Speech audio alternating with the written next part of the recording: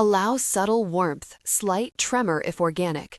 Am the first woman in history to be made a queen while wearing nothing but a thin silk robe, having just shared an intimate moment. That's the second loudest thought in my brain right now. The first is quite simple. It goes like this. What the fricking gosh? I look across the room at all the reapers kneeling before me, and those few thoughts are all I can grasp onto. I'm naked under here. I have evidence of a recent intimate encounter on my legs. What the fricking gosh? A few reapers are slower to fall to a knee, but Zeta makes quick work of whipping them into shape. She slides off the dais with a thunk and approaches one demon who glares up at me, refusing to bow. A look of "oh gosh" passes over his face as the snake draws near.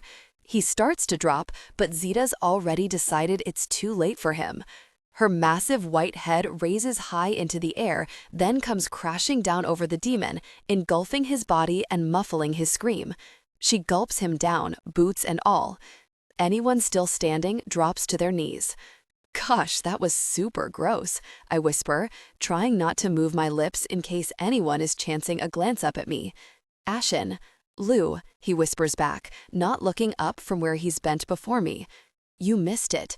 Dude just got eaten by a snake. I heard. Zeta slithers back up onto the dais, the lump of the fresh meal in her belly sliding past. She coils behind me, her head hovering in the air above mine. I'm gonna pause right here for a minute. It's surely an imposing sight for anyone who dares to look up, this big snake hovering over some whack hybrid vampire chick who moments ago was the biggest bounty of their land. So yeah, I think I can take a second to collect myself. I just need to glare across the room like I've conquered this place, all Mother of Dragons got style. So there's silence, a long stretch of silence. Ashen shifts but doesn't look up. He doesn't have to. I can feel the worry in him creeping beneath my skin. Freaking gosh. Gosh. When Ashen offered me the match to burn this place down or the mercy to save it, I didn't think the latter meant me running the place. I've never run things. That probably sounds surprising, given my super long history in the living realm, but commanding armies is different from being the fricking queen of a realm of your worst enemies. And half the time, I didn't even enjoy the running armies part. I liked to mess around and mess things up without the responsibility, like in the days of Tome Gozin. She's the one who ordered us into battle and led our conquests. I just had fun chopping off heads and battling with my lady warrior friends, and eating the occasional jerk. Gosh, I've got to say something, and it had better be good, because I'm surrounded by demons, and I can guarantee most of them would love the chance to rip my throat out. I walk past Ashen, and he stays down on one knee until I stop next to his shoulder. He rises to follow just behind me, his sword rippling with flame as we descend the dais with Zeta drifting in our wake like a wave of white scales. The crowd parts. I don't let the end of the silver spear clutched in my hand touch the floor until I stand by Eshkar's severed head. I look down at it for a long moment as my heart riots, thrumming loud beats in my ears. This is a lot to take in, not just for me, but for everyone here, whether friend or foe or something in between. Everything in life has seemed to pass like a great thunderclap. So many years were just spent dragging on and on, one to the next, and now there's a beautiful dark storm, and flashes of glorious lightning, and danger and beauty. There's life in the living. We immortals are used to stasis, aren't we? I say, speaking as much to the head as to anyone else, my voice measured and quiet. It feels like centuries go by without change, unending, every day the same. Then, suddenly, a cataclysm, and everything is different on the other side of a moment. I bend down, leasing my fingers into Eshkar's soft hair. I stand again and turn his face toward me. I stare into his open eyes. They look almost fake, like something from a bad taxidermist. I peer into those glassy eyeballs and wonder what went on behind them, how many years he worked at shaping and molding this place to his design. And now, all his future plans are dissolving, leaking right out of his head.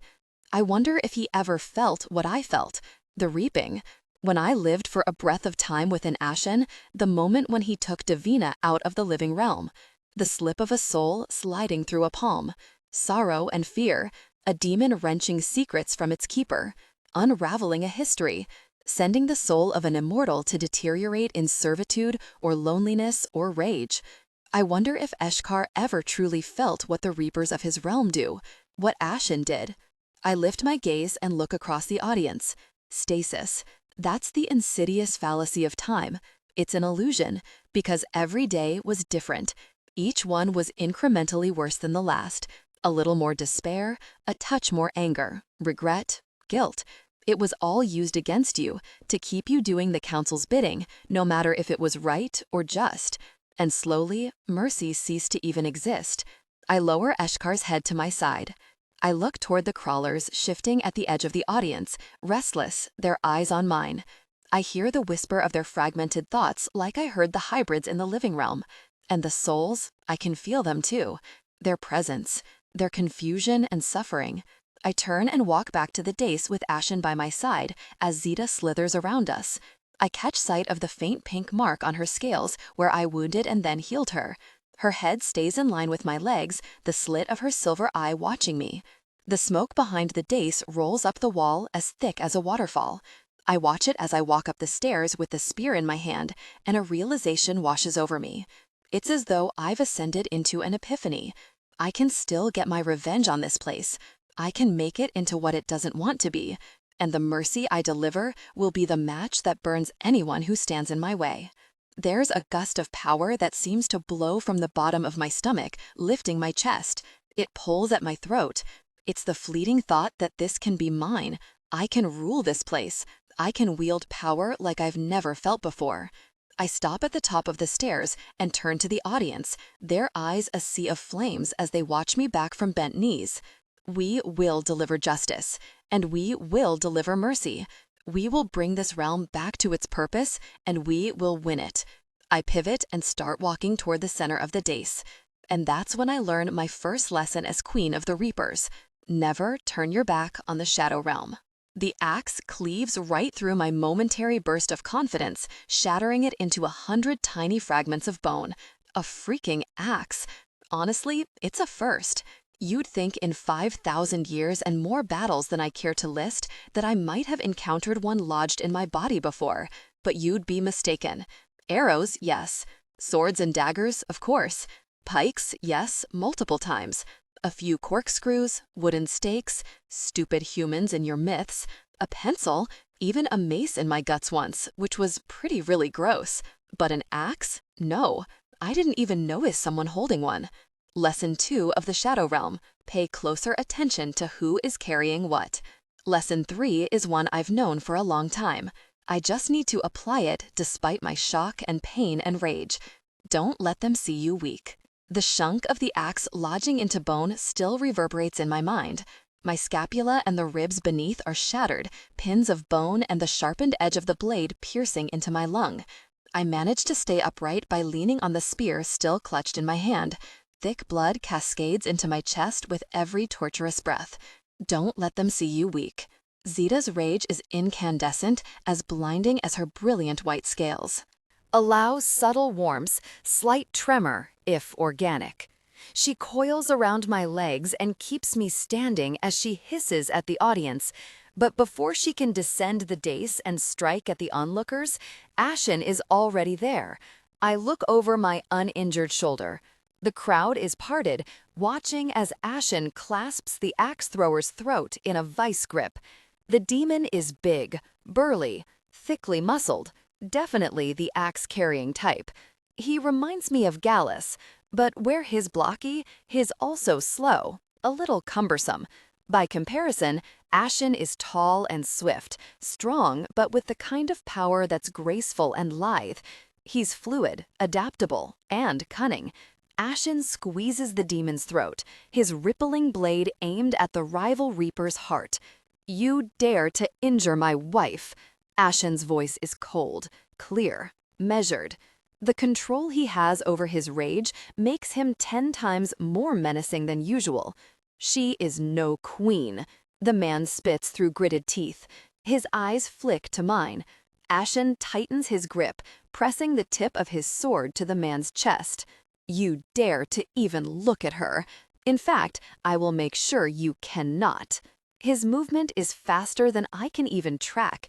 One moment, Ashen's hand is around the demon's throat, the next, his sword is clattering against the floor as he presses the man's cheekbones between his palms. The tattoos on Ashen's knuckles glow as though sensing the power of war within his skin. And from nowhere, Cole appears, materializing from the crowd like vapor. He pulls the struggling demon's arms behind his back. Ashen's thumbs lay over the axe thrower's closed eyes. The man twists desperately between Cole and Ashen, but despite his bulk and size, he hardly moves my Reaper. All Ashen has to do is apply a little more pressure with his thumbs, and the demon falls to his knees, as malleable as clay in Ashen's hands. Let me make something abundantly clear for all of you, if you will excuse the irony. Ashen grits out. He presses his thumbs into the man's eyes so slowly, drawing out every second of the agony he creates and molds with his touch. I hear the squish as he punctures the gelatinous orbs, like the juicy pulp of fruit collapsing beneath his fingertips. The demon in his grasp screams and thrashes, but still I hear that squelch, and every drop of blood and ruined flesh that falls to splatter on the floor. Leucosia of Anthemowessa is your queen. No one harms her, no one touches her, and if you even look at her in a manner that I do not like, I will take your eyes and make you suffer. Cole lets go of the demon's arms. Ashen raises his foot and kicks the man's chest, releasing the pressure of his grip. The demon falls to the floor, shaking, screaming, his hands raised to cover the sightless holes where his eyes once were. Cyrus, Ashen bellows. A soldier steps forward. His dark hair is tied back with a thread of leather, his black eyes filled with a languid sort of flame. He has a neatly trimmed beard and dark olive skin that seems to glow, even in the dim light. Yes, sir. Have someone take him to the cage, strip him, remove anything in the cell that he could use to kill himself with. I do not want him in the resurrection chamber. Not yet. You go to the chamber and check on those resurrecting. Take half the Shablugal with you, and we will meet you there. Cyrus gives a stiff nod, careful not to look at me, though I almost feel his desire to do so. He beckons another soldier over to drag the bloody demon away, the crowd parting as they disappear into the shadows between the pillars with 20 of what must be the elite Shablugal soldiers with them. Ashen glares across the audience. Did I make myself clear, Shadow Realm? Because if not, I will gladly unburden you of your eyes, one by one. No one moves. I can barely hear anything beyond the rumble of my punctured lung and the galloping beat of my distressed heart. Imani rises and takes a single step forward. She looks at me with a subtle smile. There's determination in her face. She knows her power, and this is a game she can play. "Hail, Queen Leucosia," she says, her voice echoing to the highest reaches of the tall ceiling. A chorus responds, "Hail, Queen Leucosia." This is the most really surreal moment of my life. A month ago, I was in the dungeon beneath this very hall, tortured and broken, ready to die. Days ago, I let my heart win over my mind, choosing to love the demon I thought betrayed me to this place. Hours ago, I died, resurrecting here in the realm of my enemies. And now I'm the queen of the Shadow Realm, standing on the dais with an axe in my back and a giant snake coiling around my legs. Really wild, dizzying and terrifying, and a little exciting, and super painful right now, quite honestly. This axe is still just hanging out of my shoulder like a single iron wing. Ashen gives a final sweeping look across the room before turning to me. When he faces me, the black flame of rage in his eyes roils as though caught in a wind. He climbs the steps of the dais with Cole in his wake, and only now do his wings erupt, as dark as might with heavy smoke and brilliant sparks. His eyes bore into mine, and I understand. He wanted no obstructions between us. He wanted me to see it, and now he wants me to see only him. "Soldiers," he says, as he stops in front of me, raising his hand to my face. He's careful not to mark my skin with the blood that coats his thumb and streaks across his palm. I stagger on my feet. No one can see but him. Get everyone out of the cur. back to their houses or wherever they're really supposed to be, and keep them there. If they disobey, kill them, permanently.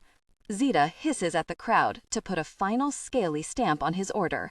There are shouts and shuffling, and in a few moments the last footsteps exit the building, the heavy doors at the other end of the hall closing with an echoing thud. The second they do, I pitch forward with a wheeze into Ashen's arms, dropping the spear and the head with a clang and a thud. I taste blood in my mouth and spray a cough of it like a cloud of dark mist into the air. "All right, vampire?" Ashen asks, his voice strained. "Never better." Ashen sets me down on my knees, draping my torso across Zeta's body.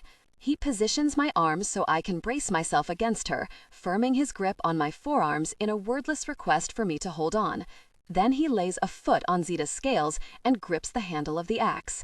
"Ready yourself, vampire." Before I can even tell him to do it, the axe is sliding out of my lung. I can't contain my anguished cry as it grinds against the split bone. Ashen tosses it across the dais as soon as it's free of my flesh.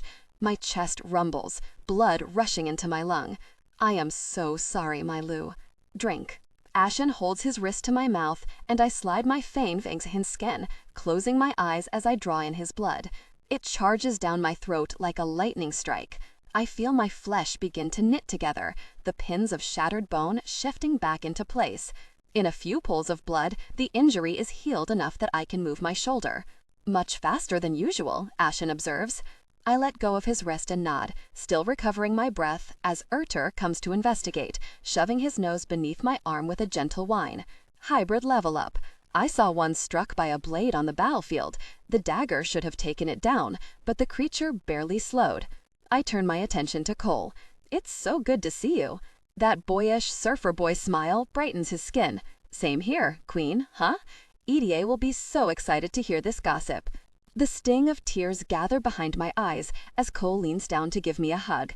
His warmth seeps through the silk of my robe that suddenly feels so cold as the adrenaline subsides, leaving jittering, sparking nerves in its absence. "Is she okay? Is everyone okay?" "Yeah, Lou, they're good. I mean, EDA sent me here to check on you, even though it might result in my everlasting death, so I know where I stand in the order of things." I laugh and grip him tighter. Allow subtle warmth, slight tremor, if organic. Tears of relief nearly shake free from the edges of my eyes as the vibrations of shock quiver through my flesh. Hose before mother, Rillies, you know the drill. "Don't take it personally, I know," Cole says through a laugh as he pulls away to press a kiss to my cheek. That was clear from day one. Cole's hands slip behind my neck. The cool gold chain glides across my collarbones as the familiar weight of the small pendant settles against my skin. "My necklace," I whisper, touching the delicate links. "You left that behind in the snow when you turned to cinders on us." I never thought I'd be so relieved to see someone collapse into a heap of dust. Ashen claps a hand on Cole's shoulder as the demon stands. He extends a hand to him. "I'm sorry that I threatened to turn your eyes into cake pops in Cairo." Cole smiles and takes Ashen's forearm, the grip of two soldiers. My heart is ready to burst open and spill glitter across my ribs as I watch their exchange. "Well, looks like you've scratched that particular itch for the moment." Cole winks at me, and I grin as Ashen claps him on the shoulder once more, a little harder this time. Cole's smile broadens, but quickly fades as he shifts his gaze between me and Ashen. "I can't stay. I need to let the others know you're okay. We're at the coven over the mountain from Valentina's estate. The hybrids and werewolves are keeping their distance. We'll make sure it's safe for whenever you can make it back." "We will come as soon as we can," Ashen says, and Cole gives a single nod in reply before he turns and starts down the steps of the dais. "Cole?" "Yeah?" "Thank you for everything that you've done for us." Cole tries to contain a smile, but he can't keep it from his eyes.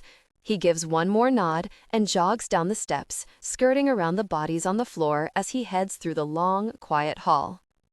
"You're growing soft, Reaper," I say, as I reach up and take Ashen's offered hand. "I blame that entirely on you." Ashen gives me a subdued smile before he gathers me in his arms, lifting me from Zeta. He turns to stride down the dais, the smoke and sparks swirling around us like a billowing gown. Spear, I say, pointing to the floor. I'll come for it later. Zeta will guard it. Head, I say, pointing to Eshkar's blood-spattered face. I'll come back for that too. Feet, I point to my toes that poke out from the edge of my robe. I can walk. I know you can, but I'm not having your souls stained by the blood of your enemies. My heart tumbles in my chest. I loop my arms behind Ashen's neck and tilt my head back to smile at him.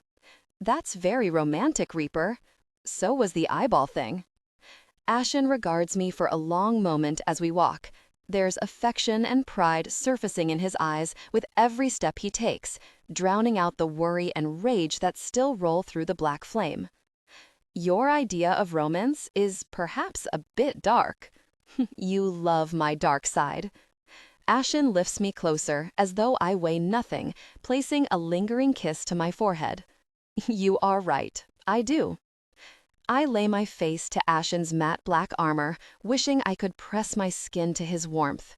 Even through the cool, thick metal, I can still hear the steady thud of his heart and the whoosh of air swirling in his lungs. It's soothing, the one steady percussion in the melody of chaos.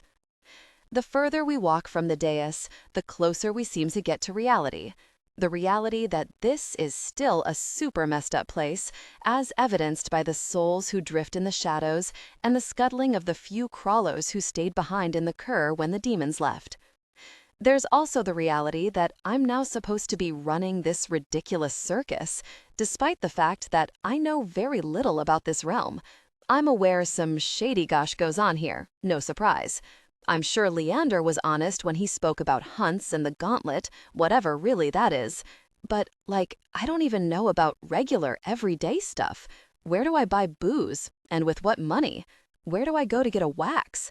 Gosh, gonna start getting real feral downstairs if I don't get answers soon. Plus, there's the more important issue.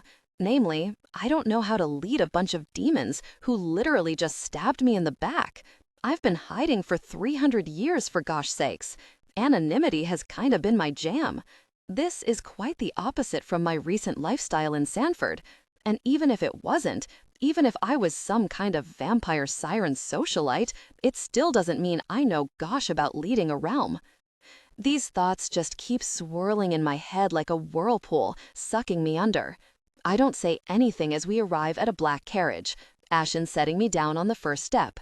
I get in and sit back against my torn robe, my shoulder still a painful physical reminder of the hacked-up thoughts scattered in my brain. Ashen climbs in after me and closes the door, and the carriage lurches ahead, pulling away from the cur. I feel 1,000 things all at once, rolling through my head just like the wheels gliding beneath us on the dark road. What the gosh? That seems to be a dominant thought. Dread is equally mixed with an odd kind of excitement, like I'm on a dodgy carnival ride with rusty bolts, and it might be fun, but I'm not entirely sure I won't die. A devious whisper reminds me I now have the power to dismantle this realm and even rebuild it the way I want, but that thought is always drowned out by the enormity of the task ahead. I feel moments of relief sitting across from Ashen, who's watching me with both suspicion and a bit of amusement in his faint smile. But then other moments, I just feel like squirming from beneath the weight of his gaze and the scrutiny in the dim flame that ripples through his eyes. I guess my super expressive face must be at full expression capacity, and he looks like he doesn't want to miss a moment. I feel like I want to crawl out of my skin. I look out the window to the Bay of Souls, and that definitely doesn't freaking help. My whole body writhes involuntarily, and I drag my hands down my face. Vampire, how do I stop this thing? Stop what thing? This freaking ghost carriage. I need to get out. You can't just get out. We're in the middle of the bridge. I need to get out. Is there a secret code? Is it stop the freaking ghost carriage? Stop the freaking ghost carriage. Right now. Get me out. Lou, you're telling me I'm the queen and I can't even stop this whack ride? What the gosh, Ashen? Get me out! Get me out! Get me out! Ashen pounds 3 times on the roof of the carriage, and it lurches to a halt. I'm out the door before the wheels have even stopped turning. Lou, Ashen says behind me. I can hear both amusement and concern in the way he says my name, but I'm too busy pacing by the stone railing of the bridge to stop and look at him. Lou, you are freaking out, as EDI would say. I know that. Of course I'm freaking out. You just made me queen of the very shadow realm. What the gosh, Ashen? Can you even do that? Well, I did, so yes. Then unqueen me. I can't. Why the gosh not? I would have to stage a coup. That would not look very good against my wife. Too reminiscent of Catherine the Great, really. It would not lend a lot of support to the idea that we have a solid marriage. Well, good, because we don't have a freaking marriage, Ashen, I say, twinkling my ringless fingers in front of his face as his grin grows more wicked. I jab him on his armor where his mark lies above his heart. We are mated. Not the same thing. Pretty much the same. Not at all the same. Ashen smiles as I level him with a flat glare. His gaze drops down the center of my robe, down to my bare toes. And how are you planning on getting to our accommodations? Walking? Yes, unless you've suddenly developed teleportation skills I don't know about. But you have no shoes. And you're in a robe.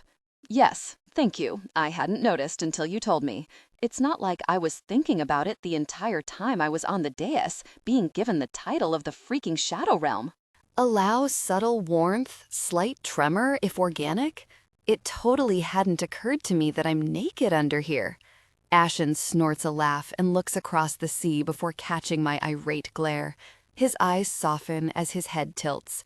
Pick your battles, vampire, he says, as he reaches up to shift a strand of hair from my temple, securing it behind my ear. I'm picking this one. I stay locked in Ashen's scrutiny for a short moment before I pivot past him, heading for the souls yoked to our carriage who wait with eternal patience for our next instructions. Where do the souls sleep? Sleep? Yes, Reaper. For gosh sakes, sleep. You know what sleeping is. It's what you do on a bed when you're not banging on those ridiculous sex sheets of yours. Where do they sleep? Ashen snickers at my reference to his sheets that I want to hate, yet still can't, but quickly subdues his grin as he takes in the ferocity of my glare. He shrugs and looks around. Anywhere, he says, with a sweeping gesture of his hand. They kind of stand in place and sway. Ugh. My ability to make words seems to evaporate as irritation boils over into rage. I take a breath and try again. They sway? They freaking sway? Yes, pretty much. I let out a frustrated growl. I even stomp my bare foot on the road. And then I march over to the closest soul and grip the iron clamped around her neck, working at the bolt that keeps her tethered to the carriage. Can't you reap a freaking horse? I toss over my shoulder as I release the clasp and approach the next soul. It's a warlock. His thoughts are slow but loud, and I try to push them away, careful not to touch his skin in case it makes him harder to ignore. Why would I want to reap a horse? To pull your carriages. Why do you think, dumbass? Is it like a werehorse? A werehorse? A werehorse. An immortal being who changes from a human into a horse. I pause and turn toward Ashen. What the gosh, does that exist? Have I been missing out on werehorses all my life? No. I look out across the Black Sea as though I might find help there. Of course, there is none. I drag my hands down my face and take a deep breath, which accomplishes nothing. Why? Why do werehorses not exist? I drop my head into my hands and let out some kind of strangled sound of frustration and anguish. My throat is burning and twisting beneath my skin. I turn toward Ashen, my fingers still pressing into my cheekbones. Goodness gracious, Ashen. No. Though maybe yes for convenience, but also no. I sigh as my hands fall to my sides. Why are you messing with me? Ashen shrugs, his gaze darting away before finding mine again with a glint of amusement buried deep beneath the sparks. Well, you have defiled my butter multiple times. There had to be retribution at some point. You're doing this to me because of butter? Butter, Ashen. He laughs. The freaking audacity. He laughs. That stupid, wonderful, spellbinding sound. I cross my arms over my essentially naked chest and glare fury at him, which only makes him laugh again. I want to hate that sound as much as I want to hate those sex sheets of his, but I can't. That timbre, the rarity, the precious warmth, it fills my chest with just enough heat to burn away at least some of the panic that creeps beneath my ribs. No, vampire, Ashen says, as he takes my elbows, cradling them in his steady, warm palms. Of course not. My brows stitch together.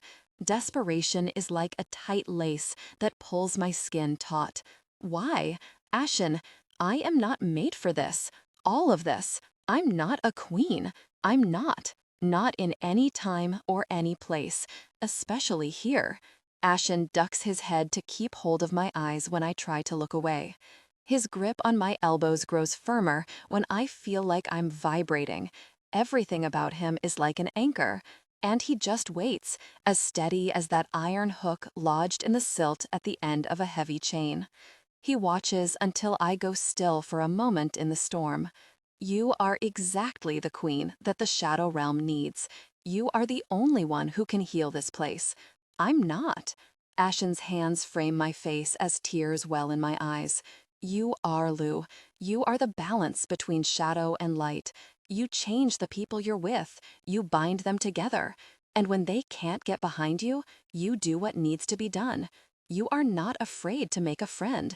And you are not afraid to kill an enemy. But I'm not ready for this, I whisper. No one is ready for destiny. What if this isn't my destiny at all? What if it is? Ashen watches me as I look out to the sea, searching the black water for answers. He tugs on my sleeves and reels me in like a rare creature captured from its darkest depths. His arms fold across my back, and he waits until I lose a little of the tension coiling through my back before he speaks again.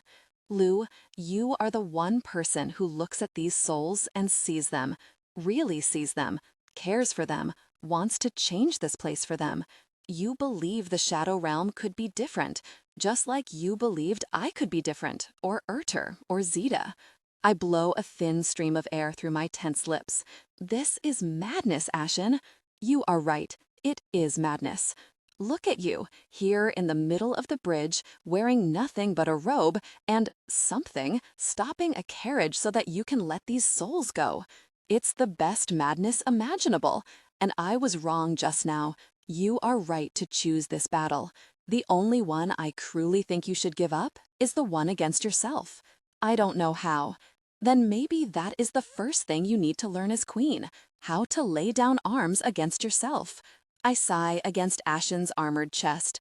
That sounds all wise and logical, and gosh, I don't like it.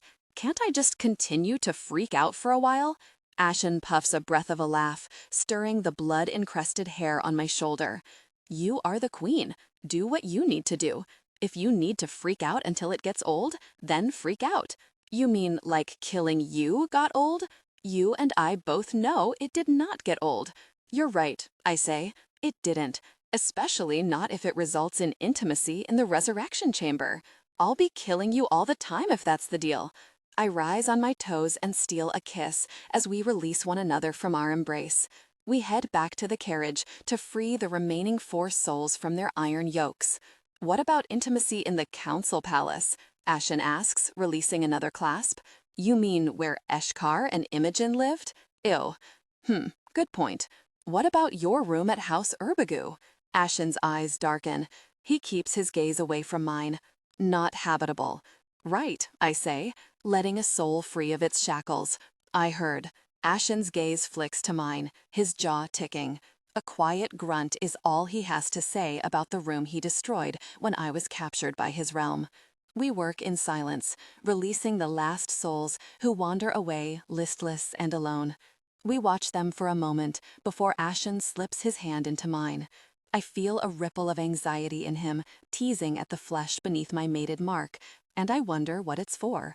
Come on, vampire. I know a place we can go. We walk for a long while, absorbed by the fog as we progress further from the bay, stopping only briefly when we pass the resurrection chamber to pick up the waiting soldiers who follow a careful distance behind us. Urter catches up and leads the way, his amber eyes reflecting on the haze. Crawlers pass us now and then, but stay obscured by the mist. Everything around us is quiet, quieter than I've ever heard here before. But I feel them, the presence of souls, their thoughts pushing on the veil I try to keep between us to separate my mind from theirs. And watchful eyes, observing our presence from the cover of silence. I'm not sure if they're demons or beasts or souls, or maybe something else altogether. Perhaps even memories and fears breathed to life from imagination. We continue past House Urbagu, down the streets until I don't see the looming shapes of buildings anymore. It feels like there's open space beyond the twilight fog, like things growing and living. Allow subtle warmth, slight tremor if organic, but I can't see them past the road, only the grass that lines its edges and the occasional shrub with dark green leaves that have probably never seen real sun. Gradually, the road lifts up a hill. The surface is more pitted and crumbling with lack of use and maintenance.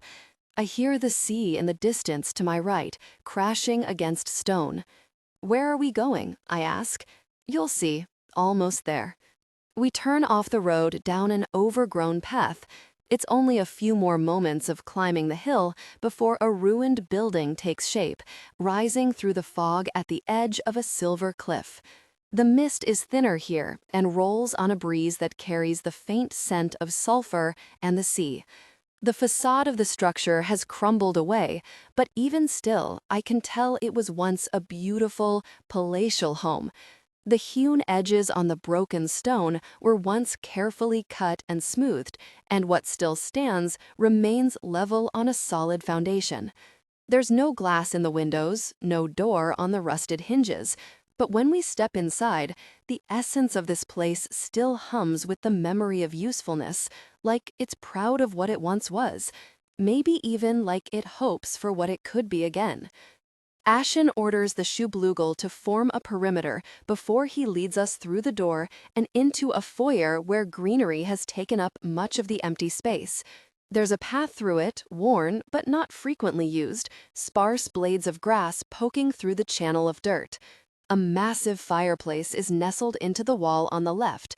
A torn tapestry flutters down the opposite wall, the image too dirty to be visible through the damaged threads. Ashen pays none of it any attention. He's been here before, looked at it all. What is this place? I ask, as we start to climb a wide set of winding stairs. Truthfully, I cannot be sure. It fell into ruin before my time. Some say Eshkar had a wife before Imogen, and that it belonged to her. Others say it's a relic of the gods. But I just think of it as mine. No one else ever comes here but me. Why not? Ashen shrugs, his hand still clasped around mine as we continue up the stairs. Most demons like order, things in their place, things that are new and glossy and opulent, not things that are broken. Most demons, I say, repeating his words. Is that why you like me? You like broken things? I don't mean anything by the joke other than to rib Ashen like I usually do, or at least I don't think so.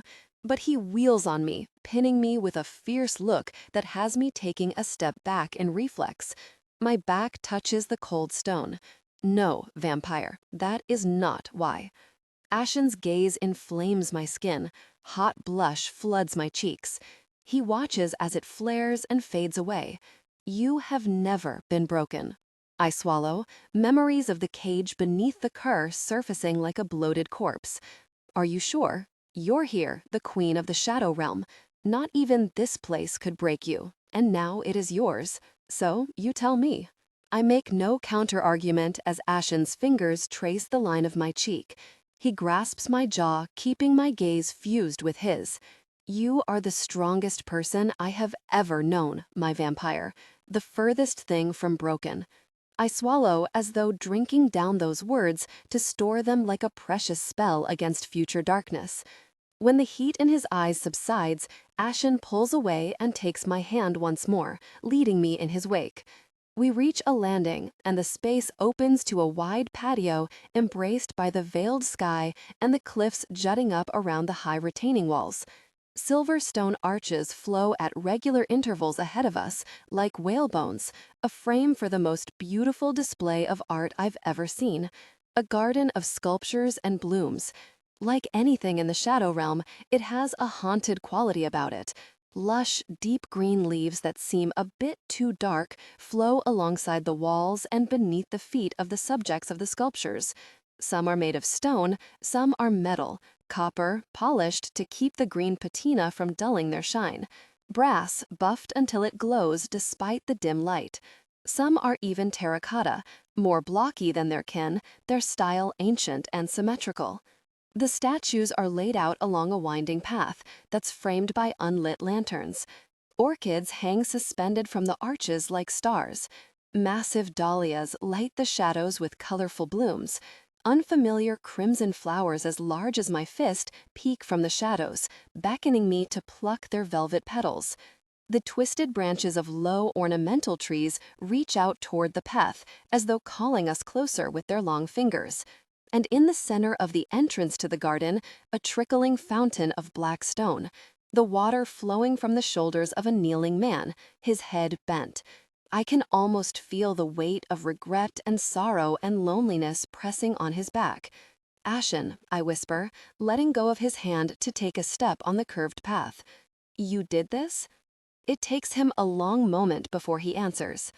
Yes. I reach out to the fountain figure, the water of his wings rolling across my fingers. How long have you spent creating this place? I don't know exactly. A very long time, Ashen says as he takes a step toward me, laying a lighter in my palm.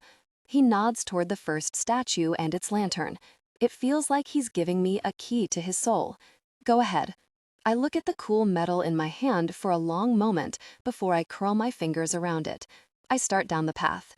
I light the lantern next to a terracotta soldier, a man dressed for battle, his armor like layers of fish scales.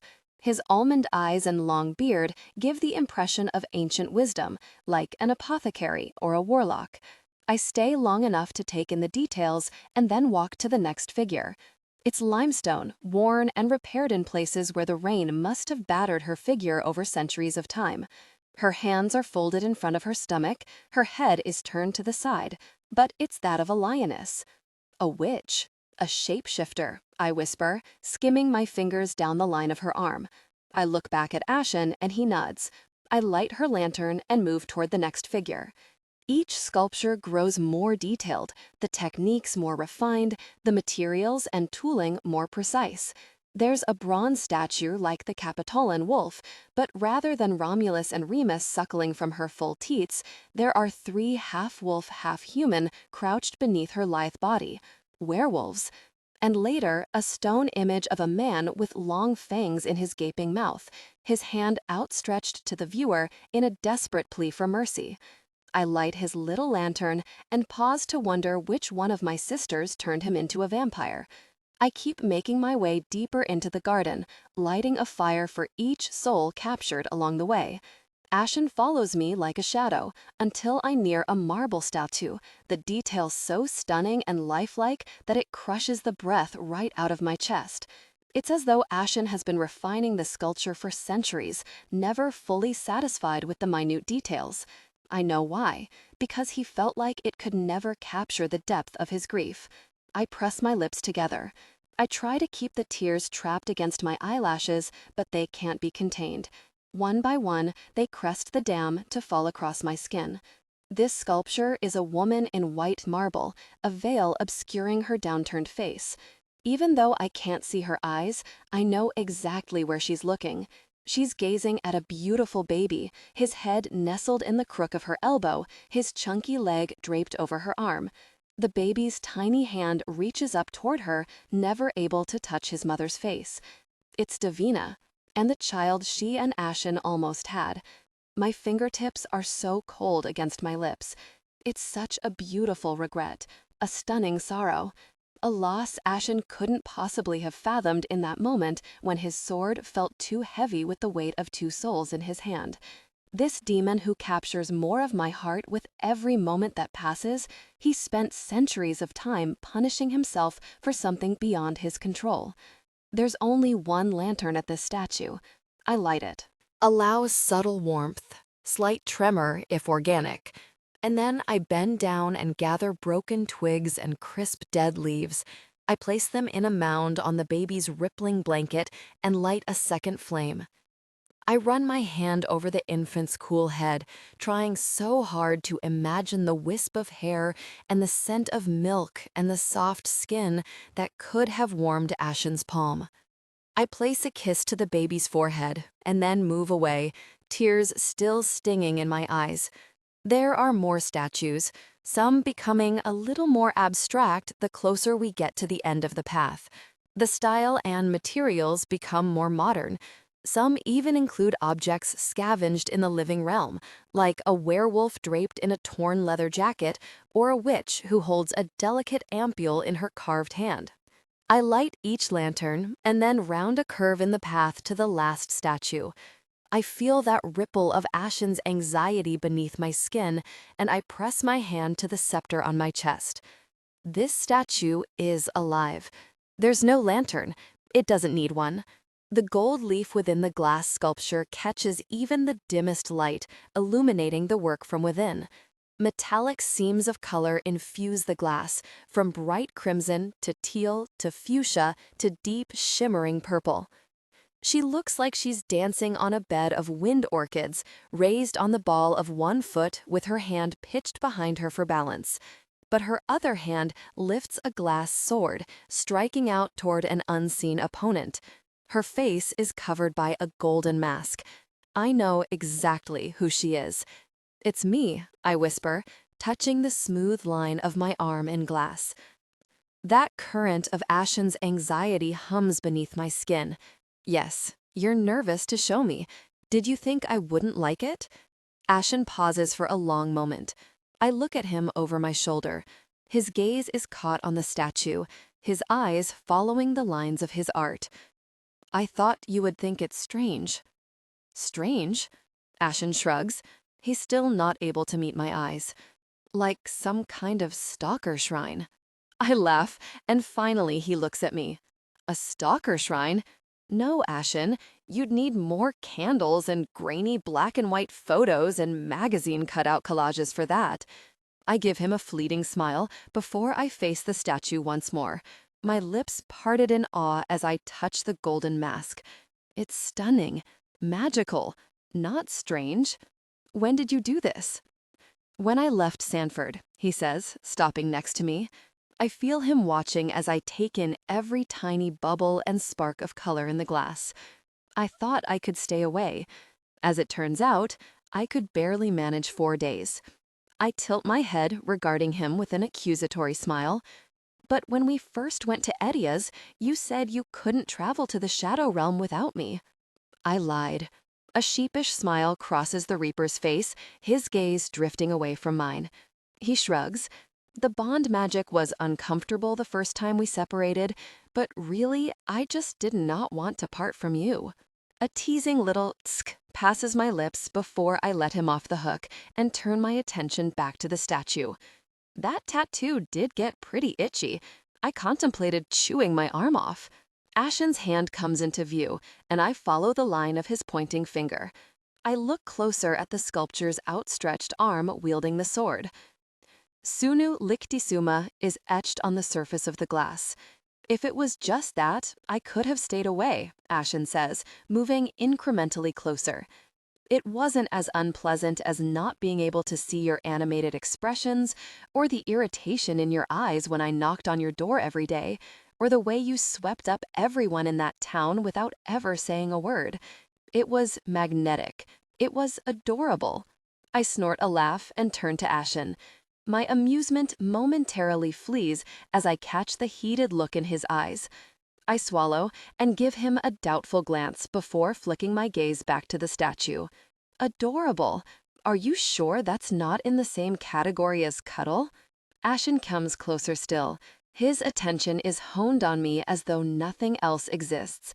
I can't keep my gaze from straying back to him. I'm sure, vampire. Your irritation was definitely adorable, particularly when it boiled over and you threw it back at me, burrowing under my skin.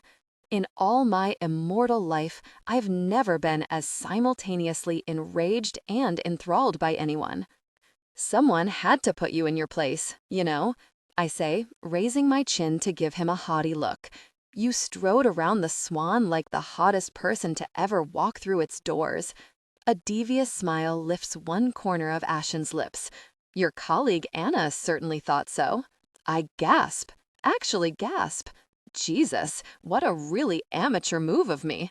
I smack his shoulder and bite down on my lip to punish myself for the flame of rage that eats through my flesh and colors my skin with blush.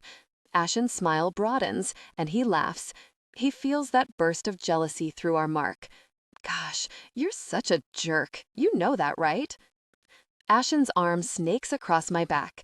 His other hand sweeps my hair over my shoulder so he can nestle a kiss to my throat. You know I was only trying to see if you felt anything at all for me, aside from mistrust and the urge to bathe in my blood. When you stalked off to find that groundskeeper for a card game, I figured there might be more for me than just malice there. My hands slide up Ashen's arms, even though I try to hang on to my irritation. He presses one lingering kiss after another to my pulse as he guides us further down the path, one step at a time. You're mistaken, I say, a blatant lie. I only wanted to bathe in your blood, and maybe kill you with a toilet brush. Even despite my words, I still hop up to wrap my legs around Ashen's back and my arms around his neck. I tilt my head to the side to luxuriate in his hot kisses. I rake my fingernails through his dark hair and he moans into my skin. What about now? He whispers between nips and licks and kisses my neck. Huh? Ashen's smile warms my jaw. Killing me, bathing in my blood. Oh, yeah, that's... I trail off, my words breathless as Ashen's hand swept the silk robe open across my thigh, his rough palm moving up my leg, drawing me closer. A powerful desire surged through me. Killing, that's, it's something. Vampire, Ashen whispers. He takes my earlobe between his teeth and I shiver. You seem to be distracted. It's been a day. It has. And it's not over yet, Ashen says with a wicked edge to his voice. It cuts through the swell of the pulse humming in my ears. It's far from over, in fact. You sound like a man with a plan. Maybe. A demon with a purpose. Dear Christ. A reaper with a keen eye. Ashen pauses. He pulls away and meets my eyes. I can't help snickering, and he bursts out into the most uninhibited laugh I've ever heard him make. It resonates in his chest. It vibrates right through my heart, shaking off every clinging worry and fear like they were never more than dust. Vampire. I wonder what I would find if I lived in your mind for just a day, he says as he sets me on my feet, his hand hot on my back. The essence of his smile is still etched into the corners of his eyes. Those faint lines are an echo, like music clinging to the source. It would terrify you, I'm sure. I used to think so. I look up at Ashen with a lopsided grin. Not anymore? No, he says. Not anymore, my vampire. His smile fades, and mine does too. Only desire is left behind in Ashen's eyes, vibrant in the gold flecks that glow as though panned from the silt of a riverbed. Ashen takes my hand and leads us to a stone-fronted structure at the end of the path, pushing through an aging door that creaks on rusted hinges. It's a greenhouse, maybe once an orangery, though the fruit trees have long since disappeared, replaced with lush wild ferns that line the edges of the room with their feathery tendrils. There's a patchwork above us of old glass and wood panels where Ashen must have repaired broken panes. A massive four-poster bed with a carved mahogany headboard lies angled in the center of the space, beneath 3 undamaged skylights, fog rolling across them in slow, curling eddies. Special sheets, I squeal, jumping on the balls of my feet with a happy clap. Allow subtle warmth, slight tremor if organic. I let out a delighted squeak and bound away from Ashen to flop down on the slick covering of the mattress. My pretties, I missed you so much. My hands coast across the surface of the bed like a face-down snow angel. Ashen's scent is faint in the fibers, mixed with the smell of salt on the wind, of green shoots pushing through moist soil, tobacco and mint. It's the best thing I've ever smelled. I smile against the silken strands. I flip over with a deep, satisfied sigh, trailing my hand across the midnight blue silk. I watch as Ashen pulls off his black armor and shirt. He climbs up next to me and I yank him down so his weight settles onto my body, infusing my chest and belly with warmth. "Do you like this place, vampire?" Ashen asks. I drag my hands up the bunched muscles of his back. "I love this place, Reaper." Ashen leans back and searches my face. There's something vulnerable about the way the gold flecks in his cognac eyes catch the dim light. What if it was ours? If we rebuilt it? It takes me a moment to answer. It's been so long since I had a home. Even Anthemoessa didn't belong to just me. I was the last of the sirens to wash up on the shore. At one point, it was home to all my sisters too, until we gradually dispersed like seeds on the wind. And I was abandoned there, don't forget. I'm only Leucosia of Anthemoessa because my memory of my homeland was wiped clean from my mind. It's the place my life started anew. The thought of the Shadow Realm offering me a refuge, a home of my own, is difficult to fathom. Except it's not the realm that really matters. It's what I want, who I want to be with, who I want to be. I trace my finger down the straight line of Ashen's nose, over his mouth, down his chin, along the angle of his jaw. Only if this room is the first one we fix. Ashen's eyes fuse to my lips. His smile grows, a bloom unfurling in the morning light. All right, and we don't get rid of the plants. Okay, vampire. We add more plants, if you wish, and a dog bed for Urter, but he snores. And a dog bed for Urter. All right, vampire. And we fix every skylight, I say, reaching up toward the ceiling.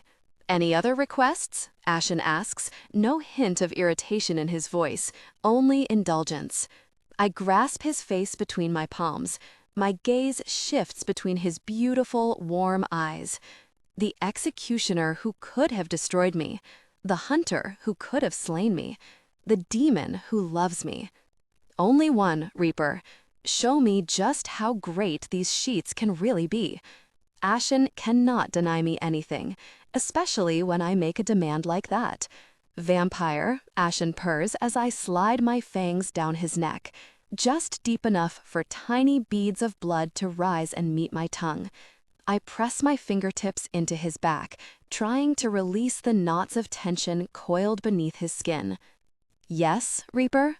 The thought of this sanctuary being ours, of having you in this bed, day after day, it's enough to drive me mad.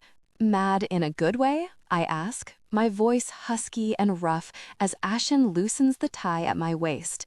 He slowly folds back one edge of the silk robe as though peeling the paper from a carefully wrapped present. He presses a lingering kiss to my mated mark.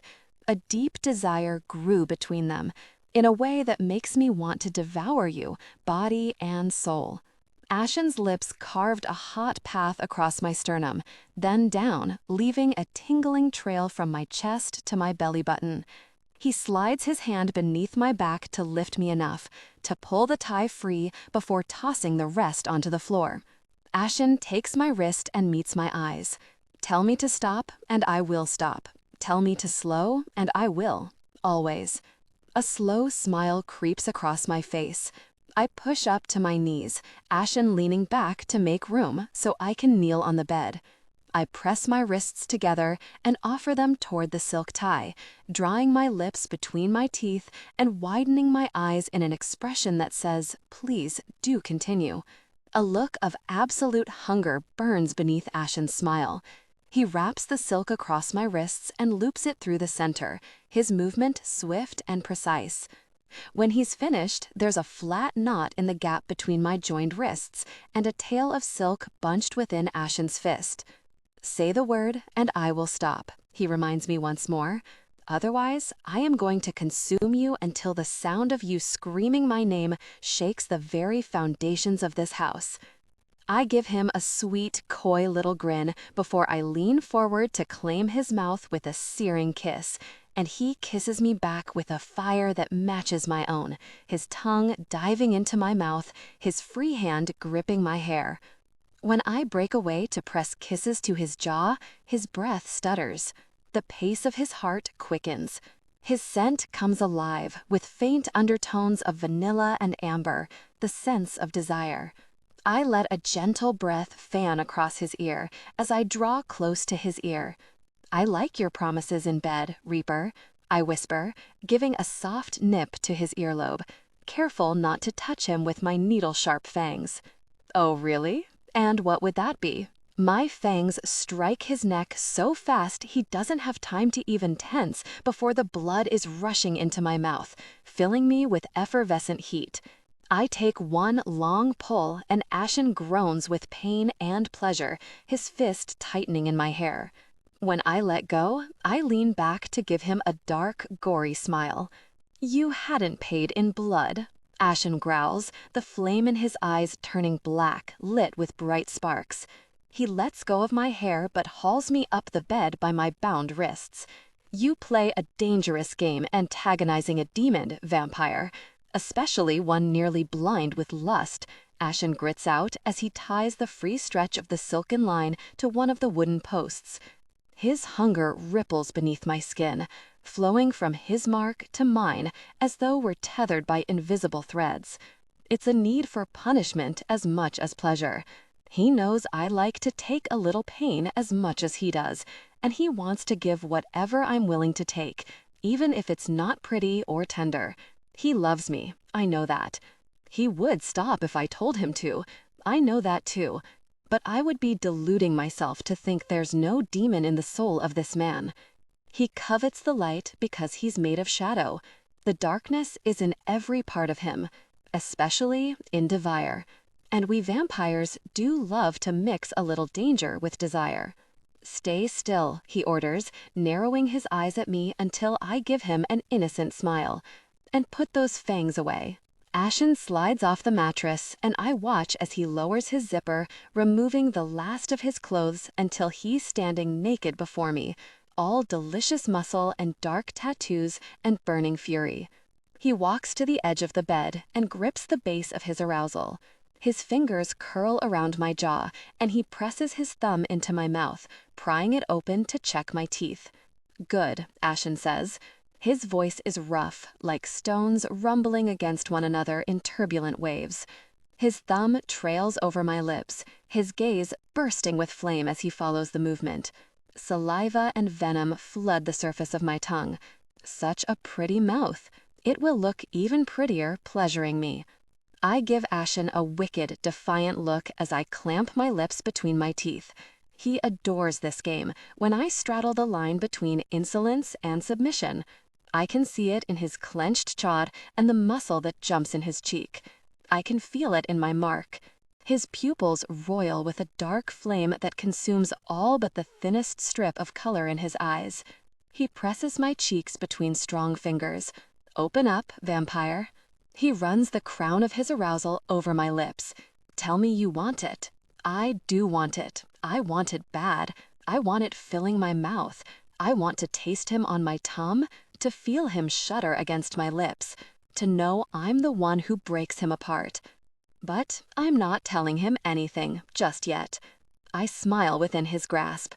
"Tell me," he commands. Red light consumes my pupils as my grin turns wicked.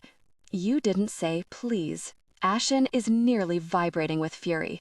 I might be tied up and at his mercy, but we both know who holds the power here, because he won't do it. Allow subtle warmth, slight tremor if organic. Not unless I say the word, tell me. Or what? A slow, wicked smile claims Ashen's lips. I'm still that puzzle he's trying to work out, that maze he needs to keep his head in, or hell get lost. And he's just figured out a turn. I can see it in his eyes. He leans in close. His breath floods my skin. Not or, more like and. Tell me, and I will bring you to ecstasy like you have never known. Tell me, and I will make you reach your peak until you're too weak to do anything but beg for more. I stare at Ashen's lips, wishing he would press their fire to my cool skin. I've never wanted anyone like I want him, and there are moments like this one where it feels like he can never be close enough, even when he's already touching me. Well, when you put it that way, Reaper, I want it. Tug twice on your restraints if you need me to slow, 3 times if you want to stop. I nod, and Ashen leans back, surveying my face with a look of immense satisfaction. Good, now show me your desire. We shared intimacy, eyes darkened. Afterwards, breathless. He shudders, and I relish the roll of tension from him as he fights himself, trying to hold on to his pleasure. After their night of passion, they were breathless. You have always brought me to my knees, my vampire, and you always will. You have me forever. Ashen looks into my eyes with crimson flame that moves as fluid as water in the confines of his pupils. My heart shatters like an exploding star, unable to contain everything I feel as he kisses me. Their intimacy peaked, connecting them deeply. It takes a long moment of sitting wrapped in one another for us to recover enough breath to move. Ashen pulls my wrists over his head and settles my arms between our chests, our skin glistening with sweat in the dim light as he unties the knot and casts the silken strand to the floor. He kisses my wrists, his eyes fuse to mine, then shifts me from his lap as he slips off the bed to retrieve a towel and ceramic pitcher of water and some clothes from a scarred sideboard at the edge of the room. He cleans my face first and then tends to me with gentle, reverential strokes of the soft towel. When he's done, he turns me over to lie on my front. "There's barely anything left, Lou," he says, as he runs a finger down the puckered skin on my shoulder where the axe slid into flesh and bone. Is the most I can manage for a groggy response as a fresh, damp towel cleans the dried blood from my skin. A gentle kiss warms the remnants of the wound. "My remarkable vampire," he whispers. It's the last thing I hear before I fall asleep.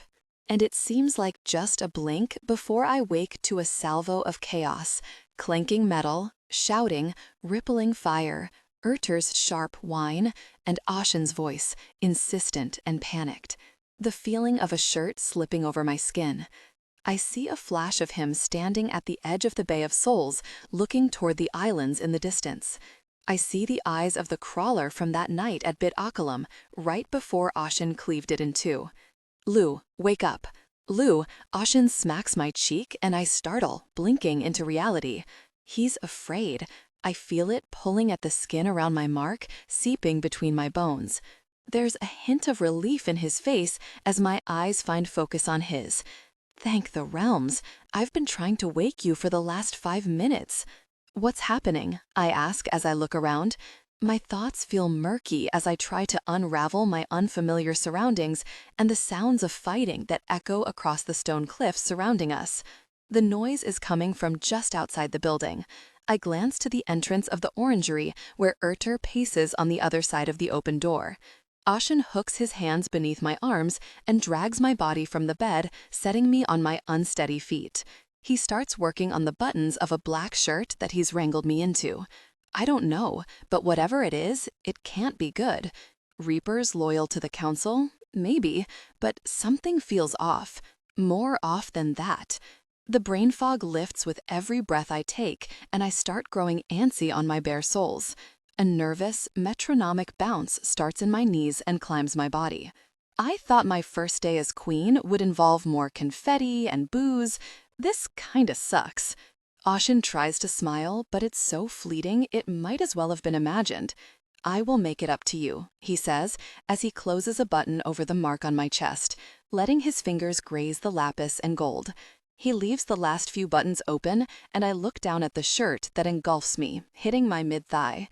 Not really royal attire, but at least there's no mess this time. I guess that's an improvement. Ashen steps back and retrieves his sword from the floor, eyeing me with a worried look as the nearby shouting grows louder. I sense the fragmented thoughts of crawlers approaching in the distance, but they're far away in the mist. The faint trace of blood wafts into the room, rolling in on the fog. I swallow a swell of fear and venom. Every horrible memory of the Shadow Realm seems burnt into my bones. The flame ripples to life across Ashen's blade. You will not like what I'm about to say. Color me shocked, Reaper. You must run. Hard pass. Next. Ashen's jaw clenches in an effort to keep back an exasperated sigh. It comes out as a slow and measured breath. Lou, I don't have any other weapons. I have nothing to give you to defend yourself. I don't need a weapon. I am one, I argue. My expression hardens into a resolute glare, but it softens at the edges when Ashen comes closer and tilts my chin up with a gentle hand. The sounds of chaos grow closer. His look of desperation grows brighter. Your power is new to you, Lou. We don't even fully understand what you are capable of or how it works. I know you need to touch someone to throw their mind into darkness or capture their thoughts, but you have no sword with which to defend yourself. One clean strike from an enemy, and you could lose your hands or worse. Ashen leans in close, his eyes never leaving mine. Smoke fills the space behind him as his wings unfurl in a blaze of sparks. Ashen pulls the necklace that once lay around Eshgar's neck from his pocket and presses the gold square into my hand. This fits in a pedestal in the throne room. If you can get to the Cur, you can open the corridors and let the hybrids in. You can summon them right to you. Ashen, please, Lou. The flame in Ashen's eyes turns black. His distress flows into me. It's so powerful and urgent that it envelops me like a thick blanket. I am not strong enough to watch them kill you, but you are strong enough and brave enough to run. I will beg on my knees if I have to, if that's what it will take. As I look at him, that flash from his distant past dances in my mind. The way he pleaded with Davina for her to run, his anger when she refused, the sickening grief when he felt her slip away with the secret she carried in her womb. And I know in that instant I can't refuse his request. I nod, swallowing back the gathering tears. Ashen leans down and steals one swift, searing kiss before he pushes himself away. Just as his hand slips from my skin, there's a crash downstairs. I hear the sound of boots running on the dirt path, the clank of weapons. The swell of desperation from Ashen mixes with my own fear and nearly knocks me down. Back door, Lou. Run. I will find you. I know. And bring me clothes, for really sakes. I'm tired of wearing cast-off hot pants and torn robes and shirts that are 50 times my size when you look all reapery perfect, I say with grin and a dramatic flourish of my hand in his direction. But my smile fades as quickly as his does in reply. I love you, Ashen. I love you too, my Lou. Go. With one last look between us, we turn away from one another, running in opposite directions. I pass quickly along a narrow, winding stone path that leads through the ferns to the other end of the orangery. Allow subtle warmth, slight tremor if organic. I toss the chain of the necklace over my head before I push the door open just enough to listen for anyone who could have made it to the other side. But the night air is silent. My bare feet make hardly a sound as I dart down a path leading out of the garden and toward a crumbling retaining wall. The sounds of fighting are climbing up the building, growing closer to the room I just left. I hear shouting but can't make out Ashen's voice, though I strain to listen for his familiar, deep timbre as I start climbing the wall where vines eke out a shadowed existence among the stone. I'm nearly to the top of the wall when I hear Erder's haunting howl. It fills every crevice around me. It rattles my pulse. I pause, turning my head toward the sound. There's a moment of silence. I hold my breath and listen, clutching the wall as I try to still my heart. There's a sound of metal scraping against metal, There's a shout, and then a whine, a crash, breaking glass. A fist squeezes around my chest as I smell blood on the wind. Gosh, I whisper. The sound of my voice is punctuated by a whistle and a thwack against the stone, right next to my hand. A silver arrow. Gosh, really? Gosh. I scramble up the wall as another 2 arrows land close by, lodging into the wall. And then I'm over, landing in the darkness and the fog, hemmed in by the wall behind me and the jagged stone on either side. There's only one narrow path ahead. I run. I duck and weave around the rock that juts out at sharp angles. I startle a small creature and it scuttles up the cliff. Thorny branches reach toward the path and catch my legs, scratching blood out of my skin. The scent of the sea and decay grows stronger with every step. I feel the presence of crawlers drawing closer to the house, and I ask them for only one thing. I don't even know if they can hear me like I can them, but I ask anyway, over and over, save Ashen. I hear 2 sets of footsteps down the path behind me. A weapon scrapes against the stone. An arrow whistles through the fog, and I duck, not breaking stride. It clatters against the cliff as I run past. The footsteps grow louder. Whoever chases me is much faster than I am. I don't look back to see who they are. I press on as quickly as my bloodied feet can take me, gripping my arrow, pumping my arms. The sea crashes against the rocks ahead. The fog thins. The path opens up as the cliffs pull back to display the black sea below, the oily waves disappearing into a veil of fog before the horizon, a never-ending night. Take her down! Another arrow flies past me, disappearing over the cliff, then another. One hits my leg and lodges in the back of my thigh, but I don't stop. I burst onto the landing. I run straight off the edge of the cliff. One last arrow slices through the side of my neck on its way to the sea, tearing with it a strand of tangled hair that flutters like a banner in its wake. And then I'm falling. I see a flash of my sister Aglapa. I still feel her hands on my chest as she thrust me into another sea. But now I'm falling, flying, facing the distance, not my dying sister whose body plummeted after me from the cliffs of Anthomoessa. No, this time I'm watching the black water that rises up to meet me as though it can't wait to show me the horrors that live beneath the surface. The instant my toes touch the sea, I feel it. Hell. The impact of hitting the surface tears the arrow from my leg, but that pain is nothing when the cold and oily water envelops me in its punishing grip. Hell is not fire. Hell is an endless sea of anguish. It's a countless mass of minds whose thoughts bleed into one another. No privacy, no space, nothing but constant pushing, touching, jamming up against one another, into one another, in a churning sea of grief. It's the desperate need to find space or safety or silence without even knowing which way is up. Hell is a claustrophobic sludge. It's the scent and taste of decay that fills my mouth, flooding my nostrils. I vomit into the putrid water, a mix of salt and death. I keep my eyes pressed shut as I kick and flail, trying to reach the surface. It's too thick. The water clings to me. It pushes me down. My lungs burn. It's taking too long to get to the surface. I can't seem to move anywhere. My head fills with the sorrow and rage and panic that I sense all around me. I'm already drowning, from the inside out. There's something else, something beneath me, a presence from the deep. And I am a lure in the ocean, tiny and bright, appetizing. The fetid, foul souls seem to push away, leaving me surrounded by liquid that feels lighter. I open my eyes and I'm in a bubble of dirty water, utter blackness surrounding me beyond my little pool. Except for beneath my feet, a growing light emerges from the depths, a monster from the deep, and a channel of clearer water is opening beneath me as the souls desperately try to get out of the way. I kick harder. The salt burns the holes in my leg and my neck.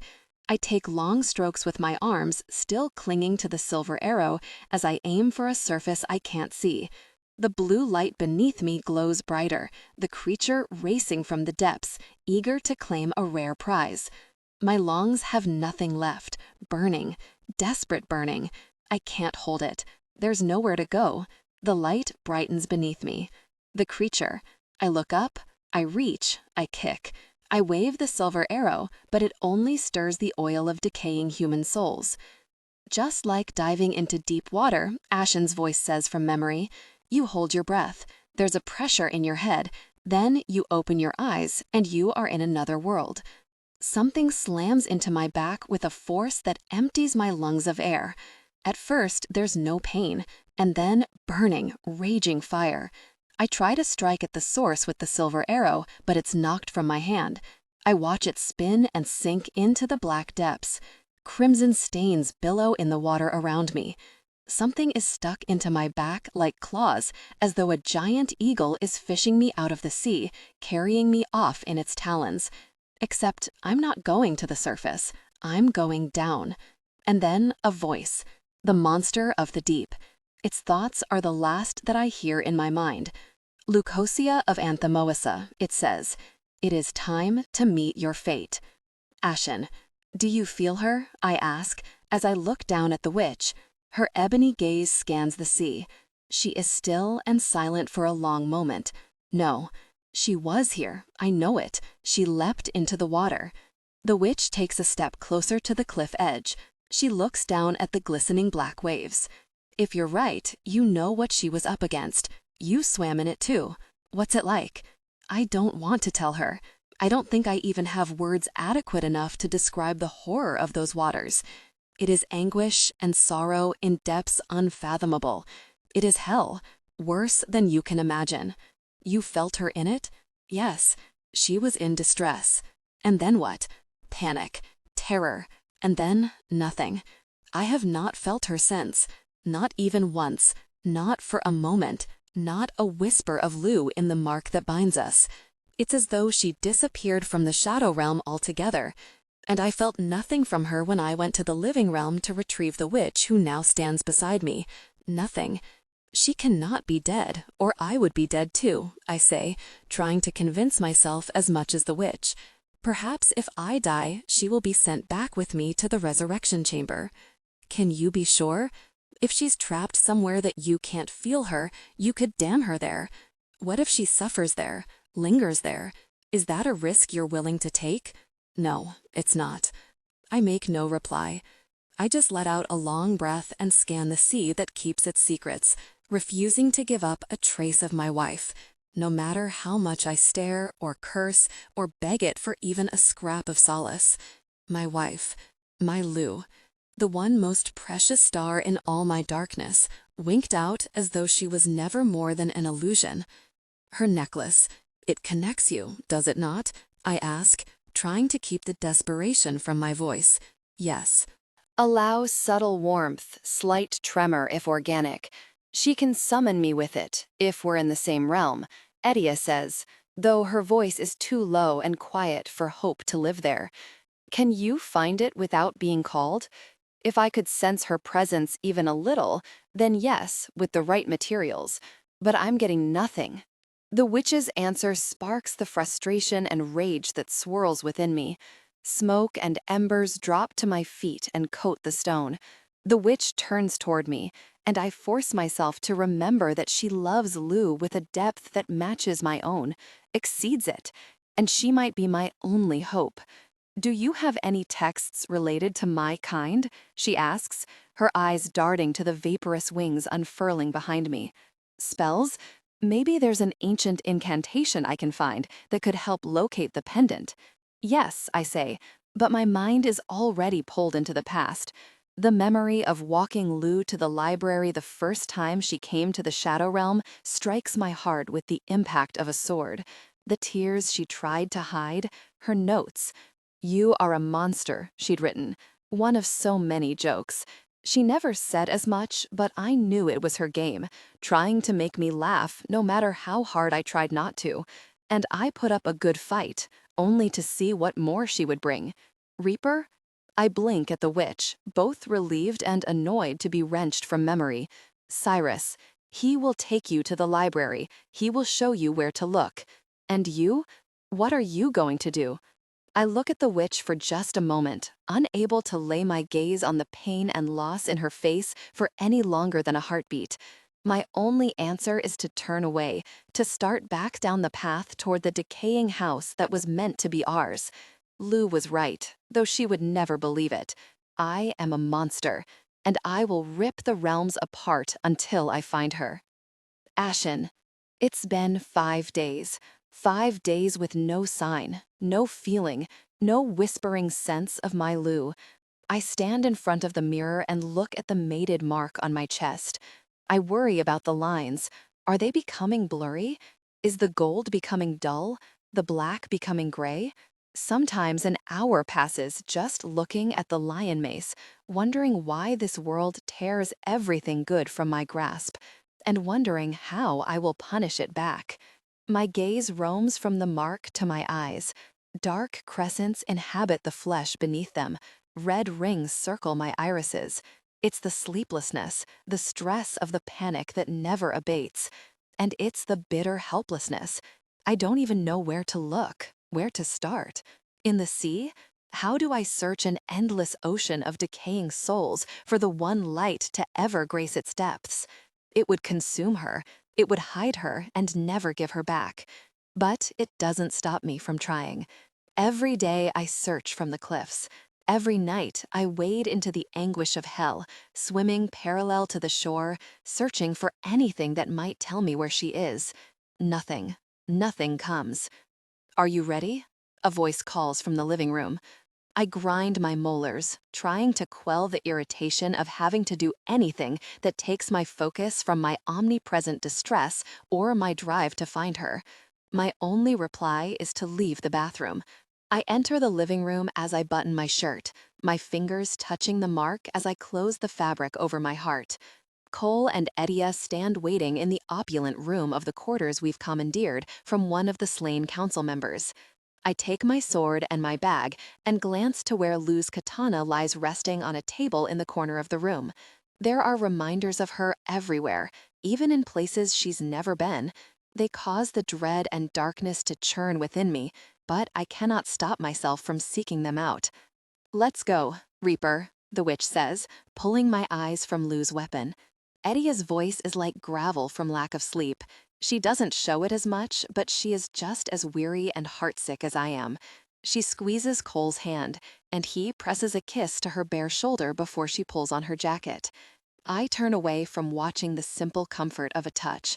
Even my skin aches for Lou, as though it's starved by her absence.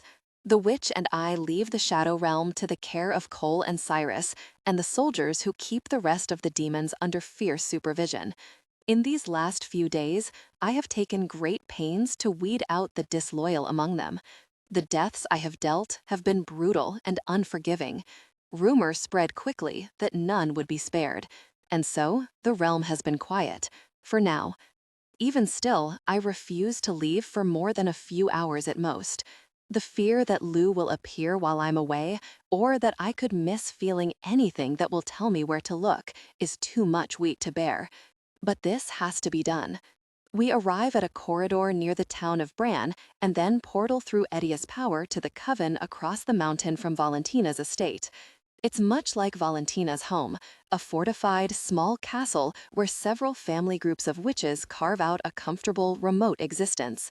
They stay hidden in the snow-capped stone structures, not coming out to greet the Reaper in their midst. The others are waiting outside for our arrival.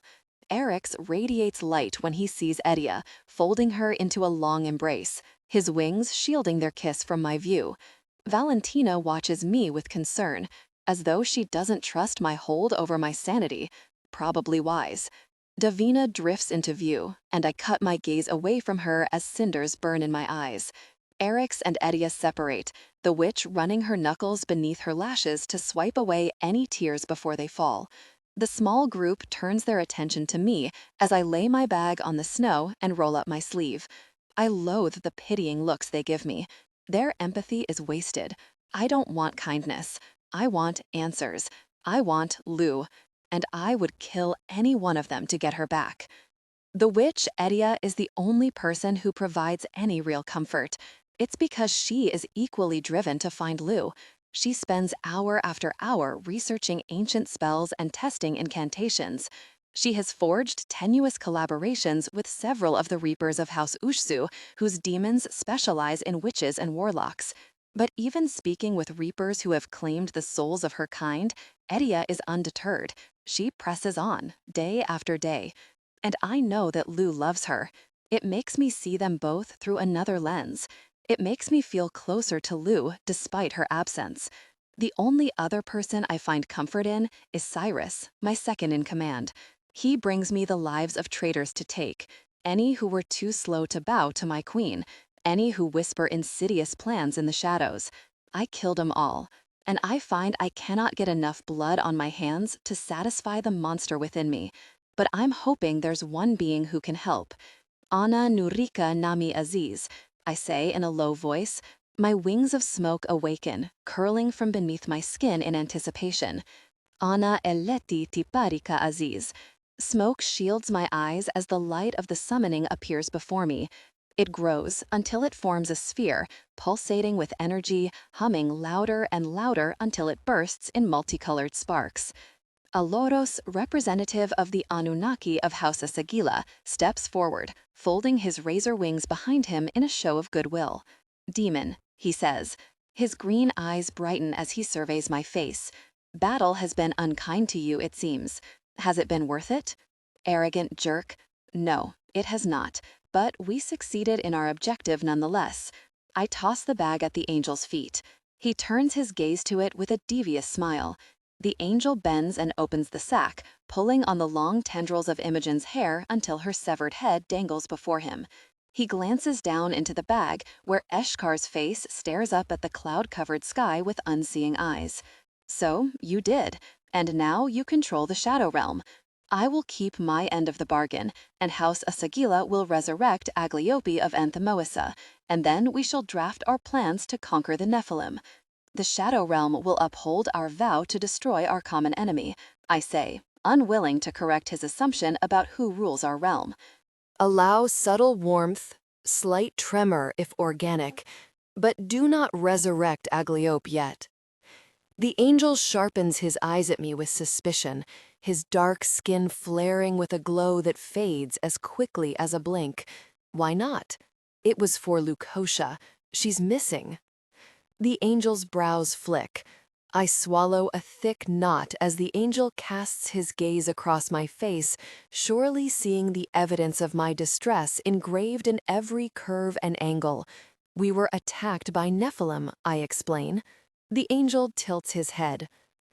Lukosha leapt into the Black Sea during her escape, and then she disappeared. Then the vampire Lukosha has met her end.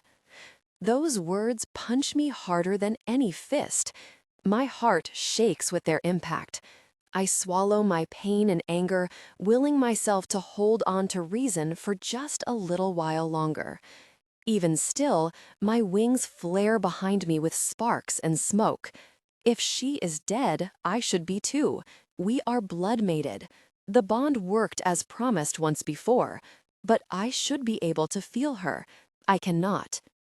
The angel regards me for a long moment. Something softens in his eyes.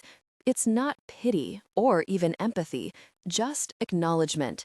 He gives a single nod. Every ocean holds mysteries, even our own. I will send search parties to cover the city of Anur and the shores of the Silver Sea, in case she stumbled upon a portal to our lands and is lost in the realm of light. The ziggurat. We will search for her essence through the temple as well. If she is in the living realm, the Anunnaki will find her, though it might take time if she is hidden with magic.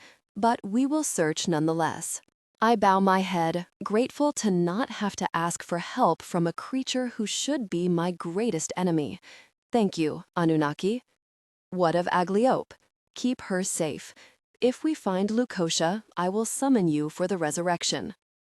Alaros gathers the bag of severed heads and spreads his wings. They flash with iridescent camouflage. Lu is there, bright in my memory. A ripple of anger cascades through me for the damage this angel once inflicted on the soft, radiant skin of her cheek with his feathers, their edges as sharp as freshly made blades. Again, I subdue my rage, eager to return to the shadow realm where I can find a place to unleash it. The angel seems to sense my struggle. His wings beat as he readies to take off for his portal at Pastera Liliachalor. As you wish, demon, he says.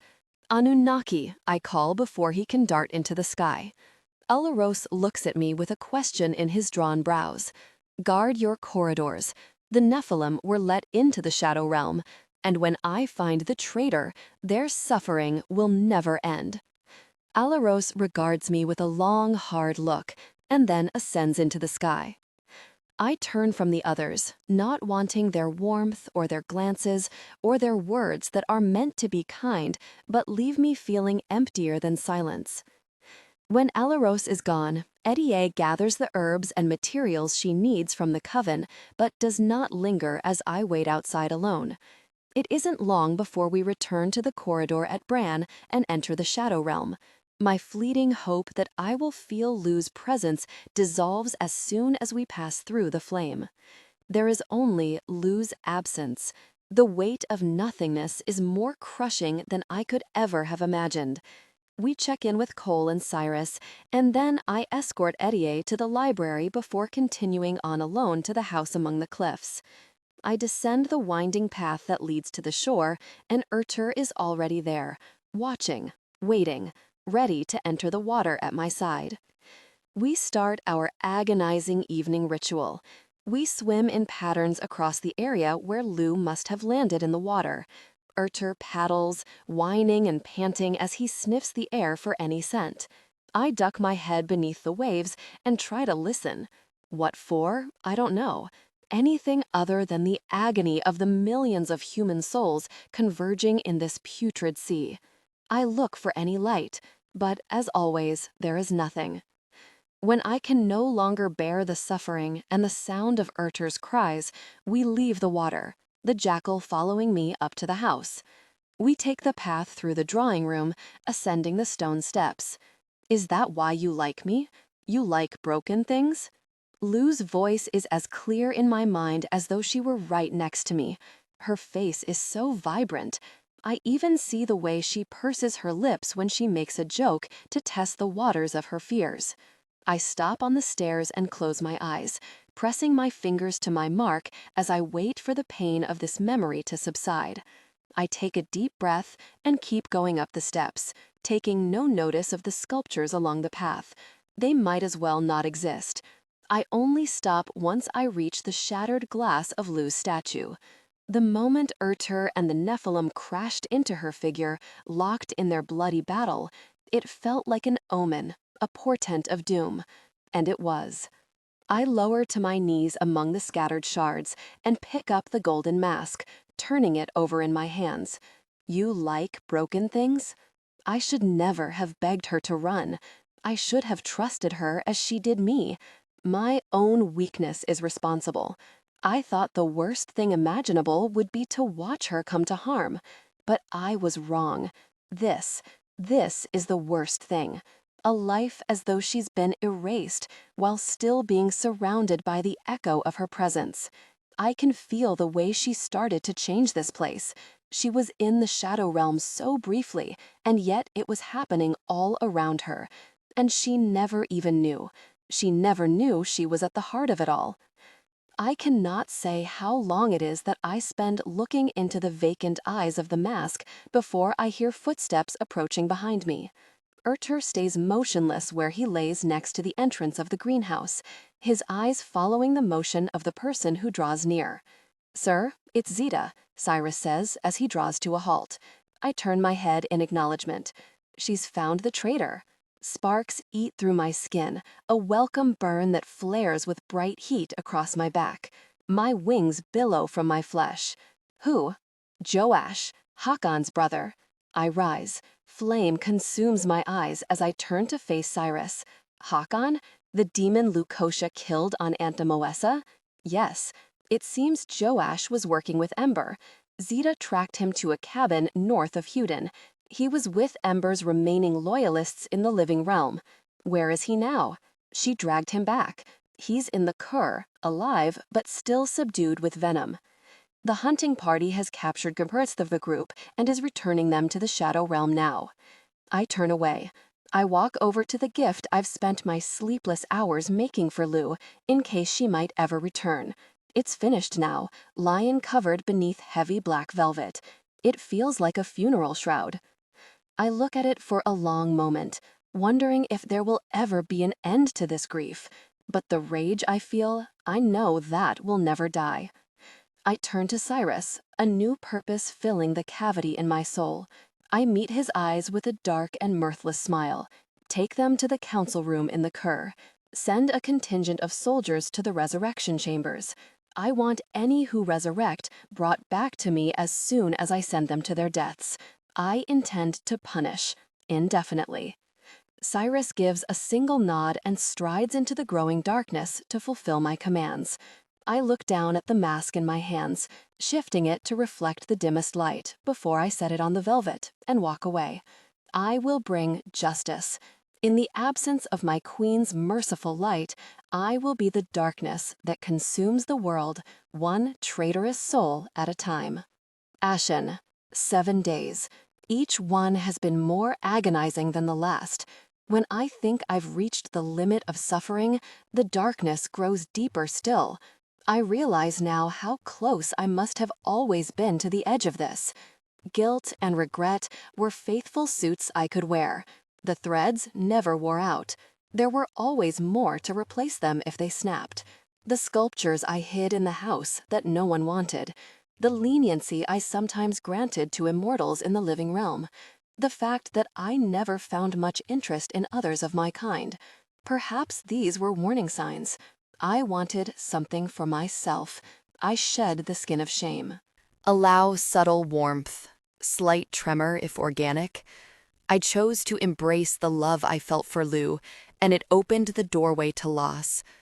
The shadow of love is rage, and my fury consumes me, body and soul.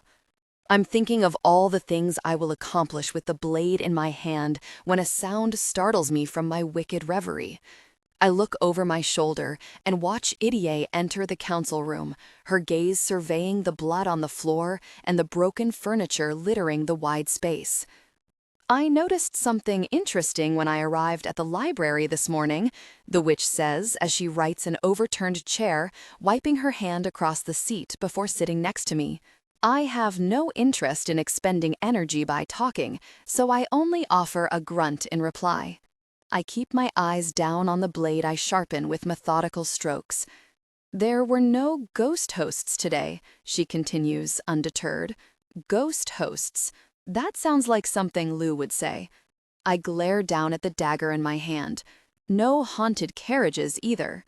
I grunt again. Then I heard an interesting rumor, that there was a decree issued that souls will no longer be used in service to reapers. I thought to myself, who would have done that? And then I heard that any demons caught disobeying this decree would be punished by death, to which I thought, I bet I know exactly where that decree came from. I stay silent for a long moment, sliding the blade across the stone, though the edge cannot get much sharper. She hates that we used them. I give no more detail than that. There is no reason to, and the witch understands. She is always pushing, but only enough to bend the line of my irritation, never break it. We sit in silence for a long moment. I think about the time I brought Lou to the library. We stood in the vestibule, and she cast her hand across the page of her notebook, asking about the werewolf soul chained to the door. She wanted to know what his crime had been, and I gave no thought to my answer. I said I didn't know. I never expected a reaction. But Lou challenged me, fearlessly, in my own domain, in the realm of her enemies, and she did it with kindness. She looked at me not with anger, but empathy. How this place must have sickened her, terrified her, and yet she still has mercy for the souls and demons residing here, despite everything the Shadow Realm has taken from her, everything it put her through. I understand now how much she strives to connect with others, even despite herself. The loneliness she must have felt during her years in hiding, it must have been suffocating. You look like, gosh, the witch says, tearing me free of my thoughts. Come and get something to eat. I'm not hungry.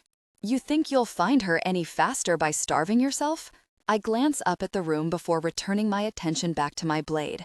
I have more important things to do, right? Like re-killing people you've already killed several times before? Exactly. That is called justice. Actually, it's called vengeance, but sure, whatever. Your memory is short, witch. You seem to be forgetting the vengeance you took out on me in the barn when you killed me with your star blades. Star blades? I like that. Idiot smiles, as though I've brought up fond memories. I'm not forgetting, because that was justice. I can't argue with her on that point. I could have fought back in the barn, but I had a debt to pay. Idiot was owed her pound of flesh. Did Lou ever tell you how we met? The witch asks, her voice quieter than before. I glance up and shake my head. She gives me a bittersweet smile. She'd overheard a human man in a tavern bragging about how he'd caught me. His name was Matthew. Matthew, I repeat with a huff of a mirthless laugh at the meaning of his name. Gift from God. I can imagine Lou would find him appetizing. Definitely. He had me subdued in his cottage. It was late when he returned from the tavern that night. I heard him coming up the stairs, and I was terrified. I refused to use my powers for his advantage. I knew he was going to kill me for it. And then, all of a sudden, I heard this loud thud on the porch. In dances this wild whirlwind of a vampire, dragging Matthew by the ankle. I was just as afraid of being cornered by her, but she was determined to be friends, whether I wanted to or not. Great friends. Lou even said, I just know it. A long sigh passes my lips. That sounds like Lou. Yeah, Idiot says. Her voice sounds thin and weak. I hear her swallow and I look over, but her eyes are cast down from me. She helped me take my justice. We were not merciful, and we didn't stop at Matthew. I notice in the silence stretching around us that I must have stopped sharpening my blade. I turn it over in my hand as I wait for the witch to either continue or bury her memories buried in history. A scuffling sound draws my attention to the door behind us, and Cyrus appears, his gaze bouncing between me and the witch. He says nothing, just jerks his head in the direction of the hall. My fury swirls in anticipation. I trap it in my gut and wave him off. He nods and disappears down the hall, and I watch the empty space of the doorway as his footsteps retreat down the corridor. I had a son once, Idiot says, almost a whisper. My gaze snaps back to her, but her eyes are fused to her upturned palms. He was half human. It was just me and him. His name was Teo. It means boy full of happiness. Pinpoints of light appear above the witch's palms. The image of a child takes form in the shifting, luminescent grains, like glowing sand. The animated face of the young boy laughs without sound, and Idiot smiles. I close my eyes as my head drops. Matthew. Yes, Matthew found out I was a witch, a real witch, and watched me for several days. I didn't know. He saw an opportunity with Teo, and he took it the first chance he got. If Teo had inherited any of my abilities, she was too young for them to manifest to protect himself when he was in danger. I left the cottage to go foraging for lobelia at the river, and I wanted Teo to stay back, so I had a human girl from down the road come to watch him. He wasn't a strong swimmer. The river was fast with spring meltwater. I thought he'd be safer at home. Idiot lifts her palms and blows the light from her hands. I was wrong. Idiot stands and moves toward the center of the room. My chest is burning with rage for the loss she has endured. My wings spill plumes of smoke across the floor as I watch her take a few steps away. When I got back to the cabin, the girl was dead and Teo wasn't there, but Matthew was. He said he would kill my son unless I went with him and used my powers for whatever he wanted. Stealing money, stealing booze, murdering people he didn't like, petty human things. But I would have done anything for Teo. So I agreed. I left my home as his hostage. And within 2 days, my son was dead. I felt it, the moment his light left the world. The witch turns to face me with fierce eyes full of latent anger, tears glistening on her dark skin. I took the lives of everyone who helped Matthew. I killed anyone even remotely acquainted with him, even if they knew nothing about me. Lou was with me every step of the way. She never judged me when justice became vengeance. And it was Lou who helped me see the path back. We won't find Teo's light in this darkness, Idie, and he can't see you if you wear it like a cloak. Goddess above. It was like she reached right into my chest and crushed the last of my heart with those words. The thought that his bright little soul could be out there somewhere, unable to find me, it was unbearable. Or even worse, that he was watching from beyond the veil and didn't recognize me in my grief and vengeance. That was when I knew I had to stop. I had to learn to nurture my light so I could be the lantern to show Teo the way in the dark. I didn't think my heart could fit another layer of sorrow in its broken cage, but it takes Idie's words and makes room for more. The witch's onyx eyes bore into me, and I look away. I cannot stop. Allow subtle warmth, slight tremor if organic. Not until we uncover everyone who was working with the Nephilim, not until we know why they really wanted Lou. I might never find her if not. All right, Reaper, but ask yourself this: can she find your light in this darkness? A flare of fire burns in my back. Smoke thickens around us. There is no light in me to find. There is only darkness. Lou is my light. A long, patient breath leaves the witch. We look at one another for a moment until I cannot bear her empathetic scrutiny any longer. I turn my attention to my knife and resume the steady sweep of the blade across the stone. Ilbiet bit akalum with Cole. Join us if you change your mind, Idie says as she lays a hand on my shoulder. I won't. I know, but you can try. Idie squeezes her fingers around my skin as though trying to impart her gentle calm. It's a futile effort. She pulled her hand away and starts toward the door. Witch, I call out before she passes into the corridor. Her footsteps halt at the threshold. I stand, tilting my head side to side, relishing the crack between my bones. Pain slides down my back as my wings uncoil, smoke and flame and sparks. And something more. I don't turn around. This is my reminder of who I am, who I really am, should she try to push too far. Tell Cyrus to send them in. I'm ready.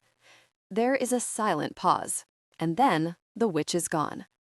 If it wasn't for the whisper ribbon, I'd be finding a way to burst my own eardrums so I could get some sleep. And yes, whisper ribbon is a technical term. The whisper ribbon that appears once a day is the only respite I have from the constant ticking of the shifting rings. The one other sound I can focus on, if even for a few moments. And it's the only thing standing between me and freedom. That and a wall. And a seemingly cursed tourmaline stone. And a super gross ocean.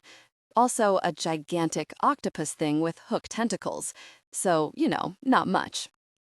Gosh, it's been what, maybe 6 days? 7? I'm not sure how long I was asleep for when I woke on the stone floor. Long enough for the hook marks from that tentacled, difficult person to repair in my back. I awoke healed but hungry, and then gradually more hangry, and now my stomach is probably eating nearby organs. Also, drowning in that disgusting sea was about as awful as you can imagine. Turns out, drowning is a very inefficient way to kill a siren-vampire hybrid. I would have been thrilled to die and end up in the resurrection chamber, but that didn't happen. It was more like perpetual near-death. A lot of gagging and pain and panic and thrashing, but not actual dying. The really messed up hook octopus dragged me across the seabed for a good distance until I passed out and somehow ended up here, wherever this is. Some kind of cavern, the entrance blocked by the sea itself, as though I'm in a bubble at the bottom of the ocean. It seems Hooktopus just ditched me here and left. Small blessings, I guess. Since then, there's been no food, no sleep, no worthwhile entertainment, no sense of Ashen at all in my mated mark, not even for a moment. No EDA, though I've tried and tried and tried to summon her through the pendant. The key Ashen gave me before I ran seems to have no power here, not that I know how to use it anyway. No successfully offing myself either, thanks to Ashen's spell, in Ravello, that difficult person, not for lack of trying. So it's only been the constant tick, tick, tick of the rings on the wall as they shift. And then, once a day, as the words on the rings come closer and closer to aligning, the whisper ribbon. And this time, I'm going to get that really stone. The first day, I tried to just go for it. I walked right up to the obsidian wall and grazed my fingertips on the tourmaline sphere, and it shot me back across the cavern. Rejected. I guess technically I did sleep a little that first day because I hit my head so hard it knocked me out. Day 2, I tried to swim out the hole. Hooktopus was having none of it and tentacled me right back in here. In all the days since, I've tried pretty much everything to get myself out. I've hunted through the cavern for clues or hidden hatches, I've pushed the rings, touched the letters, and I've watched, trying to learn the pattern of the rings and the silver glyphs. The text emblazoned in each once is unfamiliar, same as the whisper ribbon that twists around me like a transparent scroll of sheet music. I can actually see the words in those last few moments, just before they slip through the narrow space that opens around the stone when the rings align. But the some words sound almost like Sumerian. And I might have figured it out. Maybe. If not, at least I'll probably whack my head hard enough that I'll get to sleep for a while. It's not long now. The ticking grows louder as the convergence approaches. The glyphs will start to glow brighter, and then the whisper will surface from the rings themselves and drift around the cavern like a snake of words. And right on time, the glyphs brighten. I stand in front of the stone, close enough to reach out and touch it, but I don't. Not yet. The tick-in grows like a pulse, reverberating through my chest. The whispering comes from everywhere around me. It shifts and twists through the cave as though testing its boundaries. It moves like a specter. It becomes a transparent, scrolling, curving line of text and sound. I start to chant with the repeating words, even though I don't know what they really mean. Hersanu, Ya'aba, Ziana, Ya'anzu, Osnaru, Nibiru, Insabatu, Elu lo Zakru, Nadna lo Sagzal, Mita Sutam. Over and over, louder and louder. Tick, tick, tick. Timing is everything. I reach out and grab the ribbon as it shoots toward the opening of light that expands around the stone. I wrap it around my hand, chanting the words that still flood the space around me as I twist the scroll up my arm like a band of cool silk. The rings shift closer to alignment. 3. Elu lo Zakru. 2. Nadna lo Sagzal. 1. Mitasutum. I reach out and grab the stone with my bound hand and tear it free of the light. I'm blown down with the force of it. It knocks me on my back, but I've got it. It's clutched to my chest, and I'm not letting it go. I sit up as the rings shift, layering one on top of the next, from the center moving outwards. My feet are unsteady as I rise and step closer, the veil of light growing more transparent until it shimmers like a diaphanous curtain. On the other side, there are countless threads of different lengths, each one twinkling with lights of shifting colors. There are a few scattered throughout that are solid black, or blue, or gray, or purple, or gold, but most are multicolored and shimmering. There's a constant shearing, snipping sound. Every so often, one of the multicolored strands brightens at the end of its string and disappears. The final rings on the wall click into place, and a gentle breeze stirs the strings of light, pulling some of them back so that I can just make out a figure in the distance. Someone sitting. I can't see a face or clothing or what they're doing, but I hear a woman's voice. Leucosia enthamesa tum, rakbu mitasutum, eteru sut. A metallic shing fills the cavern as the rings slide back into place, closing the woman and the threads from my view. The whisper ribbon fades from my arm. The ticking has stopped, and the rings on the wall don't move, but the glyphs still shed their dim light. I'm left with the gentle hum emanating from the tourmaline spear in my palms and more questions than answers. I press my fingers to my mark and close my eyes, trying to reach for Ashen, but there's nothing there. I can't feel his emotions beneath my skin or his presence in my veins. I swallow a knot of worry about what that could mean, running over the same thoughts that have plagued me every hour I've spent trapped in here. If he's dead, I'd be dead, right? What if he's in another realm? What if he's hurt, unconscious, in a coma? What if? Allow subtle warmth, slight tremor if organic. I let go of a long sigh and open my eyes, my fingers drifting up to Eddie-Eye's pendant as I stare at the silent wall. Ninmin Eslal, I whisper. I sit utterly still for a long while, straining to hear anything at all, but nothing comes. No crackling of Eddie-Eye's power, no glittering black orb, just the gentle lapping of the black water against the cavern entrance, which feels like a soothing balm in the absence of the incessant ticking of the rings. I turn to the mouth of the cave with the tourmaline sphere in my hand. I guess I'll have to swim for it. I don't know how I'm going to manage to hang on to this thing if Hooktop decides to take me for another ride. I have an innate sense that I need to keep hold of this gem, no matter what. So I'll do my best or die trying. I'm about to step into the curtain of water when a wind picks up, sweeping my heartbeat away with it. A sound like a popping, spitting fire fills the space behind me. I set the sphere down at my feet and turn so slowly, hoping with desperation that it's not an illusion of my sleepless mind. It's an orb of stars, glittering and falling across black space. "Bella, where in gosh have you been, Loca?" Eddie-Eye says as she steps through the black sphere. Her wide smile is brilliant white against her midnight skin. Her eyes shine with unshed tears. I cackle a laugh, my own tears burning in my eyes. "Oh, be quiet," I say, and then I run into her arms. I crash into the best friend I've ever known, and a relief like no other washes over me.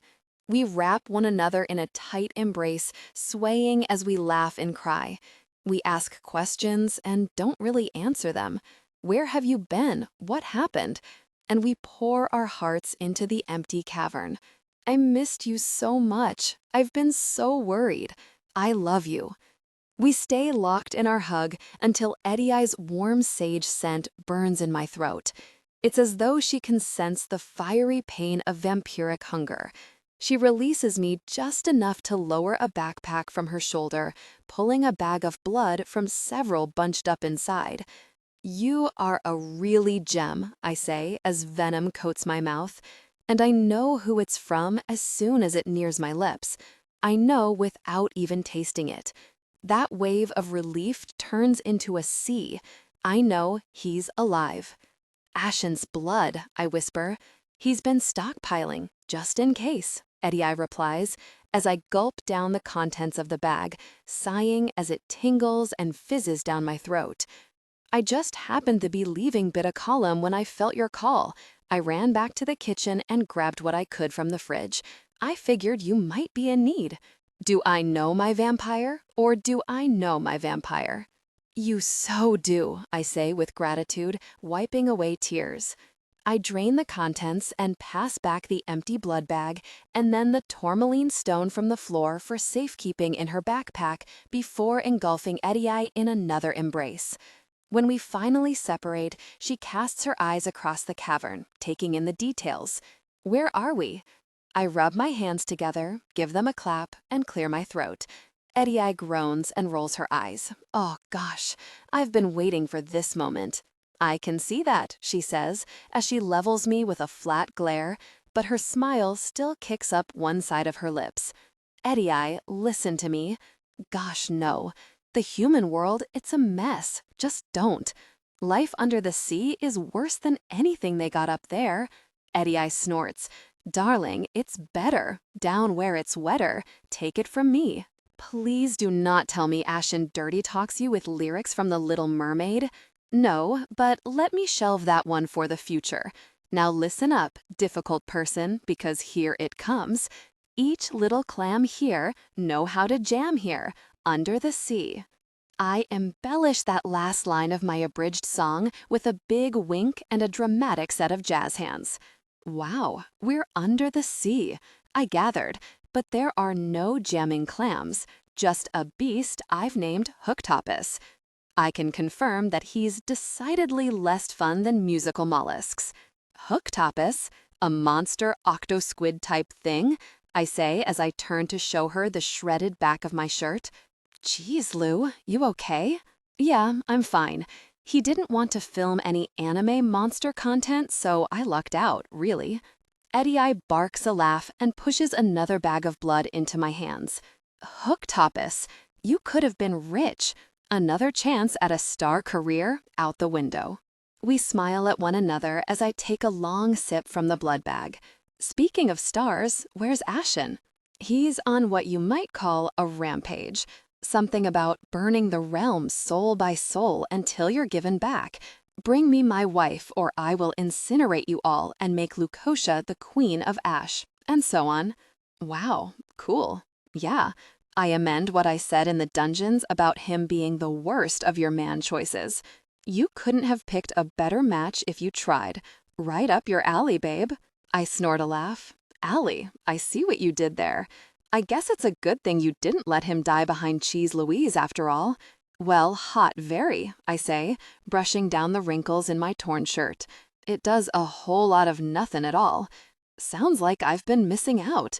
Do you think we can sneak back so I can surprise him?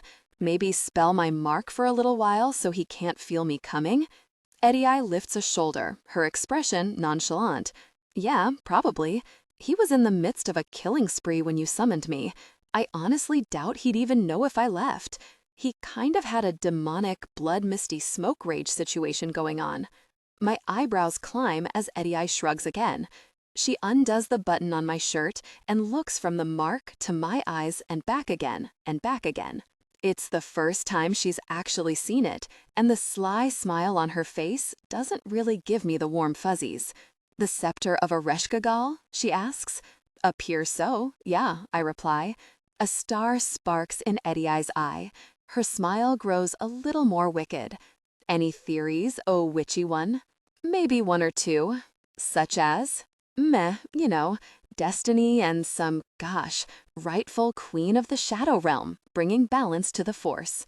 I snicker, and Eddie's smile grows wider as she looks closer at the gold and lapis design, the crescent moon and 8-pointed star twinkling in the dim light of the glyphs. Difficult person, please. That's Star Wars. Yeah, still. The place will definitely turn to chaos without you if Ashen is left to his own devices for much longer. So it's probably not that far off. Eddie taps the mark with her delicate index finger and then grabs my shoulders, squaring me up to stand straighter. Come on, let's get you back to your Reaper before he burns the realm down and makes good on his promise to make you into the ruler of a dust bowl. That doesn't sound nearly as much fun as messing with some demons, and you can't really do that if they're all dead. You know me so well, I say, as Eddie places her hand over my mark and starts chanting, a simple spell that will veil my emotions. So Ashen's still going with the wife thing, huh? I ask. Yeah, she says, her eyes flicking up to mine as my mark warms beneath her palm. And today's not the day to bring it up. As much as I love when you mess with that man, he's in pretty rough shape. I give the witch a skeptical look before glancing down at her hand. You're literally spelling my mark as we speak, Eddie, and now you're telling me today is not the day to mess with him. Messing with him to sneak up and surprise him? Sure. Arguing with him about this wife point? Absolutely not. Eddie lifts her hand away, and my mark flares with warmth. There, it will fade as soon as you touch him. Now let's get out of Dodge. Eddie reaches her hand to me, and I place my palm in hers. Together, we step into the darkness, leaving the silent rings behind. Eddie and I arrive in the Kuri, where the great hall is quiet as a tomb. Zita lies curled on the dais and raises her head as the black sphere dissolves around us. Her tongue flicks in our direction, and her scales shift as her tight coils loosen, but she doesn't leave her resting spot. Allow subtle warmth, slight tremor if organic. She just watches as we head further into the depths of the building. I've never been to this part of the Kur, but Edea seems to know her way around the dimly lit corridors. She navigates the space with confidence, even when we pass a pair of soldiers who try not to gape at the nearly naked, rather grimy, exceedingly smelly queen in their midst. They dart their gazes away. I guess they've taken Ashen's warning to heart, judging by the flash of fear I scent on their skin as they pass. We drift by a few rooms, one a wide throne room with tall windows overlooking the fog-covered Bay of Souls. There are a few smaller rooms that must have been offices for council members, each one emptied of everything but desks and chairs. And finally, at the end of the hall, Edea slows her quiet steps and stops at an open door, a grim look of worry crinkling the space between her brows. She glances at me with a smile that looks equal parts sorrowful and relieved and nods toward the room. My heart pounds at my bones as I survey the scene before me. I take a few tentative steps inside, my senses assaulted with the sights and sounds and smells of rage. Ashen stands with his back to me a short distance away in the tall, wide space where a table rests broken against one wall and chairs are scattered around the perimeter, some shattered and others overturned. His wings cascade to the floor and thick curtains of black smoke, vibrant sparks layered in their depths. But beneath the black clouds and the falling cinders is something akin to snakeskin, the ridges of each black scale lit like orange embers twisting through wood. I've never seen his wings like this. I didn't even know it was possible, and it's both frightening and magnificent. The light within them shimmers as he moves over whatever has captured his attention, the work of his hands obscured by the thick smoke and black scales and the threads of deep amber light. I glance at Edea, but her expression is stoic and unreadable. The sound of a tight and anguished cry draws my attention back to Ashen, and beyond him flows the desperate pulse of a heart that's giving up. "Bring me my wife," Ashen snarls.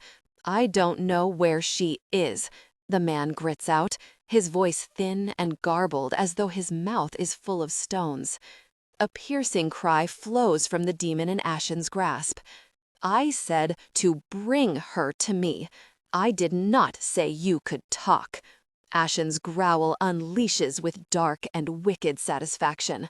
There's popping, ripping, a gurgling rush, the sound of blood splattering across the floor. The distressed heart stutters. It stops. Only Ashen remains, his breathing quickened with exertion. "Well," I say. Ashen's spine straightens as though he's been doused with ice water. "Let me guess, Reaper. Did he spit in your butter?" Ashen's wings crackle as he slowly turns to face me. The Reaper's naked chest is spattered with blood and glistening with a sheen of sweat. His arms bear jagged scratches where enemies have tried to fight back and failed.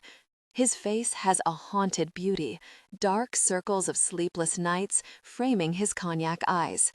The black flame in his pupils is rimmed with bright crimson rings. He looks every inch the demon until he takes a breath as though he hasn't breathed in days. The man beneath the Reaper rises to the surface as his brow furrows and his eyes take on a glassy sheen. Ashen grips a mangled body by the bloody neck. The man's disarticulated jaw is clenched in Ashen's other fist. It's been ripped clean off, the tongue lolling out of the demon's disfigured face like a grotesque purple slug. "Wow," I say, gesturing to the corpse he holds. It lands with a wet thud on top of another bloodied body. the teeth of the jaw smashing against the stone floor as he drops that too. There are more bodies scattered around the room, some turning to cinders, others lying in everlasting death. You've been busy. In a few quick strides, Ashen is sweeping me up in his arms, crushing me to his burning chest, as though trying to absorb me. The magic of Edia's spell dissolves when my mated mark touches his.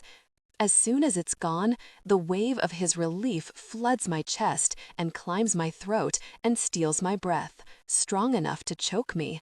I squeeze my arms around his neck and press my face against Ashen's skin, breathing in his scent, its usual warmth hidden beneath notes of blood and the salty musk of rage. Ashen sets me down and grasps my face between his gory palms, kissing every inch of my skin. My eyes, the tip of my nose, my cheeks, my lips, the tears that cling to my lashes. They are all peppered with desperate little kisses until I laugh, and still, and more, and more, and more, until finally he lifts me from the floor again. He nuzzles my neck, whispering his subsiding anguish into my ear. My Lou, my Lou, my Lou, my wife. I couldn't feel you anywhere. I searched, but you were gone, just gone. I've never known such endless panic. Where were you? I lost myself, Lou. It was oblivion. I was consumed by darkness without you, my Lou. Ashen holds on, and he whispers and he kisses, and my tears flow in a stream that might never end, dripping down his skin. Ashen turns us around just enough that he faces Edia over my shoulder, though he still doesn't let me go. You brought her back to me, he says. His voice is barely more than a strained and gritty whisper. Thank you, Edia. Edia doesn't say anything. I just hear the swish of her hair as she nods. But I know her better than anyone. I know she must be trying not to cry. She hates crying in front of anyone but me. Maybe Ashen senses it too, or maybe it's his own emotion that he's trying to hide, but he turns away. And it's a long moment before he sets me down and lets me stand on my own 2 feet, though not without keeping his hands wrapped around my upper arms. I wipe my eyes with the back of my hand and smile at Ashen, his face such a mix of pain and exhaustion and the relief that's still stuck in my throat. All right, Reaper? Ashen lets out a huff of a laugh, and his answer is a sweet, soft kiss. The flame of desire is dim beneath everything else that I feel in him. Other needs are more urgent, the need to protect, the desire to be caring and so gentle, to use those bloodied hands to nurture after meting out suffering and harm. I run my fingers across Ashen's mark as I open my lips and coax his tongue to meet mine. My master of war. I feel the imbalance in him, the way his desperation must have tipped the scales and plummeted him into destruction. But there is peace and mercy and life in him too, and I know it will come back with every touch. You smell like the Bay of Souls, he whispers when he pulls away.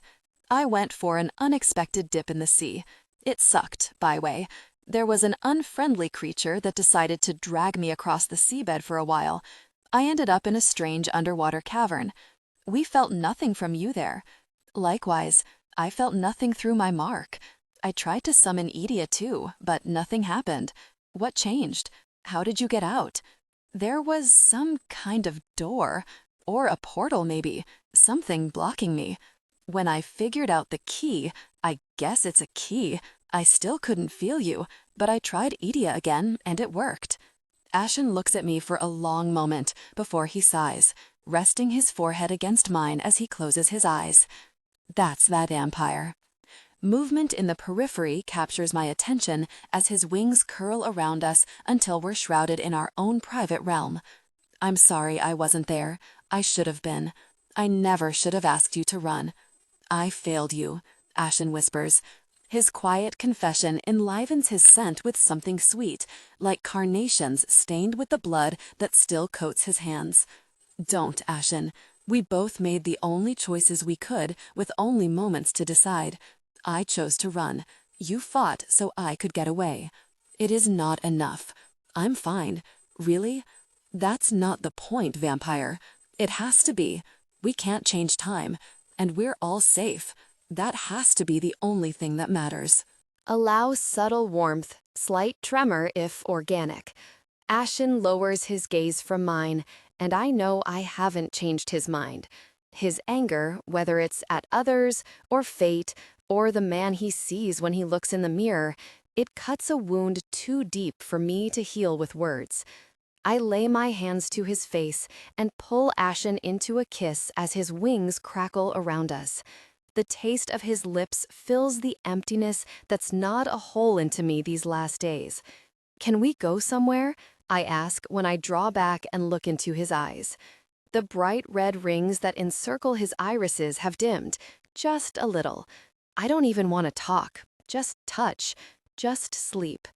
Ashen nods as his wings shift, opening our sanctuary to the world. When I look toward the door, Cole is there with his hand around Eddie Eyes. We exchanged relieved, weary smiles as Cyrus passes through the door, dragging a terrified demon in chains behind him, 2 more soldiers following in their wake. Cyrus lurches to a halt as his gaze shifts between me and Ashen. He looks as though he's been thrown from a routine and plunged into the unknown. "My queen," he finally says, with a bow of his head after what seems like a long moment of indecision. "My queen. Really, that's strange. I don't think I'll ever get used to it. Hey, hi-lo, Cyrus. Gosh, so awkward." Eddie covers a snort with a cuff. Ashen's hold on my hand grows hotter, his attention squarely on the demon in chains. I recognize the man from the battle with the hybrids. He's the one who hit the beast in the eye with the blade. "What's your name?" I ask. The man swallows. "Pyrrhus," he answers simply, until Ashen lets out a low growl and he tacks on, "Your Grace." Lordy, that's just as weird as queen. Maybe weirder. "You were there in the field." Pyrrhus nods once. Beads of sweat dot his hairline. His heart hammers at double the pace of everyone else's. I get the impression he's been in this room before and knows what's coming, but he tries his best to keep his fear from his face. I regard Pyrrhus with a long look, watching as his chest rises and falls with quick breaths. "You missed the first time." We both know what I mean. Pyrrhus intended to hit me. His eyes flick to my throat as though remembering where he meant for his blade to land. "Yes," he replies, his voice resigned to his honesty. "You didn't miss the second time," I say, and Ashen's rage flares all around me as he misinterprets my words. His wings crackle with sparks, the leathery skin sweeping across the floor as they expand. I squeeze his hand in a silent request for patience. Pyrrhus casts a nervous glance to the furious demon behind me. "That is correct. Why?" "You could have tried for me again. You didn't." It takes Pyrrhus a long moment to consider this. His gaze drops to the floor before returning to mine once more. "You," he says. The word hangs between us as I wait. "You warned me about the venom in their bite. You chose my side." I take a step closer. I know I could probably just wrench the truth right out of his mind, but the words he chooses to give me mean more than taking honesty by force. He straightens, steeling himself for what he seems to expect will be a painful turn of events. "I have one more question. Once the battle was over, if you had the chance, would you still have taken me for whatever Ember's plan had been?" Pyrrhus looks at my throat again, but I don't think he's really seeing me. He's seeing the possible outcomes of that battle, placing himself into different futures through a non-existent past. "I don't know," he replies when he meets my eyes. "If I was the last one left, no. If the others were there, perhaps. Probably." Ashen's rage burns at my back with those words. I take one more step closer. The scent of sulfur and something earthy and herbal drift toward me. Fear and truth. "Thank you," I say, though I don't say why. For his honesty, for not hurting me when he had the chance. I turn to Ashen, and the red rings around his irises glow bright with fury. I squeeze his bloody hand and give him a fleeting smile. "Let's go." Ashen's throat bobs as he swallows. He releases a deep breath. He gives a single nod. Dungeons, he says to Cyrus without taking his eyes from me. Yes, sir. I turn and watch as the two soldiers tug on Pyrrhus's chains.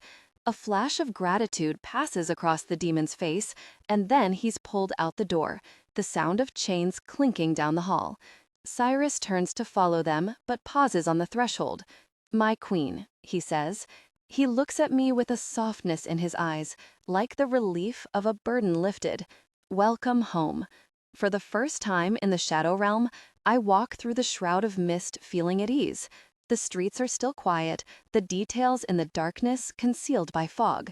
The crawlers still scuttle behind shrubs and peer around buildings, their shattered minds whispering to me.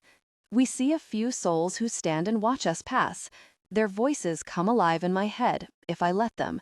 I see images of their former lives. Werewolves running through forests, witches picking herbs or collecting feathers. Even an apothecary distilling poisons and potions in her light-filled laboratory. And some speak to me. Leucotia of Anthemessa, bright soul, queen of the Shadow Realm. You would think it's strange, maybe it should be, but it makes me feel more comfortable here. Hearing their voices is like walking through the streets of the House of Virtues in the Realm of Light, where children play tag and dogs steal popcorn and people wave their greetings of welcome. Maybe here it's a little less cheery and has more of a Nightmare Before Christmas vibe, but I sense these souls are relieved to see me, even if they still suffer. I intend to fix that, and it seems Ashen might already have a head start on me. Where are the carriages? I ask, looking around us as I strain to listen for their wheels lumbering down the road. Ashen's fingers tighten around mine. His eyes are still ringed with red light, the flame within them black as the night sky. His wings flow behind us like a wraith. Parked. Parked. Parked where? The underground carriage garage? Ashen gives me the weakest, weariest smile. Near House Mashusu. Would that be your doing? Ashen shrugs. Technically yours. I was just ensuring your wishes were followed. And the souls? Won't the hyenas eat them? Ashen raises our interlaced fingers to his lips and kisses my fingertips. No, vampire, they have been rounded up. The souls are safe. Well, I'm sorry I missed that. I'm sure it was fun trying to corral a bunch of decaying demon hyenas. I say, relishing the feeling of Ashen's gentle smile against my skin before he lowers my hand. Anything else I missed? Is Urter okay? I heard him howl and whine when we were attacked. Ashen's palm grows hotter against mine. He was injured, but he is fine. I can't say the same for your statue, however. A Nephilim broke it as they fought. Oh, Christ, I'm so sorry, Ashen. It was truly an incredible piece of art. So beautiful. I squeeze Ashen's hand and try to calm my emotion, knowing he can sense the swirl of sadness and anger through the bond we share. Did you strip the bastard of his spine? Unfortunately not. The Nephilim managed to flee. The Shub-Lugal nearly caught up with them, but they escaped through a corridor and closed it behind them.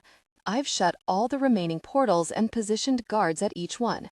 No traveling without permission. Any Reapers in the living realm will have to wait there until we can eradicate the threat. I take a deep breath, feeling a little lighter with that news. We should establish a rotation of accessible portals and try and bring the Reapers home. Maybe Eddie can help to create a way they can communicate with us, in case there's an emergency. I wouldn't put it past the Nephilim to launch another attack, and I'd rather have a way for us to know in advance. Consider it done. I will handle it tomorrow, Ashen says, and we fall into thoughtful silence for a long moment as we walk. Allow subtle warmth, slight tremor, if organic. The whole ticking rings experience in the cavern has me desperate for a restful sleep, which will be easier knowing I hopefully won't be attacked in the night again, at least for one night. Though in the Shadow Realm, there are never any guarantees. Any ideas how they got in? I ask when I can muster the energy to speak again. Yes, actually, Ashen says, his voice dropping an octave. The demon who I was working on when you arrived. He took over from Ember when she was killed, pushing forward whatever her ultimate plan was. Zeta tracked him in the living realm and brought him back. He has refused to give up his secrets despite the torture, however. It seems the others he was with knew very little of the plan. Well, it's a good thing I'm back in that case. I can try wrenching it out of his mind. Ashen slows to a stop, pulling me with him. He turns to face me. The warmth of his eyes traverses the angles of my cheeks and jaw. His gaze rests on my lips for a long moment before connecting to mine once more. "I am not sure that would be such a good idea," he says as he sweeps locks of grimy hair from my shoulder. "His name is Joash. He is Hawkins' brother, the demon you killed on Anthemosa." I blow out a long sigh through pursed lips. Well, that might be a little awkward. I probably owe him an apology before I steal his secrets. "You owe him nothing," Ashen growls, gripping my shoulder with burning fingers. The leathery skin of his wings crackles as threads of spark snap and pop between the scales. "Joash's awful deed doesn't absolve me of my mistakes, Ashen." He blinks at me like I've just grown a second head. His shoulders fall a fraction. He bows his head for a breath and then pulls me into a tight embrace. "My Lou, I missed your light more than you could ever know.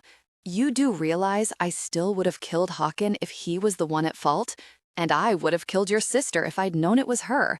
It would have been justice." I pull away enough to look into the softening features of Ashen's haunted beauty.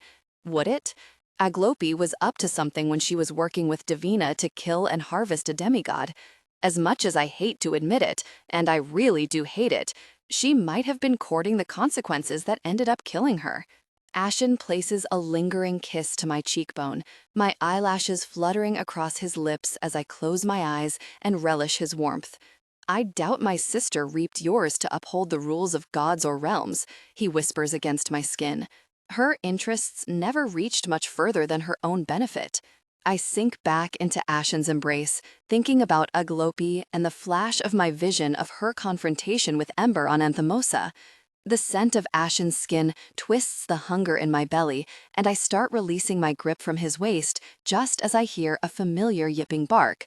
The click of nails on the surface of the road pulls my attention toward a pair of amber eyes bounding toward us through the mist. "Urter!" I throw my arms open wide, and the giant jackal bowls into me, his whole body wriggling as his black tail fans the fog behind him. He whines and licks my face with excitement until I push him away enough to wrap my arms around his neck. "I think I've been usurped as his favorite," Ashen grumbles behind me. "That's because you don't like his snoring, whereas I find it adorable," I say, grabbing the jackal's jowls as he pants his sulfurous breath into my face. "Right, Urter? I want to give you a gigantic dog bed, but the Reaper wants you to sleep outside. He's so mean. I know you're the best boy, and you deserve a big fluffy bed. Just you wait until he pisses on the sheets. You'll think differently then," Ashen says. He tries to sound serious, but I can still hear the amusement in his voice. "He wouldn't," I reply with mock horror as I cast a smile at Ashen over my shoulder. I'll never tire of the way he looks at me in moments like this. It closes my lungs around the air in my chest. My heart burns with longing and the depth of the love I feel from him, pulling at the edges of my mated mark. This is my family. Ashen, Eddie and Cole and Eric's, Urter and Zeta, maybe even Davina one day. And maybe Cyrus is right. Maybe I am home. "Come on, vampire," Ashen says, holding out a handout for me to take. "Let's get you and your dog some rest." I take Ashen's hand and we walk the streets with Urter loping ahead, lighting the way with his amber eyes. I don't know where we're going, but I'm happy to stroll along with a bag of blood and my hand encased in the Reaper's warm grip. With a few turns, we arrive at a silver stone archway, the words Ekalim Ukin carved into the gentle curve that rises above the road. Palace of the Council. Ashen doesn't like this place, I can tell that much, not just from the mark that joins us, but from the tension of his shoulders and spine as he lets go of my hand to push open the gate that's guarded by a pair of soldiers. But I still feel a touch of relief from him too. This place is safe, even though he hates it. I can see why. The palace is a wide, garish structure. Rows of carved columns display demons conquering werewolves and witches and vampires. A sea of suffering humans is hewn into the stone facade below the line of the veranda. There's gold and gargoyles and scrolling script celebrating the wisdom of the council and the leadership of Eshkar and Imogen. It's more than excess. It's really hideous. I say as we ascend the steps toward a fortified gold door. Keep your expectations low, vampire, Ashen says as he pushes it open.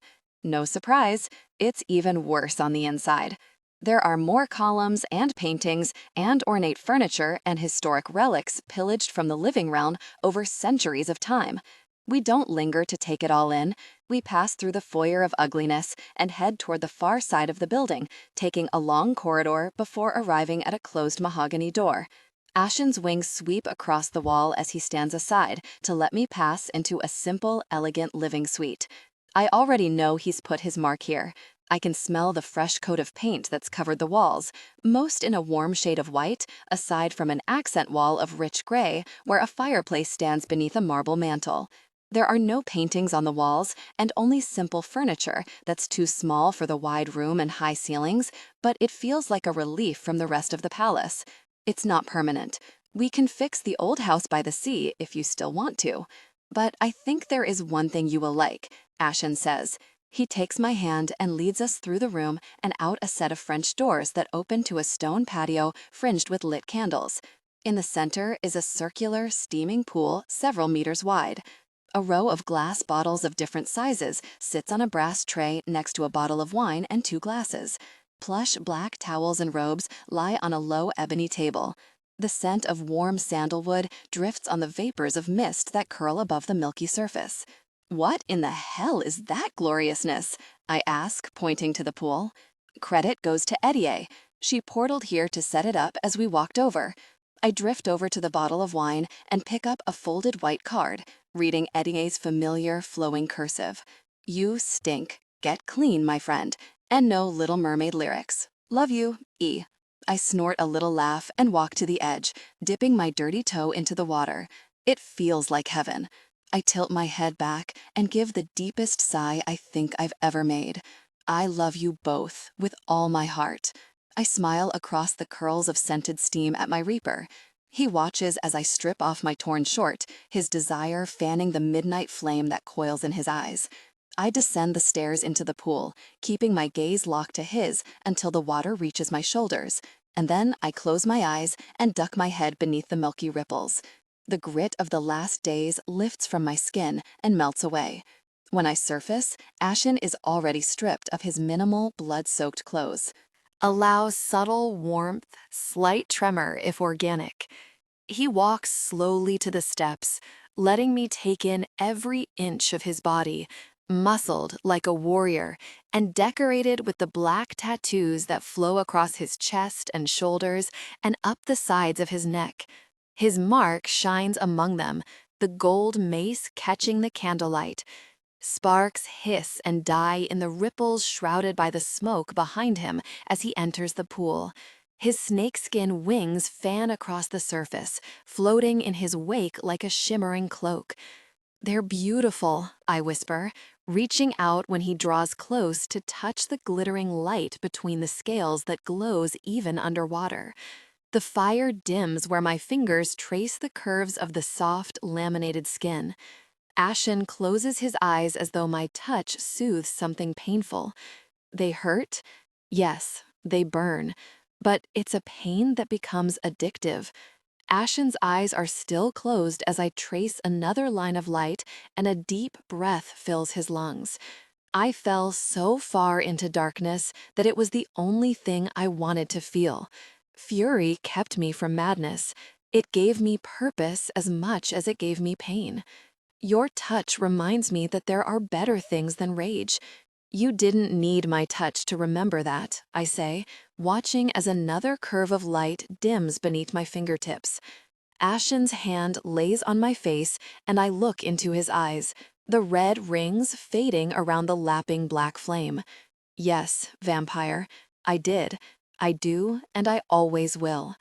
Ashen's other palm rises to my cheek, and he frames my melancholic smile between his hands.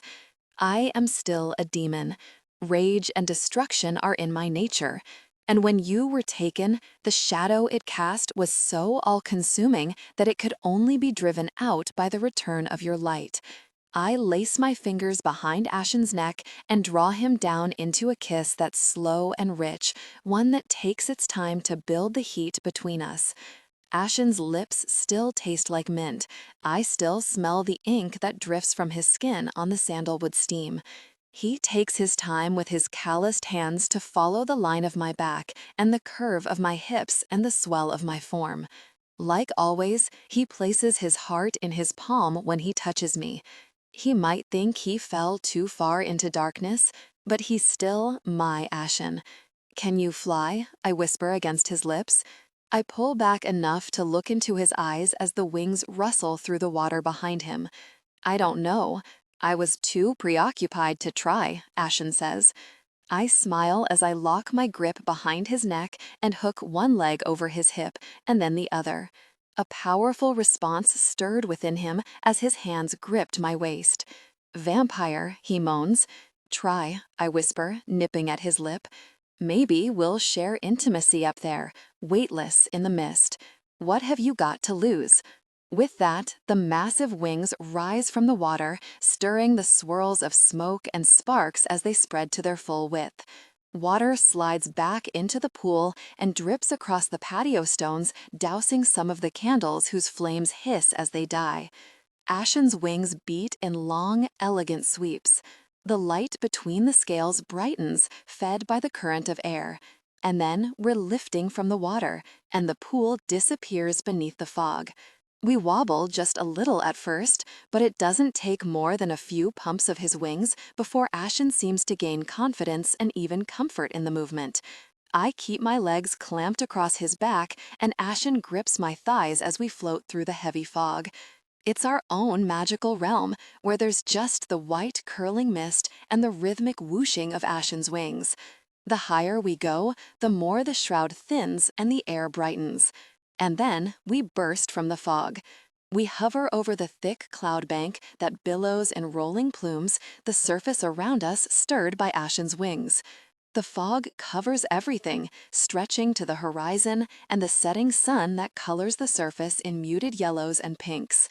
Above us, blue sky, deepening in color the further it spreads from the light of the sun. The first stars are starting to glimmer in the distant indigo. "Have you seen the sky here before?" I whisper, as we slowly spin, taking in the sea of clouds. "Only once," Ashen says. He folds a lock of wet hair behind my ear. He's not looking at the world around us. His gaze is skimming my features as though cataloging every detail before landing on my lips. When I was at the house on the cliffs, it was the night before I returned to Sanford. It was late, but I couldn't sleep. I was looking up at the skylights, trying to convince myself not to go back. The breeze was rolling the fog across the glass, but suddenly it swept back, and I saw the stars, just for a moment. The fog closed around them again, and I got up and left for Sanford. "Ashen of House Urbagu, are you saying some kind of divine intervention is why you chose to come back?" I tease, releasing one hand from around his neck to trace the line of his cheek with my fingers. "No, vampire. I'd already decided. I just stopped trying to change my own mind." We stare right into one another for a long moment.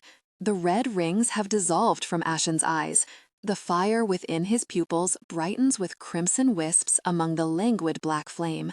He knows how hard it is to both live in darkness and let go of it. I felt the same not that long ago. When I was lonely, I was safe, but I couldn't stop myself from taking a risk on him, and he couldn't stop himself from doing the same for me. "I love you," I say. My fingertips trace his lips, over his chin, down the column of his throat. They flow between his collarbones. They follow the black edge of his mated mark. All your brightest stars, all your deepest darkness. I love it all. Ashen's breath shuddered as our touch became intimate. Tension overwhelming, his wings gave a stuttering beat. "You'd better not let us fall, Reaper," I say between kisses to the planes of muscle that span Ashen's chest. Passion peaked. We came together intimately, deeply connected. He braced one arm across my back as he held me close with his other hand. "What, you mean like this?" Ashen's wings fold around us, and we drop several meters as I squeal and laugh. They splay wide and beat hard, lifting us above the mist once more.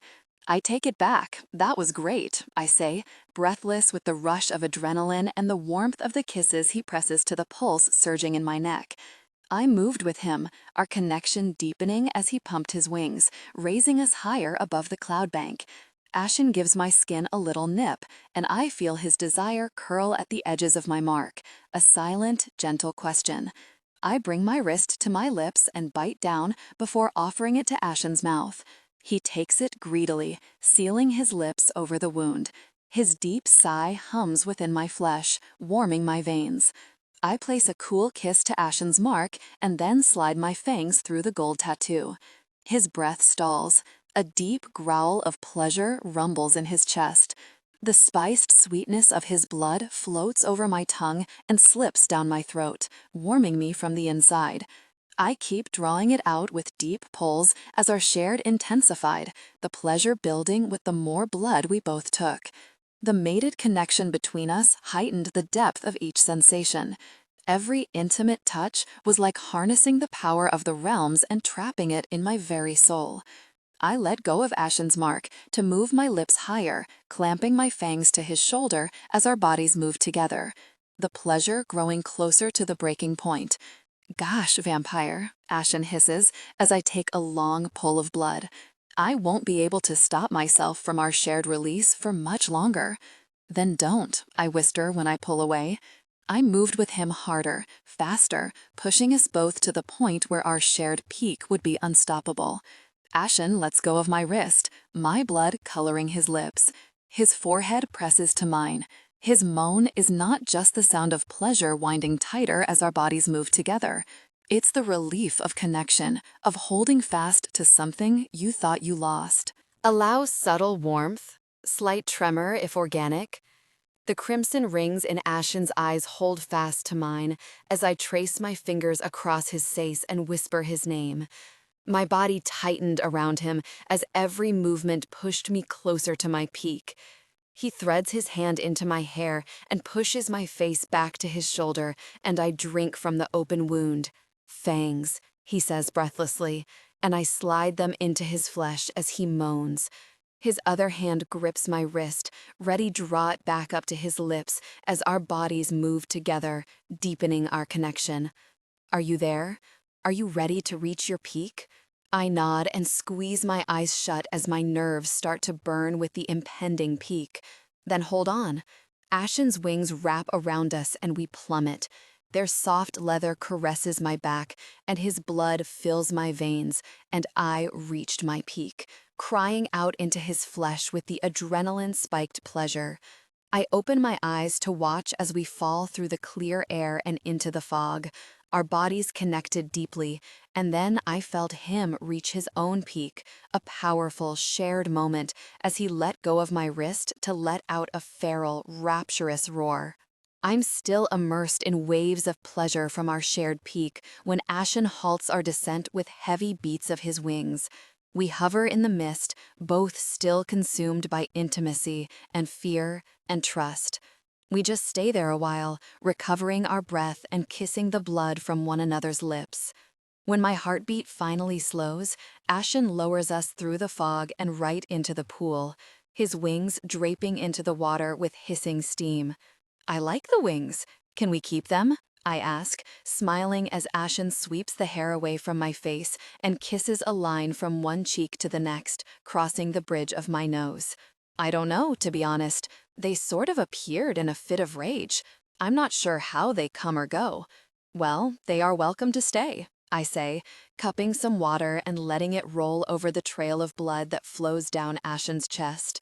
I grip his shoulder and haul myself higher without breaking the connection between us. A wicked smile of desire crossed my face. Now that you made me so filthy up there in the sky, I think we should share intimacy in this pool, demon. Ashen's smile darkens with ravenous need. He presses his lips to mine and lowers us into the water until the surface is up to our necks, lapping at our jaws. My queen, your wish is my command. He doesn't know much more than the others. Ember kept her cards very close to her chest, I say, as I release my hand from Joash's forehead and turn to face the others. Ashen, Cole, and Eda look on with dismay as Cyrus and another guard hold Joash down on a chair. Really? Vampire troublemaker? Joash snarls behind me. I hear him snort a lob of snotty, bloody spit at me before I can move out of the way. It lands across the back of my pretty cream eyelet lace dress. Ashen roars at the guards as the smoke fires from his back like a pyroclastic cloud. His deeper wings, which had disappeared after a full day of sleep, rustle as the soft leather unfurls and spreads beneath the black smoke. You jerk! Do you know how hard it is to find anything even close to white in this realm? I ask, twisting to look at the stain. My shoulders sag as I let out a disappointed sigh. Well, at least you got the wings to come back. I should probably thank you for that. Don't want to know, Eda says. Cole barks a laugh. Lies. You want all the details. Fine, she admits. I do. I smirk at Eda before shifting my attention to my furious reaper. I did find one little gem, however, I say.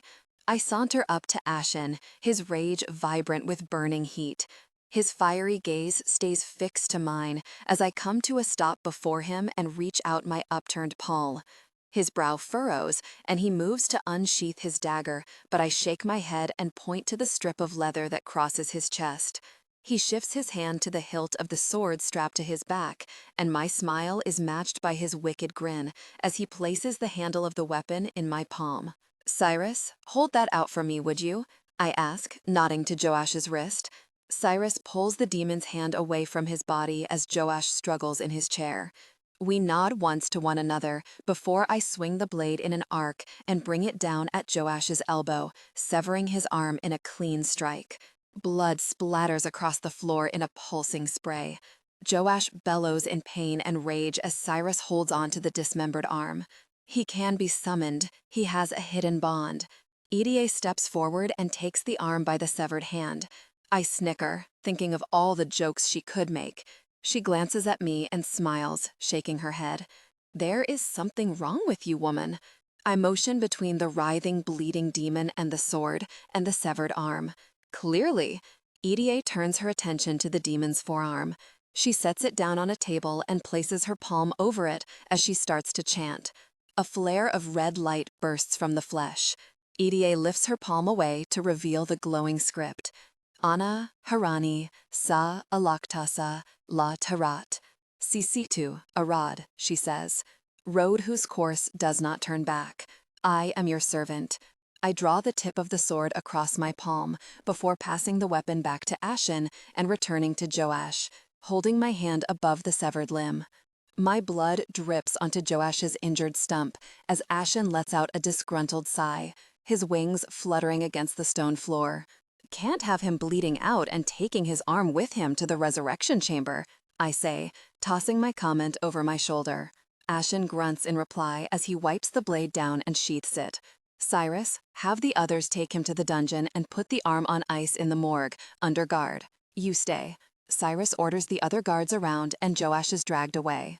I wait until it's only the 5 of us left in the room to open the bag I brought with me.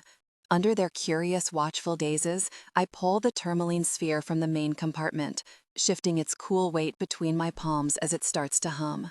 There was something else. I didn't want him to know that I saw. This is what they're after, I said, passing the stone to Ashen. What is it? Cole asks. I was hoping one of you would know. Is this the key you were talking about? From the cavern? Ashen asks, passing it to Cyrus. He holds it up to the light and twists it under close inspection, but I already know there's no irregularity in the polished black surface. The only truly odd thing about it is the purr it emits. Yeah, at least that's what I think it was. It opened a sort of a doorway on a wall of rings. Any of that sound familiar to anyone? I ask with dwindling hope. They all shake their heads. On the other side, there was a woman in the distance. I couldn't really see her, but she spoke to me for just a moment before the door closed. It wasn't a language I know. It sounded almost like Sumerian, but not quite. Eda takes the stone from Cyrus and tries whispering a revealing spell over the orb, but nothing happens. She frowns and looks up at me as the stars recede within her eyes. And this is why the Nephilim want you? Seems so. There's another one, too. I saw it in Leander's mind when we were at Valentina's estate, something he definitely didn't want me to see. A similar wall, but in gold. It had rings inscribed with the same language, but different words. The key in that one is lapis lazuli. I heard a brief moment of conversation about a gateway, but no details about it. All I know for sure is that the Nephilim want the stones, and I think they believe I can get them both. Well, I guess that makes us one step ahead, even though we have no clue what this is or what it does, Cole says as he takes the sphere from EDA. Is there anyone who would know? Cyrus asks, his gaze bouncing between me and EDA. I have one idea, EDA replies. Amin Hassan. The old man has seen pretty much everything in his time as an apothecary. He's neutral territory too, so it keeps us from having to ask that snotty angel friend of yours, Ashen. Ashen huffs a breath of a laugh. Agreed. Allow subtle warmth, slight tremor if organic. Let's keep this from the Anunnaki until we know more about it. Besides, we need Mr. Hassan's help anyway. What for? I ask, my brows drawing together in confusion. I follow Ashen's graceful strides as he walks to a sideboard, pulling a cloth from a stack next to a pitcher of water. He soaks it before stalking back to clean the lub of bloody spit from my dress. We have an issue. You want to improve the conditions for the souls here, correct? Yes, of course. I really want to, I say, glancing over my shoulder as Ashen swipes methodically at the stain, the fabric growing damp against my skin. Well, the best thing we can do is resurrect them. As reapers? Essentially, Ashen replies. He dabs at my dress a moment longer before his fingers flow down the back of my bare arm to signal that he's finished his work. I watch as he takes his place at my side, the smoke of his wings thinning as his anger fades now that the stain is clean. It doesn't mean they have to take souls or go back to the living realm to deliver justice, but it would give them a place here. It would clear their confusion and nightmares. They would no longer suffer. We just have to ensure we are adequately prepared with accommodations. I don't get it. What's the problem exactly? We need a resurrectionist. Demons will continue resurrecting through the chamber, but to bring a soul back, you need a stronger conduit. You killed the last one. It was Imogen. I blow out a heavy sigh. Yeah, I see how that could be an issue. This is something Mr. Hassan can do? Cole asks. Ashen nods. Yes, we just have to find an appropriate person to fill the role, but he can facilitate the transformation. I'll be the resurrectionist, if you want, Cole says. His boyish features suddenly look a little older with the weight of his words.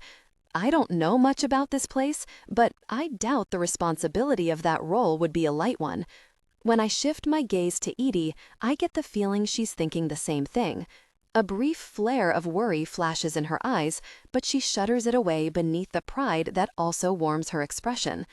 A heaviness settles in my heart when I look at Cole again, knowing how much he's already sacrificed for the balance of the realms. Thank you, Cole. I appreciate it. Give me a little bit of time to think about it, okay?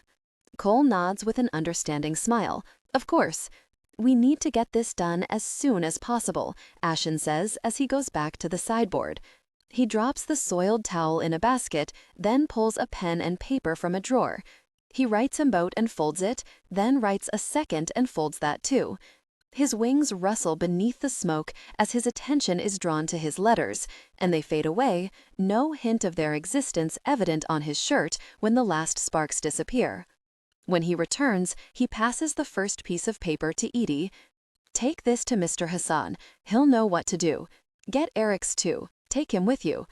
Edie's brows twitch with confusion, and she opens her note.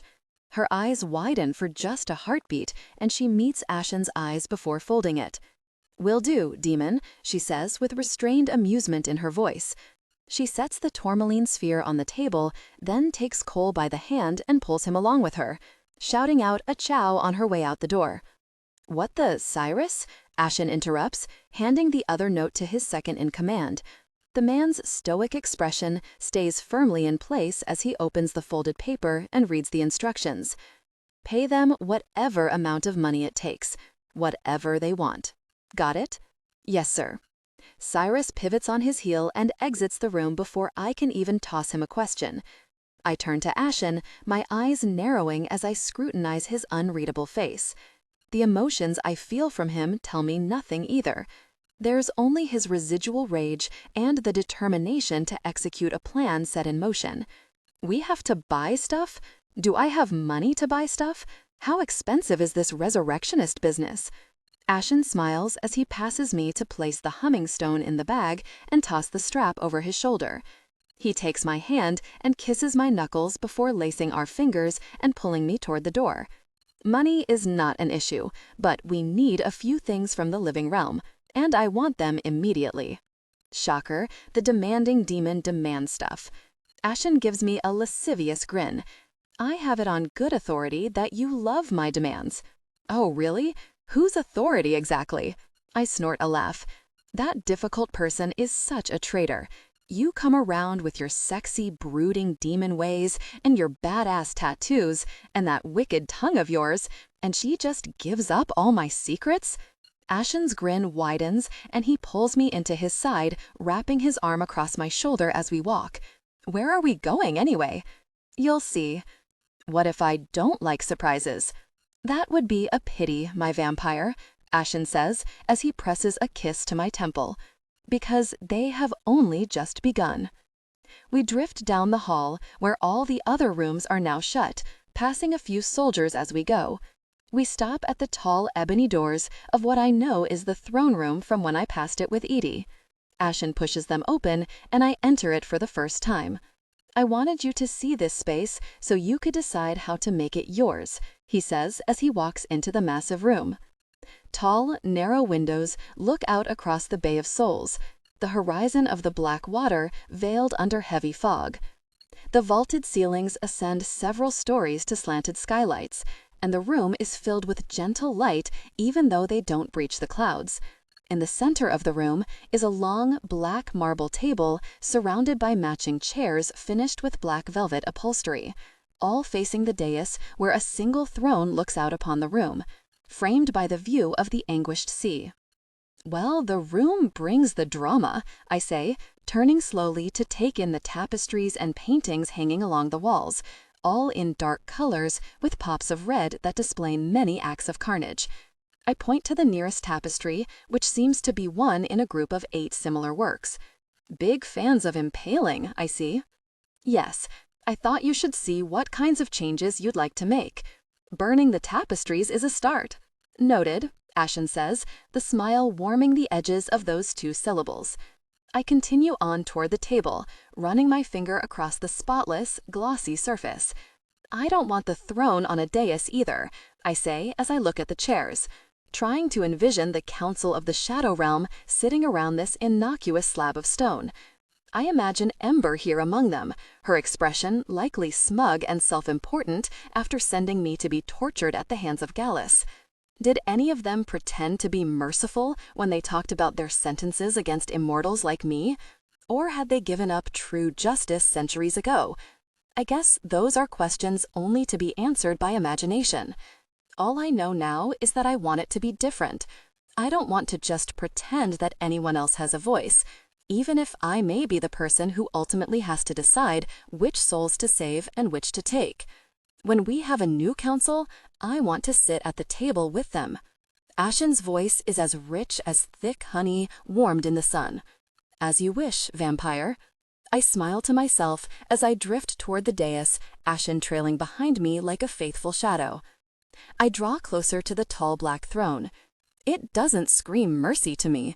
It more just screams, I say, leaning forward to sniff one of a semicircle of little heads adorning an iron skull in the center of the high backrest.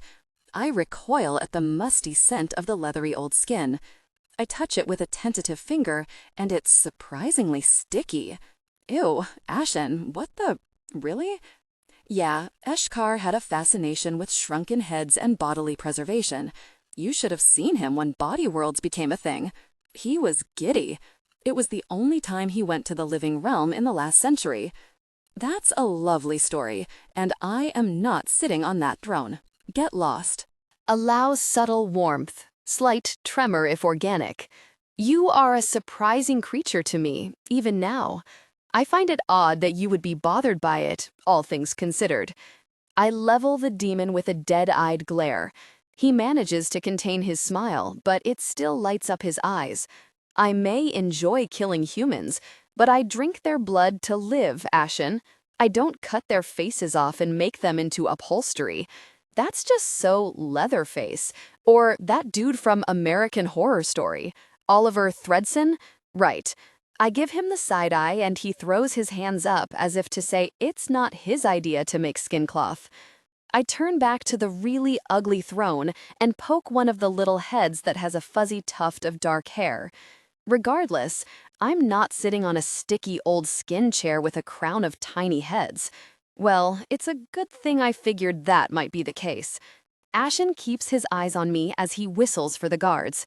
I feel his gaze linger on my face, even when I look away to watch 6 soldiers wheel in a structure covered in black velvet cloth. They lift what looks like a very heavy chair from a pallet on wheels. Ashen's eyes are still fused to mine as the soldiers then step away and he whips the cover from the surprise. It's a throne of polished lapis lazurite, the color of the deep sea. Seams of pyrite shimmer within like shafts of sunlight. The rolled edges of the arms are capped with scrolling gold waves in the exact shade of my mark, shaped to look like the surf caught in a suspended moment in time.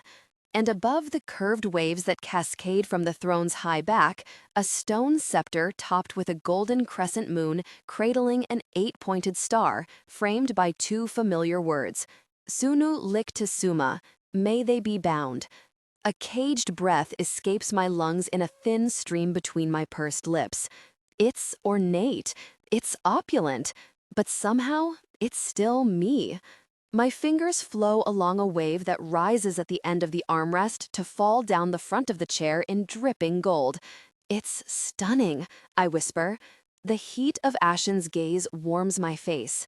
I feel his pride ripple beneath my skin.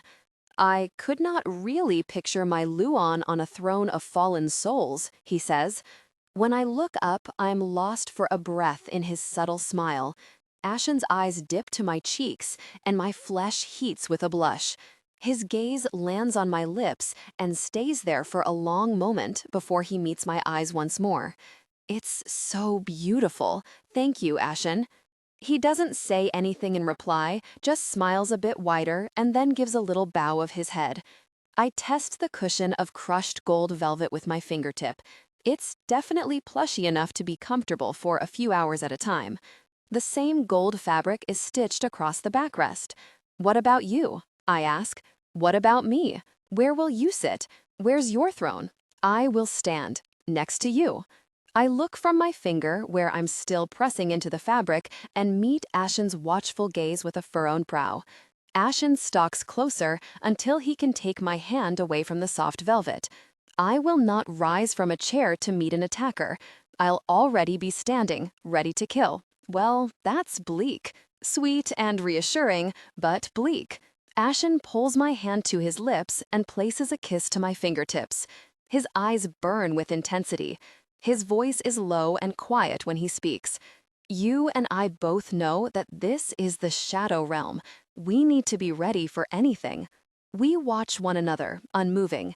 The reality of his words is already known to me. He presses another kiss to my fingers, before lowering my hand, but he still holds on. I shift my attention toward the soldiers that wait in the shadows for their next instructions. I nod at the one who I figure ranks highest among them. Please, take the skin throne and leave me and my demon alone. I can almost hear Ashen's eyes rolling. Husband, he says, letting my hand go to press on the mark on my chest. I grin as I swat his hand away. Person of romantic interest. Huz. Band. Booty call? Is that still a thing? Vampire. I've got it. I've got it. Bae. Gosh, hell. Yes, please leave me and my bae. We have work to do. The guards give each other a confused glance before they turn and depart with the sticky skin throne, shutting the hall doors behind them.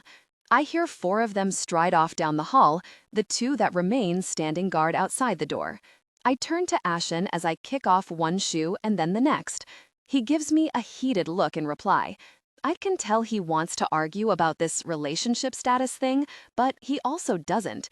This is a beautiful throne, I say, thinking of the sea surrounding my home long ago on Anthem Oessa, as I run my finger along the polished stone. I turn and slowly lower myself onto the seat, placing my hands onto the curved ends of the armrests. The heat of Ashen's gaze hasn't left my skin. How do I look? There's a beat of quiet and, in the silence, fills with the whoosh of blood flooding through Ashen's heart. Like a goddess. A faint smile passes over my lips. I shift my gaze to one of my hands. Do you remember the first time you called me that? Ashen prowls closer. He places his palms on my wrists and traps them against the chair before he leans in close. You think I would forget? I shake my head as I run a foot up Ashen's ankle, drawing my pointed toes in a slow procession up his calf and past his knee, my gaze not leaving his. Sparks illuminate his pupils as I hook my leg over the armrest of the throne. Vampire, Ashen rumbles, as one of his hands leaves my wrist to flow up my thigh. I drake my other leg over the remaining armrest. My dress dips down. Desire grew. Yes, Reaper. Ashen leans closer and takes my earlobe between his teeth. What exactly are you up to? He whispers when he lets go. Seducing you into helping me christen this beautiful throne, I reply, my voice breathless as Ashen kissed my throat. He pulled the neckline of my dress down, then my bra. His touch was intimate, his lips tracing a path up my chest, leaving gooseflesh in his wake. He stopped when he reached my ear. You are my queen, Ashen whispers, his palm sliding across my skin to warm my mated mark. He pulls back to watch me for a long moment. You always have been, my Lou. You know I cannot say no to you. Ashen has me trapped in his cognac eyes. My skin ignites with every breath that fans across it. His touch is like a spell as his hand climbs my neck and curves around my jaw.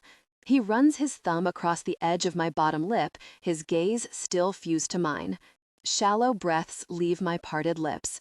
I will kneel before you, my queen, and I will worship you. Crimson flame flares to life in Ashen's eyes. His tongue parts my lips as he claims my mouth. His fingers caress my jaw, and I grip the back of his neck, drawing him closer, pressing his hot kiss to mine. But he breaks away. I let out a moan of disappointment and desire as he leaves my lips to carve a line of kisses down my neck. I will indulge you, he promises, between little nips at my neck that make me squirm with delight. He gives one harder bite in a promise of things to come, and then soothes it with a kiss. And then he pulls away, watching my eyes as he raises his wrist to my lips. I will sustain you. I close my eyes with a long breath in. I smell that network of veins, that hot blood as rich as spiced chocolate, as effervescent as champagne. My fangs drip sweet poison onto my tongue. Take it, vampire, Ashen coaxes. His voice is luxurious and warm. It's a gentle plea as much as a command. I watch the flame in his pupils brighten as my fangs slide into the soft skin of his wrist. I take the first long pull of his blood, and Ashen looks as though he can barely contain the sudden swell of need that I feel from him, rippling like a wave beneath my skin. I close my eyes and sigh into his veins as he fills my mouth with his sweetness and heat. Ashen's other hand drags up my thigh. His breath is shallow. I can feel the tension in his chest radiate down his arm as he tries to contain this sea of desire that threatens to drown us both. Allow subtle warmth, slight tremor if organic, but he keeps it trapped, even though his heart crashes into his bones and his palm grows hot on my skin. He pushes my dress up around my waist as he kneels between my legs. I will drink you in, Ashen says, then places a kiss to my inner thigh. I will consume you. Another kiss, this one higher up, and then another and another. He climbs closer and closer to my center as his grip on my thigh tightens. I will devour you. My breath comes in pants with anticipation. Finally, he reaches my cream lace panties. He ran one finger over the fabric and closed his eyes as he whispered, "Gosh," against my skin. When he looked up at me, the crimson flame of his pupils is vibrant with sparks. I took in a long pull of blood, watching as his self-control seemed to crumble away beneath the weight of my gaze. Ready yourself, my vampire, because I will ravage you. Ashen pulled my panties to the side and descended on me like a starving man. He growled, then began to pleasure me intimately. I trembled as I gripped onto his arm. My legs shuddered against the golden armrests of my throne. I let my mouth free of his wrist to tilt my head back and pant desperate breaths as he continued his intimate ministrations. "No," he commands, pushing his wrist against my lips. "Drink."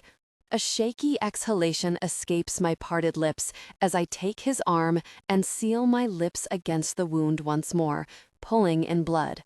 I moan and shiver as the tingling heat slides down my throat. "I want to be inside you in every way," Ashen says, his voice husky and rough.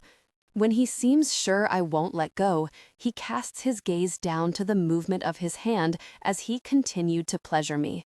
It's as though he's punishing himself with need, with the hurt of holding back. Every touch just built the crackling intensity of anticipation until he couldn't hold back anymore. Ashen descended between my thighs, continuing his intimate attention. I kept my grip on his wrist, but squirmed as the coiling, twisting need built within me. I whimpered into his veins. "I love that sound, vampire. Do it again." I stayed silent as he continued his intimate touch. The silence stretched on, and I took another long drink from Ashen's wrist. I smiled against his skin. I said, "Again," Ashen orders, and he continued his intimate attention once more, just a little harder this time. A needy moan passed my lips, vibrating through his wrist. I sank my fangs a little deeper into his flesh and drew down a long gulp of blood. That's my vampire. I do love it when you fight my demands, but I love it even more when you surrender. He dove at me again, and the pleasure rolled and coiled through my core. I trembled. I drank. I writhed. I reached my peak, left panting and boneless on the throne. My heart felt too swollen for my chest as it surged my thick, dark blood through my veins. Ashen's feral need coursed beneath my skin, through our bond as he pulled one of my legs down from the armrest and then the other, snaking his arm under my knees.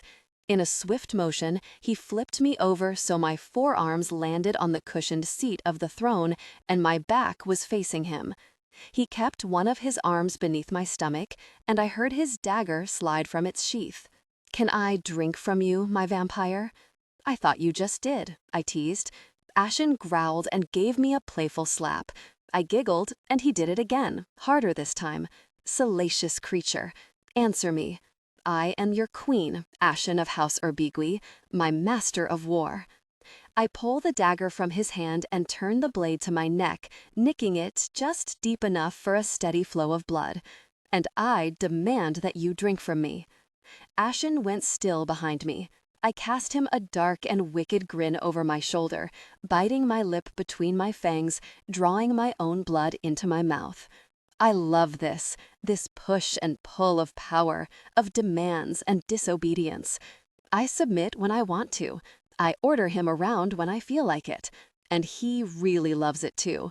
I can see it in the tick of his clenched jaw, in his dark and desperate gaze. Ashen's chest rises and falls, pulling at his shirt with pumping breaths, his muscles tense with restrained desire. "Now, come to me, demon." There's a heartbeat of stillness, and then he enveloped me, sealing his lips to my neck. They came together intimately in one swift motion as he moaned into his skin. My mated mark warmed until I felt every line and curve, every point of the crescent moon and star. Blood tapped against the gold wave of the armrest. I smelled it fill the channels with crimson drops as Ashen drew his hand up to mine. He moved with me, taking my wrist, guiding my hand, pulling away from my neck to kiss the shell of his ear. "Touch yourself," he whispers, setting off a shiver down my spine. I did as he demanded. I pleasured myself as Ashen moved with long, steady strokes, caressing the skin that still stung with warmth from his earlier touch.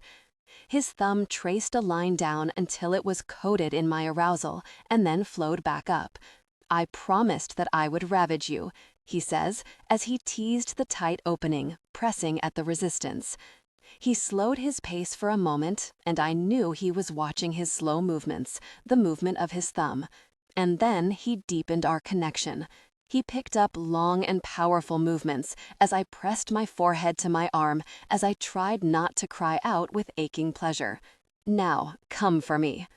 I let out a naughty giggle, and Ashen moved into me hard. "I already told you, demon, I don't know how to behave." Ashen's vicious growl vibrated through my back. It's the sound of fury. Smoke and sparks cascaded around us and hissed on the floor as he slid an arm beneath my stomach and lifted me, setting my knees down on the golden cushion without ever breaking our connection. But even as he moved roughly with me, even as the smoke of his wings obscured everything but the golden throne, I know I'm safe with him. I know I'm the only being in any realm who is. After their intimate encounter, Ashen lifts me from the throne and turns us toward the council table. He sets me down on the table, climbing up to lie beside me, pulling me close. My eyes are closed. My slick forehead is pressed to my forearm as my heart deafens me. There doesn't seem to be enough air in the room. I feel too hot and too cold at the same time, my body still trembling, and my thoughts are just everywhere and nowhere, both as clear and still as the mist that gathers over a lake, and as teeming with movement as the life that lives below the surface. "You utterly destroy me," Ashen says, his hand stroking my hair and flowing down my back. I don't answer. In fact, other than the breath in my lungs, and the heart that rages in my chest, and the tremors that quiver in my muscles, I don't even move. Because I'm trapped in an epiphany, one that Ashen has made me realize. Or out of me, I'm not sure. Probably in, all things considered. It makes more sense, doesn't it, logistically speaking? But either way, it's freaking me really out, which I know happens a lot here in the Shadow Realm, and self-realizations cause the worst freakouts of all. Specifically, the realization that my joke was no joke at all. My joke about him choosing me. Oh, trust me, I know this is probably ridiculous, possibly insane. I think we've firmly established I'm a little unhinged, so I don't think anyone is too surprised. I'm trying to convince myself that it's just my crazy acting up, or that it's just a melodramatic vampirism to be weirded out about the concept of marriage. Or rather, not marriage. But it's not working.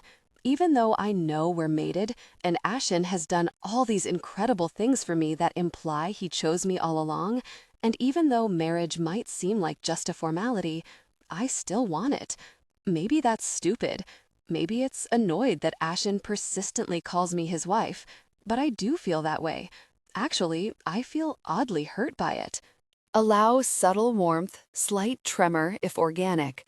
And now, in the throes of my freak out about how much this actually matters to me, and the fears that still burrow into my chest about choice and loneliness, about history and secrets, I remember something foreign, but vitally important. I can feel him, and he can feel me. Gosh, Lou? Oh gosh, Looted, I hurt you? I will never forgive myself if I hurt you, Ashen says, panic rising in his throat like a vicious tide. His hands are pressing into my sides as though searching for an injury, though how it would be up there, I don't know. It's not like he violated my rib cage. Ugh, what a grotesque thought, violating a skeleton. I shake my head, as much to clear that weird imagery as to answer him, but if he's seen it, he seems too panicked to care, judging by the way he keeps repeating his question. No, I whisper. I shake my head again. Then what is it? Something is wrong. I try to suppress a groan as Ashen rolls me to the side so that I'm facing him. His big, calloused hand sweeps hair from my face, and he looks terrified, legit terrified. He blinks at me. I take a deep breath, looking away to the throne, marveling at how beautiful it is in the dim glow of the forever twilight beyond the windows. I can smell the blood gathered in the armrest. I try to focus on these things. Seeable, smellable, touchable things. Real things. Lou? I shift my gaze to Ashen, who looks just as troubled as a moment ago. The brittle smile that fleets across my lips only makes it worse. Nothing. Just, I don't want, you shouldn't. Ugh. I shake my head. I give him a dismissive wave. I try to smile again, and I think it comes out better this time. Maybe. Ashen doesn't look convinced. I try harder to wrestle my emotions, now that my lungs aren't raging and my heart isn't so deafening. I just need to think about other things, like the really vat of sangria I'm going to bathe in with a straw as soon as I get out of this very room. You know, since sangria has worked out so well for me in the shadow realm before, maybe I'll just go right ahead and add a few bottles of rockamello in there while I'm at it. Gosh, EDI's sage words come back to me as they always do when mess is hitting the fan with this demon. You are so really vampire. Ashen rolls me onto my back. He hovers over my body, his weight balanced on his forearms. The scent of ink comes alive with his heat and sweat as he grazes his tattooed knuckles down my cheek. And those cognac eyes, they miss nothing. They burrow beneath my skin, into my soul.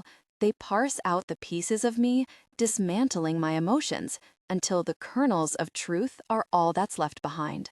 You are nervous, Ashen says, as his fingers follow my pulse. I draw his hand away, but gently, and his eyes narrow a little. This is the shadow realm. I'm always nervous. And hurt? No. Yes, really.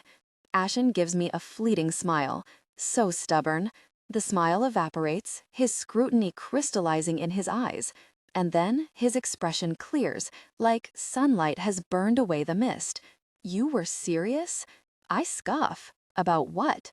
Choice. Me. Me choosing you. I roll my eyes and level him with a glare. No.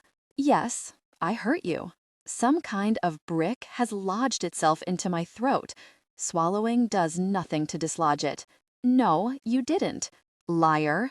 My nostrils flare with irritation. My eyes brighten with red light, illuminating Ashen's skin in a crimson glow. When did you become so annoying? I mean, more than usual? About the same time you became more stubborn than usual. The amusement in Ashen's voice is a thin veil for his worry. Disappointment, too. In himself, I think. I feel like I can't tell him how hung up I am on this marriage thing because even though my heart wants it, my brain still screams that it's trite. But I can work my way closer. I can tell him another honest, vulnerable worry that bears down on me. Its weight is so heavy that it presses tears to the edges of my eyes. I don't know what I'm doing. I've been alone for a really long time, Ashen. My memory isn't enough to tell me what I should do. Maybe I never really knew. And everything is a bit backwards. We're mated, but it's not like we've ever even been on a date. Like going out and doing something fun. Ashen gives a reassuring smile that only makes the cracks in my heart split a little deeper. Killing werewolves was fun. I roll my eyes. I mean, getting to know one another when there's no adrenaline or secrets or battles. Normal people fun stuff. Ashen gives me a flat, doubtful look. You called Scrabble with that human detective fun? He was courting you with board games and a rubber plant. Japanese peace lily, whatever. My point is, we are not normal people. We are immortals. Even immortals fumble through living. And I feel out of my depth. Ashen looks at me for a long moment, shifting one sweaty strand of hair after another from my skin until all my face is bare of obstructions. I do too. But I know you. Here, Ashen says, touching my mark. I bet here too, I reply, touching his forehead. I bet you looked me up in your haunted library. Ashen shakes his head. I give him a skeptical look. No, really, I did not look you up. Aglope, yes, not you. I don't know whether to be envious or bummed. You wouldn't old school unsocial media stalk me, but you stalked my sisters? Geez. I smile, and Ashen laughs, pressing a kiss to my cooling forehead. I didn't want to know what my realm said about you. I wanted to know from the source. I count the golden flecks in Ashen's eyes. He shifts to the side of me, and I shimmy closer, his arm folding across my back as I burrow myself into him until my face is nestled against his chest, his shirt hot and rich with his distinctive scent.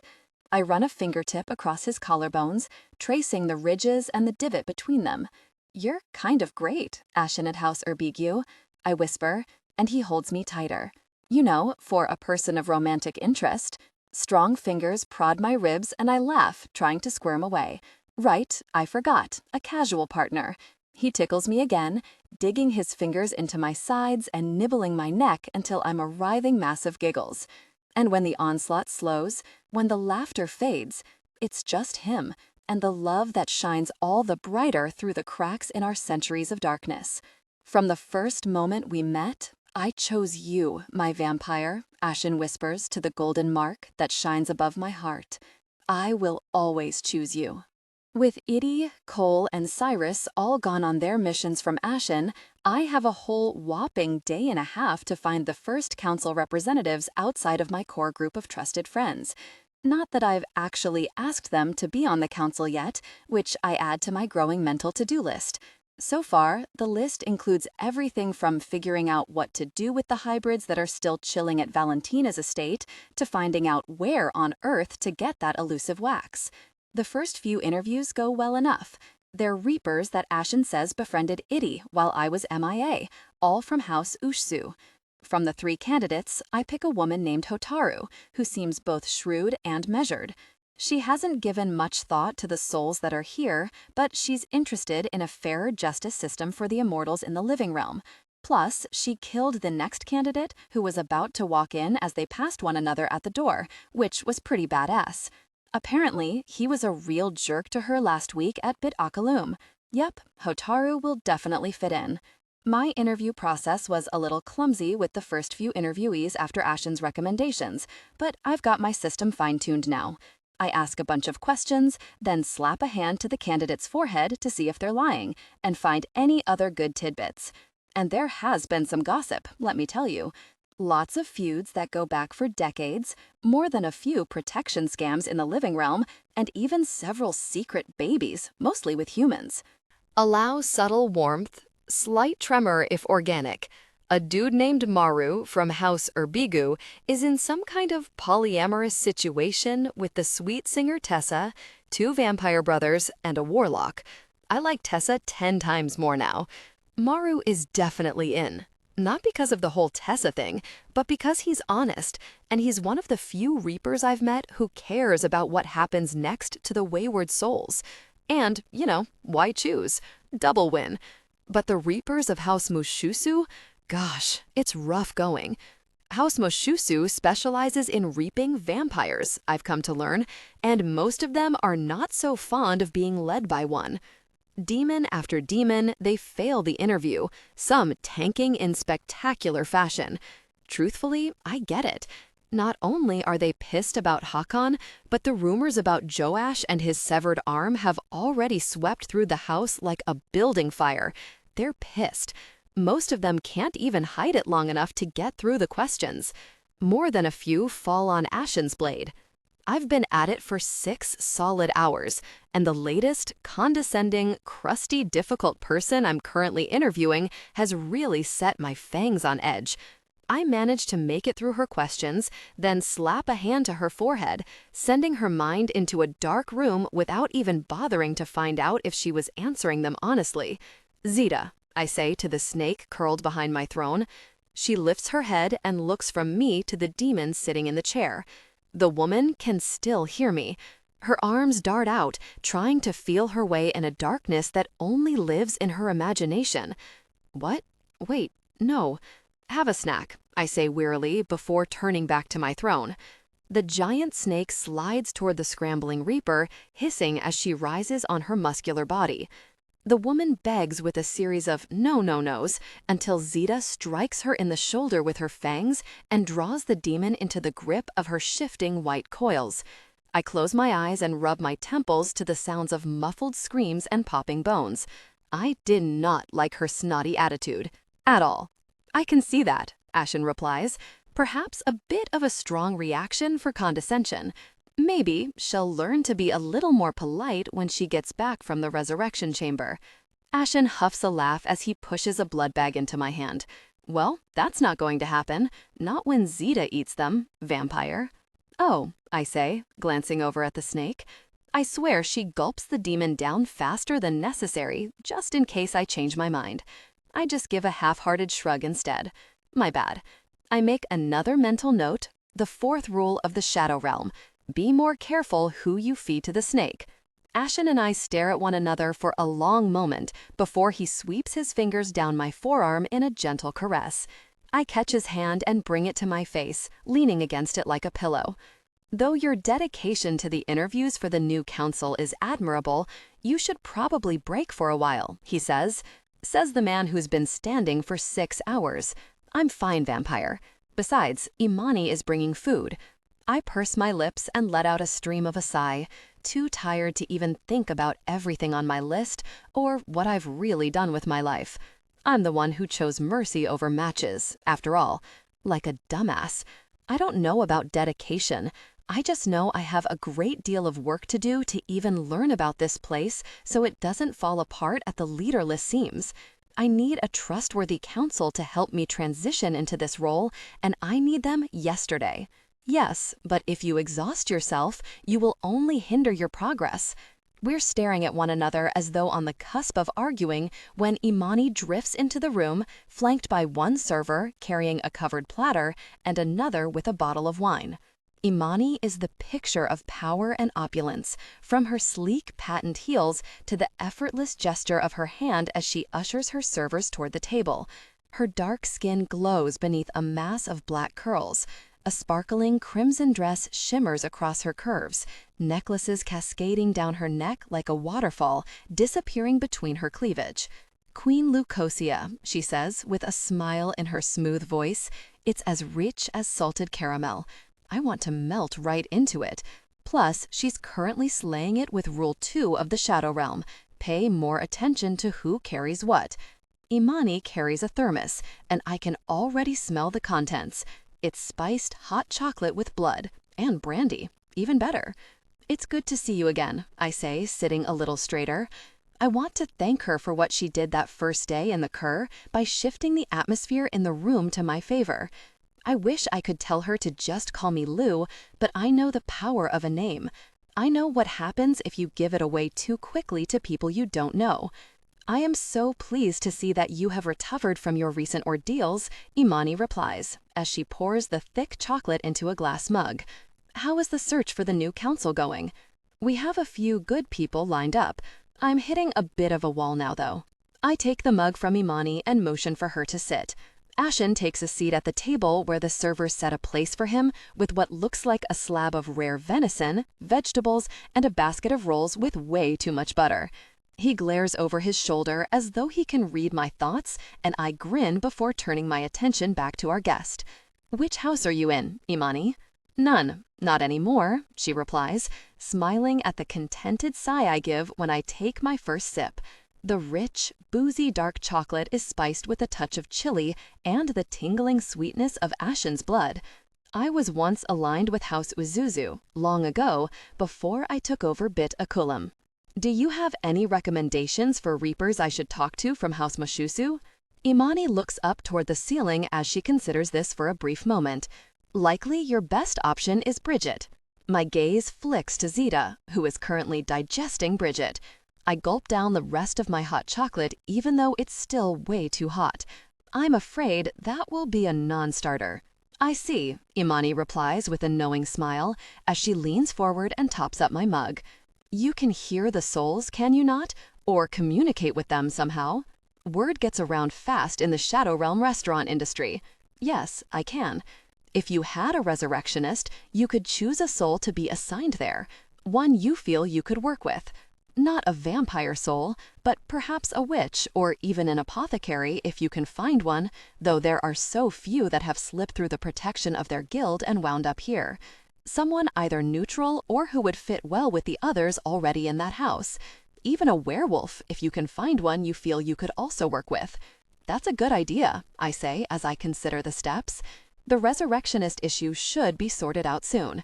It would take a while to find the right soul, but it would be safer than what I've got to pick from now. Thank you for that suggestion. You are welcome, my queen, Imani replies with a shallow bow of her head. We assess one another for a moment before she starts to rise from her chair. I should go and let you have your time in peace. Wait, please. My eyes rest on hers as I listen to her pulse and the steady stream of air that fills and leaves her lungs. I draw in a deep breath and take in her scent. Jasmine, orange, oil on a hot cast iron pan, pepper from the kitchen. Would you be on the council? Imani sits back in her chair. She looks at me as though trying to discern if I'm worthy of her commitment. Representing which house? All. I'd like you to speak for the best interests of the reapers who are already here as we start to resurrect souls. The newcomers will need places to live. You know best where they would fit and where they wouldn't. Imani tilts her head, her rich brown eyes raking over every inch of my face. This could put pressure on my establishment if disagreements occur. Something makes me think you can handle it. Allow subtle warmth, slight tremor if organic. I take in every detail that comes from this formidable reaper's body, though nothing changes. Her pulse doesn't hammer with anticipation of coming close to something she wants. The smell of adrenaline doesn't enliven her scent. She just watches me back, probably weighing the pros and cons and the most diplomatic way to let me down, if that's what she decides. I am honored. I accept, she finally says with a demure bow of her head. I rise, lifting my hand to touch her forehead so I can see her thoughts, but she holds up a palm to stop me. I can't allow you. Too many have entrusted me with their secrets, not just here, but in the other realms. It would endanger them. I let my hand drop back to my side, and it would risk the favors you're owed. Imani's smile comes to life. Correct. Lu can spellcast, Ashen says, washing down a mouthful of venison as his eyes burn into Imani. She can create a blood bond between you. That way, you keep both your secrets and your promises to your queen. Ashen, Imani purrs, tacking on a chastising tsk. Her smile brightens with a sly curve at one edge. You and I both know that I have the connections to not only leave this realm despite your travel ban, but to break any spell she could cast. Our queen is going to have to trust me if we are to work together. Ashen's expression darkens as his gaze slides to mine. His anxiety tingles through my skin, my own following it like an echo. I look to Imani once more as her smile fades to something gentler. All right, I won't look into your mind, but I do have one question, I say, continuing to test her body's reactions with every breath I take. Why did you help Ashen when he made arrangements to free me from the dungeons? Imani takes no time to think about her answer. Because I see myself in you. I don't hear that often, and when I do, the person is usually really crazy, I reply, a little disheartened. Imani lets out a vibrant laugh that reminds me of wind chimes warmed by the summer sun. Ashen smirks over the edge of his wineglass. That is not what I meant, she says, leaning forward a little as the amusement dims in her eyes. What's left behind looks like appreciation, maybe even a bit of affection. I have had to fight for myself here too. I had to prove my worth when I elected to take on Bit a Column. I backed down from no one. I showed the Shadow Realm my power, and that night you came to Bit a Column, I watched you at the table doing exactly what I would have done. I saw how you refused to capitulate to Ember. You fought your corner without using your voice. And then you went out onto the dance floor and showed the room how much power you held. Even not knowing who you truly were at the time, I saw a woman like me, one who would refuse to acquiesce. You did not deserve to be stolen away into that dungeon. Imani settles back a little in her seat and lifts a shoulder. Plus, it was obvious your Reaper was madly in love with you, and I am fond of him. Ashen coughs his wine into his napkin as Imani gives me a wink. I swallow down a laugh that begs to crawl from my throat. Good enough for me. Thank you, Imani. I look forward to working together. Imani rises from her chair, taking the empty thermos with her. Good night, Queen Lucosia. Ashen. Imani nods to us both and turns toward the door. I take a deep breath when she passes the threshold with her servers in her wake, feeling a bit lighter with that decision made, even though I know it will continue to challenge my trust. Nervous? Ashen asks as he sits back in his chair, his eyes drifting down to where my mark peeks out from the neckline of my shirt. You can always change your mind if you want. No, it's not that. I mean, it's that too, I hedge, chewing my lip as I watch Zeta drift away to rest in a far corner of the room. It's actually Cole. Ashen's eyes snap to mine and darken. What about him? Did you find something in the interviews? No, not at all. Nothing like that, I say, a crease of confusion appearing between Ashen's brows. I don't want him to be the resurrectionist. Ashen's confusion deepens as his gaze sweeps across my face. Okay, I want him as my lead advisor. He's the kind of person who can distill all this stuff and teach me about this place and the realm of light. Plus, he knows the living realm well enough. He's the only other person like me who spans all three. What about Edeli? I want her with me too, for sure, but she's in the same boat as me. Lots to learn. There's so much we both don't know. Ashen runs his thumb across the base of his wine glass as he thinks about this. Makes sense. He would be good in the role. But if that is the case, who do you want as the resurrectionist? We eye one another, and I can almost see the suspicion folding into his eyes, dimming the brightness of the gold flakes. I take a deep breath in, trapping it behind my ribs. Davina. Ashen goes completely still. On the outside, it's as though he's hardened into stone, but I hear his heart stutter. I feel the tempo of his lungs change. Lou, hear me out, Ashen. She was a reaped soul for a long, long time. She knows what they're going through, and she knows how hard it is to adjust to a new life after resurrection. I know what Davina did to you caused you immeasurable grief. She knows it too. I'm not asking you to forgive her. I'm just asking you to make space for her. Ashen says nothing as I rise and walk toward him, but I see the tension bleed from his shoulders as I draw near. He shifts his leg and I sit on his lap, taking his face in my hands. The swirl of his emotion warms the gold in my chest. It's grief and admiration, anger and understanding. I give him a faint smile as I stroke my thumb across his cheek. You want me to heal this place, I whisper. Maybe this is how we do it, by making space for one another. Ashen sighs. There's so much sorrow in him still, and a history that's full of the dark power that rage and regret can exert over a life, if you let them. He'll never be rid of his shadows, but I know he doesn't want to be bound by them either. If he did, he wouldn't try to calm the flare of light that rings his eyes, or the smoke that flows down from his shoulders. But the light does dim, and the smoke does fade away. Ashen looks at me as though he can see every sparking nerve and shifting cell behind my eyes. I hope the next time you look in the mirror, you see what I do. And what do you see exactly? The true queen of the Reapers, the leader that this realm always deserved. I smile and pull Ashen toward me, kissing him deeply. It's not just wine I taste on his lips, but pride and truth and love. And I realize that maybe destiny isn't some grand sweeping event that cracks you apart and molds you into something new. Maybe it's making the best choices you can and ending up somewhere you didn't expect and still embracing the future you want to see. Destiny isn't given, it's earned. And if this is mine, I intend to deserve it. Vampire. No. Wake up. Go away. Time to get up, Ashen says between kisses across my neck, the thump, thump, thump of Urcher's tail adding to the persistent universe that seems determined to force me into consciousness when I'd rather be asleep. What is it with you and waking me up? I grumble, pulling the pillow over my head. I let out a muffled groan.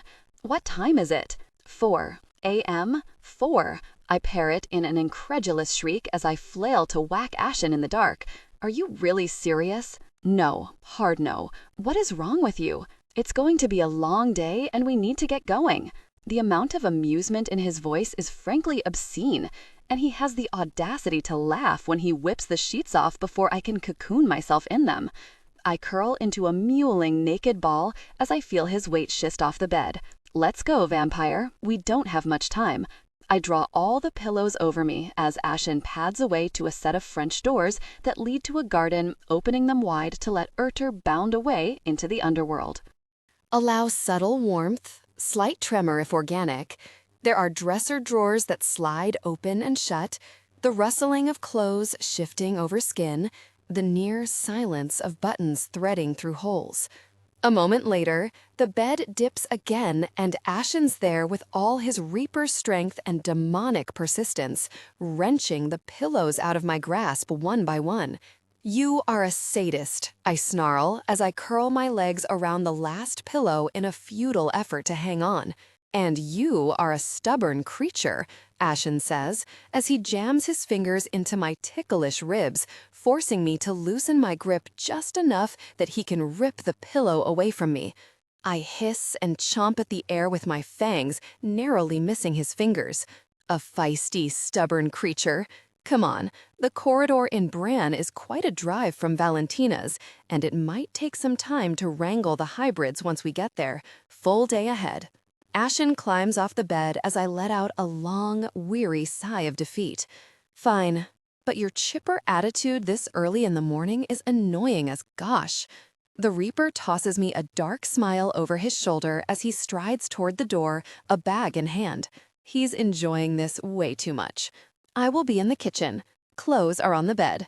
Ashen's footsteps drift away down the hall, and I squish my sleepy, sore eyes with the heels of my palms, letting out an inelegant yawn.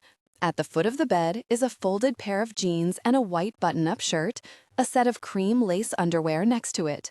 A beautiful, camel-colored cashmere coat is draped across the edge of the mattress. I slide to the end of the bed and run my fingers along the soft hem of the jacket, wondering how Ashen ever found time to get all these clothes in colors he knew I'd like, especially when I've only ever seen Reapers in dark shades. Chipper morning attitude aside, he's doting and sweet and thoughtful, and I get dressed without another grumble, eager to get to the kitchen. When I arrive, Ashen has already started brewing the coffee, pitchers of cream and blood, and 2 black thermal mugs waiting on the counter. He finishes his butter-lathered toast as it brews, and before long we're making our respective drinks and heading out the door toward House Ushsu, which he says is the nearest building with a portal to Brynne. "You seem nervous," Ashen says, his voice echoing through the vaulted foyer of House Ushsu, the unfamiliar black stone shimmering with veins of a mysterious blue crystal that climb the columns lining the vestibule like vines. I am. I'm nervous about Imani and Cyrus looking after the place while we're gone. I'm nervous the hybrids will try to chomp on you. I'm nervous the werewolves will want a round 3 throwdown, or that the Nephilim will find a way in while we're gone, I say as we approach the 3rd cauldron in a row of 7, the only one not shut with a heavy lid. And I'm still not super into these fire corridors of terror either. Ashen squeezes my hand as he takes a torch from one of the guards and throws it into the cauldron, lighting the black stones. A shiver of dread slithers down my spine, even knowing it won't hurt. Imani and Cyrus will be fine. The hybrids and werewolves have been behaving themselves so far. There's no reason to believe they'll change course now. All the corridors are guarded. And the fire corridor of terror will be worth the passage through flame. I don't know about that, Ashen. The last time we portaled together to Romania and drove through the countryside, your sister tried to kill us. Actually, he says, pulling me into an embrace as the flames start climbing our calves, the last time we portaled to Romania was from the realm of light, and that same night they came together in passion. So I think it worked out well. Until an army of werewolves and hybrids tried to kill us. I grumble into his chest. I wrap my arms across his back and the flames rise around us. But yeah, it did work out well. The pressure builds in my head as the flames lap their sulfurous caress at our faces, reaching toward the ceiling. I hold my breath, I press my eyes closed, a roaring rush fills my skull, and then the flames fall with a whoosh, smoke filling the cauldron and cascading into the unfamiliar room. The cellar is thick with humidity that coats the stone walls in a film of moisture and musk. There are a few empty crates stacked in a corner, the iron lid of the cauldron lying next to them, covered in a film of dust. At the side of the room is a stairway, and Ashen leads us toward it. The main floor of the house is not what I expect. There are white plaster walls and dark wood trim, Persian rugs in shades of bright red and deep blue covering one another across the floor. It's not a very Romanian style, but it's opulent in its simplicity in a way that only fine craftsmanship and carefully curated art can convey. But we don't linger to take in the details, heading straight for the door that Ashen pulls open to let me pass through. What the gosh? Ashen's amusement tickles beneath the gold on my chest as I take in the garden and green foliage. The sky is still dark, but the faintest trace of dawn is bleeding in on the horizon, coloring it in hues of rich blue. I smell carob and fig trees, limestone dust, olives, baking bread. The air is crisp, but not the biting cold of the early taste of winter that we'd left in Romania only a few weeks ago. We're not in Brynne, I say. Are we not? My mistake. I turn and look up at Ashen through narrowed eyes. He gives me the hint of a devious smile as he takes my arm and pulls me toward a black sedan where a driver awaits. Come on, vampire, we've got places to be. The driver pops the trunk as we draw close, and Ashen opens my door before placing the bag inside. Once we're settled, the car pulls away into the empty street, and I look around in confusion at the houses we pass. Where in the really are we? Are you kidnapping me? Something like that. You didn't answer my question. Yes, I did. You asked if I was kidnapping you. I said I meant the other question. Ashen shrugs. I thought that was obvious. We're in the living realm, he replies, settling back in his seat as though this is all quite entertaining. I stare at him for a moment, and he has the audacity to ignore me, only giving another shrug when I whack him on the arm. I watch out the window, trying to find anything that looks familiar. And then I see a sign. Pamukkale? I say, my head swiveling between the passing sign and Ashen. You brought us to Pamukkale? I did. We're in Turkey? We are? Oh my God, I don't know whether to be annoyed or excited or nervous or delighted. I land on everything, all at once. I give a little laugh of disbelief and watch out the window as the village slips by. Before long, we pull into the driveway of a large hotel with sweeping, curved walls and steaming outdoor pools. A sign for the Daga Thermal Health and Spa passes my window. I want to ask Ashen 1,000 questions, but I know I'll only get more in return, and judging by the self-satisfied look on the demon's face, he would very much like to continue that game. We check in at the front desk and head up to the King Suite, a sprawling chamber with an enormous bathroom and its own private sauna. There's a bottle of wine and a bowl of strawberries waiting on a glass table. I sweep my hand along the sheets of the immaculate bed. Not as great as Ashen's special sheets, but still pretty awesome. I drift back into the living room toward a set of doors and open them, stepping out onto the balcony that looks toward the mountains and the brightening sky. Vampire, we have to go. Clothes are on the bed. Ashen disappears into the bathroom as I turn from the view and head back into the bedroom, staring down at a midnight blue bikini and a gauzy white shirt, flowy linen pants, and a knit cardigan. What the really? I whisper to myself with a little laugh of disbelief. I strip my clothes off and change, and Ashen sweeps up my hand as he passes from the bathroom, leading us toward the door. Allow subtle warmth, slight tremor if organic. What in the really is going on? Do you always ask this many questions? He asks as he presses the button for the elevator. Do you always answer my questions with questions? Ashen says nothing, but gives a little smirk and pulls me into the elevator without another word. Before long, we're back in the sedan, which I now realize is driven by a Shub-Lugal soldier from the Shadow Realm who speeds us toward the Pamukkale thermal pools. It's not yet the opening time when we pull up to the entrance, but a guard is waiting to let us into the hot springs nonetheless. We take off our shoes and start the climb toward the travertine springs. We fall into a comfortable silence as I take in the expanse of pools that stretch before us, the milky blue water reflecting the sky that's beginning to lighten with shades of yellow and orange. Steam shifts in plumes over the still surface of the layered pools. They drop, one to the next, like a staircase to some ancient gods of the mountain.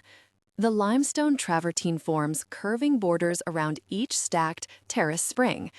The layers and layers of pools laid out before us seem to beckon me in. I want to try every one, but no sooner have we stopped in the first to roll our hems up from our ankles than Ashen is pulling us along through the warm water with some objective clearly in mind. Just as I'm starting to think we'll never find a pool worthy of Ashen's discriminating demon tastes, he finally declares we have reached our destination. It's the widest, longest of the basins we've encountered so far. We stop at the edge, and I take off my clothes, setting them on a dry patch of stone when I'm done. Ashen places his on mine, and I nearly choke on my own spit. "What?" he asks, confusion thick in his voice as I cough. It's impossible to look hot in a bikini when you hack up a lung, by the way, but I still make a valiant effort. It's just, I've seen you naked, obviously, and I've seen you with tailored suits and armor, and then those snakeskin wings. Those are really, really hot. Seriously, I like the wings. But why? I say, my voice almost pained as I wave my hand in his direction and try not to cough. Why is it you look even hotter in swim trunks? Your audacity knows no bounds, Ashen. And oh my God, no sooner do the words leave my mouth than the demon blushes. Impossibly. He's even sexier than he was just 2 seconds ago. I cross my arms beneath my boobs and cock a hip and give him a chastising arch of my brow, like this is a problem. Frankly, it is. Those low-slung black swim trunks with their subtle diamond pattern in thin lines of charcoal gray, the expansive muscle and radiant skin, and lines upon lines of black tattoos, they are a problem, a big problem, because I'm about ready to give in to the strong attraction I feel for him in what will shortly be a public location full of off-season human tourists looking to make the most of this Instagrammable location. To add to said problem, a sly smile spreads across Ashen's face as he stalks closer. But despite the ravenous look on his face, the demon doesn't eat me alive. Instead, he pries my hand away from my chest and backs into the pool, pulling me in with him. The water gets as deep as my waist, and then we lower ourselves to our necks, drifting to the curling edge of travertine to look out across the hills and the valley and the brightening dawn. "Have you been here before?" Ashen asks as his warmth wraps around me from behind. I rest my chin on my folded arms at the edge of the white limestone, watching as the sun's first rays break the horizon. "No," I answer, closing my eyes for a moment as he places a kiss to my shoulder. "I was close. I was in Ankara, but ended up going east instead." "You?" Ashen's breath summons a flush of goosebumps across my neck as he nods. "Yes, a couple of decades ago. I came to reap a werewolf who was hiding north, in Kizildere. Once it was done, I walked around a little before I went back." "Did you go into the pools?" "No." "Why not?" Ashen takes a long moment to answer. His left hand slides over my arm, climbing toward my wrist, until his fingers meet mine, lacing between them. He draws our joined hands up to point toward the valley. Hot air balloons rise from the fields. They float up toward the travertine pools, roaring gusts of burning gas to keep their colors in the sky. Ashen folds our joined hands beneath the surface of the water until I'm enveloped in his strength. "I guess it just wasn't the right time," he whispers, and seals his words with a kiss. We stay in the warm water, watching the hot air balloons as the sun comes up. We talk about our long histories and all the places we've been, all the times we nearly met but didn't, the lives we took or saved.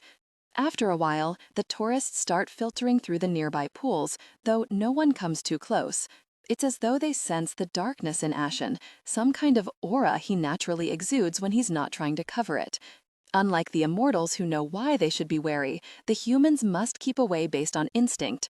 But it doesn't seem to bother him. It's as though they could be in a different realm, just illusions of the landscape.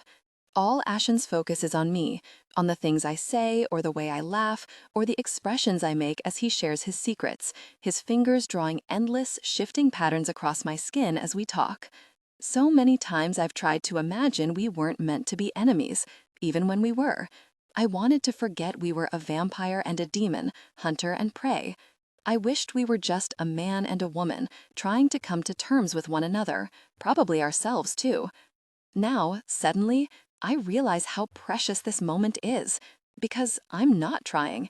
That's all we are. Sooner than I'd like, Ashen declares that it's time to move on, and we leave the pools and walk down the trail to where the driver waits at the gates. This is when Ashen announces he's taking me to lunch, which is at a small coven just beyond the village. When we arrive at the unassuming house, the witches greet us with predictable wariness toward the Reaper, but they're welcoming enough, leading us to the dining room where a human man is bound to a chair. His mind is clearly addled by some spell, so I don't need to try using my voice to subdue him. Honestly, after the failed attempt in Ravello, I'm still afraid to even try, so though this goes against my predatory nature to hunt and kill, I'm frankly relieved. The coven leader also assures me he's a jerk, as per strict criteria from the Reaper, who sits down at the table with a glass of wine and a newspaper as I sink my teeth into the human and bleed him dry. We don't linger with the coven, which Ashen and the witches seem mutually happy about. Our driver takes us back to the hotel where I'm deposited not at our room, but in the spa. Clothes will be on the bed, vampire. The driver will pick you up at 4 in front of the lobby. Ashen says as he leaves me at the spa reception desk with a woman named Pinar, who will be my personal wellness director, apparently. But where are you? I don't have a chance to even finish my sentence before the glass door is sliding shut behind Ashen.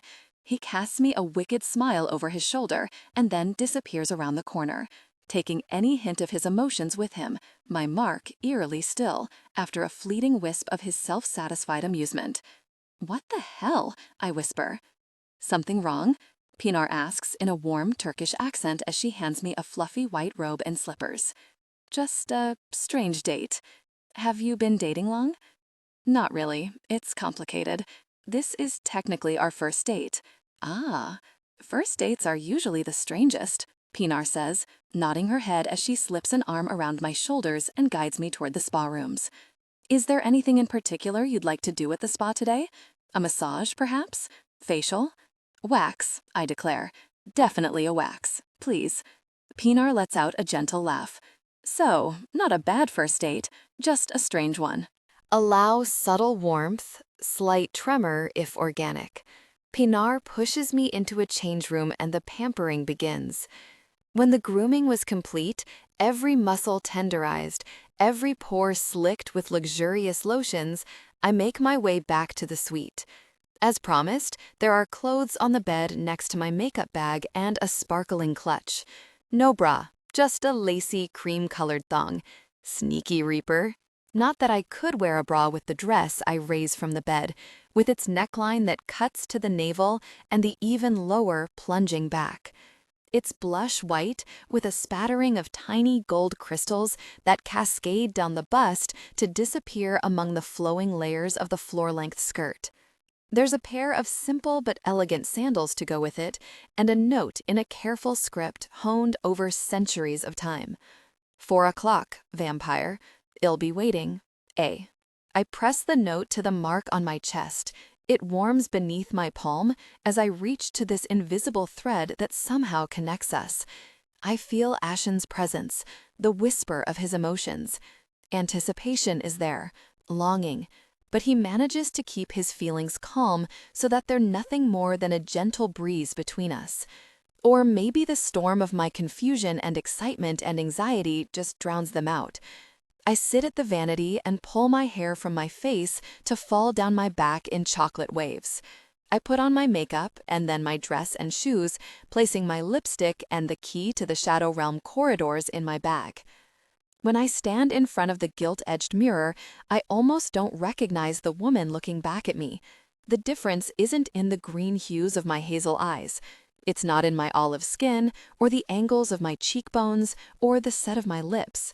It's in my essence, my expression, the minute details that are hard to define.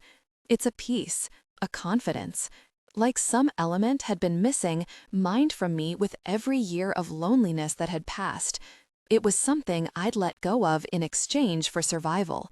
And now, the more choices I claim as mine, the more I allow myself to have and to feel, the more it comes back to me. I'm finding my way back to the woman I once was, maybe even better than before. I give myself one final glance and leave the suite, heading straight out the lobby where the car is waiting. When I slip inside, the driver passes me a note with a map of the path I'm supposed to take once we arrive back at the thermal pools. The only destination, an A, and nothing more. When we stop at the entrance to the park, I follow the instructions, passing the hot springs along a wooden bridge, and then taking the winding limestone path that leads to the ancient city of Hierapolis. Partway down the road, there's a barrier with 2 guards, the words Insha'at Nedanele Kapali written across the scratched yellow plastic, closed for construction. But as soon as the guards see me, they pull the barrier back and let me pass. With every step I take along the road, my heart drums at my ribs. Excitement slithers around my bones. It's been a very long time since anyone's gone to these lengths to make a mystery for me. Maybe ever. Somehow, Ashen just knows exactly what I like.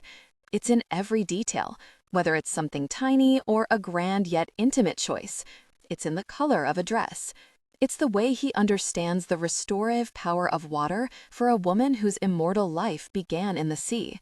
It's how he knows that I can never forget a moment of my life, and now he's helping me to make new memories in spaces that remind me of the ancient past. I take a curve in the road, and he's there, standing on the path. I stop, and we look at one another for a long moment. Ashen seems perfectly at ease with his hands in the pockets of another beautiful black suit, the precise stitching tailored to his height and his broad shoulders and narrow waist. The wings of the tattooed bird on the side of his neck peeks from his collar, and I sense his pulse beneath them just a touch faster than normal. His short, dark hair falls over his brow, his eyes leaving mine to flow down to the scepter visible on my chest, then lower, all the way down to the hem that grazes the white limestone road, and back up again. "All right, vampire?" he asks with a faint smile.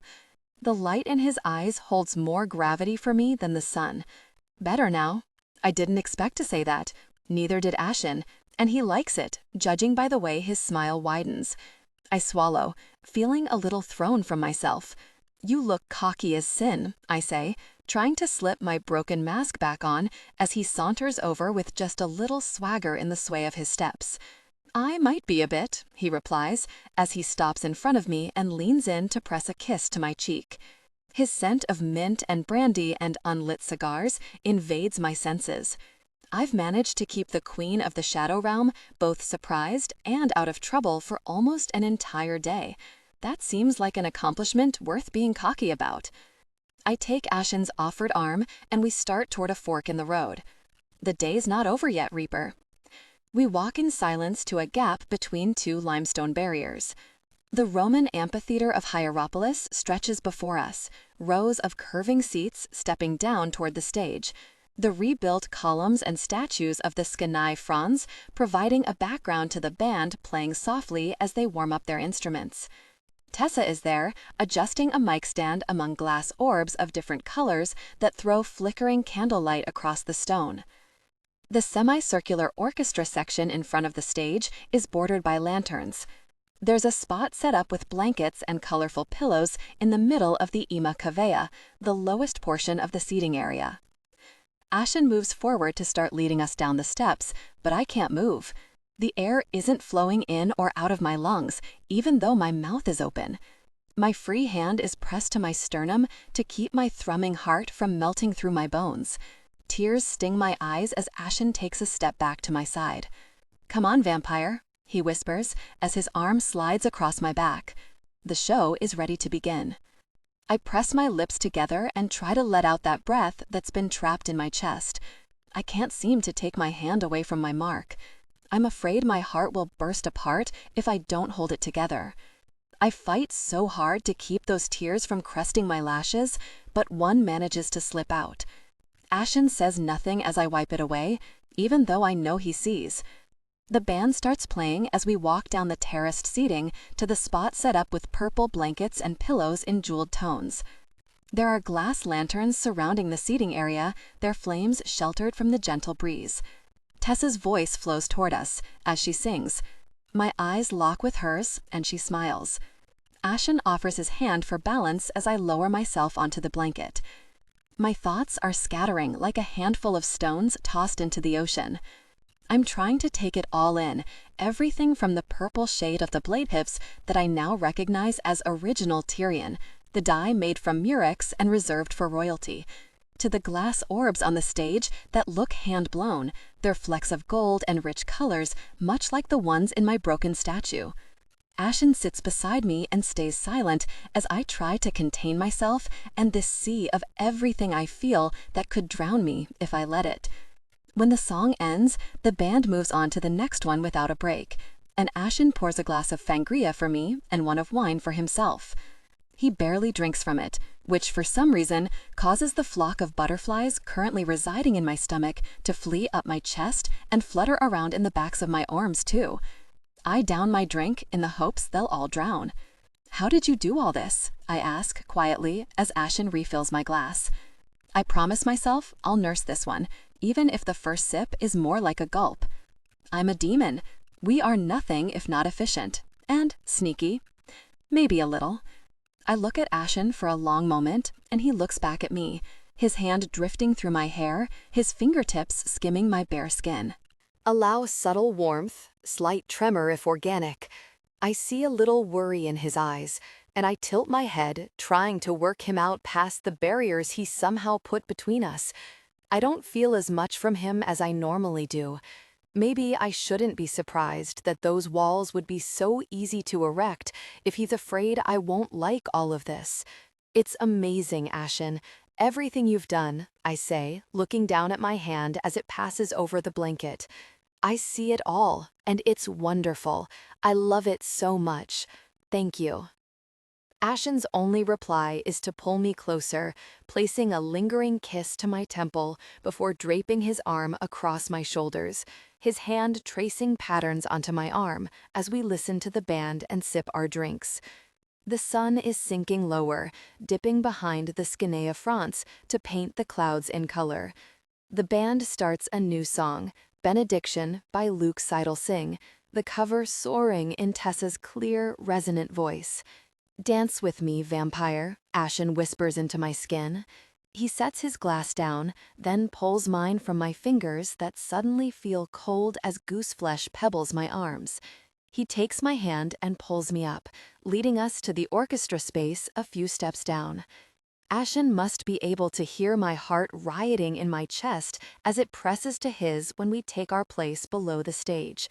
He must be able to feel the way my skin tingles with his touch as he slides his palm across my hip to rest low on my back. I close my eyes for just a moment, taking in the scent of vanilla that warms the smell of ink and unlit cigars drifting around me. And then we start moving with the music, dancing through the space as though we're part of the breeze that surrounds us.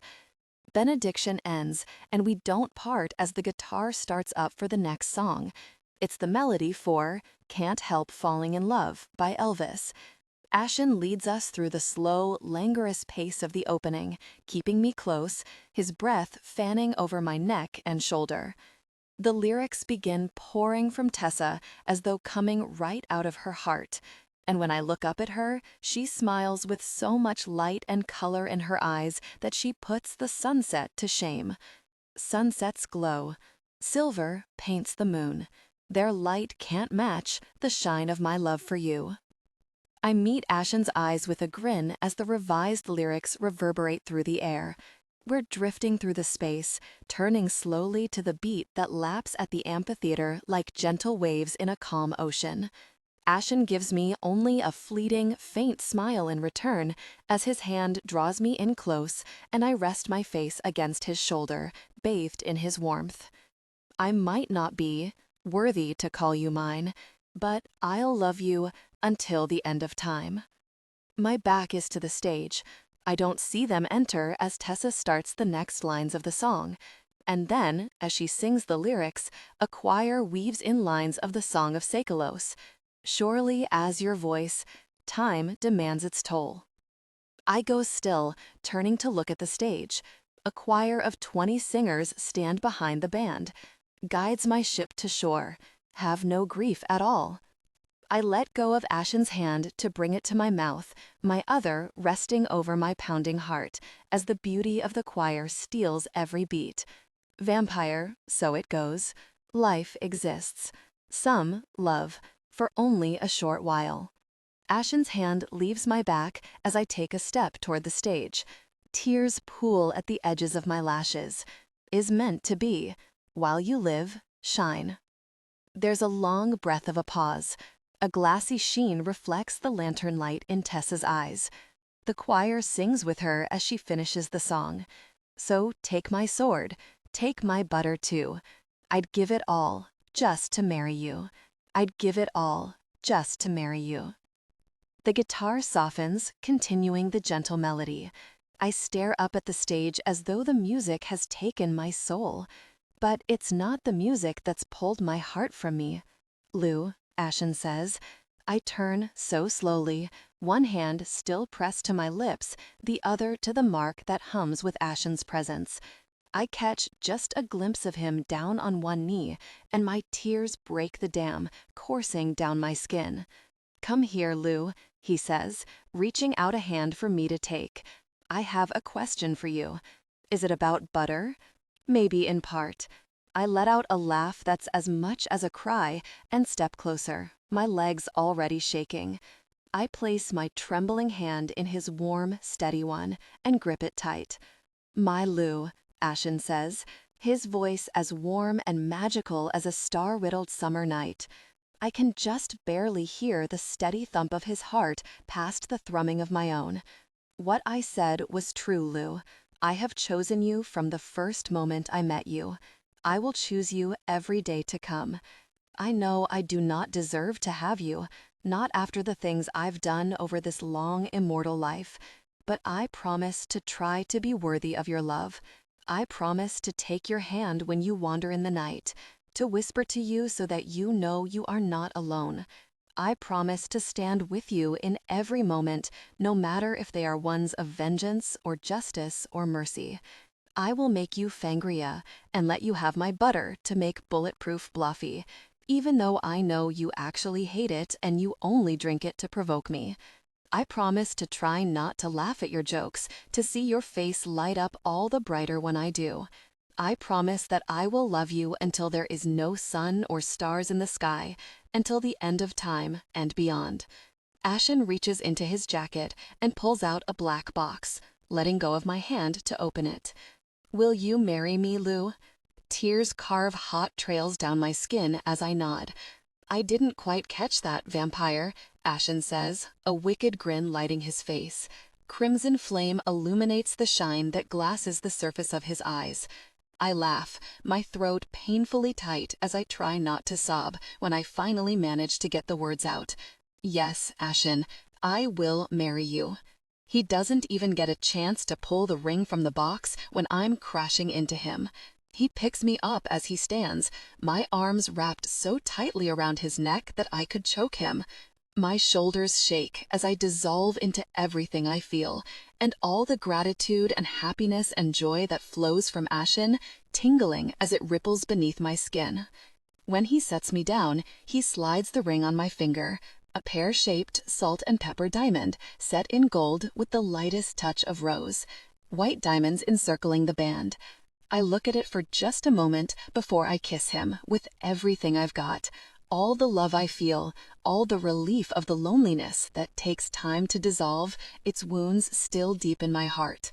I kiss him with the power of everything he heals in me, and all I hope to heal in him in time. He holds my face in his palms, and the radiant joy in his touch warms my damp cheeks. But then I feel a sudden spike of nerves he can't hide when he finally pulls away. What's wrong? I ask. There's one more thing, vampire, he says, and I feel my brows tighten with worry and confusion. I don't want to wait when we face so many unknowns among the realms. I want to hear you call me my husband tomorrow, not weeks or months from now. I want to fall asleep this evening with my wife in my arms. I want you to marry me tonight. Tonight? Where? Where? I ask, and Ashen nods with another sly smile. How? Well, I thought he might be able to help, Ashen says, nodding toward the stage. I turn to see Mr. Hassan standing next to Tessa with a broad smile, and Cole in a suit, off to his right, looking every inch the best man. But she's over there, Ashen says, anticipating my question. Edie walks forward from next to the choir, her lower lip trembling in her smile, tears glistening on her skin, a beautiful azure gown flowing across her slim frame. Ashen's hand flows down my back. What do you say, vampire? I take one deep breath. I don't want to wait either. I know it in every crack that's mending in my heart. Yes. Ashen's arm slides around my waist from behind, his lips resting against my ear. One more thing, he whispers, and turns us to face the terrace steps behind us. Eric's wings are folded tight across his back, his skin glowing in the light of the setting sun. His arm is held aloft as he escorts a woman down the stairs. Allow subtle warmth, slight tremor if organic, straight hair, as glossy as a curtain of black silk, dark olive skin, radiant and alive, her onyx eyes, so filled with fear the last time I saw them, now filled with tears of elation. My knees buckle, but Ashen is there to catch me. Aglope, my sister, gone for so long, a painful memory, a blade of the sharpest loss in my heart. And now she's here, standing before me like not a moment has passed. Ashen holds me steady as Aglope clasps my face between her hands. I weep. I touch her skin. I feel her pulse tick like a metronome beneath my fingertips. Tears streak her cheeks. Her inimitable, ancient beauty is alive. She's alive. Do not cry, my love. It is your wedding day, she says, and some kind of garbled sound bursts from me as I crush her into my trembling embrace. My entire body shakes as she wraps her arms across my back. I'm breaking apart. I can't contain everything I feel. I don't know what happens if it bursts into the world and covers it in stardust. I just know I'll never be the same. My sister holds me as I fight away the images I'll have of Aglope's last moments alive, trying to replace them with the feeling of her in my arms. I still remember the pressure of her hands on my chest as she pushed me into the sea. I've relived it so many times that the pathway to that moment of the past was burnt into my mind, over and over, until it became more than just a memory. It became fuel. It became a beacon. And now I press my eyes closed and inhale her pomegranate scent and try to put it out. I can't really move, not for a long while. We just sway together as though we're stalks of seagrass drifting in the breeze. It's not until Aglope reaches behind me for something and manages to extricate herself enough from my desperate embrace to wipe my face with a black handkerchief that I finally start pulling my gosh together. Almost. Okay, not really. Not as 1,000 thoughts seem to come crashing down on me. Aglope and I have been apart for so many years. She's coming back to a world that left her behind centuries ago. And I've been changing the entire time. I've killed in her name and mine. I faked my death. I've been taken and tortured and turned into something new. And now I'm the queen of the demons, of the realm that stole her soul. And I'm marrying her killer's brother? Oh, sweet baby Jesus, full-on freak-out commencing. I'm almost positive my ribs are shredding my lungs like a cheese grater. Can vampires have heart attacks? I think I'm having a heart attack. What happens if I go into cardiac arrest? Do I go to the resurrection chamber? That would ruin this date for sure. Oh my God, that would be the worst first date in history. Not just the worst first date, the worst proposal. No, the worst wedding. I'd leave Ashen at the altar by freak-out death, and then I'd kill him too, and holy mother of God, someone help me. I grimace and press my hand to my chest as worry flickers across Aglope's face. A pair of strong hands pulls me back, and Ashen turns me into his embrace. "All right, vampire," he whispers, pulling us a few steps away as I try to catch the air with my lungs. Why is it so hard? It's really everywhere, but it won't go in. Listen to the music, vampire. Listen. A familiar song is playing. I hear Tessa's voice and try to focus on her words. It takes a moment to realize she's singing the lyrics to Let It All Go. "You remember this?" Ashen asks, and I give a jerky nod. Smoke rises around us in inky black curls. When we danced in Bit Akalum, that was the moment I knew I could not stop myself from falling in love with you. It was the last battle lost.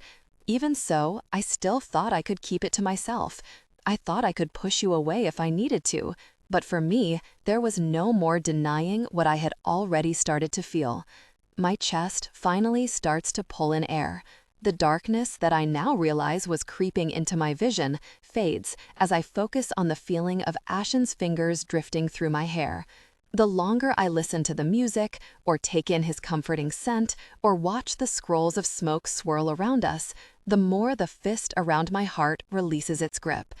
By the time the band has finished the next song, my pulse has slowed enough that it's nearly back to normal. "This is a lot to take in," Ashen whispers, changing nothing about his embrace or the rhythm of his fingers as they pass through my hair. Does Aglope know? About Ember? Everything else? Not everything, but she knows the most important parts. I spoke with her this afternoon. She just wants you to be happy. I close my eyes and press my ear to Ashen's chest, relishing the steady sound of his breath. Blood fills and leaves the chambers of his heart as it has for centuries past. I focus on the sounds and the smells, and slowly my own heart matches pace with his. We do not need to be married tonight if it's too much. I want to. No one will think badly of you if you don't. And if they ever did, I would rip out their spines. I blow a laugh into Ashen's chest. I'm being serious. I know. Through their throats. I can imagine, vividly. Ashen's arms tighten around me before they release. His palms warm my shoulders as he scrutinizes my face. I must look like trash from all this crying, but it's like he can't see it. "Are you sure, vampire?" I give him a wobbly smile as I nod and wipe my face with another black handkerchief that Ashen supplies. "Surer with every minute, Reaper." Ashen's eyes sweep over my face, hunting for doubt. I already know there is none to find. When he seems satisfied, the smoke blows away in the breeze. His palm drops from my shoulder to wrap around my hand, warming the gold encircling my finger. When I glance over my shoulder at my sister, her smile is dimmer than it was before, her hand resting on her chest. I turn ahead again, and Ashen and I walk together toward the stage, where Mr. Hassan, Cole, and Eddie have descended to stand in the orchestra.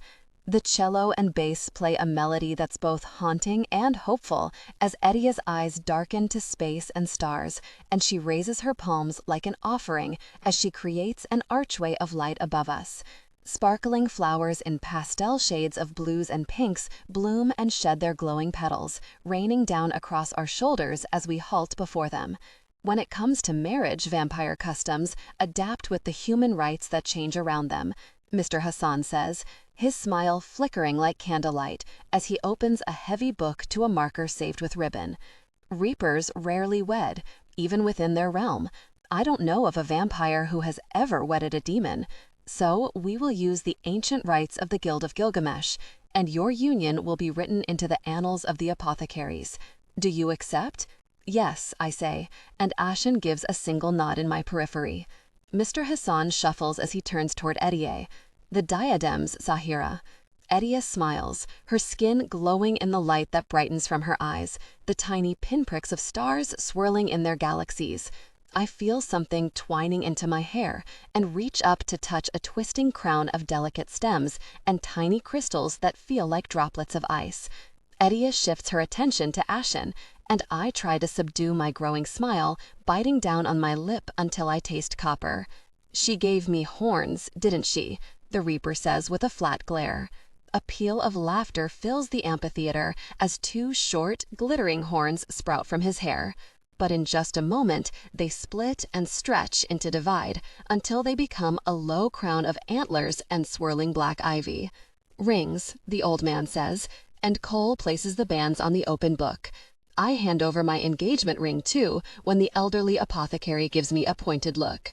Mr. Hassan pulls a small ampule from his jacket and taps the dust within across the bands. Beata sunt haec amore signa, quae latorem in omnia regna sequentur. The dust crackles and disappears as though absorbed by the rings. The old man then passes the first ring to me, a wide black band, the edges polished in the same shade of gold as my ring. Allow subtle warmth, slight tremor, if organic. I turn to Ashen, taking his hand as I hold the ring at his fingertip. Now repeat after me. Azizati, Mr. Hassan says, and I nod, watching as he casts his eyes down to the text of the old book. Love that gives life to the dying. Let your heart be reconciled. I look at Ashen, and he back at me, surprise in both of our eyes. It's so similar to my spell from the first night that Ashen and I met, the spell I cast to save his life. Mr. Hassan senses my hesitancy and looks between us. Something wrong? No, I say with a slow smile. I don't know what it means that I somehow knew these words months ago, but it fills me with both wonder and peace. Love that gives life to the dying. Let your heart be reconciled. The old man looks back down to his book, his finger tracing the next line of text. Light that gives life to the shadows. Let your soul be reconciled. I repeat the words, slipping the ring onto Ashen's finger when Mr. Hassan nods toward his hand. When and where you are, then and there I am, the apothecary says. I recite the words, and then it's Ashen's turn to do the same. He slides a curved band of black diamonds onto my finger, then a second wedding band to follow once the engagement ring is back in place, the dark stones framing the point of the pear-shaped stone like a crown. Mr. Hassan passes the book to Idiot and pulls another ampule from his jacket. He motions us to hold out our left hands and positions them so they're both turned upward next to one another, forming a cup. He pulls the stopper from the vial and pours silver dust across our skin. First, it scatters like crushed stone into the crevices of our palms, and then it rises, swirling as though caught in a tiny tornado. The tornado flares into a flame before collapsing, doused in a miniature, magical rainstorm. The droplets disappear like worms of light into our skin as soon as they touch our palms. Terra, ventus, ignis, aqua, amare, Mr. Hassan says. Etiam si astra periunt. Sic amor tuus lucebit. Even when the stars are lost, so your love will shine. Mr. Hassan takes the book back from Idiot. He flips through the pages and finds the last one where the ledger stops and the blank parchment continues on. At the end of a list, he writes our names. Lucotia of Anthomoessa and Ashen of House Urbagu, wed by Amon Hassan according to the rites of the Guild of Gilgamesh. When he's finished, he closes the book and looks at us with a smile, shining through the glassy film of his eyes. You are married, young ones. Now warm this old romantic's heart and kiss. I give him a flash of a smile in gratitude before I turn to Ashen. Time slows. Idiot's fireworks burst around us, every flash illuminating something different in Ashen's face. The tiny flecks of gold that glow in his eyes, the curve of his lips as his smile fades away, drifting into a sea of endless longing. The crease that appears between his brows as he steps closer, his hand sliding into my hair to rest at the nape of my neck.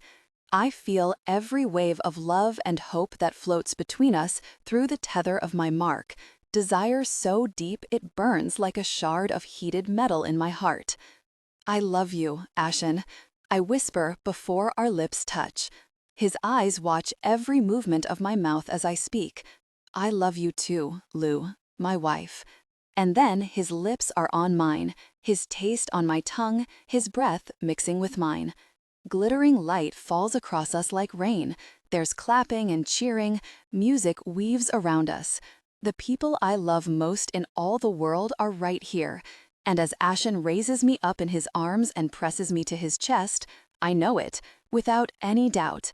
I know I will choose this man every day, for as many days as we have. When we part, several guards of the Shub Lugar appear, bringing out a table and chairs, setting them up in the orchestra. Everyone works together to dress the table, pulling indigo plates and polished cutlery and simple dishes of food made from baskets. Candles are lit, flowers are laid out, wine is uncorked. Warm blood spiced with cinnamon and cardamom is poured from thermoses for Aglapi and me. And then we sit, Ashen to my left, my sister to my right, Irie across from me, her brilliant smile like an anchor in the moments when I feel overwhelmed. As the conversation and the wine flow around the table, it gets easier. There's so much I want to tell my sister, and so many fears I want to find comfort in with my friends, but not tonight. Instead, we spend more time talking about our distant past and shared memories than the ones we made apart, or the uncertainty that plagues our murky future. We just enjoy the moments we have now. When the meal is over, the table and chairs are taken away, and the band kicks off another set. We dance, we laugh, I smile until my cheeks burn. My happiness swells as I watch Eric's and Irie and Cole together, their relief of being reunited nearly palpable. I grin as Mr. Hassan leads Aglapi around the orchestra, her dark hair fluttering in the breeze. My heart takes up more space in my chest than I ever thought possible. I wish this night would never end, I say, as I sit on Ashen's lap and we watch the others dance. His hand rests on my thigh, and I spin the ring around his finger, the edges of polished gold catching the lantern light. I think I've had that same wish every night we've spent together, Ashen confesses, and I lean away to meet his eyes with a doubtful, teasing smile. Even the infamous night of Fangria, Ashen pulls me closer and presses a kiss to my shoulder. You trusted me enough to fall asleep in my bed. What about the night I went wandering at Bianca's to paint my blood on her bathroom walls? You let me put my arm around you when I thought you might never let me touch you again. And then you made me take my shirt off in your sleep and promptly sprawled across me like a blanket. My cheeks flush as I give him a derisive snort. What about the night I killed you in Cairo? Up until the moment I found a blade sliding across my throat, I definitely didn't want it to end. I couldn't believe my luck every second before that. A little laugh escapes my lips, and I lean into Ashen's chest. His heart thumps its steady percussion beneath my hand. I close my eyes and inhale his scent. How does this one stack up in the ranking then? Second best. I pull back, looking into Ashen's eyes, my gaze sweeping between them, as though one might tell a different story than the other. Second best. You heard me, he says, tightening his hold around my waist. The night we made it, that's the first. You chose me, you told me you loved me, you bound yourself to me. From that moment, to me, you were my wife. I raise my hands to Ashtu's face, framing it in my palms. His warmth is the sun to my cool touch, the perfect balance where we meet. When I look into his eyes, it feels like looking into all the moments of history stacked up in the strata of time. But I see the future too, our future, the one that never should have been, but shines all the brighter for its rarity, as precious as a gem cleaved from the depths of the earth. The night is far from over yet, my husband, I whisper, and every angle of Ashen's face seems to change beneath my palms. I lose myself in Ashen's kiss as we flow through the music and into the night, light and shadow, darkness and stars. Ashen's hand has been resting on my mark. I feel the warmth in every line of blue and gold, even when his palm slides across my breast. A deep desire stirred behind me, and I smile, wriggling closer in an invitation. They came together intimately, already ready for him, before I was even awake. I sigh with contentment as Ashen kisses my shoulder. My wife, you smell like the sea, like a spring wind that carries the scent of ice still clinging to the green shoots of grass, he whispers next to my ear. I tilt my head toward his warmth and reach back to run my fingers through his dark hair. I trace lines and patterns across his scalp, and he hums a purr against my neck. His strokes languid and slow. Allow subtle warmth, slight tremor if organic. This isn't our usual way. Even after more than one round, there's so much dark energy and consuming need for one another that we connect with desperate, sometimes brutal force. Our desire is like an imploding star that lives between us, sucking us in with inescapable gravity. But this is not just physical intimacy. This is love stripped to its purest core, gentle, careful, reverential, warm like the early morning sun that filters through the window, heating the dark tiles of the floor with the first promise of a new day. One of Ashen's hands caresses my breast while the other slides down my belly, the pads of his fingers tracing a slow line to my center. He groans when he touches my creamy soft skin as though it's a revelation, even though he already spent half the night in intimate connection. "So soft," he whispers as his fingers trace light patterns across my flesh before finding my sensitive skin. "I could live the rest of eternity right here, touching you, deeply connected." "You could, but imagine how much you would miss butter. Maybe one day I'll just have to lather myself in it so you can enjoy it." "Do not tease me, vampire," he says past a groan, biting my shoulder as though imagining the taste. "But teasing you is my favorite game." And speaking of breakfast, and I don't even finish my thought before Ashen is shifting, pulling out to lay me on my back. He glides back in, offering his neck to my fangs. My teeth puncture his throat in a shallow bite, and I sigh with contentment as his blood fills my mouth, my body responding as they came together with steady, deep connection. "Crest, vampire," he hisses as I suck in a long draw, the blood fizzing on my tongue and down my throat. I feel the depths of his desire burn beneath my mark. It's almost too much to bear. I pull my fangs from his neck and run a fingertip over one of the needled points, drawing a channel of blood from my sliced skin.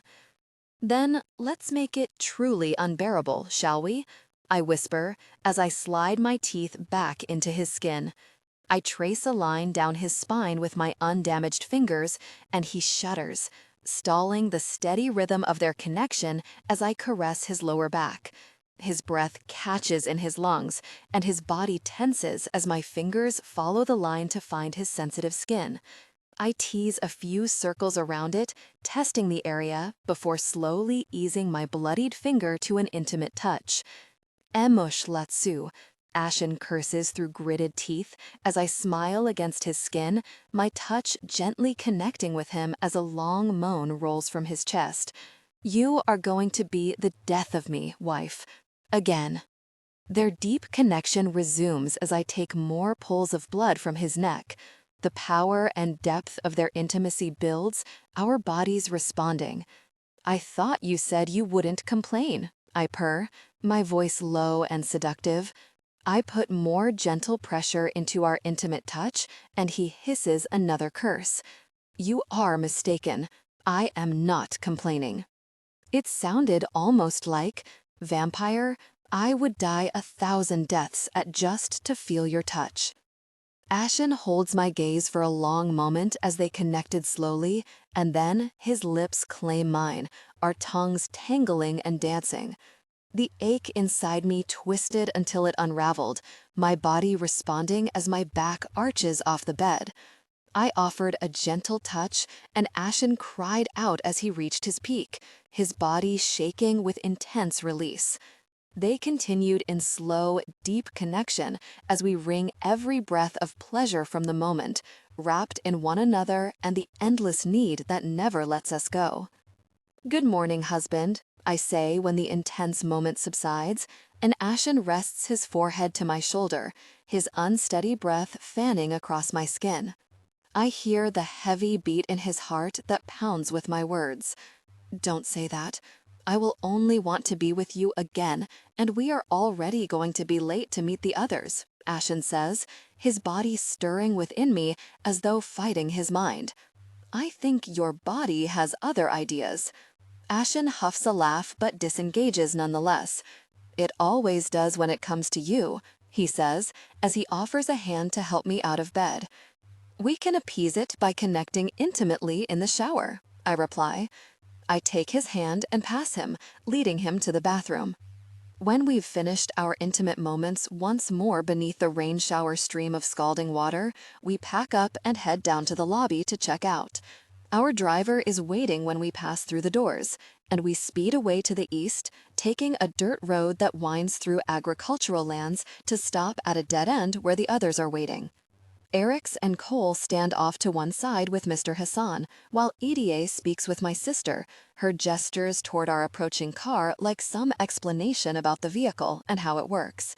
My heart pains a little for Agliope and the confusion she must feel walking into a world that's advanced so much since she last felt the touch of the sun. But her expression is one of interest as she nods with Edie's words, and she smiles as the sedan rolls to a halt. "Morning, newlyweds," Eric says as we approach, his eyes lighting in that glitter ball thing that he does when he's excited about anything to do with love. I give him a smile as ashen hands tenses around mine, already eager to rip those glitter balls right out of Eric's angelic face and squish them underfoot. Edie snorts a laugh. "Sex fiends, not newlyweds." "Sex fiend newlyweds." "Shh, not in front of our elders," Eric says, waving them to shush with a pointed nod in Mr. Hassan's direction. The old man scoffs with a gruff bah. I smirk as I look between them, watching as Eric's cheeks heat with a pink glow. "You're so wholesome, even for an angel," I say. Cole and Edie bark a synchronized laugh as Eric's cheeks turn from pink to crimson. Right, wholesome. Edie gives him a sardonic smile before she turns her attention toward Mr. Hassan, who is unperturbed by our banter. "On a more serious note, Mr. Hassan, I mentioned that Lou and Ashen here need some help." "Ah, yes," the old apothecary says, his ancient eyes shifting to me. "The Sahira mentioned you needed a resurrectionist.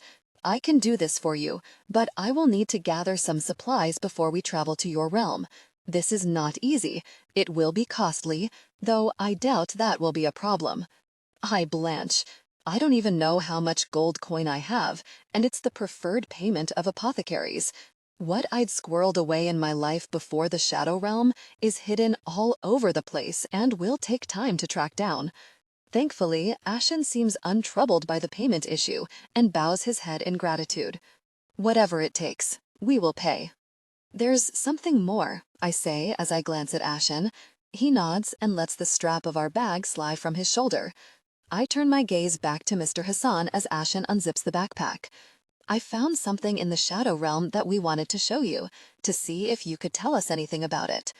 Ashen pulls the humming orb from the bag, and recognition flashes across the apothecary's face.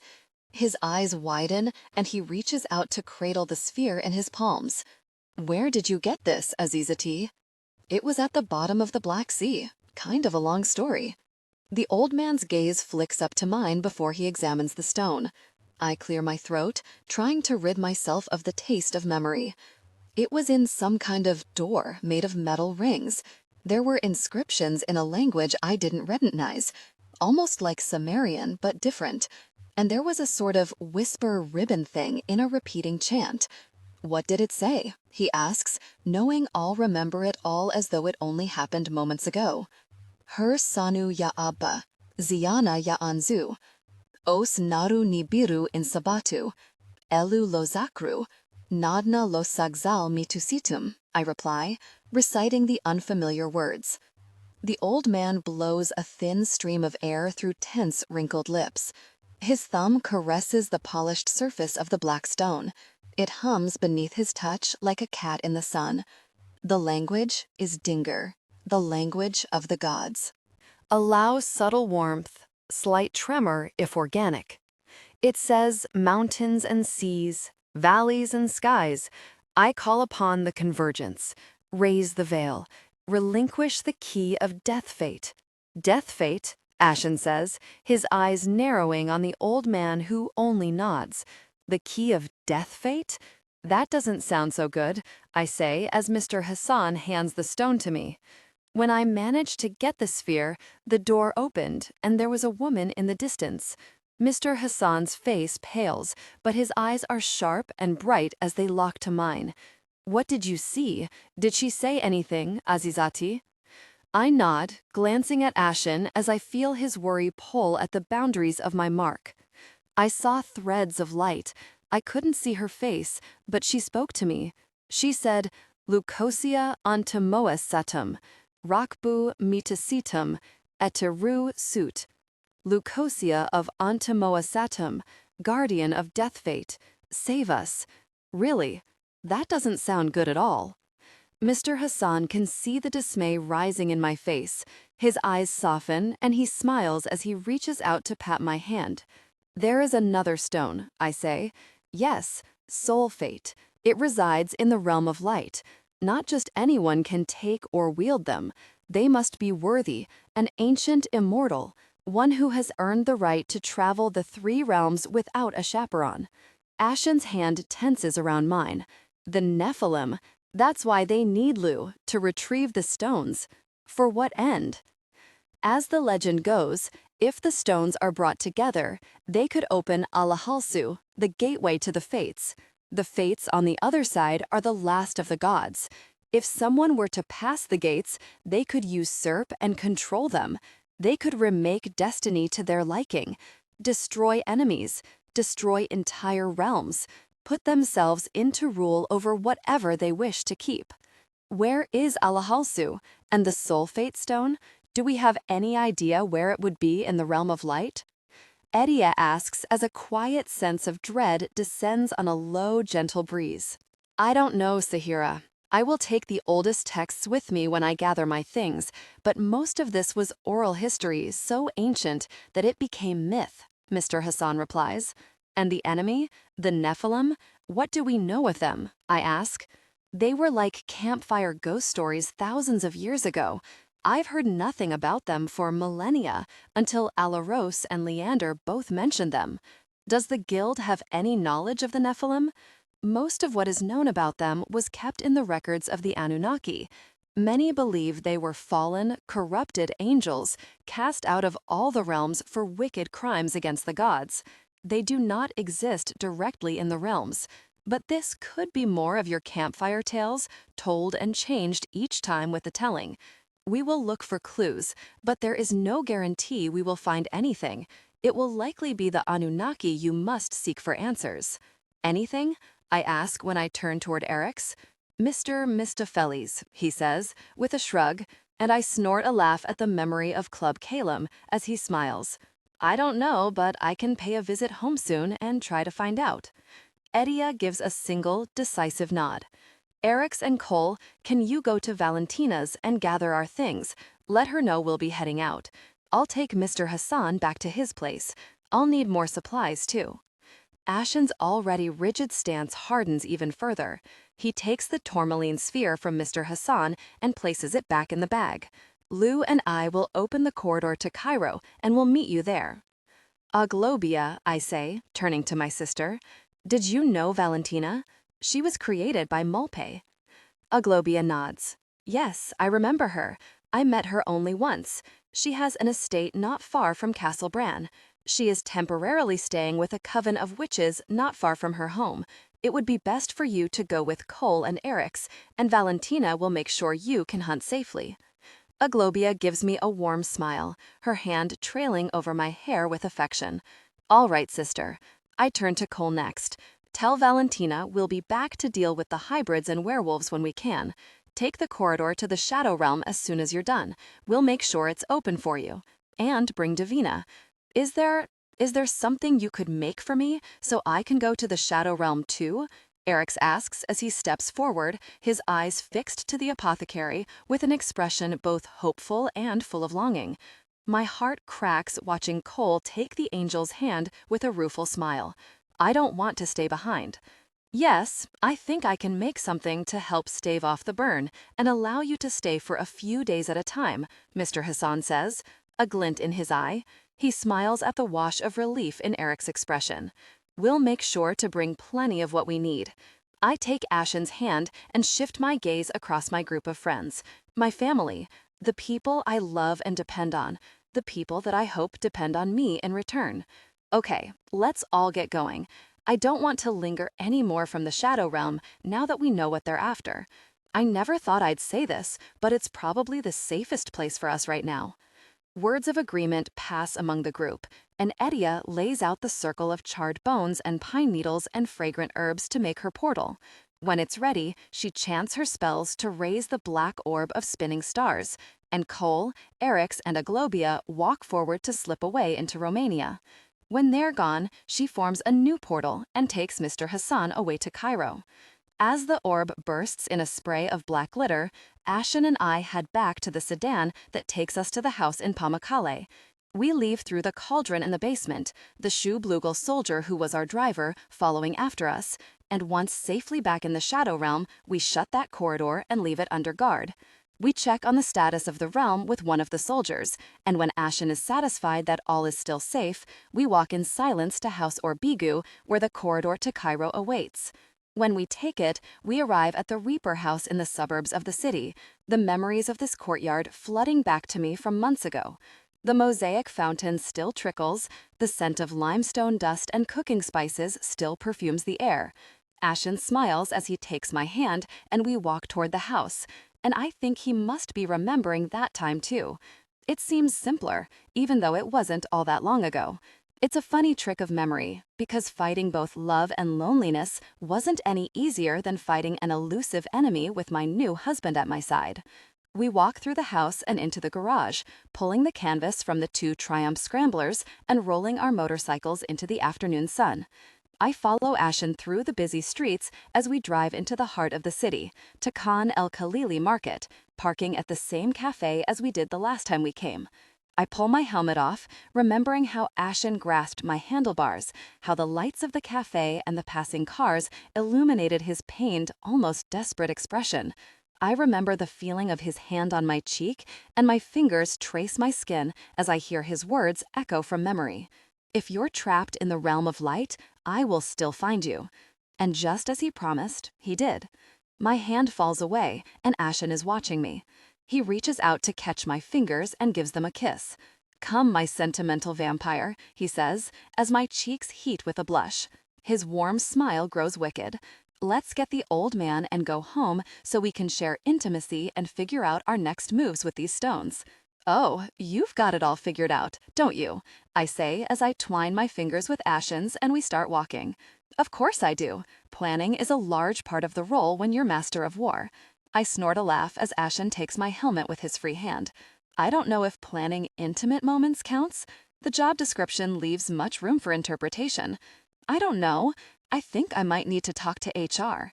You've been pulling jaws out of faces, taking eyeballs. I'm not sure that would reflect well on your performance review. Ashen scoffs. "You know I perform. Do I not exceed expectations?" "I'm not sure. I haven't seen this job description of yours." "I don't know. I think I might need to talk to HR. You've been pulling jaws out of faces, taking eyeballs. I'm not sure that would reflect well on your performance review." Ashen scoffs. "You know I perform. Do I not exceed expectations?" "I'm not sure. I haven't seen this job description of yours." Allow subtle warmth, slight tremor, if organic. If it includes being broody and ragey, glaring at friends, threatening angels, and outbursts with swords, it'd say you're killing it. Pun fully intended. "You know me, vampire," he says, nuzzling just below my ear as I lean into him. Gooseflesh erupts across my neck and prickles down the backs of my arms. I aim to please. I laugh as we draw near to the entrance of Mr. Hassan's building. You do, don't you? Maybe you deserve a raise, maybe a new title, such as, I don't know, maybe king? I watch as Ashen's playful expression turns serious, his lips setting into a grim line. He takes my hand once more as we enter the building and start up the winding staircase, the door drifting shut behind us to muffle the sounds of the market outside. I am more effective as your consort.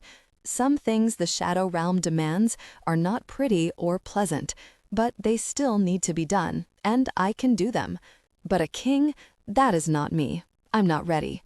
I pull Ashen to a stop on a landing, scrutinizing the worried crease crinkling his brow. The invisible thread between us seems to pull tight with his anxiety, scratching at my mark as it tugs. You don't want to have an equal say? No, I don't. I don't deserve one.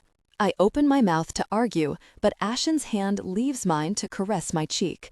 I wrap my fingers around his wrist and lean into his palm, watching as his gaze shifts across my face. I can be the darkness to your light. I belong where I am. I'm not that light, I say with an eye roll. I fed someone to a snake just because she was a crusty, difficult person. A breath of a laugh escapes from Ashen, his scent flooding my skin. To be fair, you didn't know she couldn't come back. Still, no guarantees I wouldn't do it again. Ashen smiles and presses a kiss to my lips before taking my hand once more. I know you wouldn't. Ye of too much faith, demon. Those are probably words never spoken before in this realm, by the way. If you're... I cut myself off, the words dying on my tongue in a flood of venom. I take in a breath to be sure, but it's not my imagination.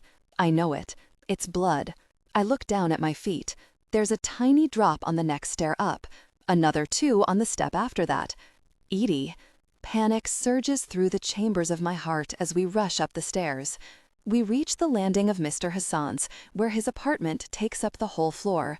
The door is ajar. Ashen pushes it open with his elbow, the motorcycle helmet still clutched in his hand like a club, his dagger in the other. The small foyer gives way to the long, narrow living room. Afternoon light filters through the shifting dust motes, glinting off the shattered glass of a cabinet. Broken vials and potions lay in a pool of blood next to Edie's motionless legs. No. The word is little more than a strangled whisper as I rush past Ashen and drop to Edie's side. Her dark hair obscures her face, matted with glistening blood that streams from a wide gash. She's still breathing, thank all the silent gods. I brush her hair back from her eyes, but they're closed. Each breath is shallow. Her heart is weak behind her bones. Edie, oh my God. Edie, I whisper, tears flooding my vision as I lean close to her face. She doesn't stir. Ashen passes me, heading further into the apartment as he calls Mr. Hassan's name. I'm biting deep into my wrist to pour my blood into Edie's head wound when I hear Ashen curse from the kitchen. I know in an instant that he's found the old man. Ammon, Ashen says, his voice low. I glance over my shoulder and see the old man's feet at the entrance to his kitchen, one of his slippers lying next to his unmoving soul. I let out a sob and turn back to Edie, watching my thick blood drip into her wound. Don't leave me, Edie. Please, I beg, leaning my head down to watch her closed eyes for any flicker of movement. Her sage scent mixes with her sweet crimson blood. My heart feels like it's splitting open and leaking through my eyes, through my wrist. It's melting through my stomach, burning my insides, closing my throat. She looks so peaceful, slipping away in front of me with every shallow breath. But I won't let it happen. I can't. I start to chant a spell. Pa azagi ena suzagin, I whisper, as Ashen drops to his knees across from me. He moves my arm away to press tea towels to the wound and staunch the bleeding. He takes my bloody hand and squeezes. And then we chant together. Pa azagi ena suzagin, igimu gimbama betum derisutis. We're repeating our spell, our eyes closed, Edie's weak heartbeat growing just a little stronger. I'm so focused on the cadence of her breathing that it takes me a moment to notice. Voices from the stairway. A sharp breath fills my chest and Ashen's eyes snap open, meeting mine. He pulls me up and we rush to the front door, standing just behind it. Footsteps, 2 pairs, a man's voice. Sure that he will have it? Then a woman's, closer. If anyone does, he will. I look at Ashen and hold up 2 fingers. He nods, and we exchange a dark glance as he pulls me behind him. It's a look that says we could be in trouble, but we'll work together. We'll fight together. There's a scuff of shoes on the stairs below. Winter, the man says in warning. There's a brief moment of silence, and then the lighter footsteps are flying up the stairs, the heavier ones following behind. Winter, stop, Wynne. A young woman bursts through the door in a blur of silver hair and a long flower print dress that billows as Ashen pulls her into the apartment by the wrist. He spins her around, the twist of their bodies as elegant as a dance. She yelps in surprise as Ashen pins her to the wall with his blade to her neck and his hand clamped across her mouth. A breath later, a man surges through the door. My palm is waiting for his forehead, and he lurches to a halt as I send his mind into darkness, following him into his thoughts. There's panic, fear, anger, and confusion, and one word, just one word, over and over and over, like blinding, flashing lights. Win, win, win. His mind is a fractured place with missing history. There are gaps and blank spaces, like parts have been stripped away, leaving scars in his thoughts and recollections. And in the place of missing pieces, there's something hidden, like a box, secret even from him, something that shouldn't be there, something stored away in shadow. There's no pathway to it, no memory. It should be impossible for a vampire to lose memory, to have such gaps and hidden things with no way to find them. I want to open this secret chest, but I'm afraid of what I would unleash. I'm reaching to touch it when a voice pulls me away. I blink and realize it's Ashen calling my name. His voice is barely audible to the desperate plea from the man in my grasp. Wynne, Wynne, where are you? Winter, answer me. Wynne. I look at the face of the vampire whose cool skin grows warmer beneath my palm. He's tall, beautiful. Gray, almond-shaped eyes are set in rich, medium brown skin. His thick, black hair is cut close on the sides, with a slight wave in the longer top. His strong jaw grits with fury. He's powerfully built and could probably subdue me if I didn't have the advantage of my touch.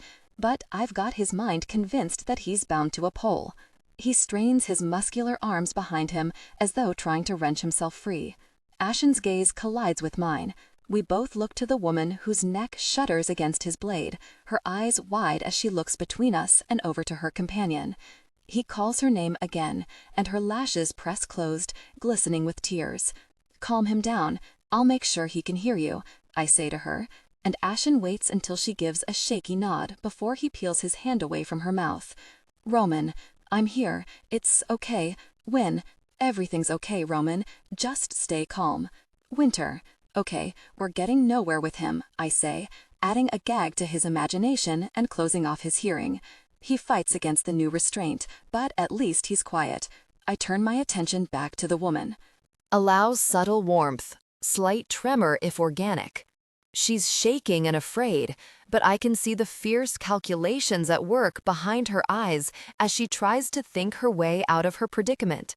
Who really are you? I thought that would be apparent by now. I'm Winter. I'm an apothecary. I smirk at her cess. Ashen is feeling much less welcoming. His rage ripples beneath my skin as a cloud of smoke erupts from his back and drifts to the floor, filling the foyer. Winter's eyes widen as she realizes exactly what he is, a reaper. Mind your words, you are speaking to the queen of the shadow realm. Winter and I may be two different kinds of immortal, but we are both fluent in silent womanspeak. Winter's eyes flick down to the bloody knees of my jeans before meeting my gaze. A little crease appears between her brows. You, queen of the shadow realm? I shrug one shoulder. Yeah, I know, right? Gosh, it's wild. But here we are. Winter's eyes narrow. Last time I checked, they had a reclusive jerk with an obsession for shrunken heads running the show with his witchy reaper side piece. Okay, so I doubt Winter would say it exactly like that, but it's the gist of it, I swear. To which the fierce red gleam in my eyes and the wicked curve at one side of my lips in a fang-laced smile says, yeah, that's right, and I killed them for it, so maybe you should play nice. Winter swallows beneath the sharp edge of the blade. Her eyes dart to my hand over the forehead of her struggling companion in one last suspicious squint. You're a vampire, but I thought... Like I said, Ashen warns, interrupting us. He presses the blade harder against Winter's skin. Her throat tightens as she tries to escape the pain of the sharpened steel. Mind your words, including the ones you dare not speak aloud. Insult my wife one more time, and I will slit your throat. I don't really care what your Guild of Gilgamesh has to say about it. Now tell us why you are here. Winter swallows audibly, but her gaze doesn't waver from Ashen's. I'm here to see Ammon. I need epiphyllum oxypetalum, and recommendations for a witch, a trustworthy healer. When was the last time you saw Ammon Hassan? I ask. A month ago. Why? Ashen and I glance at one another and back to Winter, her gaze flicking between us as rising panic filters into her expression. Her eyes well with tears. Why? Where is he? Why are you here? A fist of emotions tightens around my throat as I fight to not look away from the distress rising in her eyes. Mr. Hassan was going to come with us to the Shadow Realm to replace our resurrectionist. We were with him just an hour ago. He was gathering supplies with our friend. We just got here. The door was ajar. Where is he? Winter asks again. Her voice is thin and unsteady, like a ribbon twisting in the wind. I look at Ashen and give him a nod. His head bobs once in reply, and he lowers his blade, pulling back the smoke that fills the space around us. He steps to the side and gestures with his hand to the apartment, his expression solemn. Winter rubs her neck where a pink line rests, darting a fierce glare at Ashen before she turns her focus to the room ahead. Her steps falter as she sees the blood and the broken vials and Edie's crumpled form on the floor. She shoots us a worried glance over her shoulder, her flats crunching through the shattered glass, as Ashen follows to bend and check on Edie. Stable, is all he says, but his expression is grim with warning. We can't linger, he conveys with a glance, then stands. Winter continues further into the room. A horrified gasp seizes the silence and flees her lungs in a keening wail. She rushes out of view toward the body of the elderly apothecary, already weeping in a sound that splits my soul with its notes of desperate loss. "Shishama," she pleads. Ashen and I exchange a fleeting, weighted glance. "Uncle, wake up, Shishama." I watch for a moment as Ashen stands where I can see him, observing Winter's distress in the kitchen with a look of helplessness hidden deep beneath his distrust. Winter's sobs echo through the room. She needs someone. I look up at my palm, to the man who desperately strains beneath my touch in the prison of his own mind. "Don't make me regret this," I say, letting him hear my voice. He startles, but thinks on my words for only a moment before he calms his struggle. His breath comes in pants, his scent enlivening the space around us. It's salt and wood smoke and something tropical, a hint of ripe fruit in the sun, an undercurrent of sulfur, fear. But in his mind, I don't sense fear for himself. I only see it tied to one word, heavy as an anchor. Win. I'm taking you to her. She needs you. The vampire gives a shaky nod, and I pull him forward with my free hand, keeping him blind to me and his surroundings. We crunch across the broken glass, the shards sliding through the sticky blood. I stop when we reach the entrance to the kitchen. "There is a reaper here," I whisper in his mind. He stiffens beneath my hand. "If you attack, he will kill you. Just go to Winter." The vampire swallows and I remove my hand, darting backward as though releasing a venomous snake. He blinks with confusion, and I watch his eyes fall on Winter, her willowy frame draped over Mr. Hassan's body as she begs him to come back to life. The vampire's face crumples for just a moment, and then he drops to her side, wrapping his big arms around her and turning her away from the cooling body on the floor. I glance at Ashen and hear a groan behind me. Edie's limbs move slowly across the broken glass. "Just stay still, Edie. We'll look after you," I say, rushing to her side to press the towels back down on the wound. "Who are you?" the vampire asks from behind me. "Who are you?" Ashen counters. "Roman," the vampire says after a long pause. "Roman Bolosan. Our injured friend is a witch, Edie. I am Ashen of House Urbigu. And that is my wife, Leucosia of Anthomoessa, queen of the Shadow Realm, Ashen says. I feel his pride warm the blue lines in my chest, twinkling the gold in the crescent moon. I meet Ashen's eyes through the shafts of light and swirling curls of dust. His pride is another demon, at least in the Psalms of humankind. But to me, Ashen's pride is a bright star in his darkness. Its light reaching through centuries, barreling past obstacles, slicing through shadow. It's something Ashen owns, something he cherishes. His love is his most precious art, his pride like a sculpture that shouts that love into the world, and how it could be a sin is beyond my comprehension. My eyes are still fused with Ashen's when I notice the slow beat of Roman's vampire heart stutter in his chest. Leucosia, my maker is Cassian Agnello, but he said you were dead.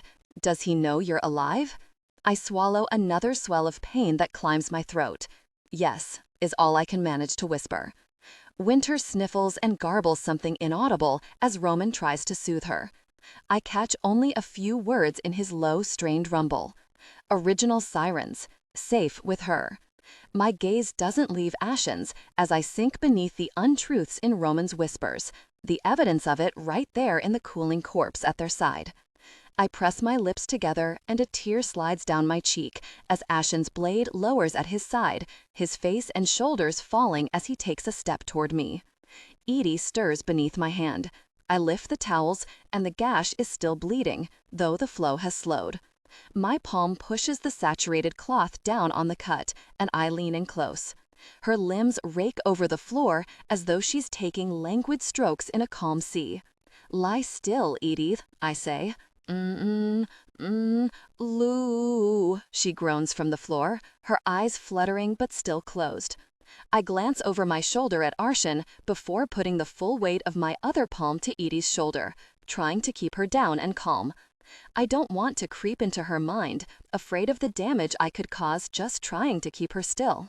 It's okay, Edie. I'm right here. You're safe now. Edie's eyes crack open. Her unfocused pupils graze across my face with increasing pain and alarm. Allow subtle warmth, slight tremor if organic. Lou, she whispers, her tongue caught around the consonant, the air in her lungs pausing on the vowel. That's right, you badass, difficult person. I'm here. I've got you. Edie's expression is not reassured, not in the least. Panic takes over her eyes. A single star of her power winks its light at me before falling into darkness. I already know what she's going to say before she says it. Run, Lou, Edie whispers, bracing against the pain as her hand finds mine. She tries to push me away. Nephilim, coming back. Grab what you need. We have to move, Ashen orders to the others before striding toward me. He squats down next to Edie, laying a hand on her shoulder. Tell me what supplies you require. I will gather them. Edie starts slurring a list of ingredients. Rare herbs, distilled nectars, stamens clipped from a night-blooming flower, bones and feathers and claws burnt and ground to fine powder. I leave them to it, rising to approach Winter and Roman as they search quickly through the undamaged ampules and pouches, Roman pocketing some as they go. You said you need a healer, I say, and they exchange a dark look before resuming their search. Yes, Winter replies. Edie is a powerful healer. She'll need a few days to recover, but she can help. In exchange for what? A resurrectionist, I say, my heart rioting as I watch another wary glance flick between them. We will pay. And Mr. Hassan was going to bring materials for an angel to endure the Shadow Realm. We want that too. Winter's red-rimmed, glassy eyes snap to mine in an accusatory glare. A heated blush blooms beneath a smattering of light freckles that dust her nose and cheekbones. Why? What are you planning to do to the angel? Do to the angel? My blood heats in my veins. So this is what it feels like. This is a taste of what Ashen endures, the distrust at every turn, the loathing, no matter that you're trying to do the right thing or protect the ones you love. I wouldn't mind trying to smack those freckles right off her pretty face. The red glow creeps into my eyes despite how hard I wrestle with my rage. The angel is family. Stop assuming the worst before I lose interest in proving you wrong. You said you needed epiphyllum oxypetalum, Ashen interjects, and Winter's face loses all ferocity as her attention shifts to the Reaper. I don't miss the hint of desperation in the quickening beat of her heart. Yes, excellent, Ashen says, showing the label of the ampule they've been searching for in his hand. His fingers curl around the vial to hide it from view. His expression turns menacing. My Reaper is clearly done with wasting time. We will give it to you once you've done as we've requested. Get the other supplies we require and come with us. Now. There's no further argument, only action. Winter lists out materials with precision and efficiency as Ashen and Roman gather them, putting everything into Ashen's backpack. I stride over to a bookcase on the far side of the room, looking through the titles on the desiccated leather covers of the oldest volumes. Greek philosophers, Roman ledgers, Egyptian incantations, and one, bound in rich brown leather and a layer of filmy preservative, the title in Sumerian, Amagi Dugnamtar, Book of the Fate Speaker. Well, that's about as close as I'll probably get. I pull the ancient volume from the shelf and slide my jacket off to wrap the delicate manuscript before starting back toward the others. I halt by the entrance of the kitchen where Mr. Hassan lays motionless. Clutching the book to my chest, I drift as though pulled toward him, even though I'm afraid to see what's left of the empty shell that once held a warm and caring soul. When I stop at his side, I kneel, knowing I'll never forget a single line on his resting face or the way his lips are parted as though ready to exhale a breath that will never come. I'll always remember the way the blood has dried at the corner of his mouth, smearing across his cheek. Good luck, Shaks Shaboon. I will keep you in my thoughts, he said to me once. Good luck, old man, I whisper as I place a kiss to his forehead. You'll be in my thoughts too. I turn away and join the others in the living room just as Ashen picks Edie up, shards of broken glass tinkling across the floor as they drop from her arms and hair like rain. I stuff the book in Ashen's backpack and grab the helmet, casting a wary glance to Roman and Winter, the vampire's arm tense where it rests behind her back. Just as we're about to walk out the door, there's a sound above us. My heart lodges in my throat. They're on the roof. Move, Ashen hisses, and we bolt down the stairs. We make it to the bottom before we hear the door to the roof open several stories above us. People stare as we burst onto the street with our injured friend cradled in Ashen's arms, but they part from the demon like water as he slides through the crowded market.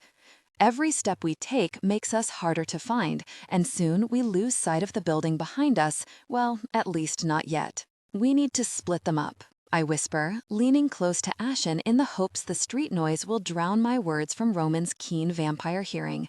We'll put Edie in a cab with the vampire. You take Winter on one bike, I'll take the backpack with me on the other. Ashen nods. I know he already hates this plan. I can feel his worry erupting in my chest. I can't say I love it either, but we both know we can't keep those two together. Splitting them up is the safest option if we want to hold them to their word. If anything happens, Lou, you need to get to the Shadow Realm and shut the corridor. I will make sure the Nephilim don't take you. This stubborn demon. I won't leave this realm without him. I won't. I glare at Ashen and he glares right back. My jaw tightens. His brow creases. My cheeks heat. His pupils flame. A coil of need snakes low in my belly as Ashen's gaze drops to my lips. Stop looking at each other so intensely and just promise not to lose one another, Edie slurs from Ashen's arms. I smile, and Ashen does too. He gives me a nod, and I give one back. That's all the promise I need. Ashen's eyes don't leave mine as we stop at the bikes, calling over his shoulder for the others to hail a cab. Roman waves one down, and Ashen breaks away to speak to the driver in Arabic as he slides Edie into the back seat. I hand the helmet to Winter, and she pauses before taking it. Roman, ride with Edie. Winter, you're with Ashen. Winter's mouth pops open to argue, but she shuts it when I give her a fierce, glowing red glare. That's my best friend in there, I say, as I point to the cab, shifting my gaze to the vampire. Keep her safe. Roman gives Winter a long, conflicted look as he shakes his head. I can't. You can. You will. Ashen will look after Winter. I promise you. It's okay, Rome, Winter says. Her lips are set in a resolute line. The fear in her eyes is equal to her determination. Roman swallows a deep breath before squeezing Winter's arm. It looks as though it takes everything in his soul to turn away, confusion following him in Winter's expression as he goes. A last fleeting look passes between them as he slides into the passenger seat and the taxi pulls from the curb. All right, vampire? Those words reel me right in. My flighty gaze stops hunting for anyone moving too quickly, anyone looking at us too long, anyone out of place. It comes to rest in Ashen's cognac eyes lit with the afternoon sun. I realize for the first time how much cognac is like copper. Diluted, liquid copper, rich and warm. The world shrinks and grows, both at the same time. All I see is him, and all I feel is everything good the world still has to give. Yeah, I'm okay. Ashen touches a lock of my hair and twists it, denying the wind of more chaos. He tucks it between the other strands gripped tight by my ponytail. Safe driving. If anyone gives you trouble, just remember the second most important truth. Allow subtle warmth, slight tremor, if organic. What's that? You cannot pilot a submarine? I guffaw an incredulous laugh. Ashen's eyes brighten as a devious smile breaks through his stoic facade. How is that supposed to help me? Ashen lifts a shoulder, then pulls the first strap of the backpack up my arm. You are competitive and motivated by spite. I know you'll do anything to one-up me, even if it means killing a contingent of Nephilim to survive just so you can learn how to be a better submarine pilot than me. You know me so well. The next strap slides up my arm, then Ashen is standing before me, tugging the loose ends tight as the sphere hums against my spine. And what's the first most important truth? Ashen stills. The world is no longer the city that surrounds us. It's not the creatures who hunt us. It's not the strangers who judge us. It's just him and me. He takes a step closer, folding his hand behind my neck, his palm warm against my skin. That you are loved beyond measure, my wife. I reach up and frame Ashen's face with my palms. My gaze shifts between his eyes. I adore you, Ashen of House Urbigu. The worried tension softens in Ashen's face as I pull him into a kiss, the heat and need and hope bright enough to make up for how short this moment needs to be. We part before it seems fair. I don't feel ready, but I smile and try not to show it. I love you. Drive safe, my sexy submarine pilot husband. And take care of her, I say, nodding toward Winter as she watches us with clinical interest, as though trying to solve a complex equation. I promised her boyfriend you would. A fiery blush flares up Winter's throat and into her cheeks. He's not my... I will deliver her back to her lover safely, my vampire, Ashen says with a conspiratorial smile before pressing his lips to mine once more. When we part, we turn to our bikes, swinging our legs over our machines. Ashen is an adorable combination of demonic sexiness and deep discomfort as Winter slides behind him and wraps her arms around his waist. He scowls at my amused grin, and we start our bikes and then we're off, chasing after the taxi in a sea of vehicles. We weave through the chaos, speeding down Gawar El Khad Street, flowing as though swept in the current of buses and taxis and motorcycles and scooters. It doesn't take long to catch up with Roman and Edie's cab, the plate number burned into my memory. Roman turns in the front seat to look at us through the rear window, the relief almost palpable through the glass. After several turns, the traffic thins a little and we're able to pick up speed. Every cross street we pass fuels the hope that burns hot in my chest that we've left the Nephilim behind. But it doesn't last. Roman turns suddenly in his seat, his arm outstretched toward us, his warning swallowed by the cacophony of engines and horns. The fire of hope snuffs out as I scream Ashen's name. I downshift and pull the throttle back to speed between the taxi and a bus to the right of the cab.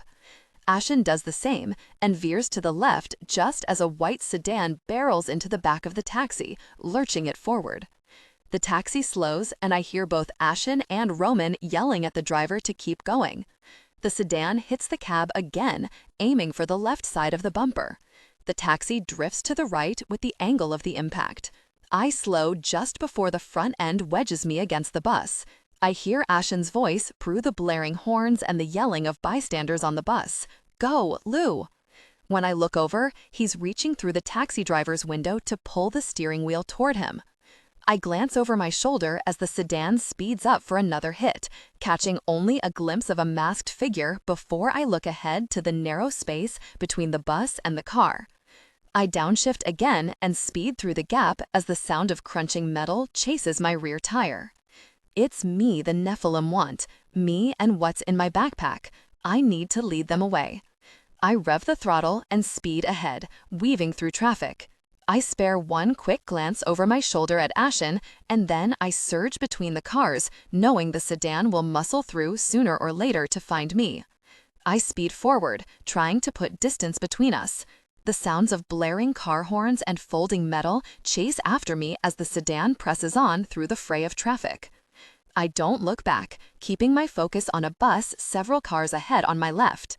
When I reach it, I slip in front, my rear tire only an inch or two from its bumper. The deafening honk bellows at me as I drift to the left side and then drop back so that I'm parallel with the driver, hidden by the blocky hunk of battered steel. The sedan's driver can't see me where I keep pace next to the bus, wedged in tight between it and the oncoming traffic. The melody of honking and disgruntled yelling grows closer. Passengers in the bus twist and crane their heads to the right. The bus driver yells, gesturing to what is surely the sedan pushing through the traffic to catch up. I replace my right hand on the throttle with my left, then reach for the mirror of the bus and grip onto the steel. I let the bike fall away, the handlebars hitting my thighs as it loses speed, and careens behind me. The driver meets my eye in a moment that seems so still and calm within the sound of frantic honking and crashing metal as my bike flips into the traffic behind us. And then I hurtle myself through the window, hitting the button for the driver's safety belt. I push him off his seat and take over the controls to careen the bus into the sedan. Passengers scream behind me. A wave of car horns and chaos flow from beyond the windows.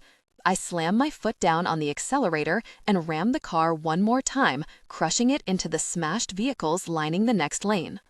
I feel the fleeting wave of relief through my mark as Ashen pulls up to the side of the bus, the taxi next in line behind him.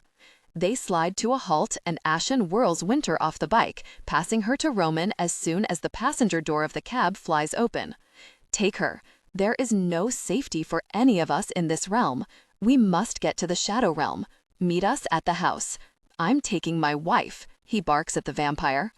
Roman nods, looking relieved as he hauls Winter in with him, bracing her on his lap, as Ashen gives instructions to the worried driver and placates him with a wad of cash as he flashes more in promise of a payment to come. I get on the bike behind Ashen and grip his waist as he revs the throttle. No more separating. Agreed. Bad idea. I think you've probably just done Roman a solid anyway.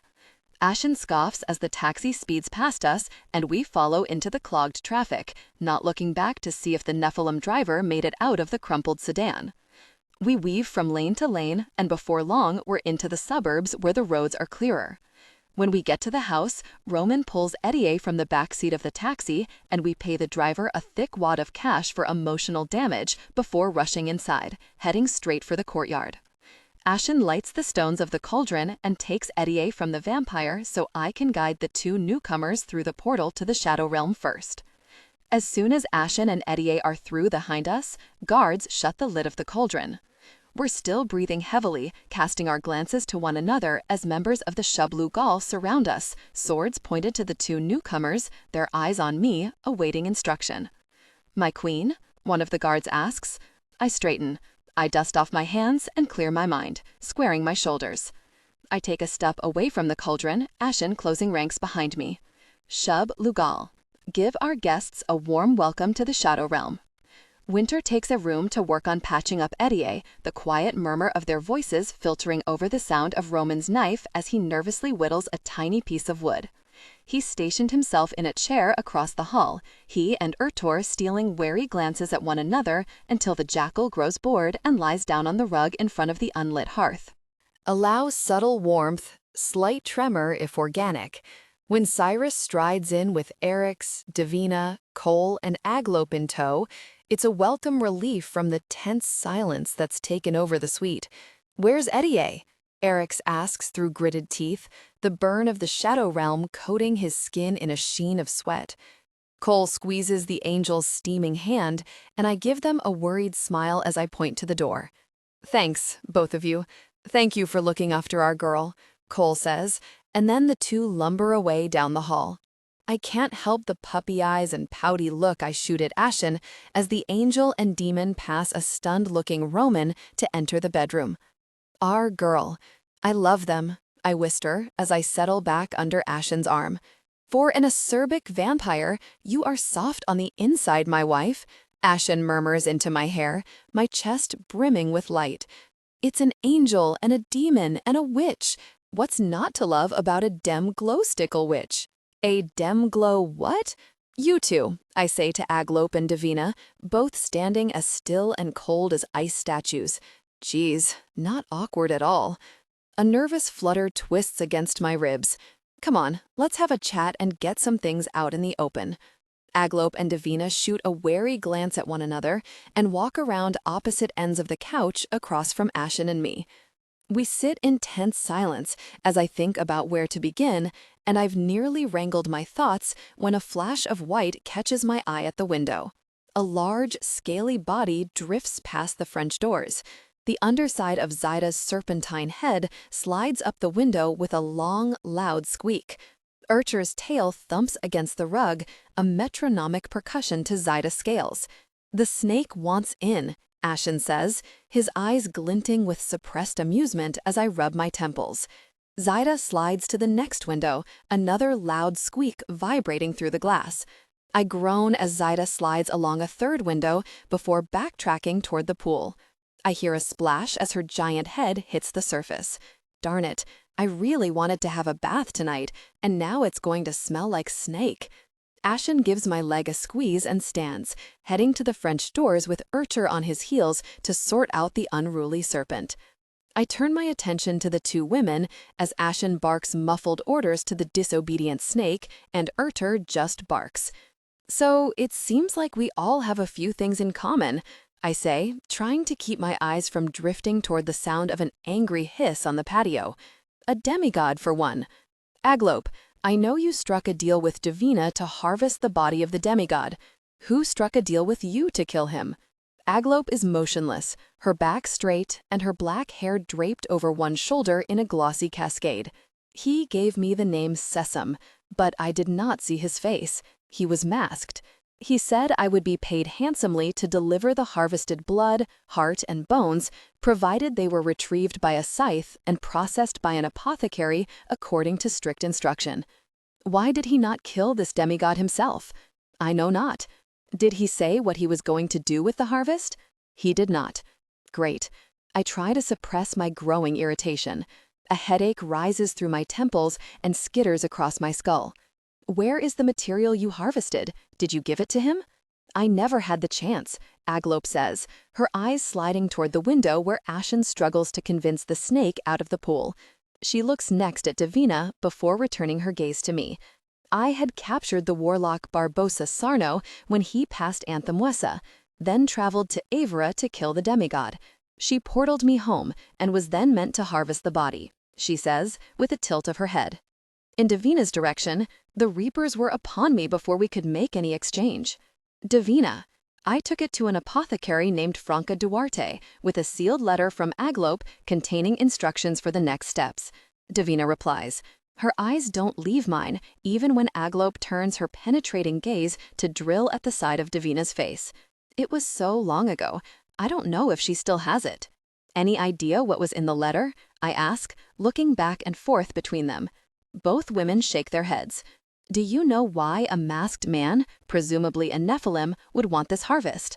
No, they reply in unison. I sigh as Ashen strides in, grumbling something about too many freaking pets as Zaida slides through the door after him, leaving a wet serpentine trail across the floor.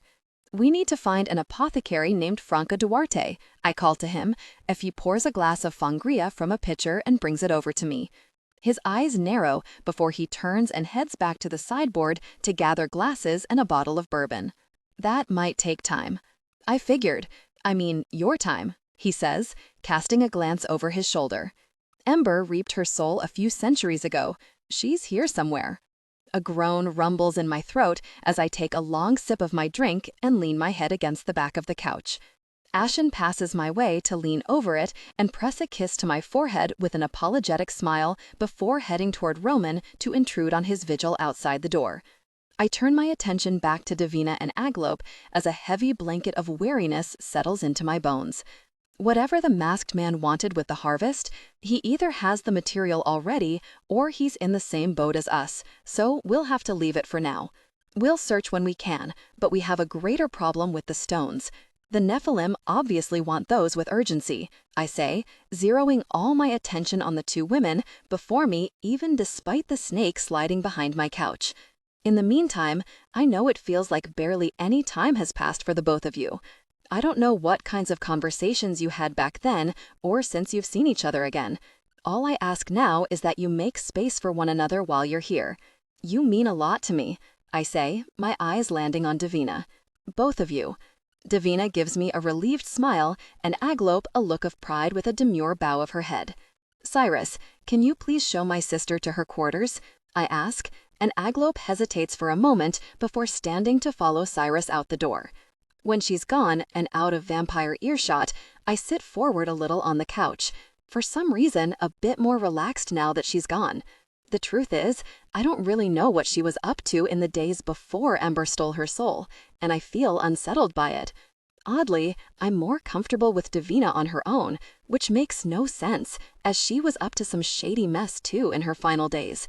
And yet, when I look at her as she is now, still sore from the loss of Cassian, out of place in every realm, I feel a certain warmth for her that fuels my next words. I have a favor. It's a big one, but you can say no, and I won't hold it against you, I promise. Davina swallows and presses her thumb into her fist, the only outward sign of her nerves. Okay, I want to be able to bring more souls back in the same way that you were returned. I can see impressions of what kinds of creatures the souls once were, but I can't make them whole. We need a resurrectionist to do that. Since I killed Imogen, there is no one who can. Davina's eyes widen as she works out what I'm angling for. You want me to be the resurrectionist? Yes, Cole volunteered, but I trail off as I look toward the hallway where Ashen sits with Roman. My gaze shifts back to Davina, and I swallow. It's not so much because I want to protect Cole from too much responsibility. He has an important role to play on the council, if he accepts. It's that you are the one person here that knows what the souls of the Shadow Realm have experienced. I think you could help to guide them in a way no one else can. And I want you to know that you have a place here, and it's more than what was done to you. Davina's eyes are the brightest I've seen them in weeks. They may have a bit of a shine, but she blinks it away before I can be sure. Yes, I will do it. Are you sure about this, Davina? It's not the kind of thing that you can easily walk away from. Once you do this, it's for a long time, maybe all time. Allow subtle warmth, slight tremor if organic. I know Davina stands, her shoulders a little straighter than moments before. She smiles. I won't let us down. Davina leaves for her room in House Urbagu, and I watch her go, then sit in almost peaceful silence aside from the sound of scales sliding across fabric as Zita's giant wet head drifts over the back of the couch.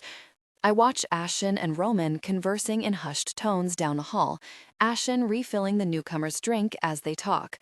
After a while, Eric's and Cole exit the room, Eric's looking much relieved from his earlier torment. Cole stays in the hall to whisper with the other men as Eric's joins me in the living room, the razor-sharp plumage of his wings folding beneath him as he sits across from me. "Cool snake," he says, as Zeta flicks her tongue in his direction with a metronomic cadence. "Yeah, she's great when she's not making the pool dirty," I reply, which earns me a low, disgruntled hiss. I turn my attention away from Zeta's shifting white scales and train my gaze to Eric's. He seems weary, but relieved. "Are you okay?" "Better now," he says with a smile as he holds up his wrists. Black bands glow in his skin. Contentment falls over his face as he leans his head back against his wings. "Eddie's going to be okay." "I know," I say as I smile and nod. "I'm glad you're here." Eric's grins, though he looks much less vibrant and glittery than usual. "I'm not sure I can say the same yet, you know. I never thought I'd be in the shadow realm." "I know what you mean. A few short weeks ago, I didn't really think I'd be back. And look at me now," I say, throwing my arms wide, patting Zeta's head next to me. She gives me an annoyed hiss. Eric snorts a laugh. He crosses his arms over his chest and we smile at one another. "Guess it's a good thing Winter was able to sort me out. It sounds like it might be best to stay put for a few days given what happened to you in Cairo. I'm sure the Nephilim must be lurking, watching as many corridors to the Shadow Realm as they can find." "Yeah," I reply with a furrowed brow. "Well, let it die down for a few days. I do need your help, though. We need to see if you can find records about the Nephilim in the realm of light. Do you know where those might be held?" Eric's nods. "I do. There's a library in the ziggurat of Esagila. I can check there. If anyone asks, I can say I want to brush up on the classics." A huff of a laugh passes my lips, my chest feeling lighter as we exchange a smile. About time, glitterballs. We both hear Ashen and Roman laugh down the hall at something shared in their own quiet conversation, and turn toward the sound before eyeing one another in surprise. "That's rare," Eric says. "No kidding." The lightness in Eric's expression fades as his eyes search mine. "He was a mess when you were gone." "I know," I reply with a melancholy smile. "I saw the whole—" "Wait, does Eddie's angel, no, fainty spells still work on you?" "I'm not sure, actually. Let's just assume it does, because it was super cool. I snuck into the room when I got back, and Ashen had another demon's bottom jaw ripped clean off, like head in one hand, jaw in the other, blood everywhere kind of deal. And I was all like, 'Dude, you've been busy.' And he was all like, 'My love, oh my God.' And then he cried, but hell swear he didn't, and it was so hot." I narrow my eyes at the angel, and he looks a bit perturbed, but otherwise fine. "Very. I thought the jaw thing would do it. Guess not, Lulu." "Isn't Eddie the best?" I look toward the hallway where the voices have gone quiet from behind the door. Only Ashen and Roman's whispering flows toward us now, and the periodic shing of Roman's blade against the wood. "Yeah, she really is." Eric's wings clink as he settles deeper into the couch. "So are you," he says, as his eyelids grow heavy when he yawns. "And so are you." Our warm smiles fade with the heavy press of exhaustion. I lean against Zeta's muscular body, folding my arms across her scales. Eric's and I fall into silence, and then into sleep. Me into dreams of walls and stones, fates and foes. My dreams clear with the feeling of hands sliding beneath the weight of my body. I hear a quiet hiss and smell Zeta's scales mixed with unsmoked tobacco. "Hush, Snake. She's mine," Ashen whispers. Zeta hisses once more as I'm lifted into Ashen's arms and carried away. I start to fall back asleep with my face pressed against his chest. His kiss warms my forehead. She's my queen, my wife, my sister, married and mated. "How does it feel?" Agliope asks as we stand together in the shadows of a balcony. "It's been only a day since our escape from the Nephilim in Cairo, and already my wedding seems like it happened a week ago." I make a mental note to ask Imani if there's any such thing as Shadow Realm honeymoon destinations. I smirk as I imagine the travel brochures she could provide. Come for the fog, stay for more fog, creepy tripod knot dogs included. Kind of surreal, I guess, I answer honestly with a shrug. Like we haven't had a chance to just settle into any state of normalcy yet. Or maybe really crazy is our new normal? I don't know. Agliope's lyrical laugh warms the space between us. Really crazy? I think it will take me some time to adjust to that imagery. We share a smile as I scrutinize her features, looking for any hint of discomfort or weariness, but I find none, even though I imagine it must be a hard process to adjust to a world that has changed so much over time. What about you? What do you feel, being here as a whole person and not a reaped soul? I ask. Many things, I think, Agliope says. Sometimes it feels like the echo of a nightmare, the kind that clings to you long after you wake. I gnaw at the edge of my lip as I nod, looking away until Agliope's hand runs down the length of my arm and she smiles. But other times I feel as though I am in a dream, seeing you once more, and so happy it fills my heart with warmth. We break our gazes from one another and look down at the sounds of battle practice in the circular courtyard below. We're in building called Imhas, meaning strike. I smile as I recall Ashen's response when I questioned the translation for bit a kalum, or house of food. Does what it says on the tin, he'd said. Much like Imhas. The training yard we overlook is free of the obstruction of fog, protected from the rolling mist by a glass-domed roof. There are 3 floors of balconies rising above the rust-colored sand where the elite Shub-Lugal soldiers flow through a sequence of drills. The courtyard has been divided into quarters, and every 15 minutes, the soldiers rotate to the next quadrant to complete their exercises. In one, they spar in hand-to-hand combat, no weapons. In another, they train with swords, pairing up to strike at one another in graceful, sweeping maneuvers. In the third, the soldiers stand side by side near the center of the circle to shoot arrows at targets lining the stone wall. At the 4th and final quadrant, they practice Tai Chi, which is both unexpected and beautiful among the controlled violence of the other sections. Ashen and Cyrus travel the circle, working with a handful of other high-ranking soldiers to coach the Shub-Lugal through their drills. I watch Ashen's lethal form as he weaves through the groups, while I lean against a pillar of black marble, sipping a cup of warmed, spiced blood from a thermos and sharing with my sister. There's a long silence between us, and it's lost some of the comfort I remember from a long time ago. Back in the day, we used to sit with no words between us for hours, waiting for ships to pass. Our silence used to feel sacred. Agliope's quiet presence, the waves crashing against the cliffs that flanked us, the sound of gulls.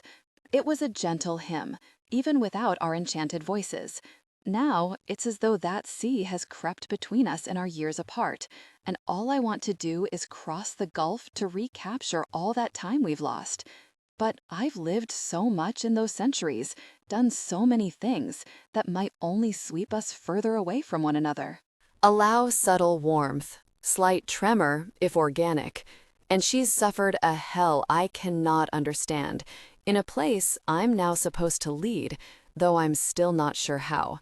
A heavy, thoughtful sigh passes my lips as I turn away from the scene below to face my sister. This is probably the very opposite of what you expected from me. Aglope tilts her head, regarding me with her inscrutable onyx gaze. You mean your status here in the Shadow Realm? I nod, looking down into my cup as I swirl the blood within its confines.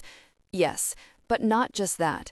It's everything. The friends I've made, the love I've found, the path I took to get here. It takes a long moment before I can meet her eyes. When you saved me on Anthemosa, I did as you asked. I took the sword you fell with and went to where you had trapped Barbossa Sarno. He gave me a spell in exchange for his freedom. When I got back your cottage, there was a reaper there. I killed him, but it was a mistake. My gaze falls away to the courtyard.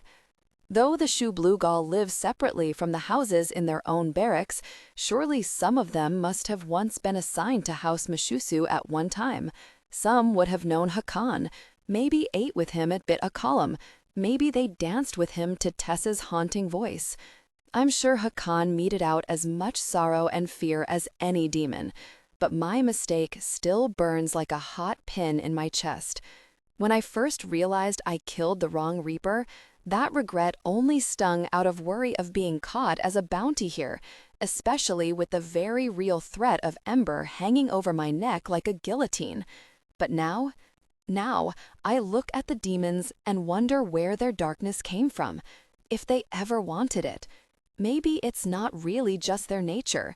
Maybe the weight of all our misconceptions keeps them trapped in the shadows they never asked for.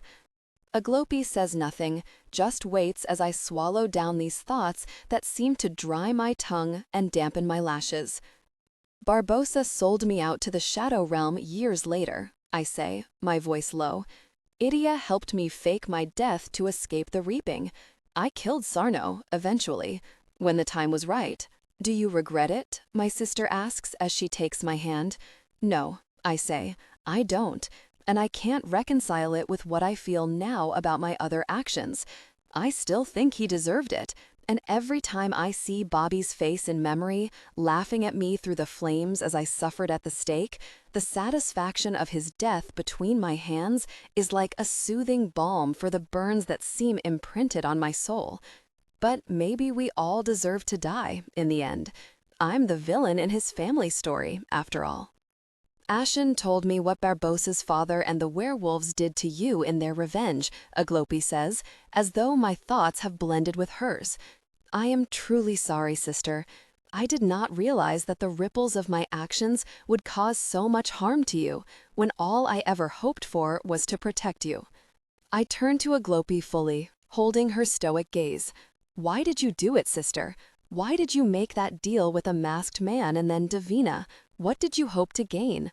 Aglopi's eyes shift between mine, as though she's checking for something she seems to decide she can't find behind them. There's a melancholy slant to her smile when she lets go of my hand to bring it to my cheek, tracing my skin with affection. Our freedom. I don't understand. We left Anthemosa whenever we wanted, when we had the means. We could go where we pleased.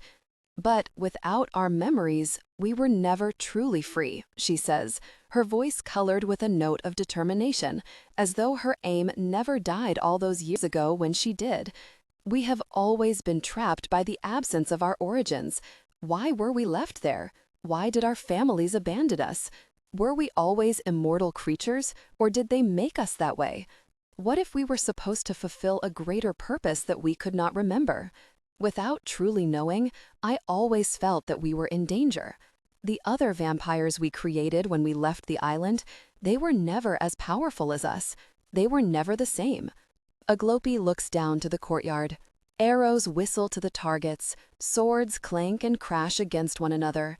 Grains of sand abrade the soles of heavy boots. Aglopi is the only one here who hears the symphony like I do. I wanted to be sure we could be truly free. When Sesam offered me that in compensation, I could not refuse. A drum sounds below from a hidden recess in the shadows, and the soldiers rotate clockwise to the next quadrant. Ashen follows the group who were practicing with the bows, glancing up at the balconies. He can feel my presence and looks in our direction, but he can't see us. I step just a little into the light, and he gives me a slight nod, a hint of a smile that I return as I lean against a pillar, the cool stone pleasant against my temple. Aglopi comes forward to stand beside me, and we watch as the next round of drills begin. I got this for you, Aglopi says, as she lays a small forest green box on the railing, a wedding gift. I look to my sister, and she smiles as I take it and open the box. A gold ring rests in the center, a square-cut amethyst stone surrounded by salt and pepper diamonds that match my engagement ring. It's beautiful, I say, as I slide it on the ring finger of my right hand. Ashen allowed me to go to Anthemosa with a guard to bring back amethyst from the cliffs on the west side of the island. Do you remember the gems there? I laugh as I look down at the polished stone, turning my hand in the light. Of course. Parthenope used to make those beautiful earrings from them with the gold she scavenged from the sailor she killed. I hold my hand in a fist close to my heart. Thank you, sister. I love it. Ashen glances toward us. I hold my hand up and twinkle my fingers. He flashes a brief smile before focusing back on coaching the group practicing with their swords. A reaper in love with a vampire? Aglopi says with a grin as she shakes her head. Only you would wind up in such a circumstance and get away with it. I do love getting away with things. Aglopi chuckles. I know, sister, you always have. Perhaps some things do not change, no matter how much time passes. A whistle sounds from below. Its pitch different from the other arrows. My sister's grip is a vice on my wrist. The cup falls from my hand, spilling blood and the scent of cardamom and honey and anise across the floor, spattering across my shoes. Aglopi wrenches me toward her as an arrow lodges in the pillar where my head had been, the shaft swaying, the stone cracked beneath its silver point. My eyes are wide when I meet Aglopi's gaze. The red, vampiric gleam of protective rage shines back in hers. Chaos erupts below and breaks the spell of fear and fury between us. We turn to the yard just as Cyrus kicks the back of a demon's legs, sending him to his knees in the dust of the archer's quarter, as soldiers with swords and arrows point to my attacker. Ashen stalks toward the demon, the aggressor's mouth twisted in a bloody grin from someone's punch. The rage I feel from Ashen is a mirror of my own. It's reflecting beneath my skin, heating my flesh. Crimson light films my vision. I fold my hands into fists and press them to the stone railing. Gasan tiliba me zi'ab, I yell into the courtyard. My voice fills the space like a cauldron.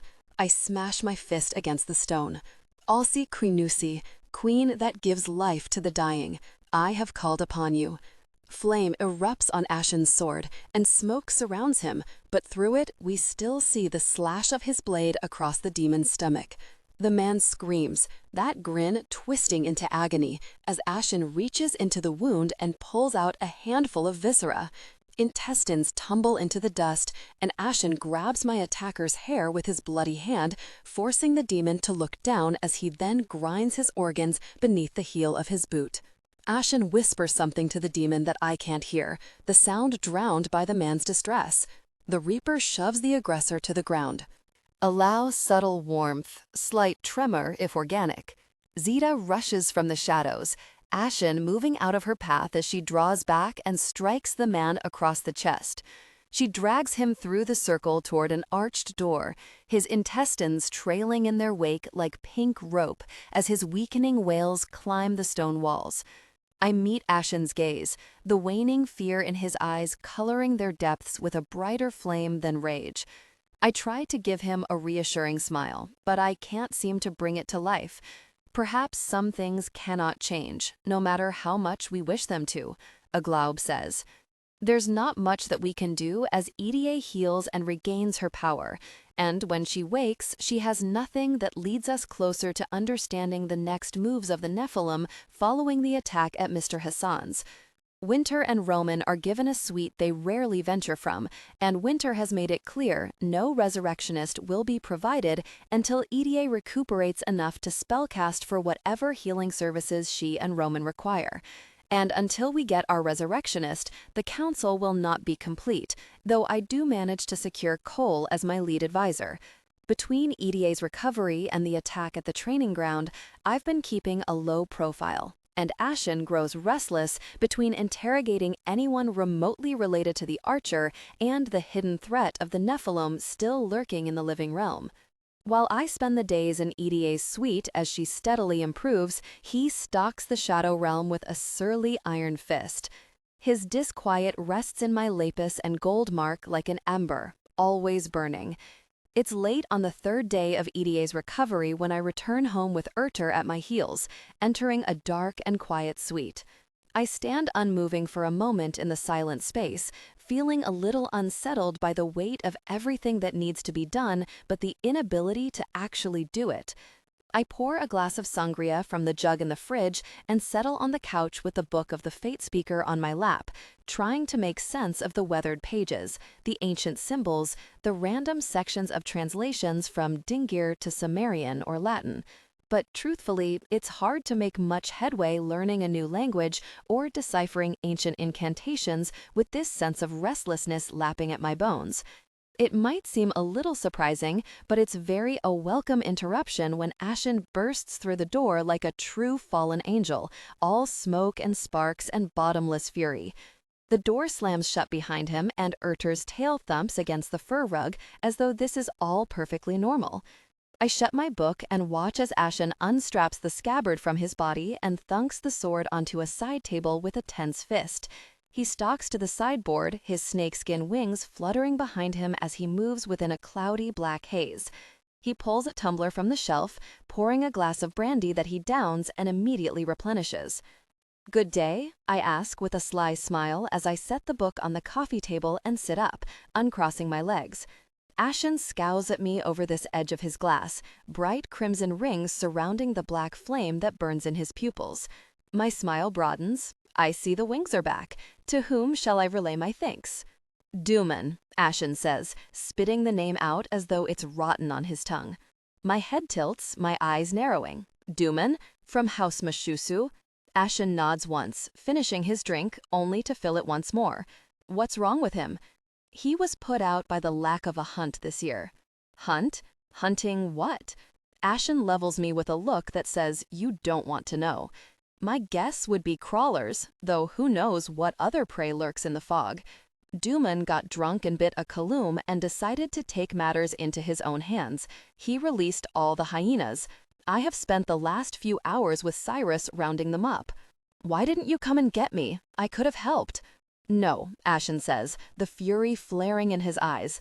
It should not be up to you to sort out the childish behavior of those demons who cannot fall in line. Rage and frustration flow from Ashen and coat the room, even when he takes another drink, the liquor doing nothing to dull his agitation. He paces and glares at the window, the door, the ceiling, anywhere but me, which, naturally, is exactly where I want it. All that danger and desire should really have a focal point, and vampires make very willing targets. Very willing. Why don't you put all that fury to better use, Theman? I ask, trying to keep the wicked smile from my lips. Ashen darts a glance at me, not breaking his irritated stride. I have no interest in ripping his limbs off for a second tonight, Ashen growls. That's not what I meant. Ashen stills at the low timbre of my voice and stops to really look at me. I stand from the couch and grasp the hem of my shirt, sliding it up my body and over my head. I drop it to the floor as I take a step closer to the fuming demon, his eyes darkening as they latch onto my body.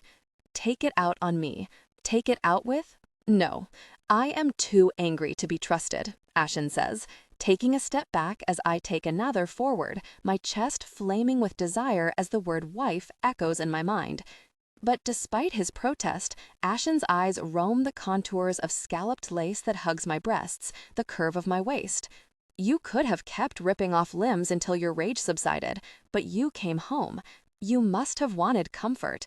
And I can give it, though I make no promises about making it easy on you, I say, giving the demon a devious grin as I undo the button of my jeans. I drag the zipper down slowly, tooth by metal tooth, then slide the waistband down over my hips. The denim pulls at my feet, and I take another step closer to the Reaper. He takes another back in return. Ashen of House Urbigu, are you running away from me?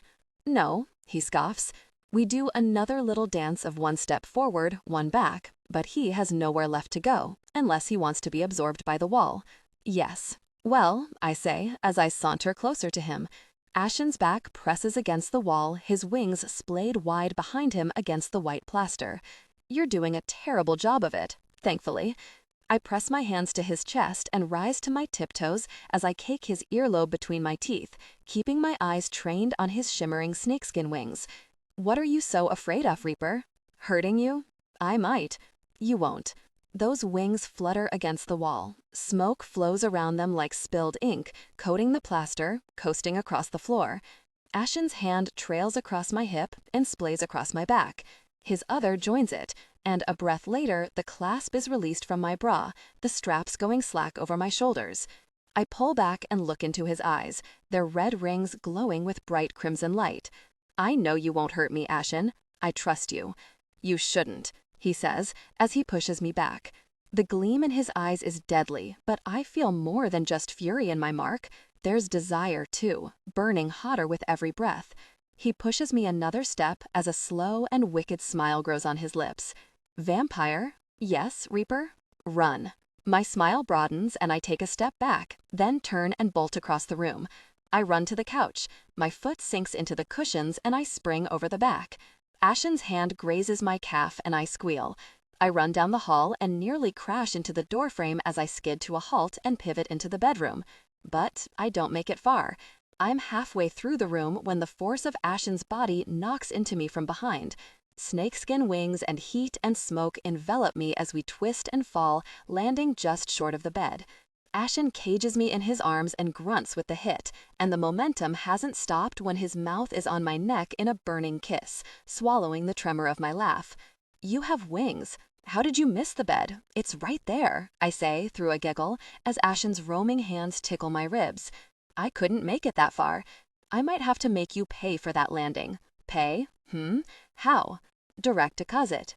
Allow subtle warmth, slight tremor if organic. Ashen's huff of a laugh warms my neck before a gentle bite tugs on my earlobe as he eases his weight from my body. Get on the bed, vampire. There is little in any realm that I enjoy more than telling this demanding demon, no, please. I raise my hand to his hot cheek, the boil of rage still heating the blood beneath his skin. Poor thing. I almost feel sorry for him and how much I'll make him suffer. I give him a slow, bright, devious smile. Make me. A rumbling growl vibrates in the hollows of his chest as Ashen's arm slips beneath my back, his wings soft against my skin, where they remain wrapped around my body as they protected me during the fall. Stubborn creature. Creature? No, Ashen, I say as he lifts us from the floor and closes the distance to the bed. Not a stubborn creature, but a demanding queen. You may fight me all night if you wish, in everything I ask. And yet, queen or not, you will still give me what I want in the end. Will I, though? I'm not so sure. I am, Ashen says, his wings fluttering across my back, the edge of each scale a crescent of warmth against my spine. He lays me down, cocooned in his smoke and scent, a line of kisses searing my flesh from the edge of my jaw to my collarbone. I try not to shudder in the urgent need I feel with every press of his lips or grip of his fingers. And what is it that you want exactly? I ask as his touch drew a gasp from my lips. He devoted his attention, relishing every catch of breath in my lungs with an answer in the stuttering beat of his heart. He took his time to reply, continuing his intimate touches until I started to writhe with the need for friction. Calm yourself, vampire. Have patience, Ashen whispers, his smile warm against my skin as it sends a flourish of goosebumps across my chest. Beyond making you fall apart until all you can do is grovel for release, I only want some pretty words. I bet I'm going to like this. Tell me you love me. I can't deny him that, even if we're only playing a game. I stroke Ashen's cheek until his eyes meet mine. I do love you. The answering grin is so cocky and wicked that I have a fleeting urge to suck my words back in. See? Was that so hard? I scowl, and his eyes brighten with mischief. What else? Admit you were jealous back in Sanford when you saw me have a drink with Anna. Out loud. Next, I grit out. The red rings framing Ashen's irises flare brighter in response.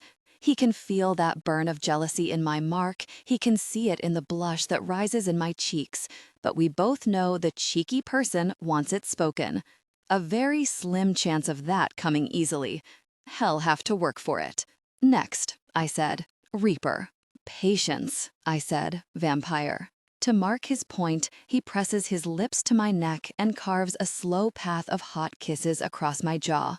My fingers tighten their grip on the tense muscles of his arms as Ashen's hand drifts across my mark, trailing a line of the lightest caress down the center of my stomach until he reaches the apex of my thighs.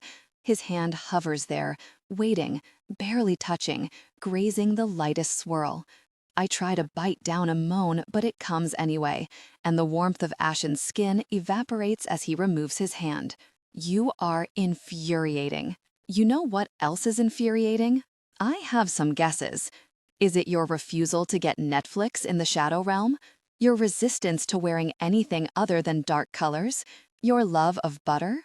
And thus, you've deftly illustrated my point, vampire, that you are a brat. And on occasion, it would be deeply satisfying to see you acquiesce to my demands without argument. I cackle a sarcastic laugh. Good luck getting that agreement out of my mouth. I wish you well, Reaper. Are you done? Not quite. One last thing. Ashen's eyes hold mine, and I raise an impatient brow as I try to steady my breathing. Call me husband. Aha! The one thing he wants most. His favorite thing. A simple word that means the most to him. I give him a slow, vampiric smile, filled with fangs and venom. Well, see about that, Reaper. Ashen's smile meets mine in its wickedness. You're right, we will. When our passion peaks and you are completely overwhelmed, you will give it to me. You will beg me with it. A still and silent second stretches between us, and with just a breath, Ashen crushes his lips to mine.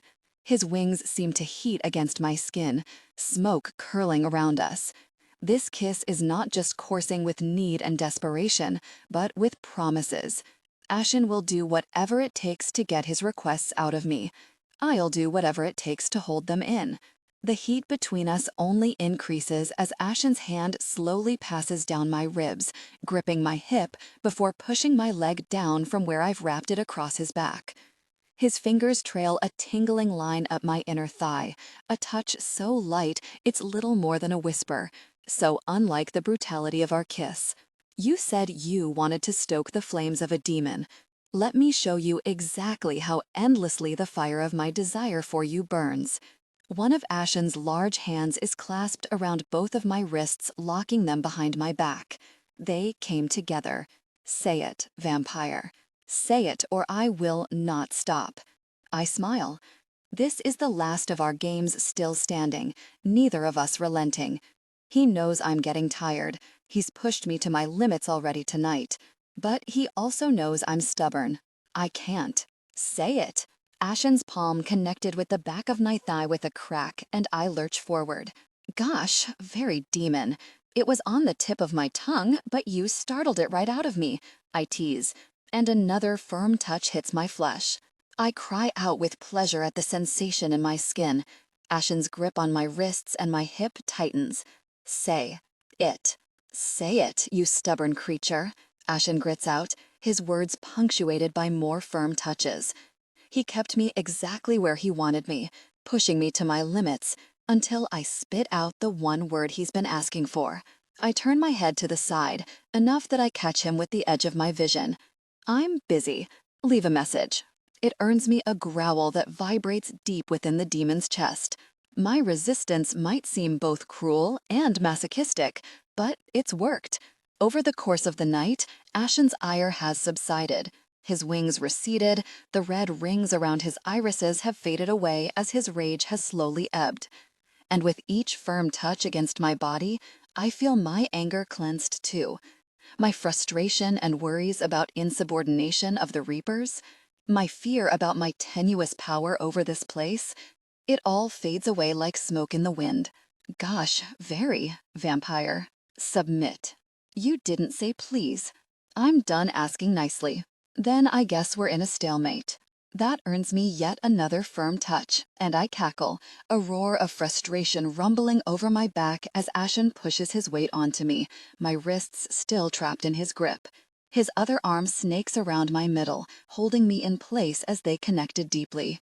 Just say it, he purrs into my ear, his voice dark and rich and enchanting. I know you suffer. I know you long to sleep. This is my favorite kind of suffering.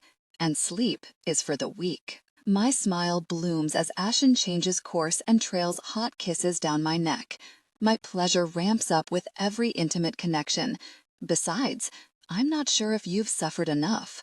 Ashen huffs a laugh across my skin, and goosebumps skitter up my shoulder. I have suffered, vampire. I am in agony waiting for a single word. Say it. No. Say it. I can't. Say. It's not time. Say. I will give you anything. My interest peaks, my focus cleaving between the intense sensations and searing kisses. Anything? Anything. My smile doesn't just bloom, it erupts. You can probably see the gleam in my eyes from space.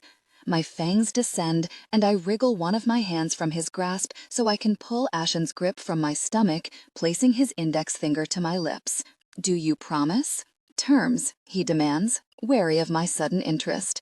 I laugh, and they came together passionately. I stifle a whimpering moan, nearing a peak of sensation. Allow subtle warmth, slight tremor if organic. I try to hide it, hoping for release before he can stop me, but he senses the fluttering of my muscles and eases his movements. Give me your terms, my queen. A date.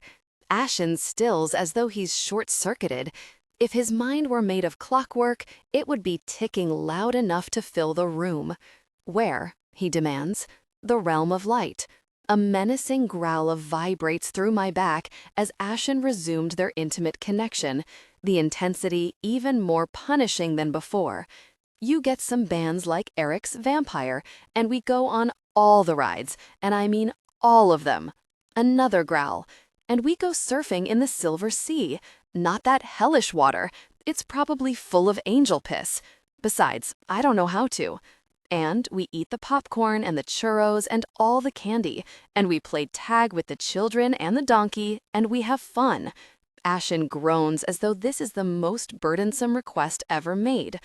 Or we could just connect intimately until we die. Those are my terms, Master of War. Ashen leans back and gave me a firm touch. You are a minx. I am the queen, and I will do as I please. Another firm touch. I smile. You have my terms, Reaper. Take them or not. The choice is yours. Ashen connected deeply, driving over and over, harder in his frustration, probably looking for any way out of this madness. He gave me a firm touch again, one last time for good measure, the sensation heating deliciously in my skin. Fine, he grits out next to my ear. I promise. I will do as you ask if you say it.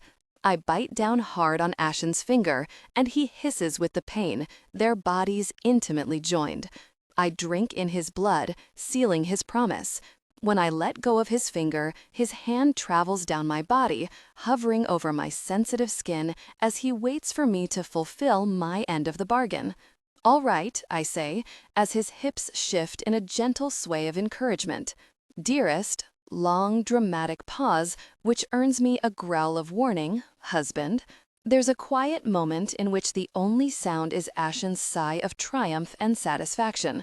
Finally, he whispers, their intimate connection shifting with agonizing slowness, just an inch or two, and then deepening as far as I can take him now.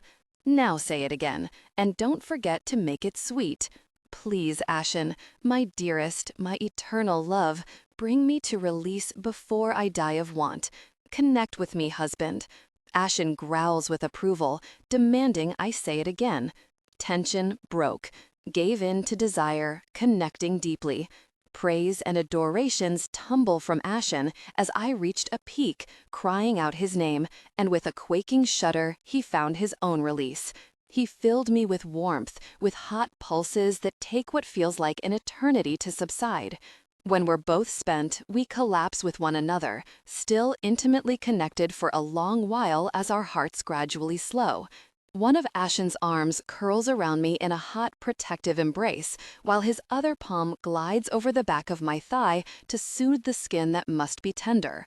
I don't know whether to go back out into the realm and find something else to be furious about, or to never be angry again. I think I nearly died. Several times. Ashen says next to my ear, his breath still quick as it pours through his exhausted voice. But you feel better. As do you. I nod. I do. Especially knowing we have a super fun date coming up in the realm of light. Ashen groans and grips me tighter. Perhaps I don't need to go back into the realm to find something to be annoyed about. You're the one who agreed to the terms, demon. Ashen lets out a long breath of dismay, but still holds me firm in his arms. I did. He kisses my temple and pulls me closer. His muscles tense around me. We don't have to go soon, do we? I smile in the cage of his limbs. For a date, no. I'm happy to save it for another time that you're frustrated and annoyed, if that helps. It doesn't. Nevertheless, I'm afraid we'll have to go back soon enough anyway, so if we happen to go on the roller coaster a few times while we're there, I think I'm okay with that. The soul fate stone, Ashen says, the levity draining from his voice. I nod against his chest. Have you learned anything from the Book of the Fate Speaker? Not much, honestly. I've been focused on trying to learn the danger in advance of finding the next stone and the gateway, I say as I wriggle away. I shimmy to the edge of the bed and grab my robe before padding away to the living room, bringing back the book. When I settle on the bed, I flip to a page I marked in the center of the manuscript. I did find this, however. Is that the same as the doorway you saw? Ashen asks, as he points to an image of rings of dingare surrounding a spear at the center. Yes, though I think it's more like a window than a door, I say as I rest the heavy text on the mattress. You can take the key and see inside, for a moment at least. But to step inside their realm, you need to go to Alahalsu, the gateway, the pathway, like the thread that spans between the beginning of a soul's creation and its end. And where's that? Ashen says, as he looks down at the text, most of it in Dingar. No really clue. I smile as Ashen lets out a long sigh. Yeah, there's more. Of course there's more. The book says there will be an insurrection of beings from where the gods trapped them, between the realms, the abyss, Salamu. They will be allowed into the living realm and will attempt to take the stones during a period of imbalance among the three realms. The Nephilim. Looks like it. In order to save the fates, the keys must be returned to Alahalsu and the gate destroyed. I flip a few pages ahead to another bookmark I've left between the pages. And look at this. The scepter of Ereshkigal, Ashen whispers as I spin the book to face him. There's an image of the same scepter on my chest in faded ink on the page. Below it, the mace of Nergal, just the same as it appears on Ashen's mated mark. A third symbol is drawn at the bottom of the page, a four-pointed star bordered by a circle, wavy lines fanning out between the points from the center of the star to the perimeter of the sphere. The sun disk of Shamash. I nod, laying my index finger to the scepter of Ereshkigal. Light and shadow. My finger trails down to the mace of Nergal next. Peace and war. My touch halts on the sun disk of Shamash. Hope and surrender.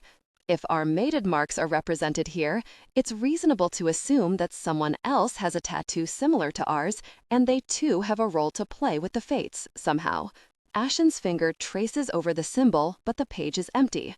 Yeah, frustrating, isn't it? I haven't found anything in the Sumerian or Latin entries yet that seems to relate to that page, but there's still a lot to wade through, I say before pulling the thick book from Ashen's fingers to close it, leaving it on the mite stand. When I turn back to Ashen, my diabolical smile has his eyes narrowing with suspicion. I carefully back away, getting ready to run. Do you think that third symbol means we're jointly mated to another person? Is this a Waichu situation? You know Tessa's in one, right? I bet that's it, yeah. And I have a good guess, Reaper. It's gotta be Dooman. Did you see any suspicious tattoos on him when you were ripping his limbs off? I managed to touch one foot to the floor in my bid to leap from the bed in a fit of devious giggles when the hot band of Ashen's arm wraps across my middle, hauling me back onto the mattress beneath a spray of embers and smoke. They came together in passion, connecting deeply. "What are you doing, demon?" I ask in a breathless whisper as I fist the sheets. Our eyes met, a silent understanding passing between us as Ashen answered. "Reminding you that you need no other beast in your bed. There's not room for another anyway," I say. My teasing smile fades as a sliver of worry slices through Ashen's eyes. "You take up every crevice in my heart." I smile, and a different kind of darkness takes over Ashen's features. "Allow subtle warmth, slight tremor if organic. I will show you all the same," he says, and they came together intimately, reaching a peak of shared emotion. "You've got to tell him to stop." Edie whispers as she sits next to me on the couch in the suite I share with Ashen. She passes me one of Cole's homemade churros with spicy chocolate sauce, the sounds of laughter and the smell of cooking drifting from the kitchen to warm the apartment. Huh? Your husband, she hisses. Tell him to stop. Stop what? I have no idea what you're talking about, babe. Edie rolls her eyes and tears off a piece of a churro, scowling at me as she chews with more force than is necessary for the sweet dough. The gifts. Say what? What gifts? He didn't tell you? Obviously not. No, I reply, a hot lick of blush curling up my neck. I dart a glance to Ashen as he and Roman look through the collection of whiskey lining a shelf near the dining room, opening a few of the older bottles to sniff the contents as they chat in hushed tones. First, my room was filled with flowers. Like, filled, Lou. Aw, that sounds sweet. Sweet? It looked like the botanist's version of a hoarder's house, and it took me an hour to find my herbs so I could stop Cole's sneezing. Edie's face crinkles with disgust. He had a line of snot, Lou. He sneezed it onto the roses. Gross. But also, you're a healer. It's not like you haven't seen worse, I say, taking a bite of the doughy goodness as I sink further into the couch with a contented moan. Remember the time my arm got stuck to my side with all that goo when I was healing from burning at the stake? That was pretty gross. Yeah, but I also don't share that kind of intimacy with you. I'd have felt different about that if we had a different relationship. Snotty is not sexy. I guess when you put it that way. Then the Reaper brought me like 60 different kinds of glass cleaner and stainless steel polish and car wax. What? Really? Right? Edie says as she passes me another churro. Apparently they're for Eric's wings. To what? Polish them? What kind of kink does he think you have exactly? Edie shrugs as Ashen and Roman laugh about something in the other room. We watch in chocolate-covered, dough-induced silence as they pour their drinks. Anyway, it's way over the top. He has to stop. I know he's grateful for me bringing you home and all, but he doesn't need to do all that. You're my friend, and so is he. The realization fills my heart with a little ache as I look toward my husband. My gruff but generous, scary but sweet husband. Gosh, that makes sense, Edie. What, that we're friends? No, that he hasn't had any. Gift giving is kind of his love language, you know. This friends business is new to him, and maybe he's struggling to make sense of it, I say, watching as the Reaper and our vampire guest continue their perusal of the other liquors hoarded by the suite's previous occupants.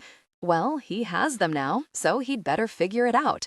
I give him one last look, averting my eyes before Ashen catches my gaze, a little twinge still burning in my heart. The thought plagues me as Edie and I chew in silence. Even though Ashen might have had a sister or romantic relationships, like Davina and Rosario, maybe he's never really had friends.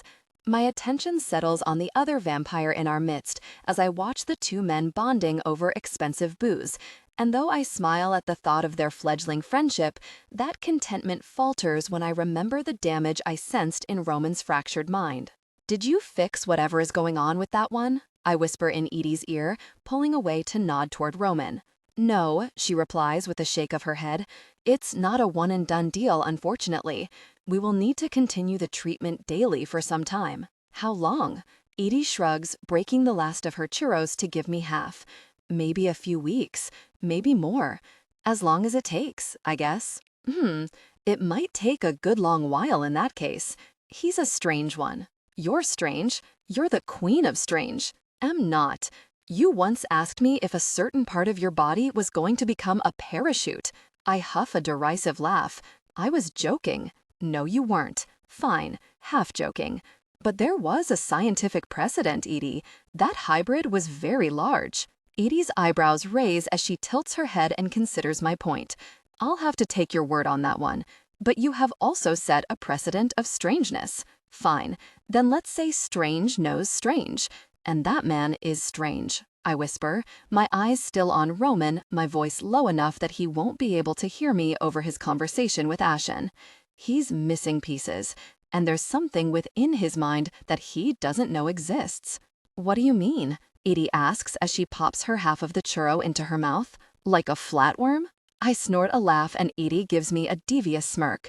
No, I mean a secret, but one he didn't put there. Then who did? And why? Both good questions. To which I can only say, who the really knows. So we're off to a good start then? Yeah, no, gosh. Also, how is a mystery? Then we basically know nothing aside from a vampire has a secret. How shocking, Edie says with a teasing smile. Remind me, Lou, how long was it you were in hiding, keeping your identity a secret? I roll my eyes. I get your point, but this was definitely not of his making. He doesn't seem to know it exists. Maybe you should tell him. Ask if you can look again. The only way I can find out more about it is if I open the structure of it, and I'm not really sure I want to do that. It doesn't give me good vibes, I say, a little shudder flowing down my arms. Besides, I don't know that Winter would be a big fan of me rooting around in his noggin. Probably true, Edie says, as we look over at Winter as she hovers over an ancient book splayed open on the dining table, next to a set of scales and small bottles of powder and liquid, her pen scratching across a notepad. They seem a little protective of one another, whether they both want to believe it or not. We watch in silence for a long moment as Winter reads through the heavy text, or at least pretends to. Every few minutes she steals a glance at Roman. He does the same when he seems to think it will go unnoticed. Whenever their gazes happen to connect, they both look away. How much do you think she knows? Edie whispers. She obviously realizes something is wrong and he's struggling with memory. Otherwise, she wouldn't have been looking for the ingredients she obtained from Mr. Hassan's. It was everything she required for the potion to heal damaged memories. Good question. She obviously knows something is missing. But maybe she doesn't know something else has been put into his head to replace what was lost. Our focus is pulled to the door as Cyrus enters with Davina, 2 additional guards remaining at the threshold to guard the hall. Or maybe I'm wrong. Maybe she knows it all, but would rather not see. Edie and I exchange a dark look before she rises to assist Winter while Davina takes a seat to my left on the couch, the musky undertone of her usual lilac scent the only betrayal of her trepidation about the weight of the position she's about to take on. When Winter is ready, she and Edie join us in the living room, Ashen and Roman trailing after them, their earlier levity gone in exchange for reserved concern and wary glances. Are you ready? Winter asks to Davina. The young apothecary grips a vial of shimmering liquid in one hand, one of fine gray powder and a glass of water in the other. Edie stands close by with the book clutched in her fingers, the scent of dusty skin rising from the ancient leather pages. Ashen sits in an armchair with his whiskey, as Roman stands off to the side, his back against the wall as he regards the unfolding scene with stern vigilance, his gaze resting on Winter but always shifting away before she looks in his direction. Yes, Davina replies, and though her voice is calm, her eyes aren't. They dart from one person to the next until they rest on me. You don't have to do this, Davina say. Allow subtle warmth, slight tremor if organic. 1,000 worries seem to crash on my shoulders. Maybe she's not ready for this. She's been through so much already. No matter what I feel about Davina and her history with Ashen, this is too much for me to ask. What if she feels like she couldn't say no? But Davina turns to me and smiles, and I think maybe I see a little excitement beneath the nerves. I know I don't have to, but I want to. With a final, fleeting smile, Davina squares her shoulders and shifts her attention to Winter. I'm ready. I'll give you a nod when it's time to drink the liquid. You'll want to lie down, but you need to stay awake and take the powder when I tell you, Winter says, passing Davina the vial of liquid. She turns to me next, giving me the ampule of powder. Your job is to keep her conscious until she consumes it. Got it? Okay, here we go. Winter turns toward the book in Edie's hands. The chant begins. The air seems to change around us, shifting like dust motes shimmering in sunlight. The liquid in the vial coats the glass with a viscous glimmer as Davina rolls it between her fingers. Winter finishes the first page of text and then casts her gaze to Davina with a nod. Davina pulls the stopper from the vial. The scent of sugar and smoke drifts toward me. My spine straightens as something diaphanous settles into my thoughts, something familiar hidden in the scent. Davina knocks the liquid back. Time seems to slow, the pace of heartbeats, the rhythm of breath, the shifting of muscle and bone. Cubes of ice clink against Ashen's glass as he leans forward in his chair. But it's Roman's eyes I meet across the room. He can smell the nuanced secrets that drift on a current of air, just like me. And as I meet his eyes, I know I'm not the only one who feels something is amiss. "Lou," Ashen says from his chair as my brows draw together. In an instant, it's too late to answer. Davina slumps, her shoulders falling. Her vertebrae seem to unlink beneath the hand I place on her back.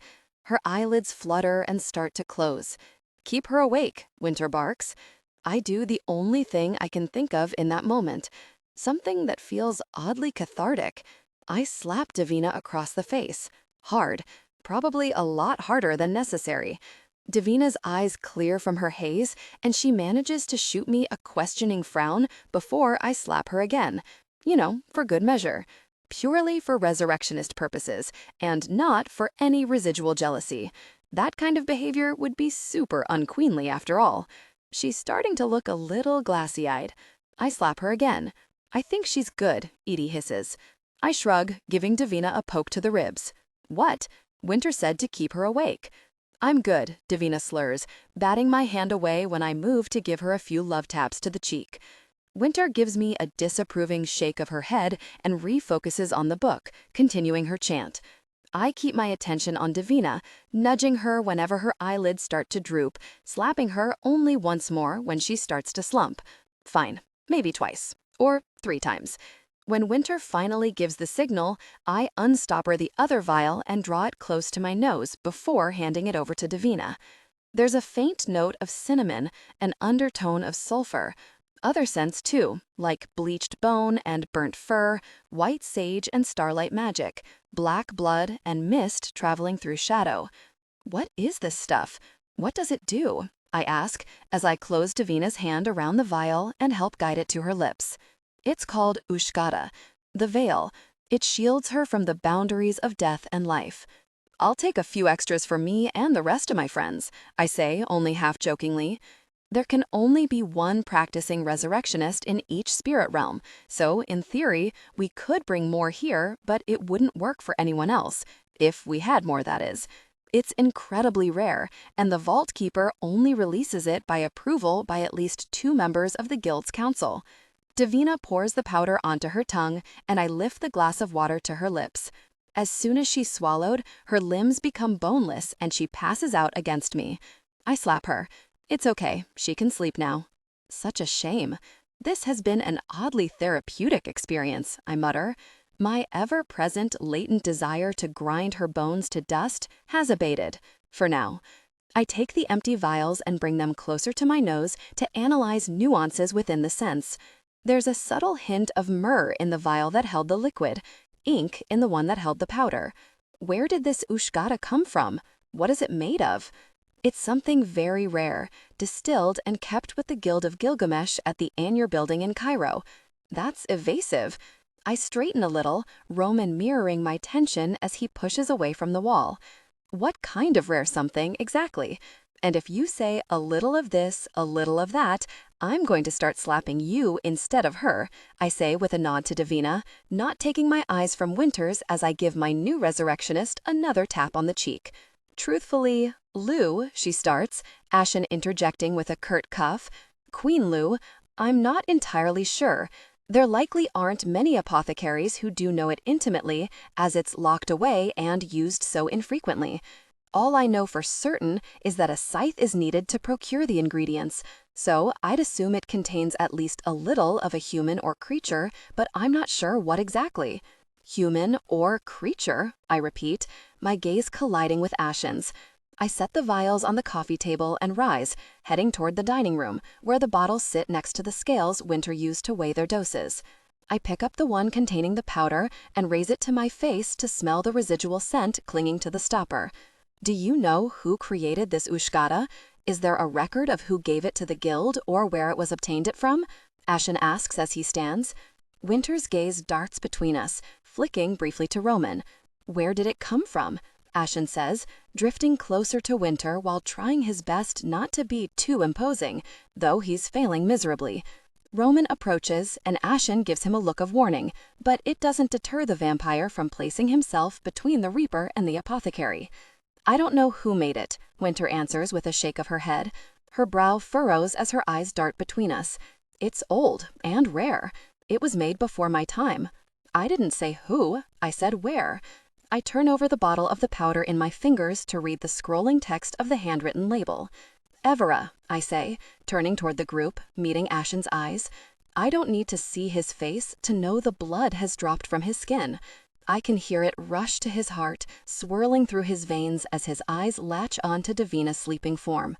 The scythe, he whispers, and I follow the hot flame of his simmering rage. I twist the bottle between my fingers, tilting it to watch the grains within coat the glass and dance like live yeast. And the demigod.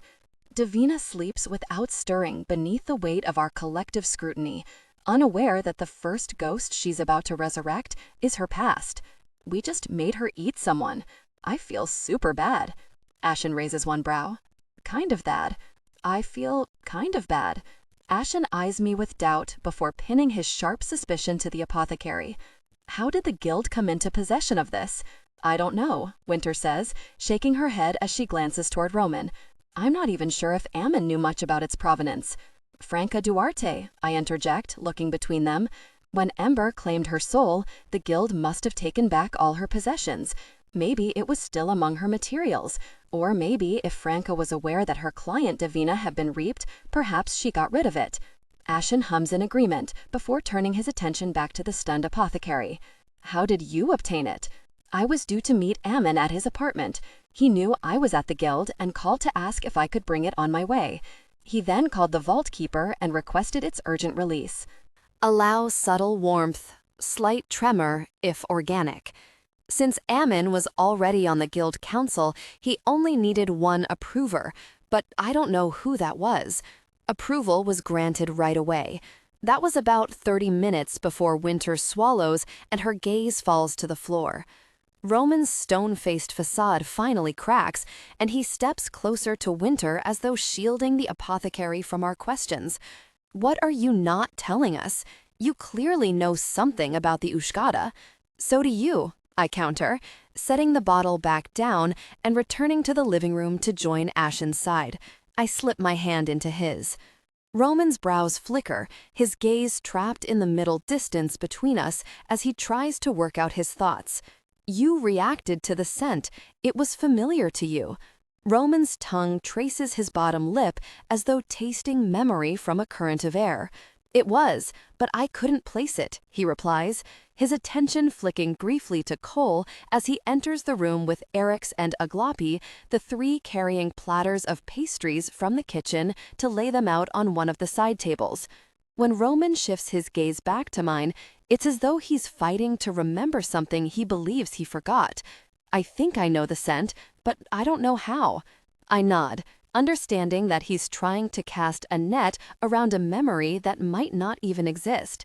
I pick up one of the vials from the coffee table and pass it to him so he can test the scent again. I think it's familiar because it's the building blocks of us all, the elements of all immortals, angels, demons, witches, werewolves, and vampires. Whatever gods made us, we carry the elements of them, fractured and divided among us. But the demigods, their children, I think they carried all those same building blocks of the magic that made the rest of us. Cole's heart trips over itself, the beat stuttering before it quickens as he lays down his plate, a little tremor rippling through the ceramic when he sets it down. Demigods? What's going on? How do you know it's not just a bit of every creature in there? Roman asks, ignoring Cole's question as he raises the vial to his face and inhales. It's as though he's determined to hold on to the chance to sort something out without the complication of his damaged memory. I don't know for sure, but given the location listed on the vial, I'm willing to bet it's likely not just a combination of immortals. I turn to Ashen, squeezing his hand as Davina stirs on the couch, her hand traveling across her eyes as she starts to wake. Evera, that's where you and Davina were? Ashen nods, grief rising in his features before he camps it down beneath a blanket of surging heat.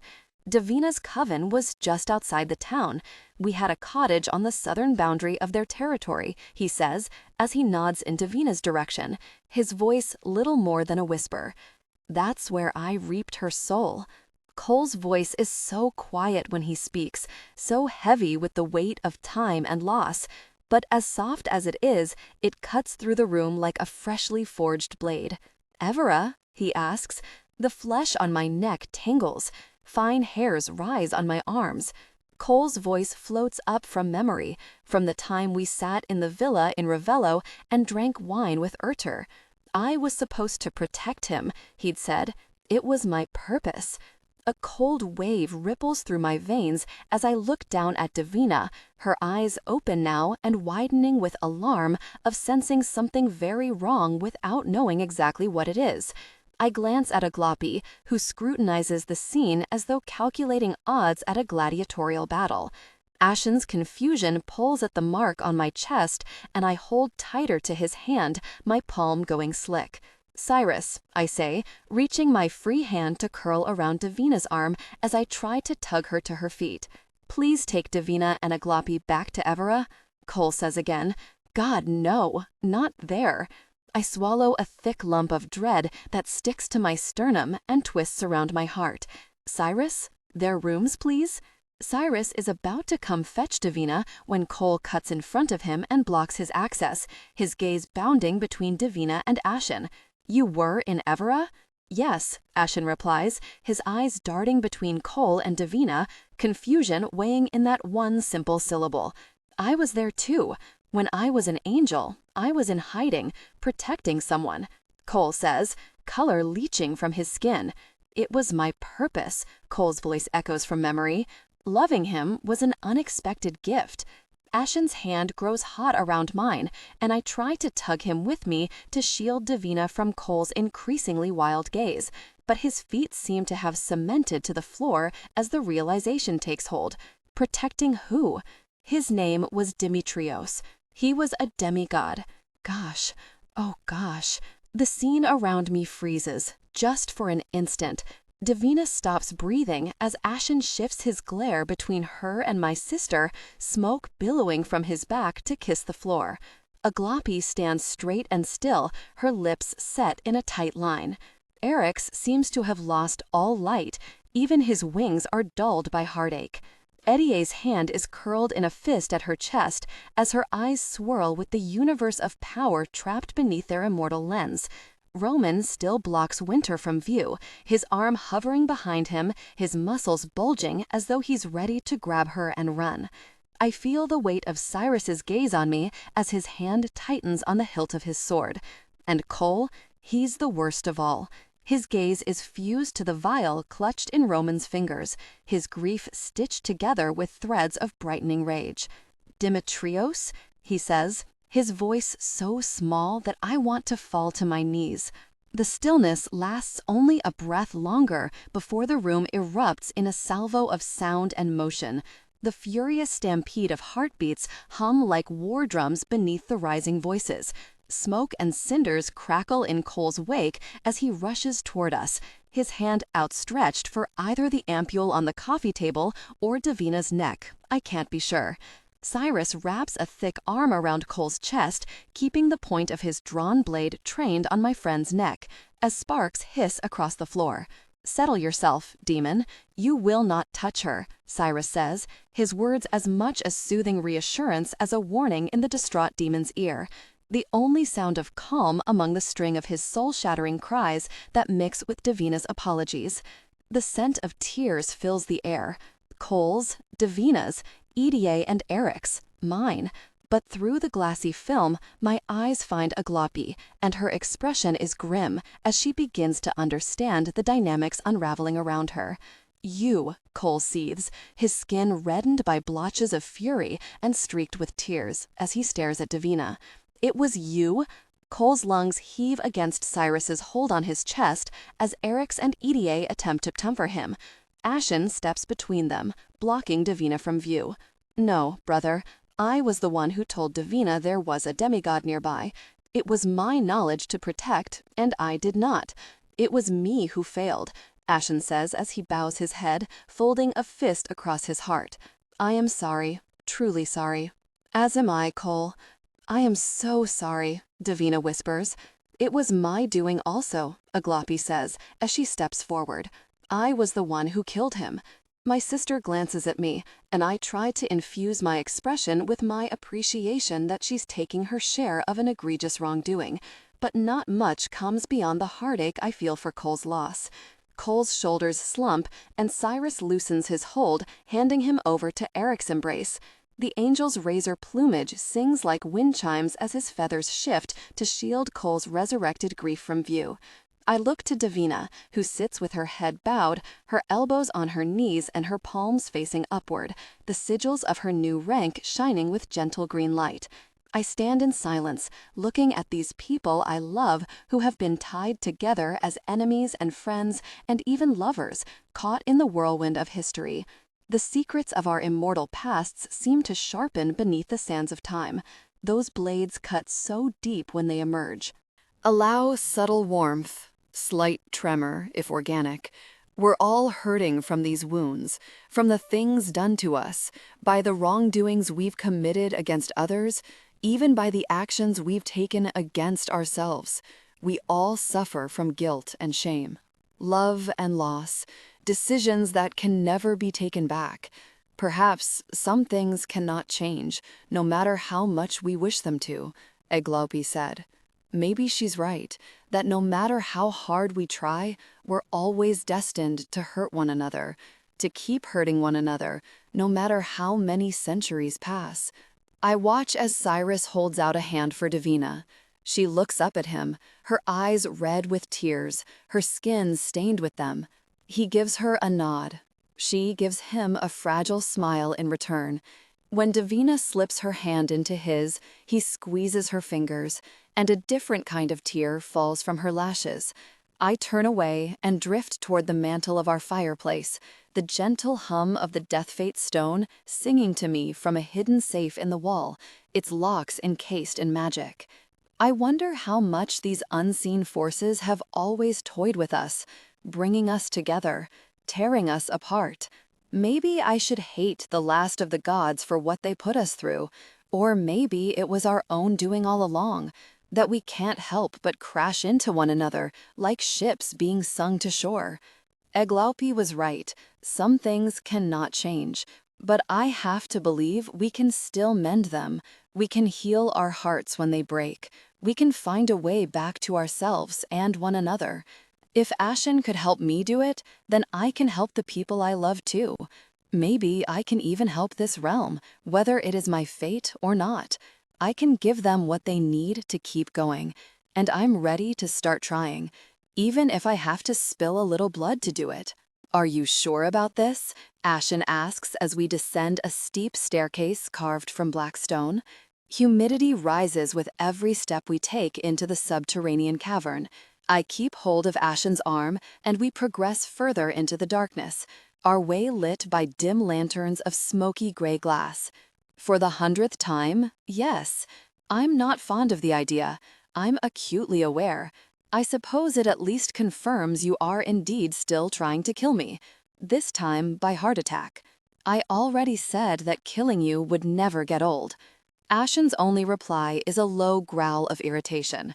I need to get out more, I say with a shrug, patting his arm. I can't just stay inside and really my problems away. Ashen scoffs. We can try. We did try. We can try harder. You've tried hard enough, Eddie says behind us, her eyes shining with mischief when I shoot her a conspiratorial grin. You are one to talk, witch, Ashen says with a sharp glance over his shoulder. Eddie's eyes shimmer brighter in reply, stars glowing and fading with her amusement. Ashen slips into scowling, brooding, demon-worthy silence. His simmering anxiety bleeds through the mark over my heart. No matter what reassurance I try to give him, whether it's a squeeze on his arm or a joke or a smile, nothing seems to quell the fear that vibrates through my flesh like the tickle of butterfly wings beneath my skin. When we land on the final step and drums pound an echoing beat to herald our arrival, those wings become tiny hammers pounding at my sternum. The cavern ahead is a massive chamber, the jagged roof of stalactite crystals shimmering several stories above us as they reflect the light of the torches lining the cave.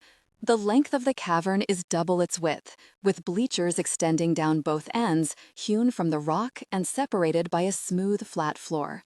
At the far end is a sculpture carved into the black stone. The scene of gratuitous impaling reminds me a little of the tapestries in the throne room, the ones I really did end up burning a few nights ago when Cole wanted to make salted caramel s'more towers. It seemed to cheer him up a bit, so it was worth the effort of dragging the heavy fabric into a makeshift fire pit behind Eshkar's former residence, even if I did eat enough marshmallows to make myself sick. The sculpture is making me hungry. You know what would make this whole thing better? Churros, I say as Ashen unwinds his arm from mine to place his hand on the exposed skin of my lower back as we ascend the steps of a dais. I've chosen a black option for this evening, a little more in keeping with the Reaper aesthetic. It's a short playsuit with a low-cut back, the military boots I'm wearing giving it a bit of an edge, along with the kaikan strapped to my thigh. I can't say it's queenly, but it's practical and comfortable in this humid cave warmed by torches and the bodies of demons who stand at attention among the staggered seats. Ashen's only response to my attempted joke is a grim little growl. He sends a withering glare across the audience as we take our places to stand in front of our seats on the stage. Ashen to my right with Cyrus and Roman, Eddie to my left along with Imani, Hotaru, and Maru from my new council. A contingent of Shublugal soldiers fan out around us, lining the edges of the stage and the level below us, as though daring anyone to even look our way too long. Zeta enters last, coiling behind my carved mahogany chair with an agitated hiss. The drums come to an abrupt halt. "Hail, Queen Leucotia," Ashen booms to the audience. "Hail, Queen Leucotia," they respond. Everyone on the dais, aside from the guards and Ashen, sits. As soon as we're settled, the demons of the audience do the same. A tense silence descends on the cavern, affectionately known as the Gauntlet. "Tonight is a unique event," Ashen says as he slowly stalks toward the front of the dais. His fist grips the hilt of his sheathed sword with bleached knuckles. "There will be no resurrected souls for your ravening entertainment. No revived immortals breathed to life to be torn apart before your eyes. Tonight, your queen gives you better sport, deserving prey, the traitors of the Shadow Realm." The floor between the two sides of the cavern comes to life with sound. Sections of the stone separate from one another on hidden gears and tracks in kaleidoscopic shapes. They whir and tick to reveal the brutality hidden one on the level below. It's a maze of alleyways and high stone walls. Some pathways come to a dead end. Others have long stretches of straight passages that seem to emanate the very essence of deceit, their traps so well hidden that not a hint of danger is visible, even to my preternatural vampire sight. A section near the center is a wide courtyard where a few weapons lay the floor for the taking. In several places there are obstacles, like giant axes that swing like pendulums, or an unstable bridge over a steaming pool of acid, the only path toward the exit of the maze. The final goal is a small round podium beneath the carved wall at the far end of the cavern. Ashen says nothing further to the rows of demons, who speak in hushed tones as the final sections of the floor slide into place beneath them. Some lean forward in their seats, shifting to get a better view of the playing field. Ashen strides back toward our line of chairs, his gaze a heavy presence on my skin. This is reminiscent of some fun times in Rome a couple millennia ago, don't you think, Reaper? I say as Ashen takes his seat and folds his hand around mine. I'm still not sure about your idea of fun. Come on now, it's going to be a great show. They'll be talking about it for years. Ashen slides a flat glare in my direction, but doesn't argue. His hand heats around mine. 2 doors slide open at our end of the arena, and 8 unarmed demons enter the playing field. They're divided into 2 groups, and they can't see one another from their starting points on the maze. I spot a few familiar faces. Joash is there with his amputated arm, the wound already healed. There's a woman I recognize from the battlefield in Romania, but I don't know her name. The soldier who practiced his archery skills with my head is in Joash's group, so I guess that means Zeta never got to eat him and he resurrected. She hisses behind me as though reading my thoughts. Allow subtle warmth, slight tremor if organic. I spot Purus as well, who crouches a little, taking stock of his surroundings. The drums crash around us. Ashen leans forward in his chair. I cut a glance at Idiah, and her worried expression is lightened with a flash of a devious smile. When the drums stop, the crowd erupts into cheers and shouts. Some people call out instructions, taunting the participants to take one turn or another. There's no way the traders can know if what they hear is helpful or harmful, so they seem to ignore the shouts raining down from above like poisoned arrows. Both groups stalk forward with cautious steps. Joash is the first to run into trouble. As the group turns down a corridor, someone steps on a hidden panel in the floor.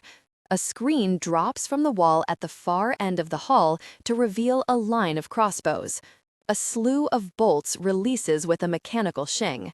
Several of the demons drop to the floor quickly enough to avoid being hit, but one is not so lucky and howls with fury and pain as he looks down at the arrow lodged in his stomach. The second group of demons startles as they hear his scream from a few corridors over. Cheers and shouts and the sound of stomping boots fill the cavern. "That's Dooman," Ashen says as he leans in close and nods toward the injured demon.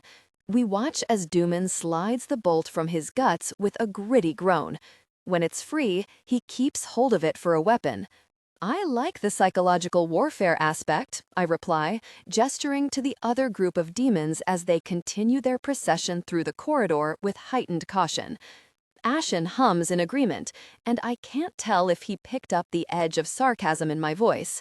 Truthfully, I don't totally love my idea to put on a show. The council was excited by the prospect when I proposed my vision and took only 2 days to update the playing field from whatever their last event had been, complete with a few specific requests from me. I'd rather leave such games to history, but I'm not ruling humans or the beings of the living realm.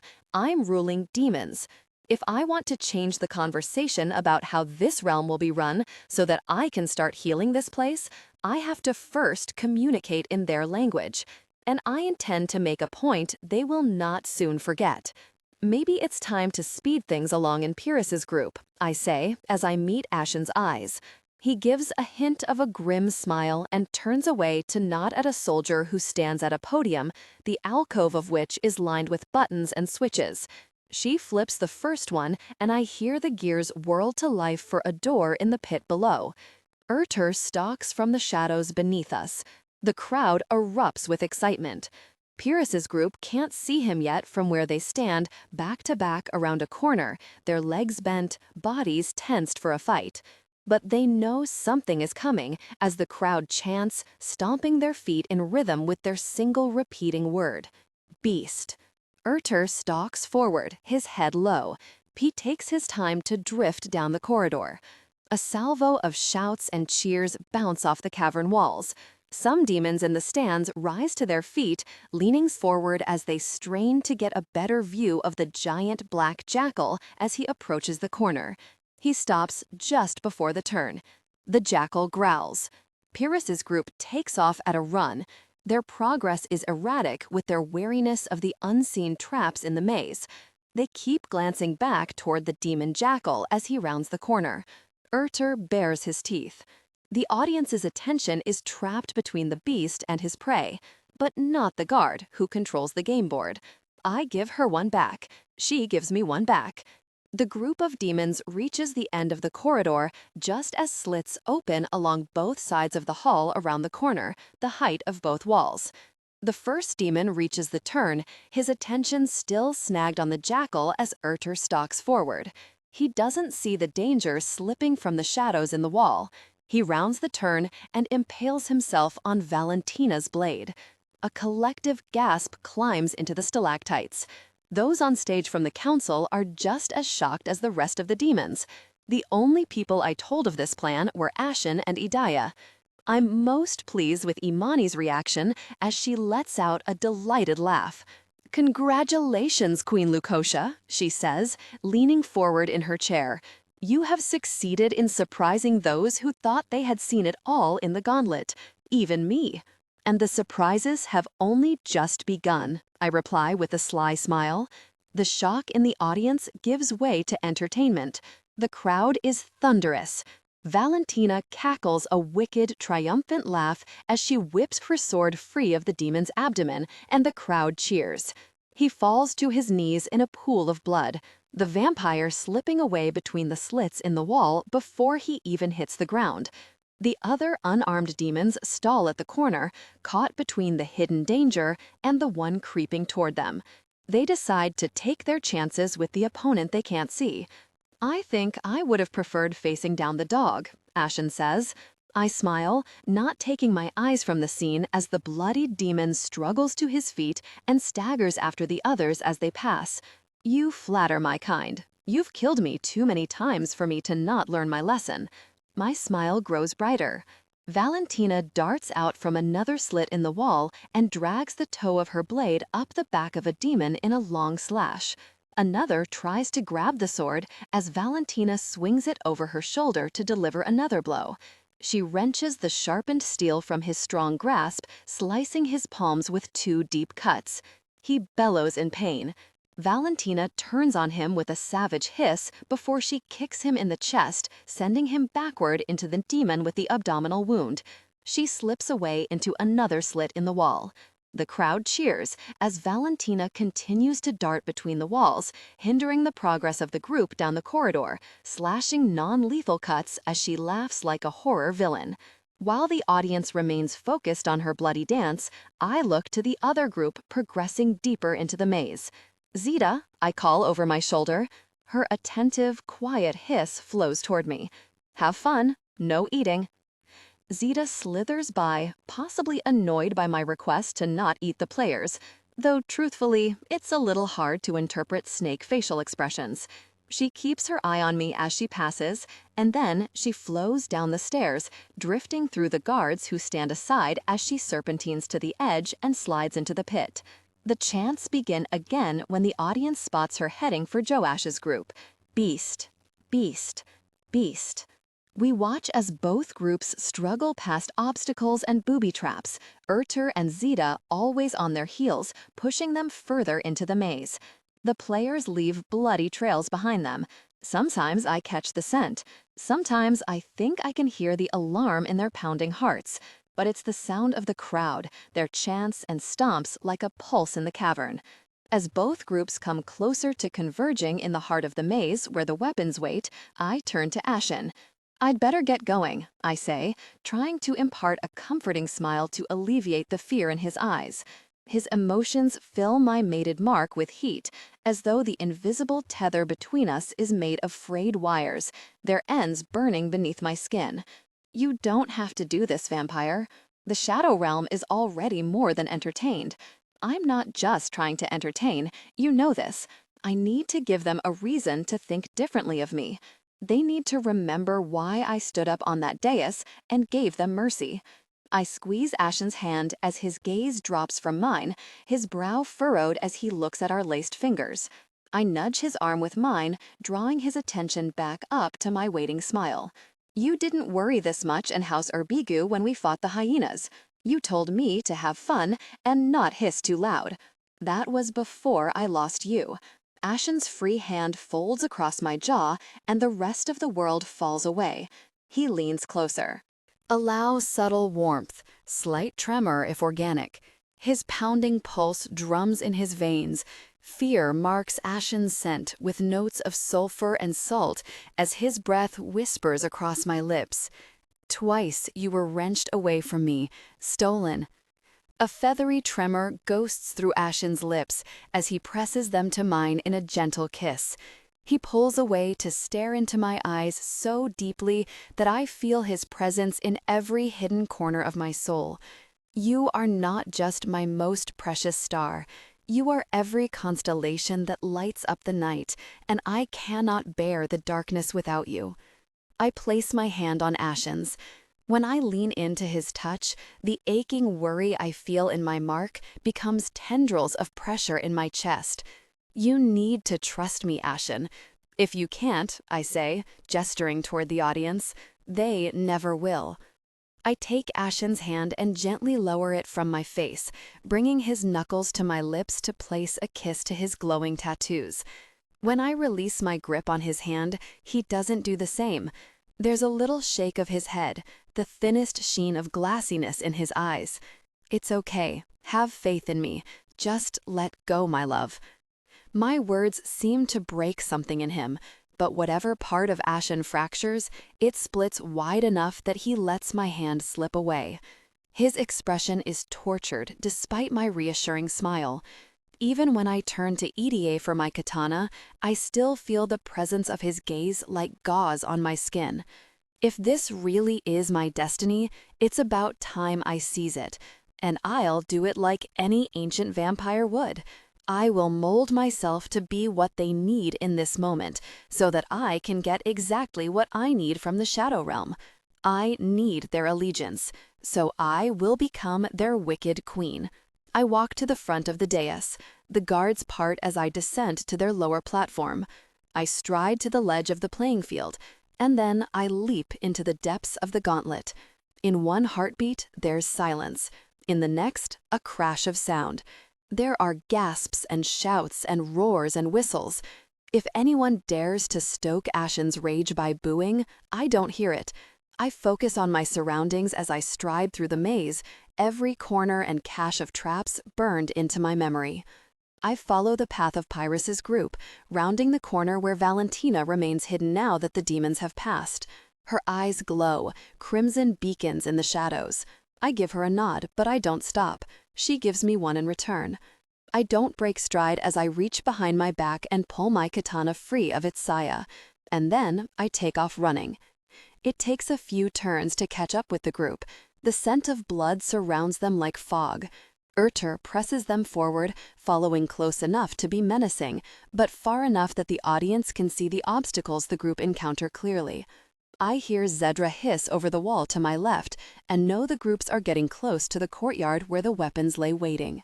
I slow as I reach and use his body to block me from view, but the demons are so focused on what's ahead of them that they don't see me coming. Music rushes toward us from every direction. Mayday, fiesta fever surrounds the playing field.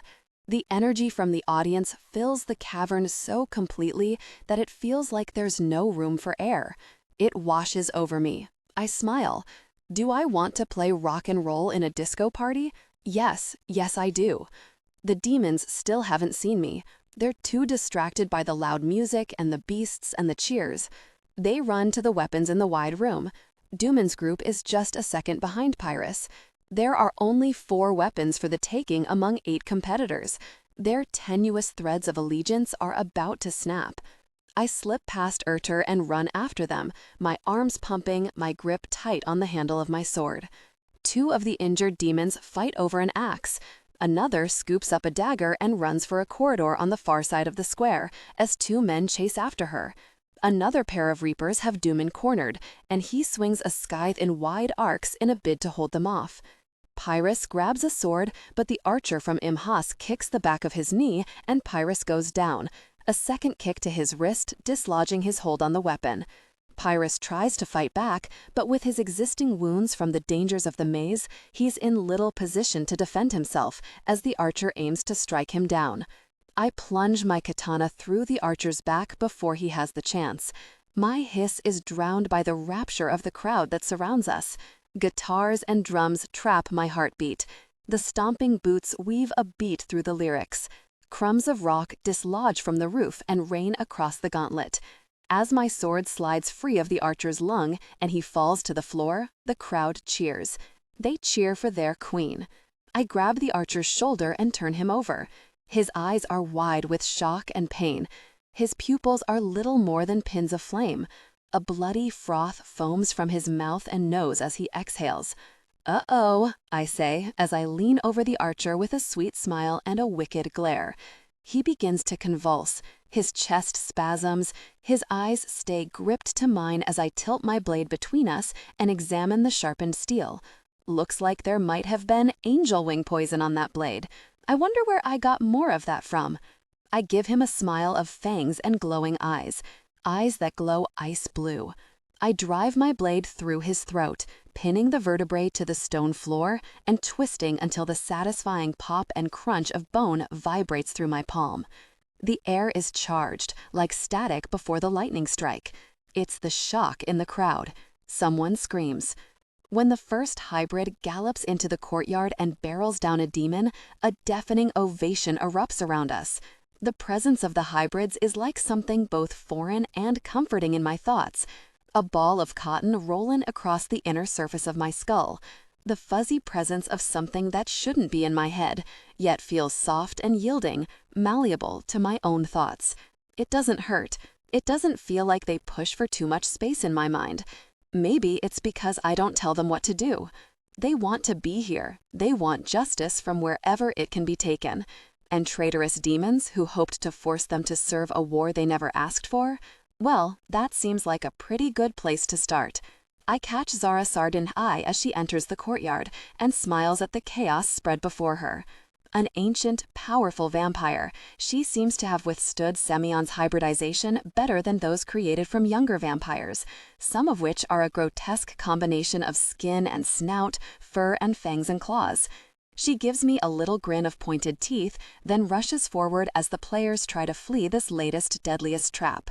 More hybrids enter the space, and I turn my attention to Pyrrhus, who's still on the floor. His jaw is clamped tight, though his wild eyes and ragged pulse belie the panic heating his veins.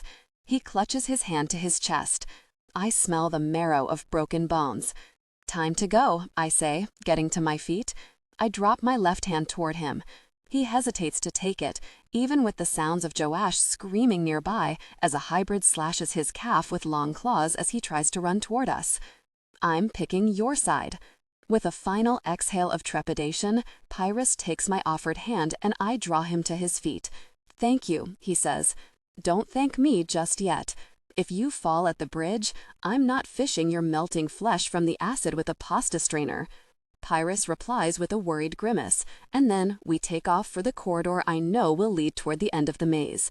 We pass the female demon around the first corner, her bloodied body turning to ash. I help Pyrrhus dodge an obstacle of wires set on tracks through the floor and walls, ready to slice through whatever triggers pressure sensors built into the corridor. There's a body sliced into numerous sections that are turning to cinders. There's a severed foot on the floor and a trail of blood. It isn't long before we encounter the foot's owner staggering down the hall.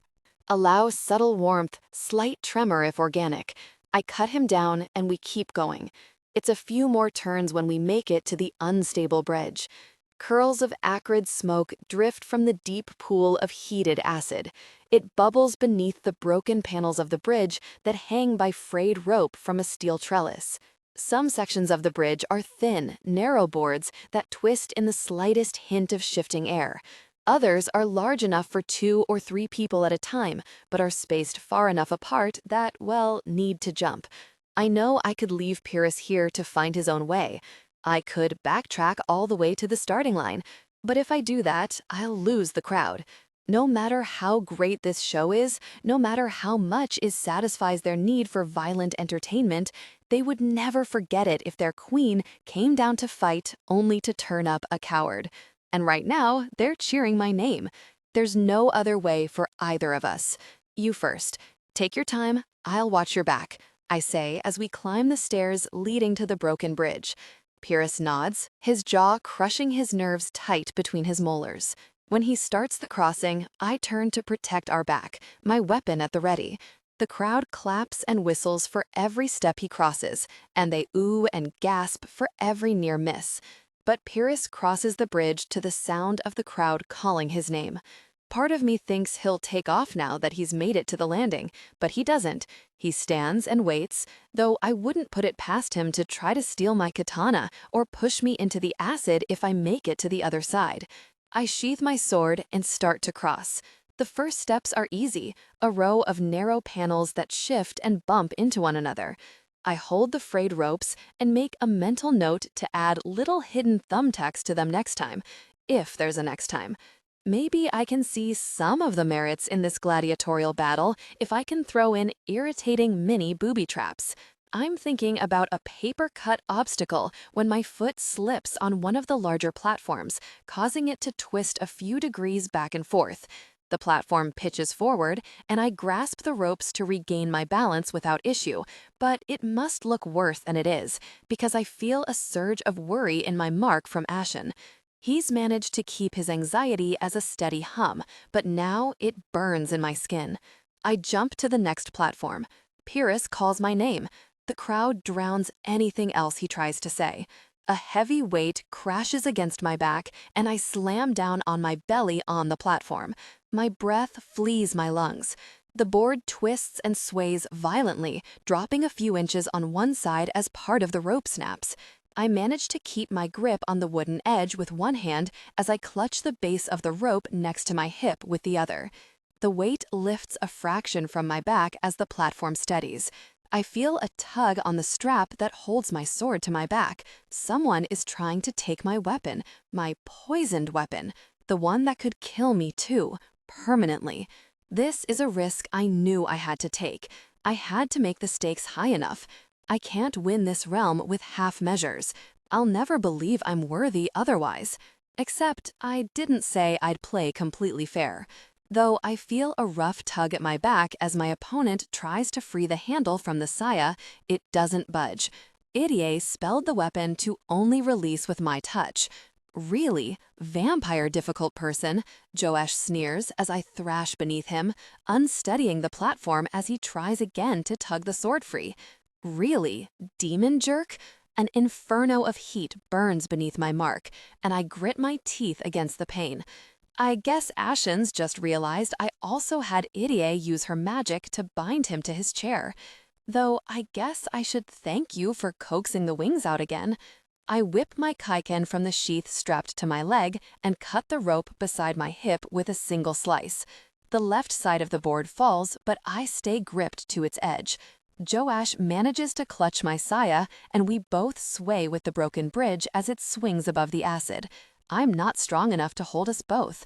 A determined growl rumbles in my throat as I sheath my dagger and grip onto the edge of the platform with both hands. I kick my legs, trying to dislodge the demon on my back. "Get off," I hiss. "You'll only go back to the resurrection chamber." "If I go, I'm taking you with me," he grits out behind me. I glance over my shoulder with narrowed eyes as he laughs. "How do you know there's not a guard there willing to give you an everlasting death, even at the expense of their own? The archer nearly succeeded in Emha, didn't he? He was part of the Shablugal. Gosh, he's got a point." Joash laughs again as uncertainty and fear twist in my guts. Ashen feels it, his own panic and fury molten in my skin. I firm up my grasp on the edge of the platform and thrash again, but Joash holds on. The rope creaks as we twist and swing. Fibers snap. "Just let go, little difficult person," Joash goads. The scent of acid burns my nostrils with every breath. "I promise it will only be agonizing for a few moments, this time." She's got other plans, wretch. I look up, and Pyrrhus is there, clutching a broken board he must have pulled free from the railing at the landing. He smashes the splintered end into Joash's stace, hitting him over and over until finally he must damage something painful enough that Joash's grip falters. His weight is suddenly free from my back, and there's a splash beneath me. I look down as he thrashes in gurgling agony, his flesh melting, slipping from his bones like heated wax. The scent of rendering skin bursts in hot bubbles. "Reach, Your Grace," Pyrrhus says above me, drawing my attention away as Joash sinks deeper into the smoky yellow liquid. Pyrrhus is lying on the next platform, his body hanging off the edge with the arm of his broken hand braced around its rope. His other is extended for me to take. I will not let you fall. It's the most unexpected thing that I feel the sting of tears in this moment when I look at Pyrrhus. It's the determination on his face, the promise in his voice. Even if I've changed no one else's mind about me, maybe I've changed his. He could still take my hand and let me go, but I trust myself enough to trust in him. I reach for Pyrrhus's hand. He hauls me up. When we stand, hearts pounding and lungs burning, we look at one another for a moment that feels captured in a bubble of time. There's a ghost of a smile in Pyrrhus's face, a look of pride. I surge forward and wrap him in a tight hug. The bubble bursts in the glory of the crowd as their cheers cascade into the pit.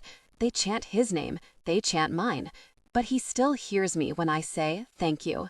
He nods against my shoulder, his chest a little bigger than before. We part and cross the last of the bridge, then descend the stairs on the other side. Ashen's relief cools the edges of my mark. There's pride as well, and gratitude, and still plenty of rage, presumably for being magically strapped to a chair. There are only 2 more turns and a final booby trap before we reach the far wall of the maze. I let Pyrrhus climb the small pedestal first, and he reaches for me to join him. We keep our hands clasped as we look across the audience. The demons are on their feet for us. They wave their hands, they shout. 3 words bound through the chamber, echoing from the black stone. Hail, Queen Leucosia. I turn to Pyrrhus as guards stride from the edges of the playing field to escort us from the pit. You're free to go home now, I say. Thank you again. Thank you, Your Grace. You gave me something unexpected. I huff a little laugh. Mercy shouldn't be unexpected here. I tap his chest where the tattoos of his house lie beneath his bloodied shirt. It's written right there. Mercy is stamped on your skin. No, it is not mercy you gave me, he says with a little shake of his head. He steps down from the podium as soldiers approach, but his eyes stay fused to mine, as a faint smile crosses his lips, embers sparking in his eyes. It is hope. As expected, my husband is fuming, literally. Allow subtle warmth, slight tremor if organic. Billows of black smoke roll across the dais, sparks hissing as they die on the cold stone. Ashen snakeskin wings drape from the armrests. Vivid orange embers twist between the scales. I can sense Idiai's magic still binding him to the chair, yet Ashen sits as though he's completely at ease, deceptively still. It's all a menacing illusion, of course. I can see it in the bright crimson rings encircling his coppery eyes. Wife. Oof. It did not sound endearing that time. More like a barb hooking into my guts and tugging. I take it you enjoyed the show? I say with a doubtful smile. I get a growl in reply. So that's a no then. Another growl. Your husband seems to have lost his colorful vocabulary, Idiai says, with a saccharine grin as I take my seat between them. You missed some true gems. My favorite was, if you do not release me from this really chair this instant, I will find your Anunnaki lover and feed him to the hyenas 1 piece at a time, starting with his body. Ashen, I chide with mock horror. So rude. You need to start with his body. I want to see if there's glitter inside. Nope, but his essence tastes like cream cheese icing. Idiai says. I whip around to face her as 1,000 questions race through my head. Seriously? He smells like a warm cinnamon bun. I know, right? Delicious. But if he smells like a cinnamon bun, complete with the cream cheese icing, does that mean he's always got something somewhere that it's not really supposed to be? Like, does he pleasure himself constantly and wipe his hands on his pants? Idiai's brow furrows. Legitimately a good question. He does spend a long time in the bathroom. I just assumed he was admiring his reflection. Do you think... Enough. Oh, look, Idiai says as we both turn to face Ashen. It speaks. Get out. Idiai gives a long sigh and brushes the front of her sparkling indigo dress free of wrinkles before she stands. Fine. Just try not to lose sight of the fact that tonight was an unmitigated success. Not an insignificant amount of that is thanks to you being strapped to a chair. So you're welcome. Ashen lets out a final growl as my heart rate climbs. He's by far the most pissed at me he's ever been, And of course, I can understand why.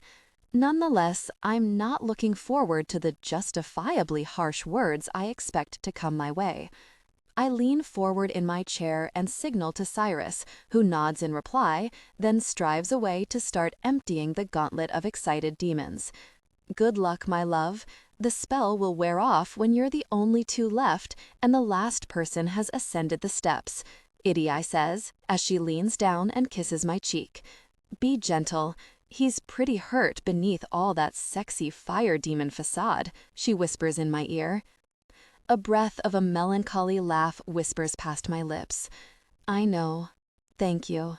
Love you. Idii squeezes my arm and offers a final smile before she turns, looping her arm with Imani's as they head toward the stairs. Ashen and I sit in silence as the cavern empties of spectators and soldiers and guards. Valentina and the hybrids are led to a passageway to their temporary accommodations, an unused set of barracks separate from the community of demons. The audience files out of the structure, demons chattering with excitement as they recall their favorite moments of the show and make plans to drink at Bit a Cologne. Many look my way with newfound admiration. Some even call out my name. I remain seated in my chair, a fragile smile etched into my face as I nod in acknowledgement to those demons who solicit my attention as they pass the dais. I try to keep my expression serene, but beneath my skin is a jumble of emotions that never settle in place long enough for me to grab hold of just one.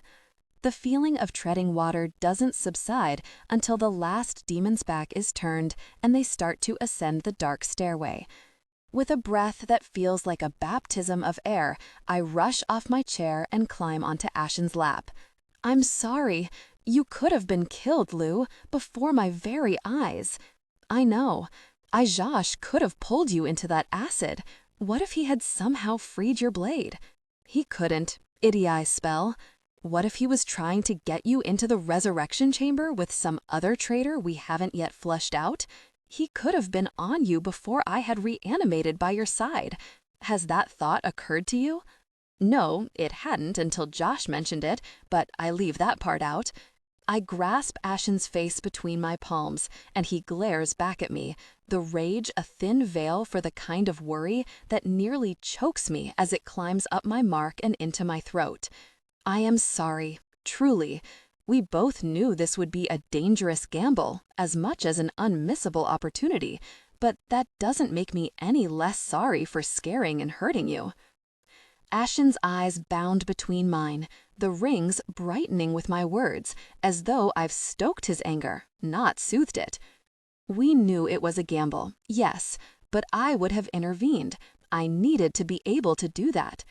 And if you had, you would have undermined my credibility as someone capable of leading this realm. If I can't look after myself in this world, how am I supposed to look after anyone else? How are you supposed to look after anyone at all if you're dead? We stare at one another, both unyielding, both right, both wrong. A rumble of discontent rolls through Ashen's chest as his gaze drifts away from mine. The muscle in his jaw clenches and releases as he chews on the words he must want to say but won't. I stroke Ashen's cheek, and even despite his fury, he drags his gaze back to mine. And what I feel when I look at him isn't just the frustration of landing at an impasse, or the sadness of wounding him deeply, or the guilt of deceit. It's love. It's love so big I can touch it, so rich I can taste it, so bright and blinding it burns. Its facets are ever-changing. I turn it in one light, and it reflects the joy I feel when I make Ashen laugh. I turn it another way, and passion consumes me, burning my belly with an ache for his touch. If I twist it again, there's the deep love I feel when we repair our trauma and wounds together, a comfort much like the warmth of the travertine pools of Pamukkale as I watched the sunrise in the protection of Ashen's embrace. But the one constant in every facet of love is choice. I choose to always hold on to it. Mated mark or not, whether in happiness or anger or sorrow, I choose Ashen. And I understand now. Maybe he feels like I didn't this time. I'm sorry, Ashen. I won't put you in that position again, I say. The magic encasing his wrists and ankles begins to wane. I expect he'll probably toss me off his lap as soon as he's free. His body smolders, the smoke unabated as it cascades across the dais in swirling waves. But when the magic disappears, Ashen wraps his arms around me and crushes me to his chest, burying his face in my neck. I clutch him back, and we stay like that for a long while, just holding one another in the silent cavern, the only sound around us the rippling flame in the torches set along the walls. When we finally do part, Ashen grasps the back of my neck with a calloused palm, his thumb gliding across my skin in a gentle caress. I will only fight with you because you are worth fighting for, he says, pressing his forehead to mine. He sighs, as though a pain has been lifted, like a deep splinter has been pulled free. You are right, just as I am, but it doesn't matter who is right in the end, or who is wrong. I love you, Lou. I am so proud of you. I truly am. Do not let our disagreement detract from your success. You were a force on the playing field, the goddess of the gauntlet. My smile is caught up in Ashen's kiss. His tongue sweeps into my mouth, and the vibration of his relieved moan shakes the worry from my heart. His anger still simmers in the tether between us, but other emotions are there to soothe its ache, pride and love most of all. They came together in passion. After their night, Ashen holds my hand as we walk to the core, Zeta and Orter following as our only guardians in the fog. Allow subtle warmth, slight tremor if organic. The night air is humid. It feels like an unseen storm lingers in the distance. The thoughts of the crawlers and souls press on my mind, but never breach the barrier I've gotten better at holding between us. But I know they lurk in the shadows, now a comforting presence despite their broken minds. My steps become more determined because the path I'm walking now is the one I'm taking to help them, I hope. When we get to the Cur, we go straight to the throne room, where Ashen pulls my heavy polished chair back from the council table. He turns it to face the windows that look across the Bay of Souls, the black water barely visible in the night, even to my vampire eyes. I sit and he stands next to me, taking my hand while we wait. The pattern his thumb taps on my skin is the only outward sign of his nerves. A few moments later, Davina and Imani enter, and after that, Cole, Edie, and Erix, the group escorted by Cyrus and 2 other guards. Cole looks tired, the grief of the recent revelations about his former lover still etched into the dark circles that sweep beneath his eyes. He glances at Davina and Ashen only briefly, then keeps his bloodshot eyes on mine. Cyrus told me you needed me, Cole says, when our brief greetings have passed. What can I do? 2 things, but only if you'll have them. You can refuse, and no one will hold it against you, I reply. Cole's eyes dart to Davina, but when they return to me, he gives a decisive nod. First, Ashen told me back in Ravello that the human scientist you used to free me from the dungeons is still alive, still here. A crease flickers between Cole's brows. Yes, Dr. Keller. He's being kept under guard at House Urbigo. I know you weren't at the gauntlet tonight. I'm sorry, Lou. I just couldn't. I know. It's okay, Cole. I didn't expect you to be there, I say. Cole's fallen expression seems to lighten a little, and Erix squeezes one of his hands as Edie holds on to the other. But you missed the best part. The hybrids made an appearance. The surprise in Cole's face is the first genuine curiosity I've seen in him in days. Hybrids? Here? Yes, and Valentina as well, though I'm not sure how long she'll stay. I know Dr. Keller was working on a serum to finish my transformation. If he's been making progress, maybe he can find something to reverse it. Perhaps he can find a way to treat the hybrids and return them to their previous forms in exchange for his freedom. I'd like you to work with him and supervise this, if you'll do it. Cole's eyes widen and he takes a little shuffle forward. Yes, I would love to do that, Lou. A wave of relief passes between Ashen and me. I'd hoped we could find something that would inspire the angel in Cole, the part of him that wants to serve. He needs to heal and protect others, and in time, I hope, he can heal himself too. I lean forward in my throne, bracing my forearms on my knees as I regard him. The other thing, Cole, it might be a little harder. It's okay to say no. I cast a glance up at Imani and she smiles, knowing implicitly that I want her to continue because he'll be more comfortable telling her no if that's what he wants. We still need a representative for House Mashusu on the council, Imani says in her soothing, lyrical voice. Queen Lucosia has found a soul who might be a good fit. She's quite rare. In speaking with Davina and a few others, we began looking into her background. We feel as though she might be able to help us rehabilitate even the crawlers and perhaps get them to the point where they too can be safely resurrected. Cole looks between us as his head tilts and his brow scrunches. I get a flash of the youthful side of him in the way he looks at us, trying to work it out. Rare immortal? What do you mean? She was a witch, Imani answers, a dreamwalker. Her name is Naya. Cole seems to crumble from within, even though his body stays upright between the grip of his two lovers. His knees tremble, his shoulders drop and shake. An anguished breath tumbles from his lungs. But as his eyes fill with tears, there is deliverance in the way he says her name. Naya? You found Naya? I nod, and Ashen's grip tightens on my hand, my heart pounding in my palm. We can bring her back now, or we can wait until you're ready.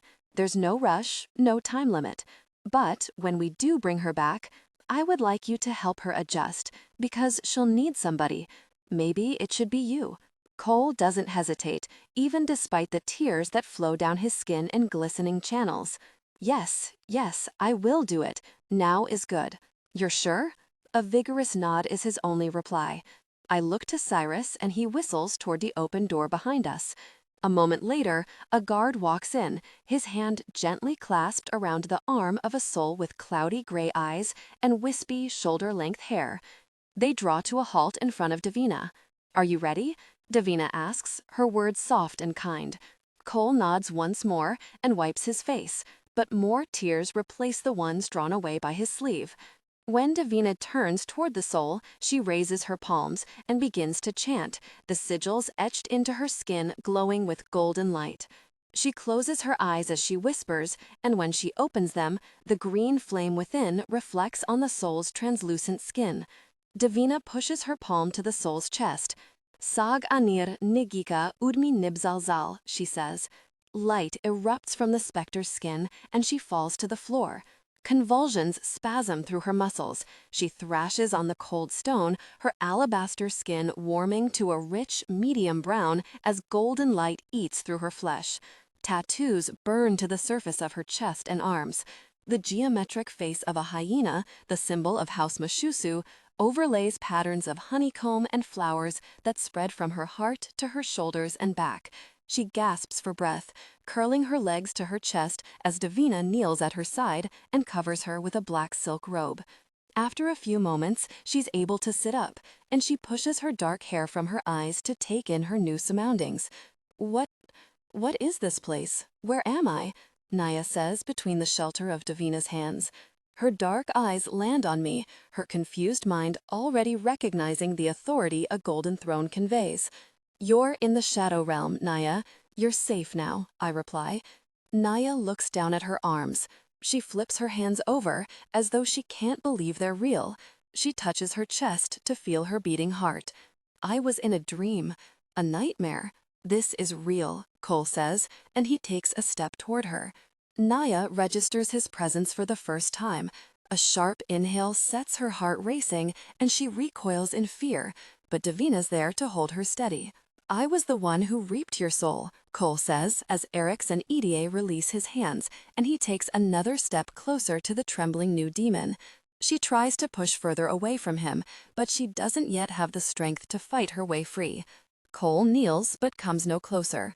Naya, Ashen says, drawing her attention from the Reaper who killed her to a more terrifying option, one complete with glowing eyes and giant wings. You were reaped for the crime of coercion. Do you remember? Naya takes a moment to respond, as though it's taking effort to discern dreams from memory. Yes, I remember. The former council of the Shadow Realm determined that you were entering another coven's dreams to manipulate them into an attack against a third coven, one that was backed and controlled by the council. Is that true? Naya squeezes her eyes shut. It is.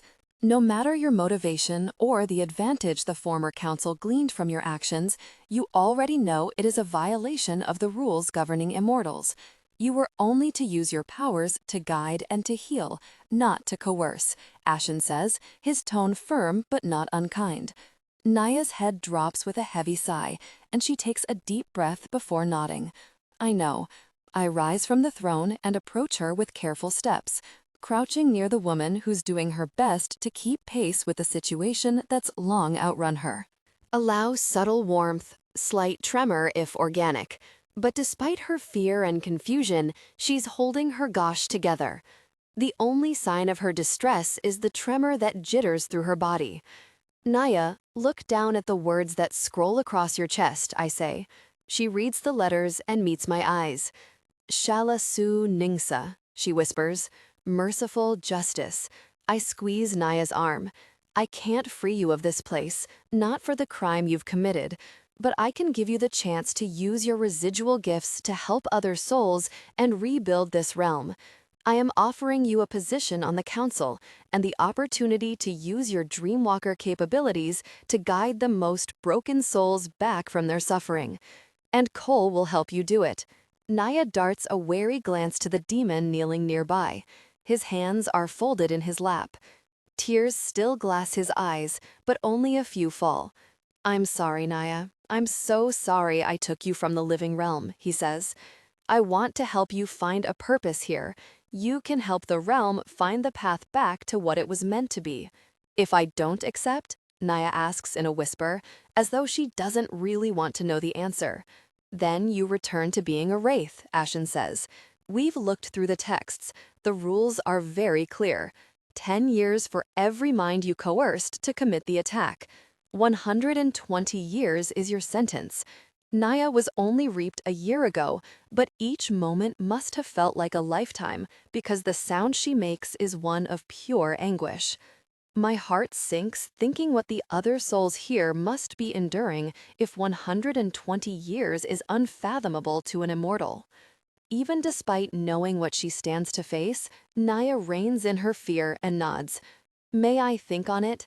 Yes, of course. I give her a smile and rise to stand next to Ashen. His fingers lace through mine as his thumb draws a lazy caress across my skin. Naya seems to notice the movement and a crease flickers between her brows. When she meets my eyes, it's as though the concept of love in the Shadow Realm had never occurred to her. Something about showing her otherwise through such a simple gesture warms my core. You have 2 days. Imani offers Naya a hand and helps her from the floor. Come, I will show you where you'll stay.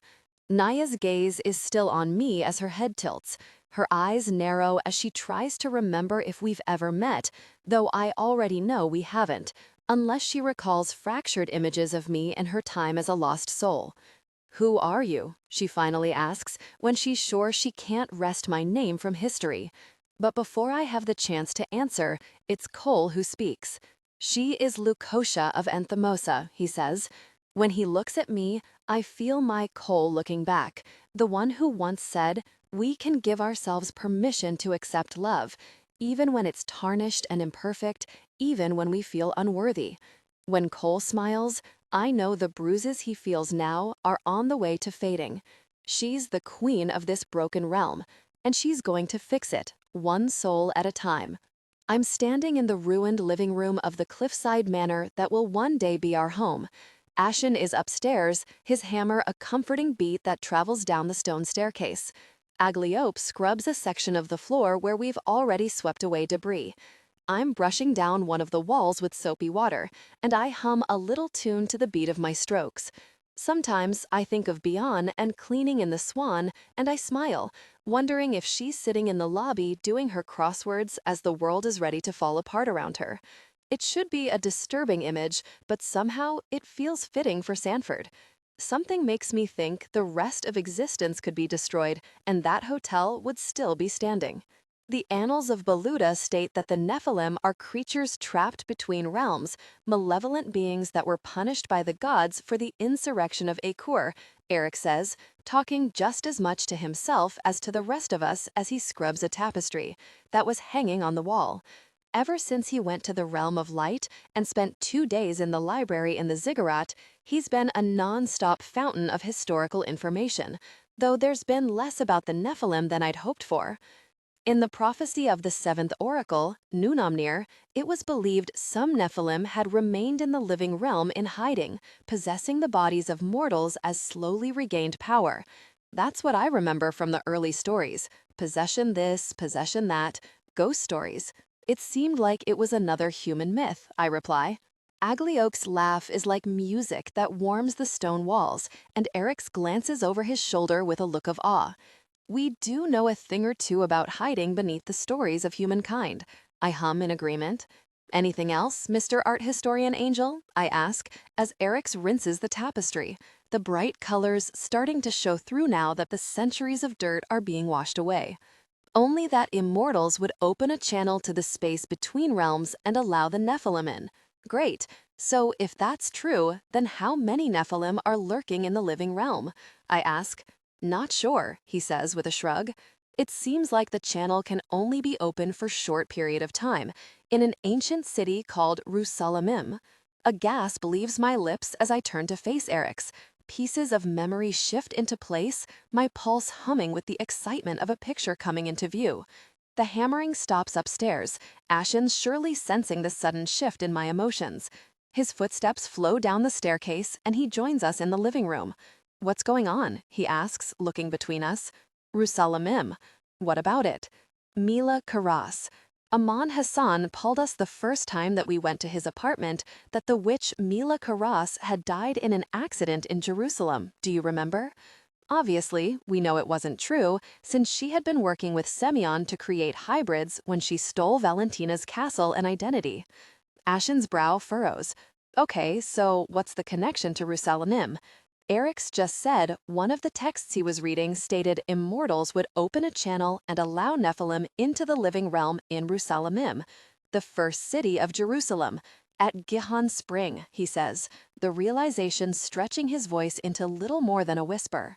If they've found a way to keep the channel open or to reopen it once closed, that's where it will be. Ashen and I smile at one another with this discovery, the first concrete lead in finding the Nephilim and shutting down the threat before it gets any more out of hand. Well then, I guess it's a good thing we have our first council meeting, I say as I wipe down my soapy hands on a towel. Ashen gives a fake little cuff, taking my hand with a cocky grin as he leads us toward the door as I wave goodbye to my sister and Eric's. You would describe yourself as juicy? I ask, shooting a doubtful look at Ashen as he holds the newly repaired front door open for me. No, he replies, his smile a study in wickedness before he subdues it beneath a haughty mask. I believe that is the term your colleague Anna used to describe me in the bar at the Swan. I hit him hard in the arm, and he laughs, really laughs, that outrageous, warm, wonderful sound knitting around my heart and tugging. You are the absolute worst. And you love me, Ashen says, as he wraps his arm around my shoulder and places a kiss on my scowling mouth. Most of the time. All of the time. We slip into quiet conversation about the upcoming meeting as we pass a few demons on the way, and for the first time, they don't just stiffly greet me under Ashen's penetrating gaze. They actually say hello or good afternoon before acknowledging me with my title. They don't mutter little insults or regard me through narrowed eyes filled with vicious flames. Ashen doesn't kill or maim or even threaten anyone. Honestly, even though I do find it pretty hot when he slices someone's limb off with a single strike of his sword, it's kind of a nice change not to dodge a fountain of blood. Allow subtle warmth, slight tremor, if organic. On the plus side, I've learned in the process an important lesson about this realm, which is the merits of dark clothing.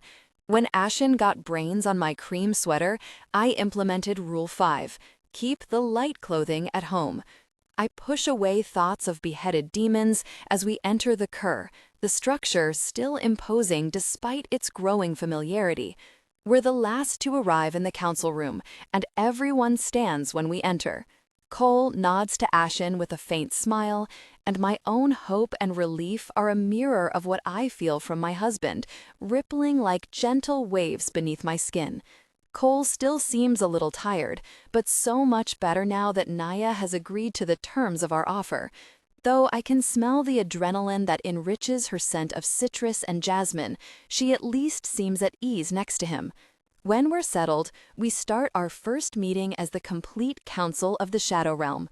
We cover a few easy topics first, like updates from the houses and feedback following the events of the Gauntlet, which everyone seems to agree was a significant success, even within House Mishusu. We talk about making room for more souls and reallocating space that had once belonged to traitors who have been permanently killed. I describe our new knowledge about the Nephilim arriving through a channel at Jerusalem. We agree to gather a contingent of Shub-Lugal soldiers and send them through our corridor there to find it and shut it down as soon as the meeting is over.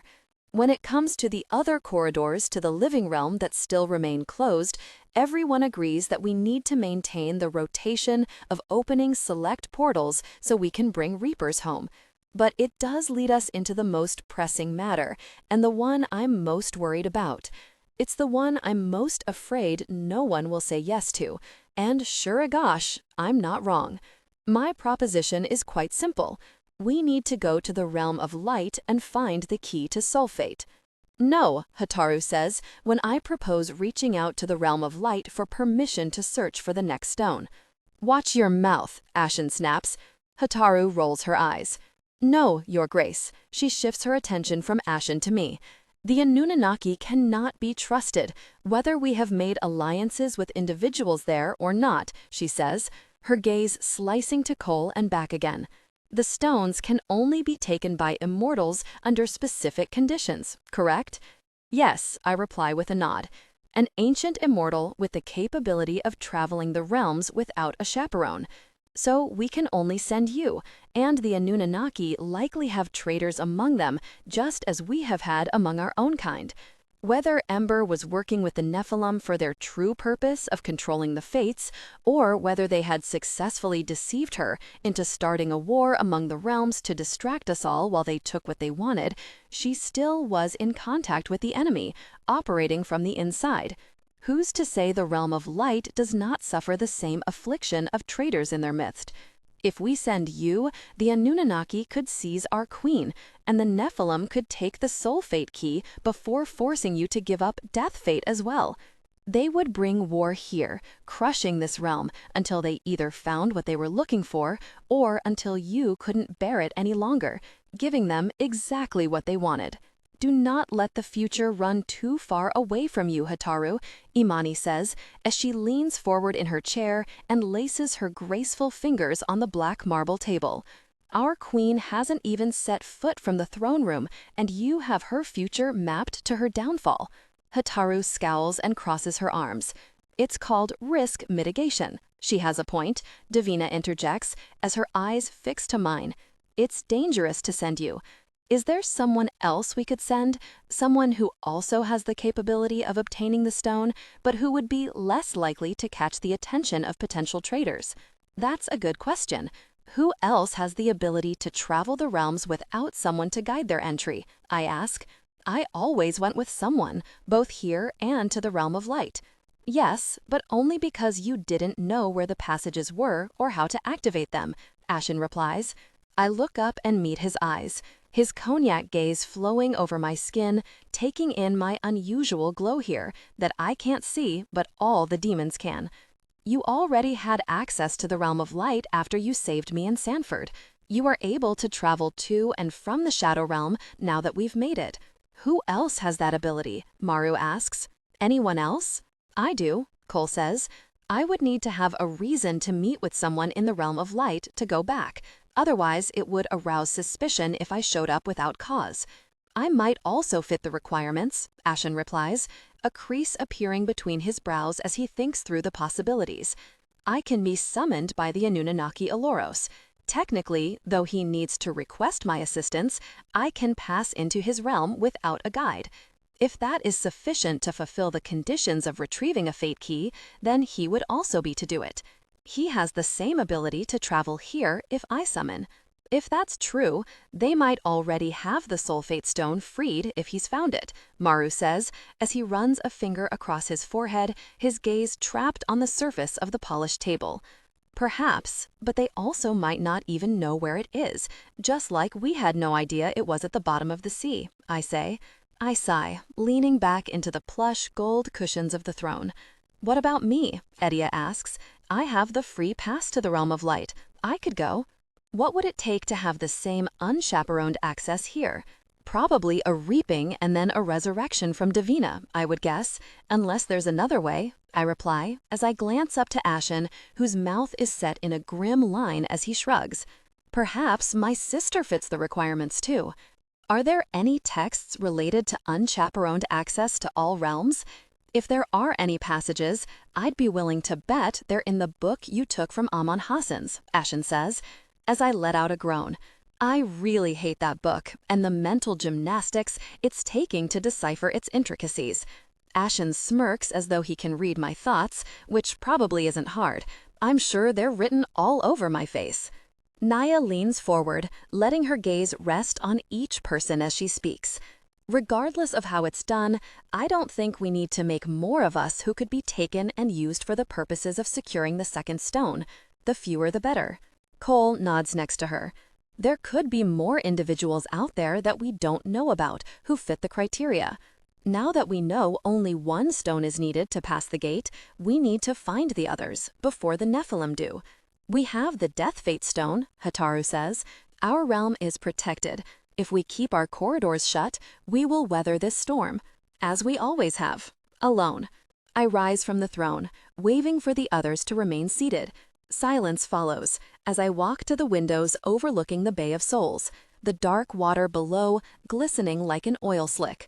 A ripple disrupts the shifting waves in the distance, and I wonder if it's Hooktopus stalking the murk, steering the nightmares of the human souls that fester beneath the surface. I wish it were that simple, to just shut our realm and let the storm rage, I say to the bay that stretches into the fog. The Nephilim are resolved to get to the fates. Even if it takes them centuries, they won't just give up. Who knows how long they've been trapped in the abyss? What would you do to get out of hell? What would you give to never go back? I turn toward the council. I hold Ashen's gaze. You swam through our hell. What would you give to never touch that water again? Ashen swallows, pain etched into his features, his eyes pressing closed for a moment to open with dark flame. Anything but the one thing I cannot live without. My heart grows heavy in my chest as we watch one another. Allow subtle warmth, slight tremor, if organic. When I finally look away and take a step forward, I carry the warmth of Ashen's gaze with me. Wherever they've been trapped, it must be just as bad as the Black Sea, maybe worse. And the Nephilim are not just desperate, they are coordinated and determined. They will be relentless. They will never give up. We must get that stones and destroy Alahozu before they do. If the Nephilim capture it, they will find a way to use it against us until we fall, whether our corridors are shut or not. We're all staring at one another, as though daring one person to speak, the room filled with thudding hearts and restless thoughts. I'm just about to suggest we take a break when I hear running footsteps approaching from down the hall. I rush into the corridor, with the others following behind me, as Cyrus's brawny frame draws to a halt in front of us. Though his face is stern and reserved, his eyes are wild with alarm. The assembly hall. Hurry. He turns and starts running back the way he came as we keep pace next to him. What's going on? Ashen asks as we take a left turn at speed. We received an urgent message from Keegan at the portal in Narbonne. He brought him back through the corridor. The fine hairs at my nape raise as claws seems to rake across my spine. I grab the kaiken from the sheath on my thigh. Brought who? But as we enter the assembly hall, Cyrus doesn't answer. The hellfire swords of 10 Shub Lugal soldiers are pointed to a man kneeling on the stone floor. His white tunic and pants are streaked with gore. He clutches his injured arm to his body, everything gone from the elbow down as though it was torn off. Flesh and shattered bone glisten with blood. His unblemished wings clink as the feathers shift with each of his ragged inhalations. But the agony in his expression is not just the torment of physical pain. They have come for the sulfate key, Aloros wheezes, despair painted across his beautiful face. The Nephilim are taking the realm of light. For a moment, it seems like all the air flees the wide expanse of the Kur. How is this possible? I ask, the guards lowering their weapons as I rush to Aloros' side. Ashen pulls his belt off and tightens it across the angel's bicep to stem the bleeding. House Shabara, Aloros says through gritted teeth. Sweat flows down the bewildered and broken expression on Aloros' face. A contingent of traders opened portals there and let them in. They are fighting alongside them. They are contained for now in that quarter of honor, but they are continuously taking more Nephilim in through the portals. They have many fighters. And they brought hellfire. We believe we know where the Nephilim might be coming through to the living realm. Rusalilum, now Jerusalem. Cyrus, I say, shifting my attention to the soldier as he nods, gather some trusted soldiers. Send them there to find it and shut it down. See if they can identify where they're getting through to the realm of light and close the corridors from that side too. Cyrus turns and carries out the orders, picking soldiers for the task as Idie works to staunch the bleeding from Aloros' injury. When Ashen finishes tying the tourniquet, Idie takes his wounded arm and examines the shattered bone. I smell burnt skin and singed hair. Sections of his flesh are charred and blistered. They knew you could summon Ashen? I ask. Yes. I was about to call for him, but was struck down with a mace before I could start the summoning. The Nephilim are strong, Aloros says with a shudder. Very strong. Idie let Philaro's arm down gently before examining his ribs, prodding her fingers against them as he hisses in pain. She meets my eyes when she straightens. I need to lie him down somewhere safe. I nod. The throne room. We can use the table. Idie turns her attention to Cole. Get Winter, have her bring the same supplies she used for Eric's to stop him from burning here. Tell her what happened, and that I need my healing materials. She'll know what to bring.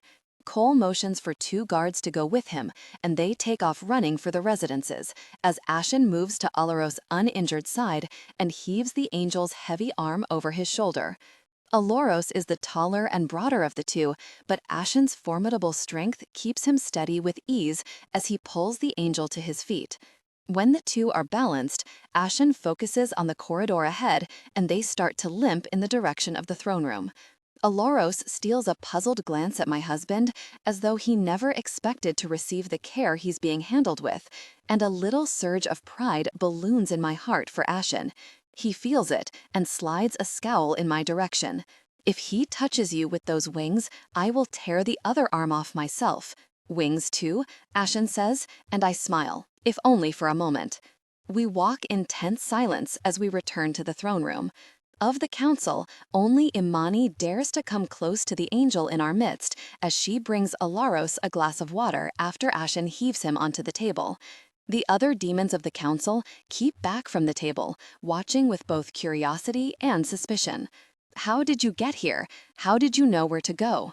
I ask, using my dagger to cut a strip from my tunic, and then a slice through my hand, letting my blood saturate the fabric so Idie can press it to Aloros' wound. Cole, he replies with a grimace, as Idie starts working as best she can on the angel while we wait for her supplies. Hataru lets out a disapproving growl, but I put up my bloodied hand in a request for silence. Aloros glances at her but continues. He managed to get a message through for how to seek you out if we experience difficulties.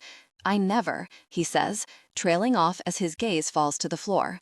You said they are contained for now? Yes. How long? Ashen asks. Maybe a day at most, unless we can close the last portals in House Shabara. I closed 2 before I was injured, the angel replies. We believe they have come for the sulfate stone. They are attacking House Esagila, targeting the main pathways leading to the ziggurat. That is where the stone resides, in the lowest level. The Nephilim would need an immortal capable of taking it. Have they found someone? Possibly. I recognized an apothecary named Lazarus from the Guild of Gilgamesh Council among them. He has access to our realm. Do you know him? Ashen shakes his head. No, but that doesn't mean he doesn't have the ability to travel here. Perhaps the former leadership here had somehow granted him unchaperoned access. Aloros nods, and his gaze drops to the floor once more. His hummingbird heartbeat quickens. He swallows. Shortly before I left, the enemy began mobilizing toward the gates to the House of Virtues. We believe it is an attempt to divide our attention, to draw us away from their target, he says, his voice strained. House Esagila and House Borsippa fight to keep the Nephilim from the House of Virtues. They are weaker there. They have few fighters. The souls of many children and youth reside there. If the enemy gets in, many souls will perish in everlasting death. Silence descends on the room. Alaro's head drops. His eyes are pressed closed. Ashen looks to me, his lips set in a grim line. I smell Alaros's peers as they slide across his skin to tap on his stained linen pants. His expression is every facet of agony when he opens his eyes and looks right into me, as though he could pull my soul free with nothing more than a desperate glance. Without breaking the connection between us, he pulls a heavy chain from around his neck, withdrawing a hexagonal gold pendant set with rubies and lapis lazuli stones. The key to access the hidden portals of the realm of light. I hold it for me to take. I remove the square that hangs around my neck, holding one in each hand. I can already see how they fit together, the divots in the Shadow Realm pendant made to fit the stones in the hexagon for the realm of light. Long ago, before most of us even existed, our realms were not enemies. We were halves of a whole. Allow subtle warmth, slight tremor if organic. And now we need your help.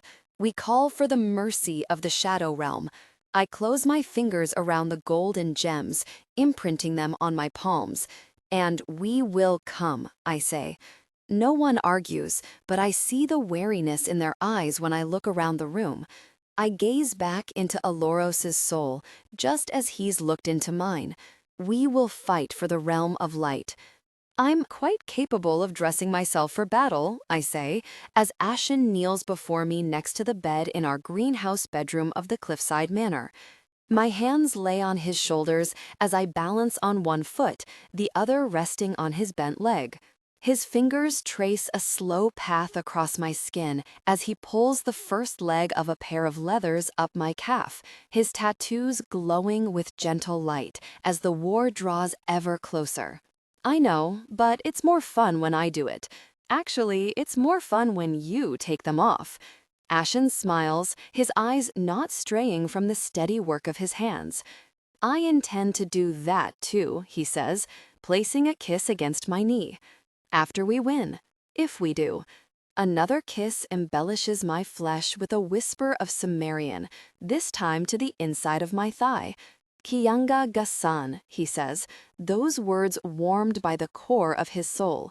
There's another kiss, then another, each a little higher, the leather following the heat of his lips. We will win, he says. There's a long pause of silence as Ashen works his way further up my leg, his procession full of fire and reverence. He takes his time, slowing as though the world outside this room does not exist. But it does. This time, it's not the past that haunts my every thought. It's the future. What if we don't win? I whisper, but Ashen continues his worship of my skin, undeterred. What if we fail? What if the realm of light falls? It won't, vampire, he says between kisses. You are too stubborn to lose. What if you and I fall when we're there? Do we still resurrect here? Ashen stills this time. His eyes meet mine as his palm heats my thigh. He leans back a little as he watches me. I don't know. Gosh, why couldn't the very demon just lie? That is one potentially large wrench in my backup plan of intimacy in the resurrection chamber, part 2.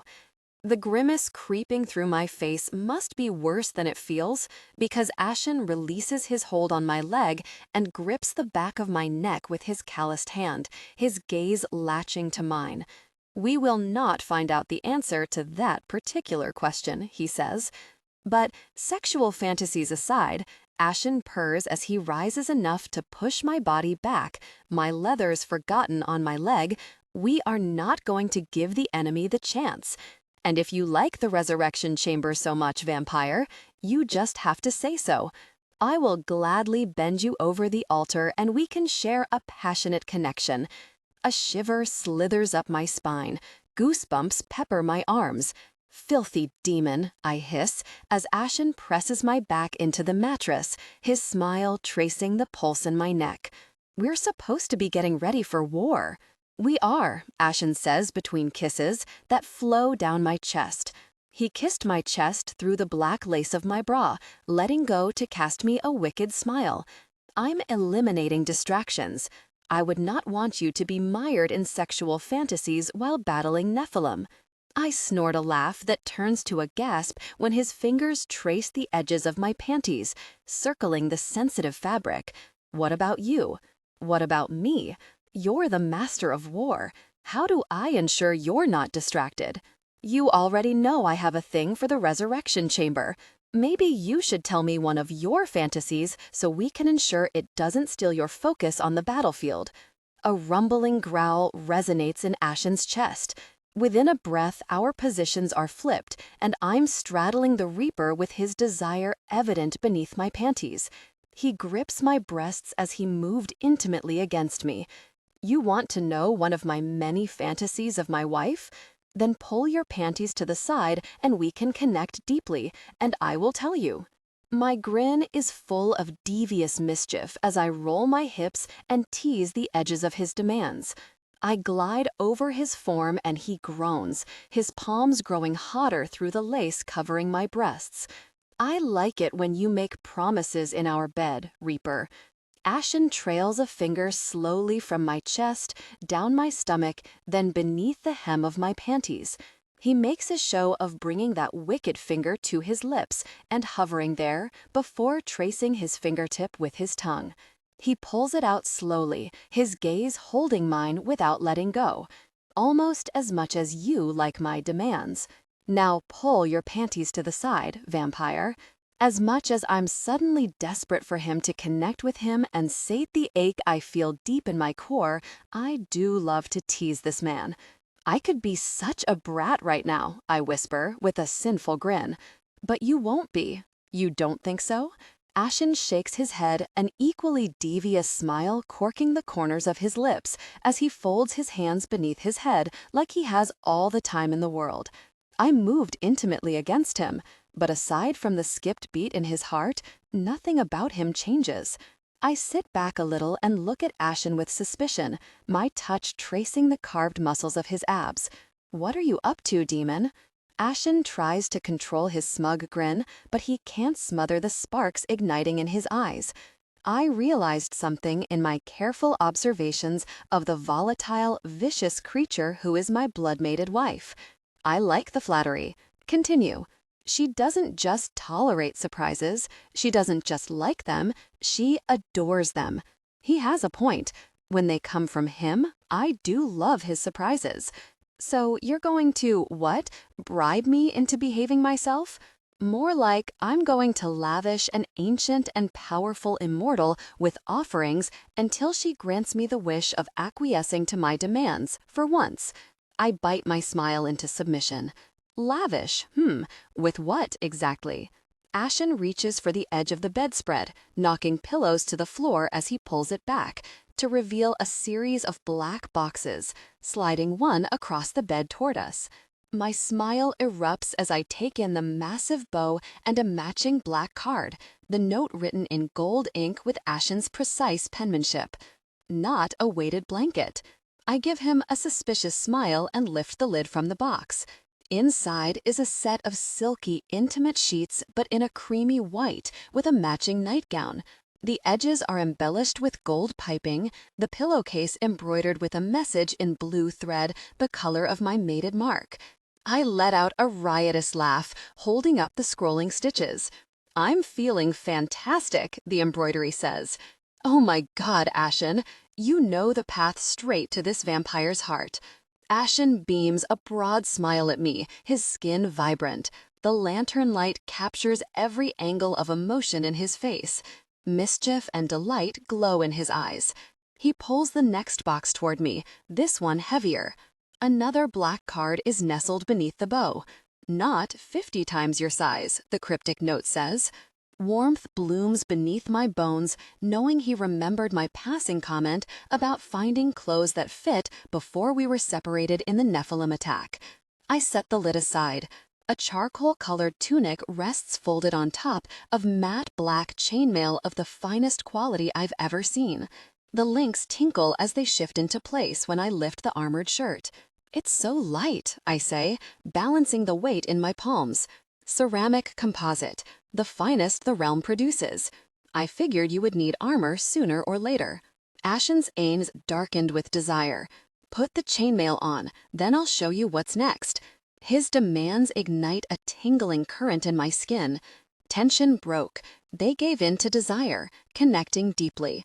Afterwards, I pulled the fitted tunic on and then the chainmail, pausing to watch as Ashen takes in every detail. He narrows his eyes with a thoughtful frown. "It's missing something," he says, as he grips my waist with one hand. He reaches over with his free hand and pulls another box toward us. "This one next. Not wings," this note says. Warmth blooms beneath my bones, knowing he remembered my passing comment about finding clothes that fit before we were separated in the Nephilim attack. I set the lid aside. A charcoal-colored tunic rests folded on top of matte black chainmail of the finest quality I've ever seen.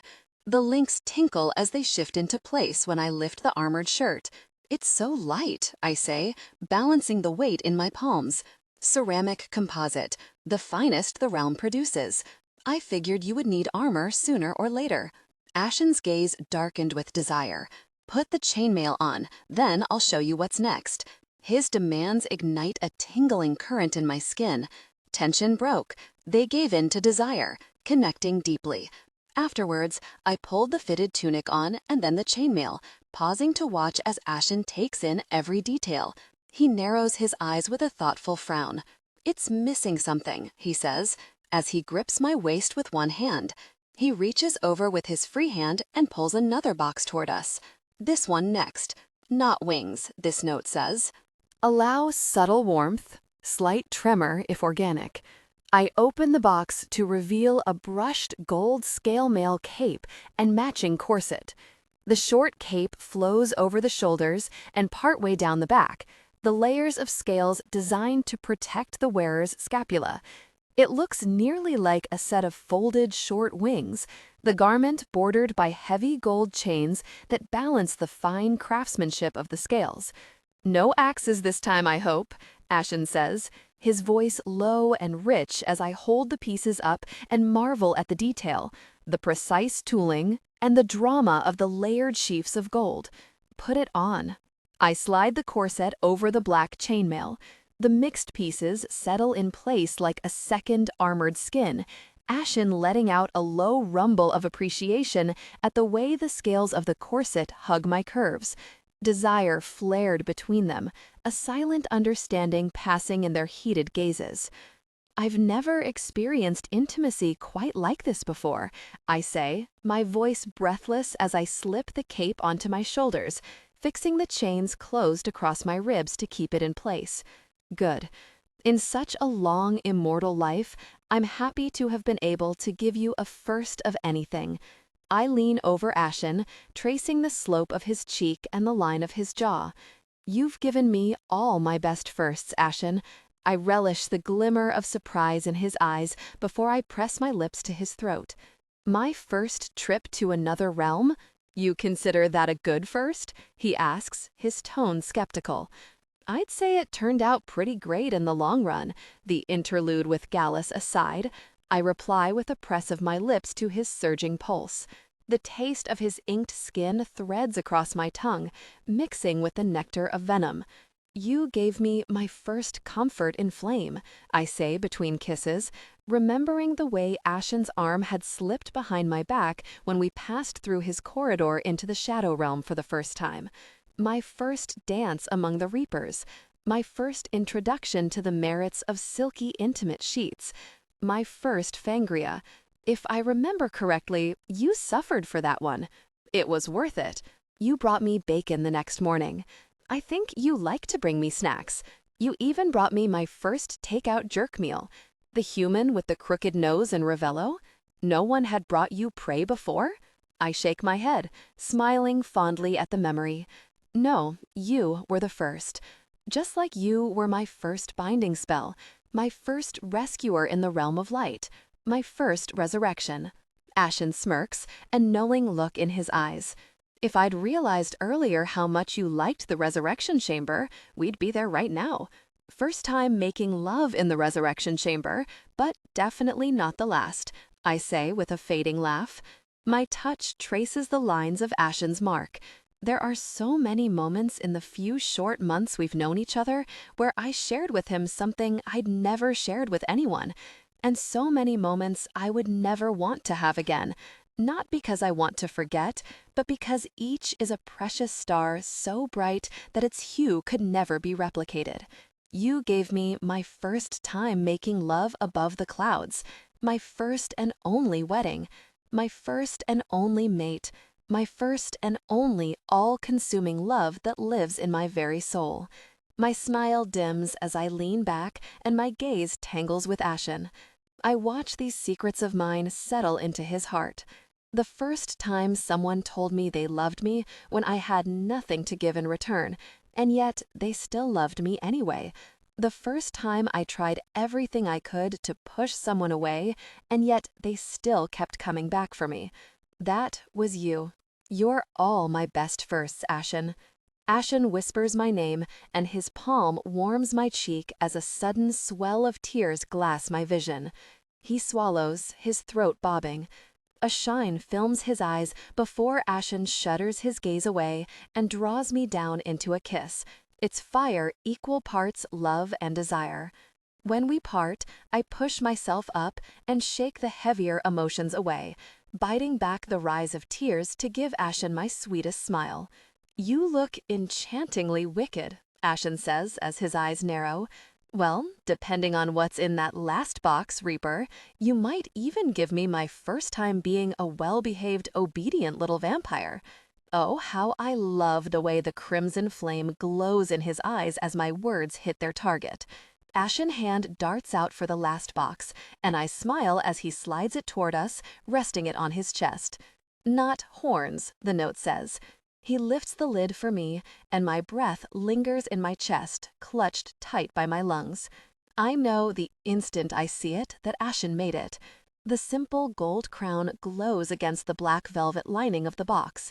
Layers of scales that match the armor flow from each side toward the center to frame a crescent moon, cradling an 8-pointed star of lapis lazuli. Ashen pulls it from my fingers and settles it into my braids, his fingers tracing the line of my cheek as his eyes roam over every inch of the fierce royal I'm dressed to become.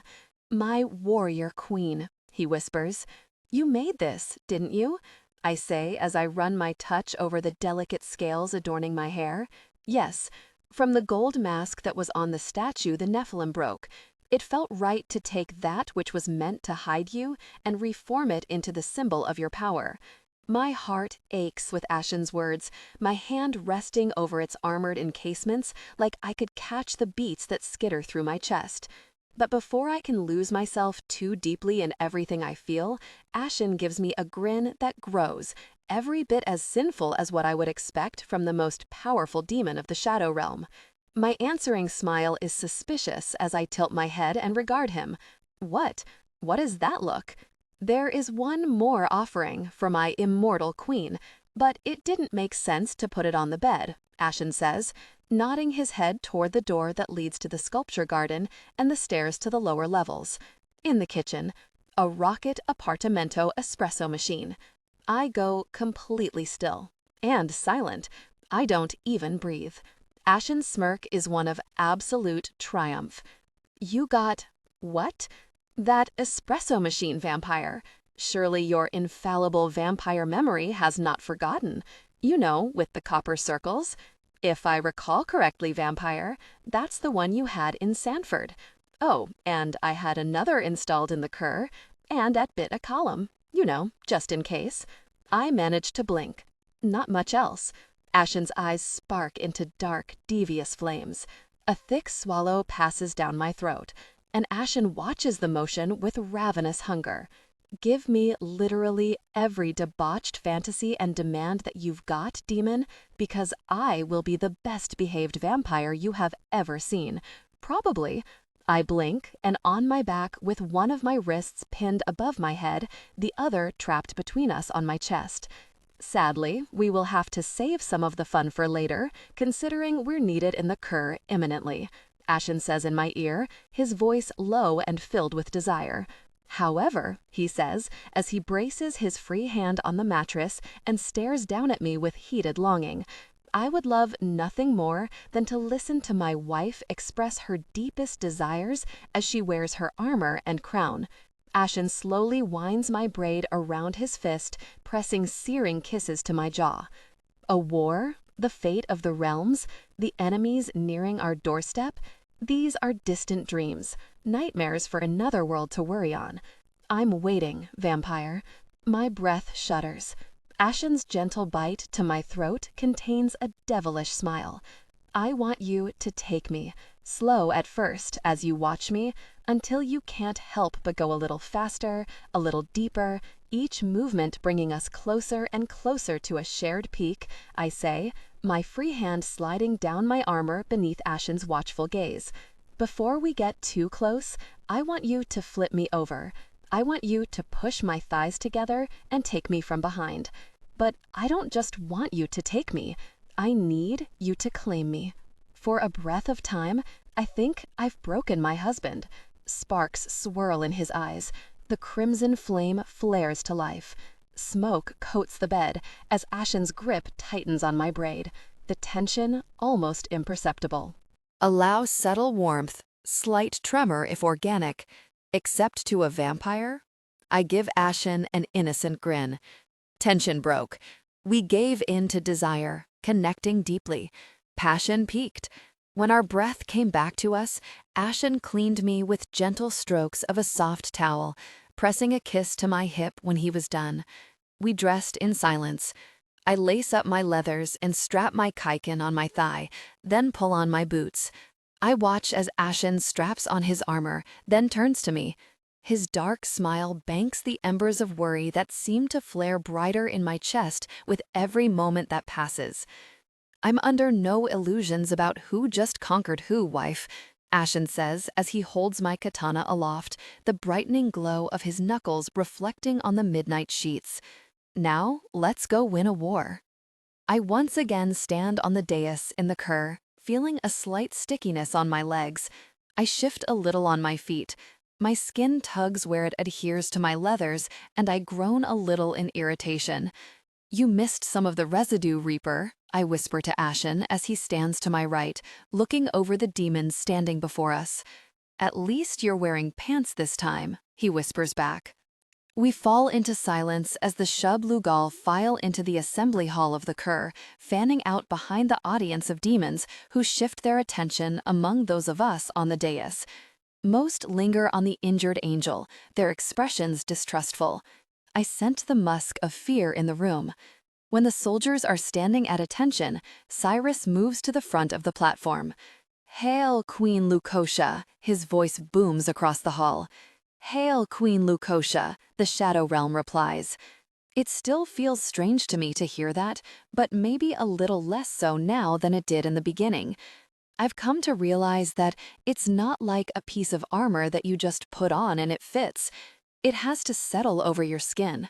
The links take time to unfold and shift into place. It's a gradual process to absorb what I've taken and for it to become a part of me. And now, I finally feel ready to wear it. I have to be. I step forward to the front of the dais. Shadow Realm, I say, letting my voice carry over the crowd and echo to the heights of the vaulted ceiling that pierces the fog. We have gathered you here because the Nephilim have come for the realm of light. The murmurs swirl from the audience. I let them whisper for a moment as their fiery gazes shift toward the wounded angel on the stage. I know what you've been led to believe, that the realm of light is our enemy.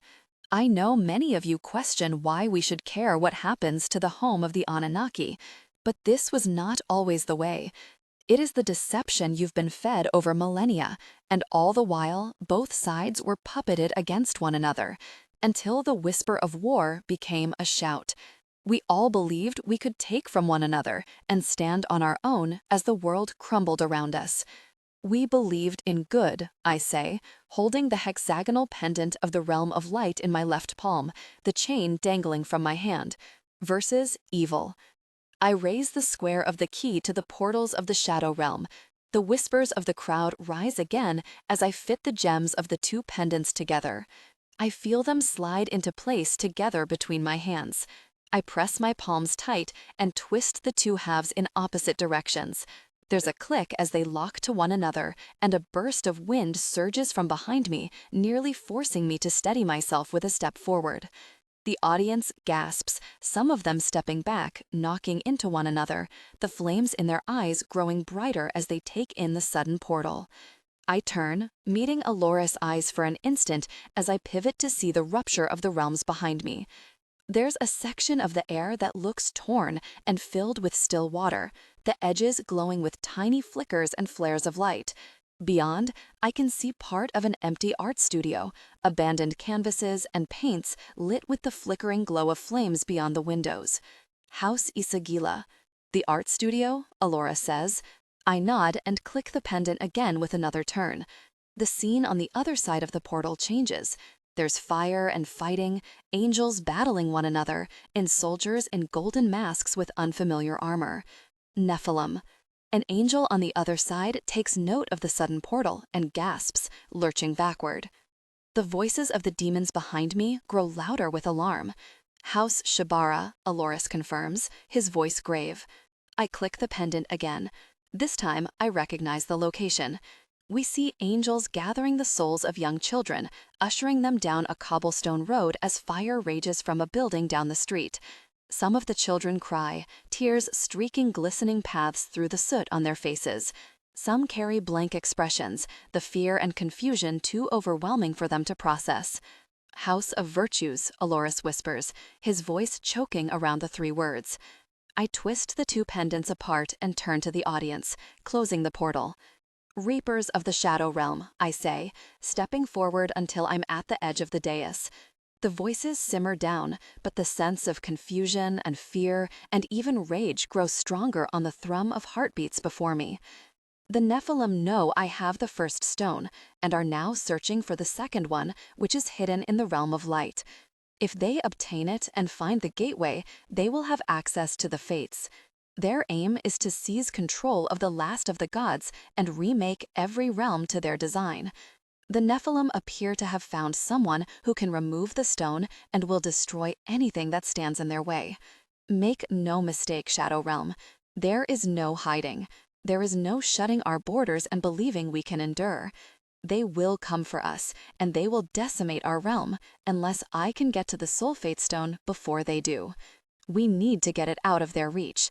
I turn away, heading toward Edaye, who stands with Eryx and Kol, all three dressed in the armor of the Shadow Realm, weapons sheathed at their sides.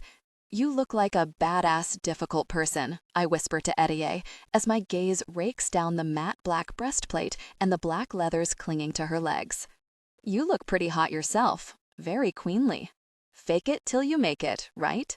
Edaye's smile fades and she reaches out, taking my hand, her expression turning serious.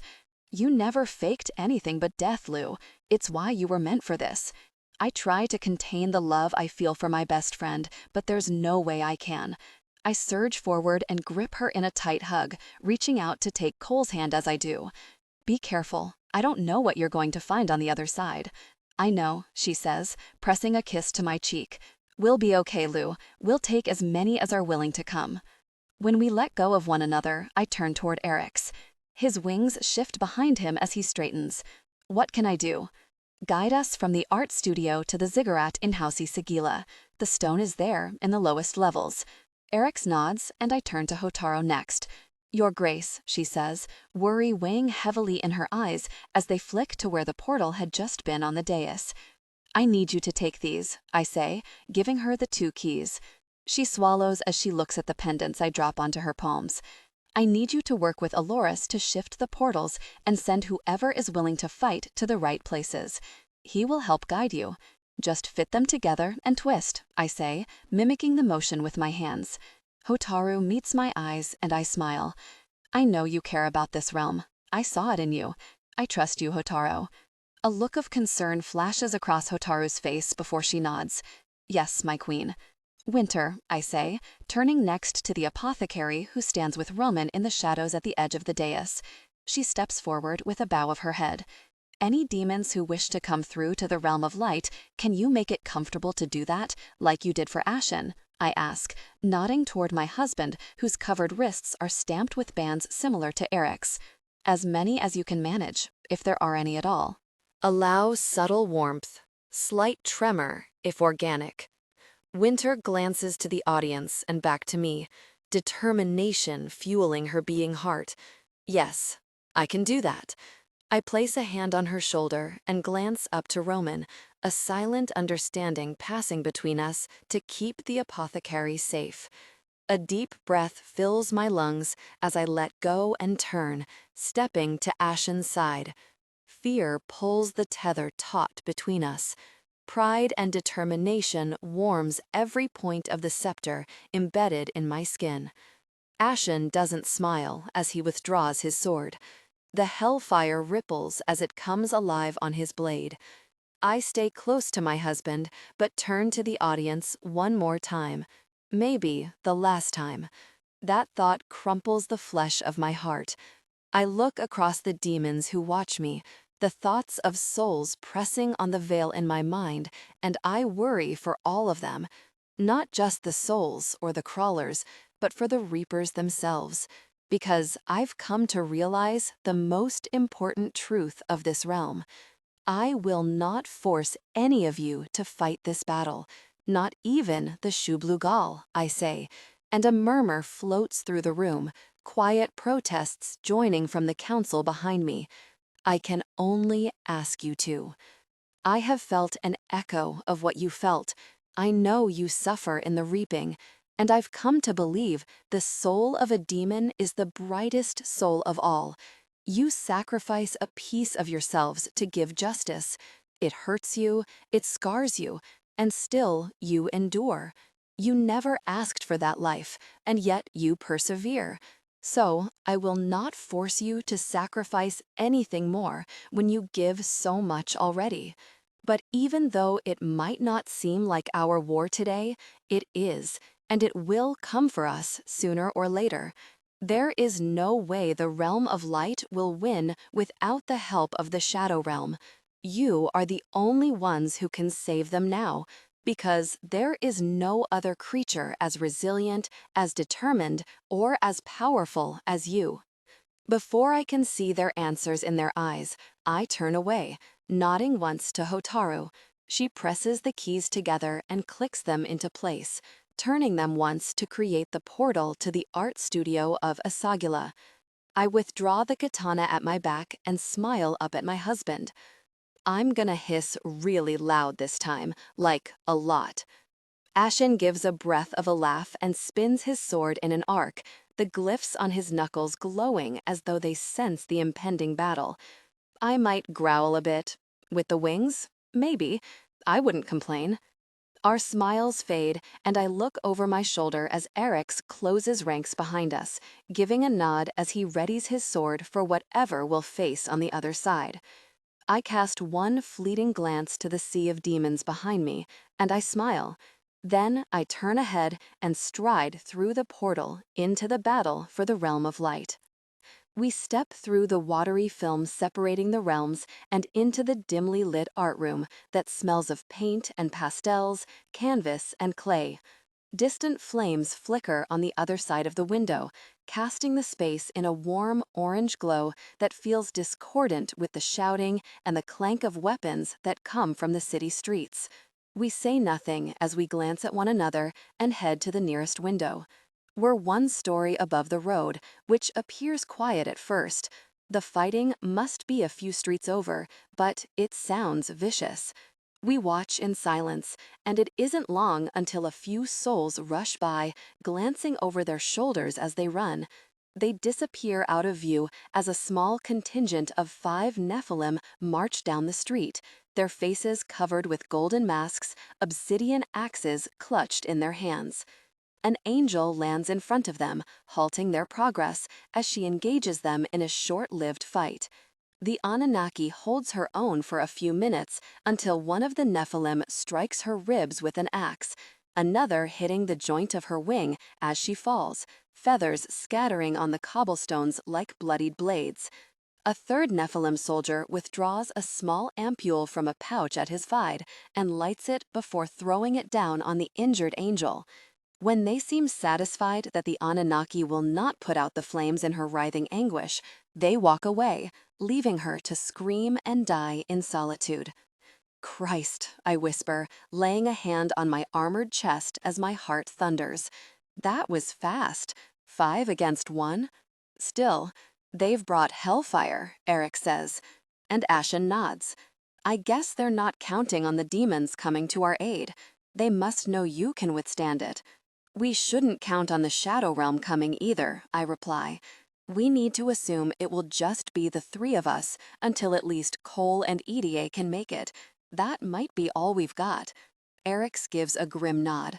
We'd better go. If the Nephilim are here in Asagula, it's likely they're getting closer to the ziggurat. We've got some distance to cover to get there. We nod to one another and follow Eric's out of the room and down a dark hallway that leads to a staircase. The foyer is empty and undisturbed, as though war doesn't already rage just outside the tall double doors. We crack one of them open just enough that I can listen for footsteps on the other side. When I'm sure there's no one there, we creep out onto the street. Flames glow against the night sky over the buildings behind us as we jog down the street, keeping close to the buildings and darting into alleyways to communicate in whispers. On occasion, I can see the top of the ziggurat looming ahead, its golden point reflecting the light of the burning city like a beacon. Eric's was right. We've got a lot of streets to cover before we make it there.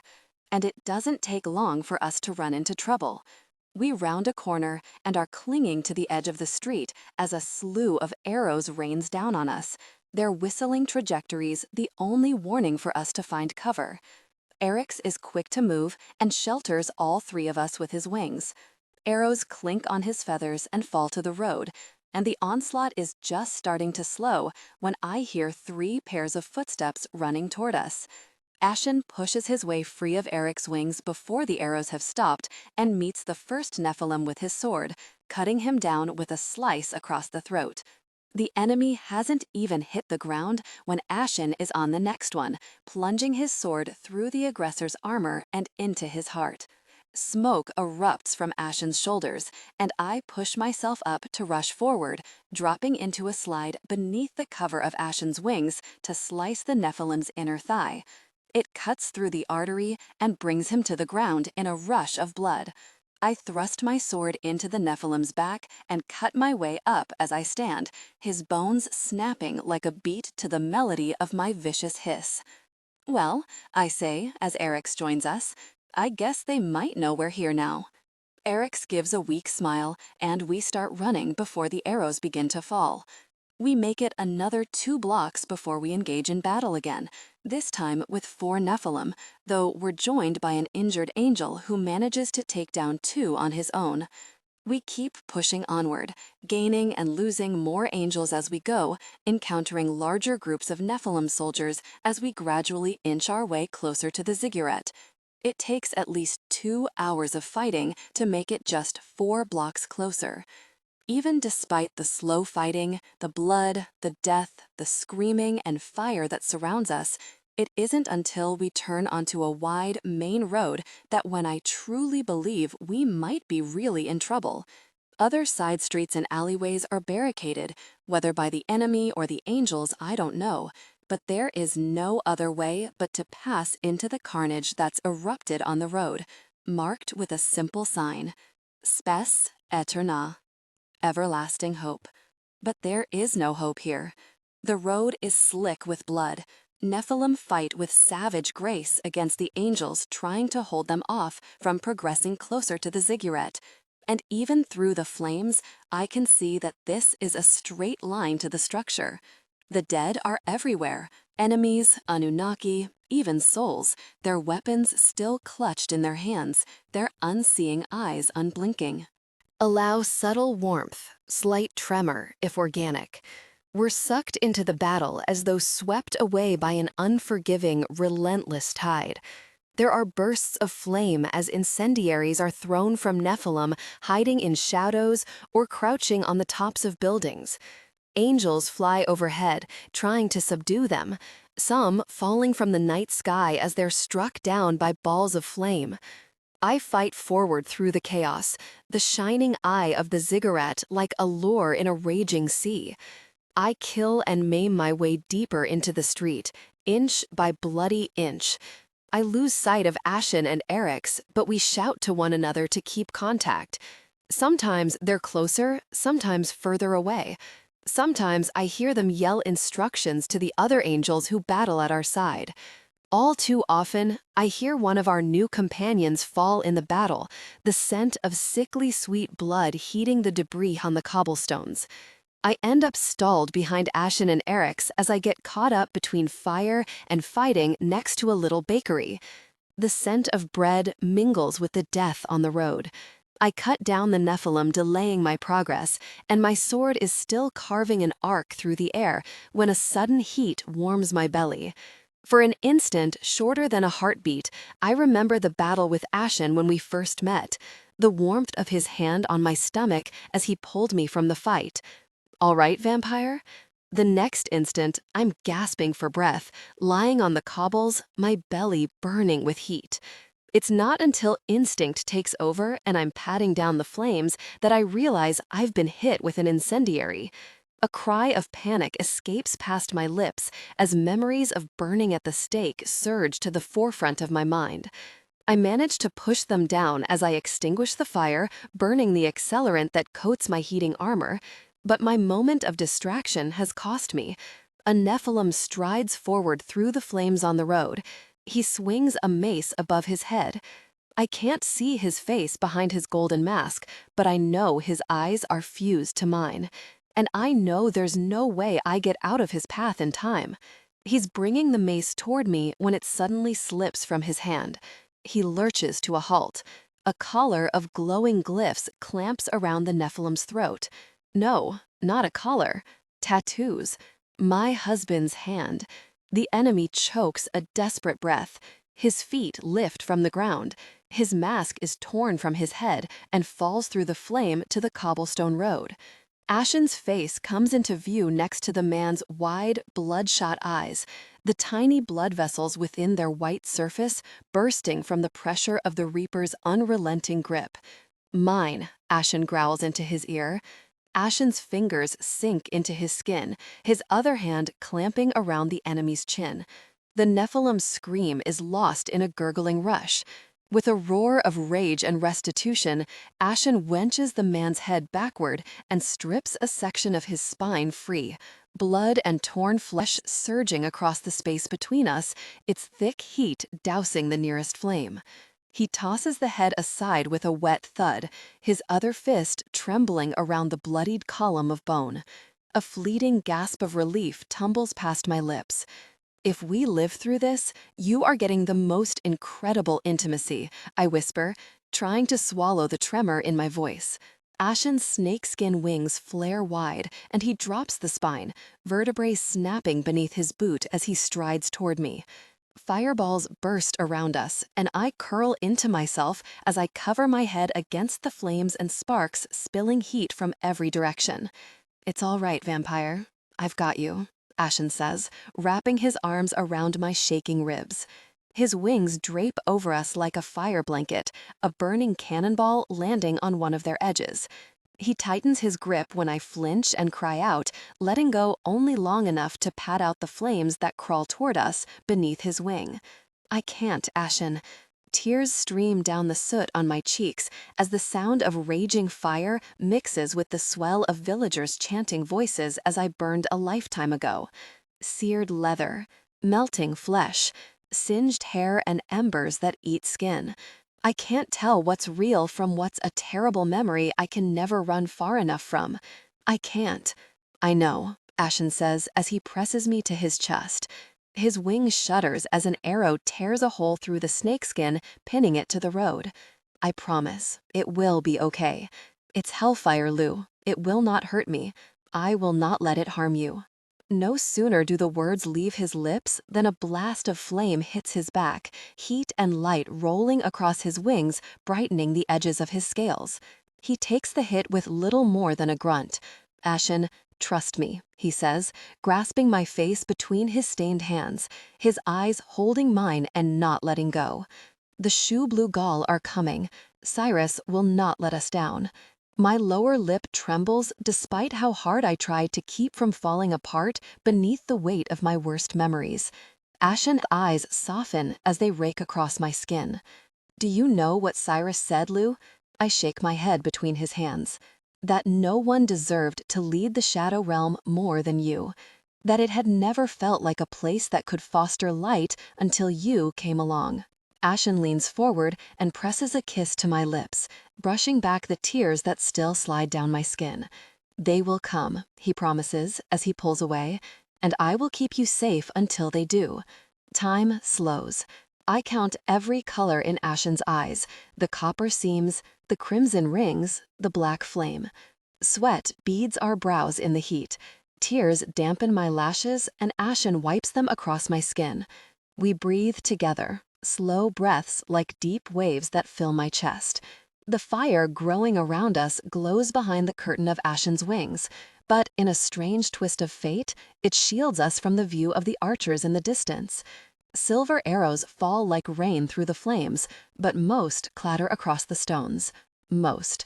Ashen's wings take another hit, then another. 2 more arrows pinned a soft black skin to the stone, smoke spreading between us to shield the damage from my view. Ashen's shoulder drops toward me as an arrow strikes his back, blood rolling over his metal armor to drip on my cheek like a tear. "Ashen, just a little longer." I grip Ashen's hand in mine, pressing my forehead to his as he takes another hit. His jaw clamps shut around the pain, and my heart cracks apart. "I love you, Ashen," I say. Smoke fills my throat. "I will love you for every second of 1,000 lifetimes." I slide my hand free of Ashen's, pressing my palm to his cheek. He leans into my touch before I pull it away, the confusion in his eyes shifting into awareness as my hand rises to his forehead. "No, Lou, it's okay. You take care of me," I say, laying my palm across his skin as I close my eyes and pull his mind into darkness. "And I take care of you." When I open my eyes, we're standing in front of one another on the dance floor in Bit a Column. I'm in the same white dress as the first time we came here, and Ashen is wearing his immaculate black suit. But this time, the space is all ours. There are no eyes filled with flames of predatory desire to follow our every move. There are no hidden traps, no enemies with saccharine smiles that spill venomous revelations. No Fangria or Roccomello either, which is probably for the best. It's just me and the Reaper, and the twinkling lights reflecting across the polished stone. "Bit a Column?" asks as his eyes take in the black crystal chandeliers and the candlelit tables. "Why here?" I shrug, giving him a sly smile. "Why not? It's where I first let myself really wish for what I wanted with you." Ashen's brow flippers, and I reach out, pulling his hand with me. "Actually, no, not here. More like here." I tug the Reaper into place and kick one of his feet back a step, shifting his shoulders as he grins. Perfect. Right here.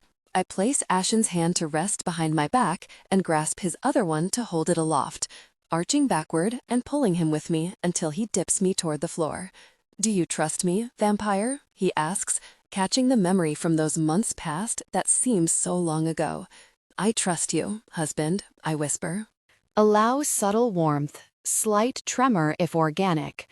The smile shared between us is slow to unfurl its bittersweet bloom. Ashen curls my hand against the beat of his heart as he keeps my weight hovering above the floor, my eyes only drifting closed when his lips press to mine. Dance with me, vampire, Ashen whispers when he pulls away. Took you long enough to ask? Ashen gives me a wicked grin. In a blink, I'm whirled from inches above the floor to high in the air, my feet off the ground as Ashen presses my body to his and spins.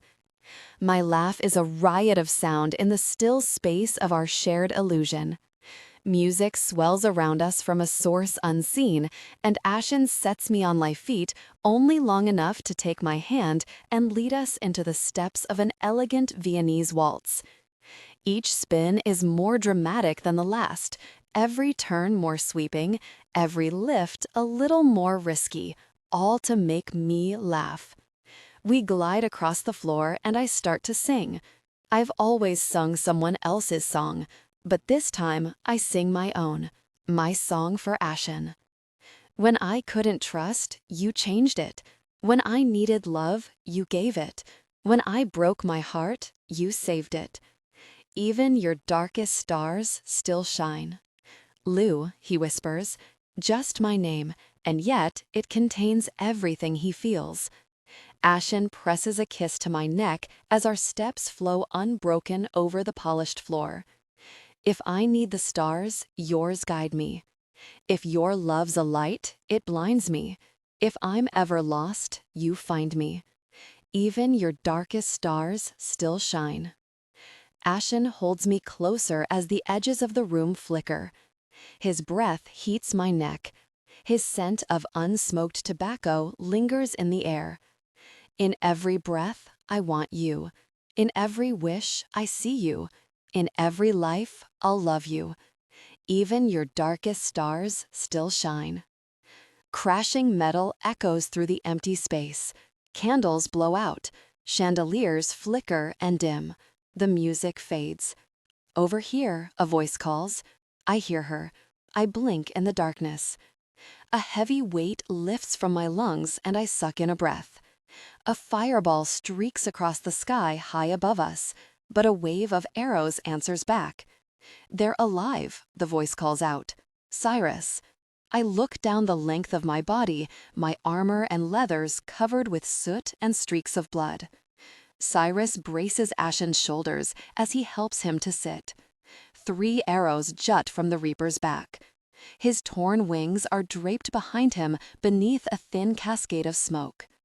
But Ashen's eyes are bright, fused to mine with a weary smile. Your Grace, a man says. A large hand comes into view, waiting to help me up. We heard you. Pyrrhus, I ask. His brow is drawn, but he gives me a tight smile, a decisive nod. I place my hand in his, and he draws me to my feet. When he's sure I can stand steady, Pyrrhus lets go. His hand folds into a fist over his heart, and he bows his head. We have come to fight for our queen, he says. His smile lights the fire in his eyes as he nods toward the street. It's not just the elite shoe blue Gaul soldiers standing at attention in their matte black armor. It's the regular infantry, too. It's the reapers of the council. It's demons from every house, ones I don't remember seeing before. Newly resurrected souls who look a little confused, but determined nonetheless. It's even the hyenas, their mottled fur smoking as they stand among the army of the Shadow Realm. Imani steps forward, my katana held in an offering on her open palms. She smiles as a long-lost familiar soldier steps into view. The vibrant gleam in his eye shines with a new fire. Hail Queen Leucosia, Vlad the Impaler booms with his enchanting voice. I take the sword and swallow a thick knot as the Shadow Realm responds. Hail Queen Leucosia. Cyrus pulls the last of the arrows from my husband's back and helps him to his feet, pressing the hilt of his sword into his hand. Ashen lays his palm on Cyrus's shoulder, but draws his second-in-command into a backslapping hug. That knot in my throat becomes a ball of spikes, and tears threaten to spill across my dirty cheeks. When Ashen lets go and joins my side, we stand for a single moment of silence on the battlefield. Shadow Realm, I say, when I turn to the sea of flames that watch me. I take a step toward them. We will protect the souls who reside here. We will fight with our brothers and sisters who defend them. We will get that really stone. And for any traitors and Nephilim who remain, my gaze leaves the group, glowing deep crimson as it flows the length of my katana. When I look back to my army, I give them a smile with an edge as wicked as the blade in my hand. For those who remain, we will deliver the justice of demons, and the only mercy we will give is eternal death. We battle for spes eterna. Every inch we make it down the road is a bloodbath. The Nephilim fight back hard as we hem them in, pressing the enemy into a second group of Shadow Realm fighters who hold a barricade further down the road. It's a large contingent of Nephilim trapped between us, and groups of traitorous angels who fight with them take to the skies, attacking our soldiers from above. The shoe blue Gaul fell many with flaming arrows, the hyenas running through the enemy lines as they try to catch as many as they can before the angels take off into the night. I fight off 2 Nephilim with Cyrus and Ashen, and I take a brief moment to gulp down a bag of blood from a pouch at my belt when someone nudges my elbow. "What's up?" Zara says, standing next to me as though we're in the lineup for Starbucks. I've been so mired in battle and survival that I've not truly registered the presence of the hybrids in the realm until this moment. Their thoughts are barely a whisper beneath everything else that crashes around us. "Hey, you know, the usual, I guess," I say as I shrug. I offer her a sip from the blood bag, but she shakes her head. "How are you?" Zara smiles up at me, her pointed teeth somehow really suiting her, with her black bob and her tartan skirt and her dark, goth-inspired makeup. "Totally awesome," she says, legitimately sincere. She's fiddling with a long metal tube, pulling a pin down a slit in its side to lock a spring into place. "What are you doing?" I ask. Zara doesn't reply. She just lifts the tube to her shoulder and lays her finger on a trigger at the base. She aims the barrel toward the sky and tracks the flight path of an enemy angel who flies overhead. When he comes within range, she shoots. "I'm having a blast," she answers, as a silver net whirls into the sky, wrapping around the angel and catching on the sharp tips of his feathers, bringing him to the ground. He tumbles across the cobblestones with a pained yell as Zara gives me another bright grin. "Gotta run," she says, slinging the net gun over her shoulder as she speeds toward the angel with a battle cry. "Isn't she the one who bit me in the battle at Valentina's?" Ashen asks, as we watch her tear into the angel's throat with her teeth, unraveling the net as she pummels him into submission. "Yeah, I like her. I'm sure." I smile at Ashen and he rolls his eyes. And then we're off, winding through the bodies of the dead and injured as we fight our way toward the ziggurat in the distance. Our forces crush the Nephilim into our soldiers waiting further down the road, the demons of the Shadow Realm fighting alongside the angels who defend their realm, squeezing the enemy into a choke. We've battled them down to a group of about 100 remaining fighters when 2 explosions rock the roadway. Buildings on both sides of the road blow apart in chunks of flying rock and shattered glass. On the other side of the barricade, sending a wave of dust into the night sky that reflects the flames around us and obscures the ziggurat. "That really sucks. We're going to have to go around," I say to Ashen as we watch the cloud rise. Flames erupting from the damaged structures to make the roadway impassable. "Yes, but we also need to stop the Nephilim from renewing their forces, or this battle will never end," he replies. I nod, looking over the war that rages around us, until I find the candidate I'm looking for. Eric's, I yell over the fighting. Allow subtle warmth, slight tremor if organic. His sword carves a deep slash through a Nephilim's chest, and he meets my eyes with a nod. I give thanks to the realms for the 100th time tonight that Edia's spell has held and he hasn't passed out in the road as he weaves his way closer with a glittery grin. I think he's actually enjoying himself. We need to close the portals in Shabara, I say. They'll just keep bringing in more Nephilim unless we can shut them down. Eric's nods and whistles toward Vlad, who fights with honed grace alongside Valentina. "Hey, Dracula," he calls toward the ancient vampire. I snort a laugh, and Eric's looks down at me with an edge of exasperation in expression.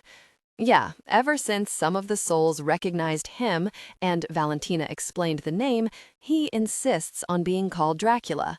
Vlad joins us with Valentina close behind, and we outline the plan before the three take off in the direction of House Shabara. Just as they're leaving, Cole and Aloros appear. Aloros' injured arm bound against his chest to keep the injury out of easy reach of an enemy. "We can get through," Cole says, pointing to a barricaded alley where several angels guard the access. It opens by the gate to the House of Virtues, and then we can connect back with Spes Aeterna on the other side. The soldiers at the alley said the ziggurat is still safe for now, so it should be a straight shot once we pass the gate to Virtues. "I will take you directly to the Sulfate Stone once we are inside," Alora says, his grip tightening on his sword. All right, let's get this done. We take off running for the alley, and the Anunnaki at its mouth let us pass into the narrow, darkened corridor. We're silent as we follow the snaking pathway between tall buildings, darting into the shadows when we hear wings above, though the space between the structures is narrow enough that an angel's full wingspan wouldn't fit. Our progress is steady until we hear screams and yelling ahead, and for just a moment, our footsteps slow as we glance at one another. Then we run as fast as we can. We make it to the courtyard where the gateway to the House of Virtues burns in the marble wall. A group of souls in their ethereal Esagila robes run through the courtyard, braving the fire that eats through the heavy doors to run into the territory of the House of Virtues. A large incendiary follows after them and hits the wall just as the last soul makes it through to safety. 2 more cannonballs quickly follow, and the wall surrounding the door falls to the ground. We hear the marching footsteps of Nephilim soldiers as they enter the courtyard, making for the ruined gate. Screams rise on the other side. I hear children crying, dogs barking and whining, that very donkey braying. My heart crushes in my chest. We're only 4 fighters, and I know we can't save them. We enter the courtyard from the shadows of the alley. I meet Ashen's eyes and raise my weapon. This moment of time splinters around us until all that's left is the look of resignation and determination in my husband's eyes. He gives me a single nod. I'm ready to die at his side, fighting to keep the Nephilim out of the House of Virtues. And with just one shared moment of time, we both know that however long we stand against them, it won't be enough. I'm about to tell him I love him when my words are swept away by another sound. And for once, it sounds like hope. "You will not pass this gate," a familiar voice booms in layers from the other side of the fallen wall. Through the flames, I see Edia striding toward the broken stone and burning wood, her arms raised at her sides, black orbs crackling in her palms as she readies her power. Shu-Blugel's soldiers march behind her, their spears pointed at the enemy. "Shadow Realm," Edia calls, as the 2 armies draw to a halt on opposite sides of the flame.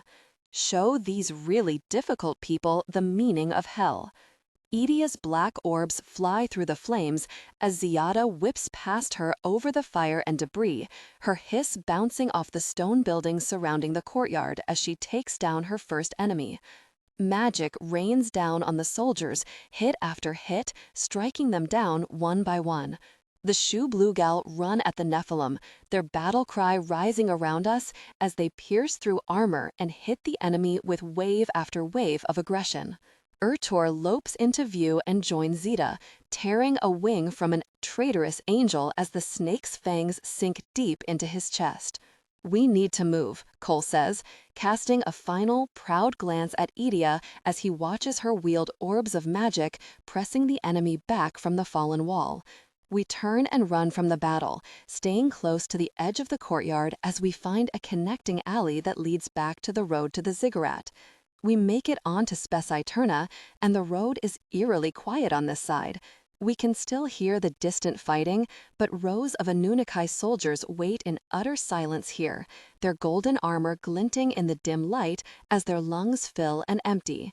I look up and see more soldiers on the rooftops, their bows targeting the skies. A shout comes from a building across the road, and the group of angels there let their arrows fly, taking down a cohort of 3 enemy Anunnaki who must be attempting to get behind their lines. Our elite army, Alora says, as we stride past them. The Milites Lucis. We continue on in silence past the rows of soldiers until we make it to the grounds of the ziggurat, and then we jog up the ramp that leads to its entrance. Guards fill the chamber, and they move away to let us pass, some of them glancing at my crown, others taking in Ashen's torn wings and the sparks that spray in his wake. Many give us grim nods of thanks. Aloros leads us on a circuitous route through doors and corridors to a set of white marble stairs that spiral into the heart of the ziggurat. We twist deeper and deeper into the structure, and it starts to feel like it will never end. Occasionally, we pass an opening to a floor, and I have the fleeting hope each one might be where we stop, but it's not.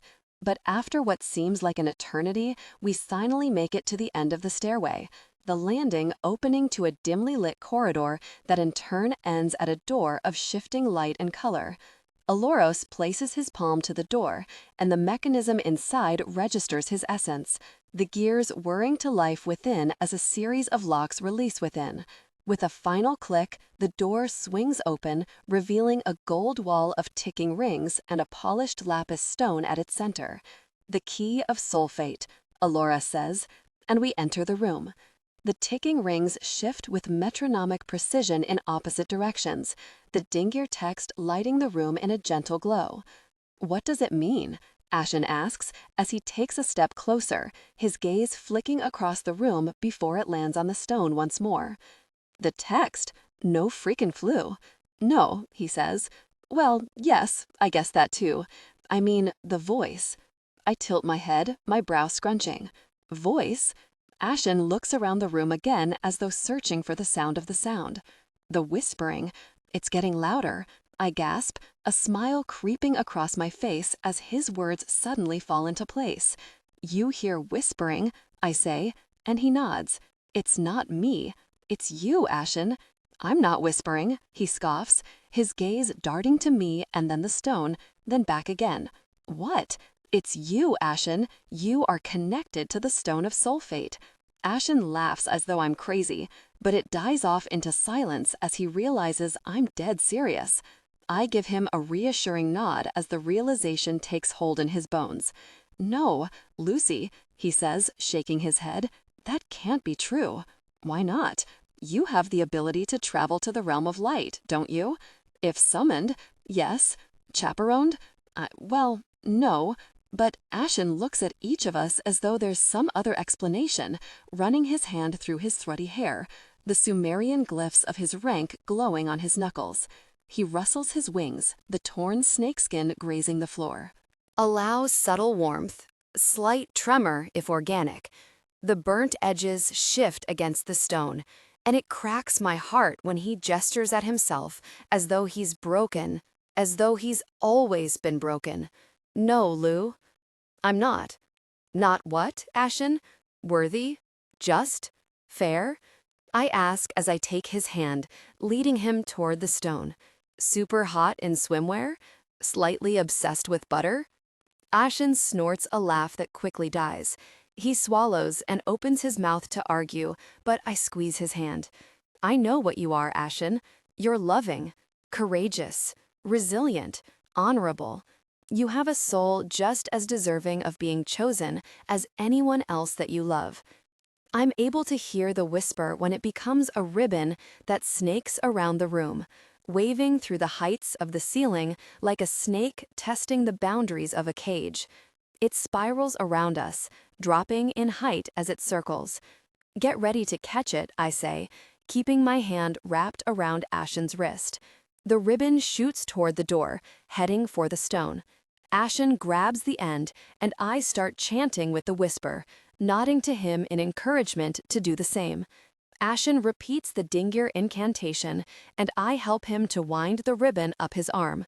Just as the rings open, I thrust his wrist forward and he grabs the stone. We're blasted to the floor with an unseen force as the rings slip beneath one another, opening the window to a glimpse of the domain of an ancient god. Much like last time, the space beyond the rings is brightly lit, but instead of threads, there are little sparks flashing through the room. They drift away from us with comet tails, and the nearest ones pull away to reveal a person sitting in the distance.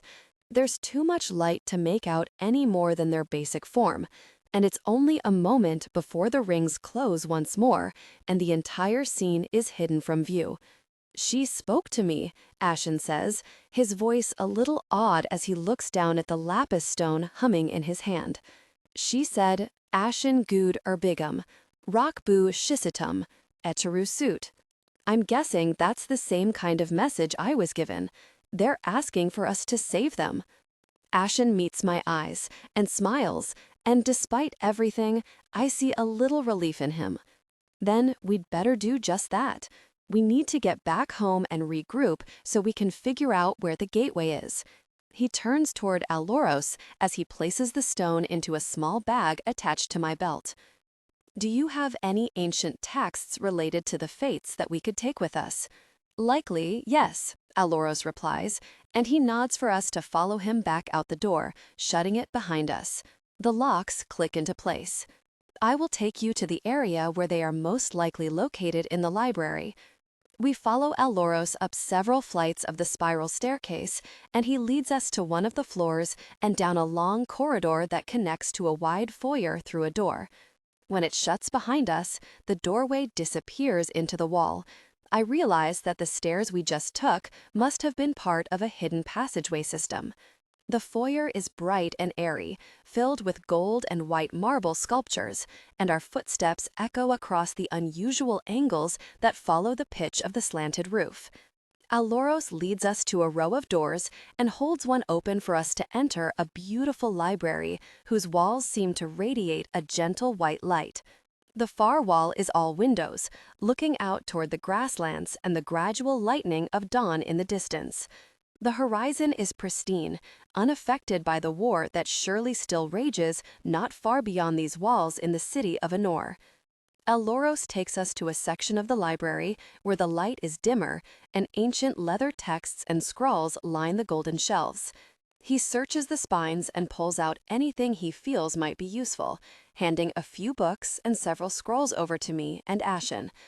"Wait here," he says when he passes a final book to the Reaper, then strides away to a series of rooms along a nearby wall, returning with a leather bag in his hand. We place the books inside, and Ashen slings the strap over his shoulder. There's a seldom-used portal to the living realm about an hour's walk from here. It will take you to Khirbat al-Mudaina in Jordan. There isn't much close by for human civilization. Do you have any corridors near there? In Amman, yes, but we can find transport, Ashen says. Good. This will be the safest way for you to get out. I will show you where to go to take the path. "You're not coming with us?" I ask, and Alloros gives me a smile, as though the worry in my expression is unexpected but endearing. "No, I will stay and fight," he replies. "Me too," Cole says as he joins by Allora's side. "We don't exchange words about it. We don't have to. I don't think I could get them past the anxiety that grips my throat in a tight fist anyway. I know this was once his home too. So I give Cole a hug that says what I can't, and he embraces me back with the same emotions that tighten his muscles and steal his breath. "Stay safe, brother," Cole says to Ashen, who can only manage a slight nod and a lingering hand on his friend's shoulder. Ashen squeezes and then lets go, and we follow Alloros through the library until we leave Cole behind with a fleeting glance. Alloros leads us down stairways and passages until we reach a long corridor that leaves the ziggurat. When he opens the door at the end, fresh air flows into the hallway, the scent of grasses and wildflowers, a welcome change from the blood and soot that cover our clothes. The path follows the edge of the wall, between the city and the fields. It will diverge from the edges of the city and skirt the cliffs overlooking the Silver Sea, he says, pointing in the direction of a narrow gravel trail. Stay on the path as it drops down toward the beach. There is a small, unused gazebo close to the shore. The corridor is next to it, a simple pedestal. Just be wary, you will be exposed for much of this journey, and there are very few places to hide.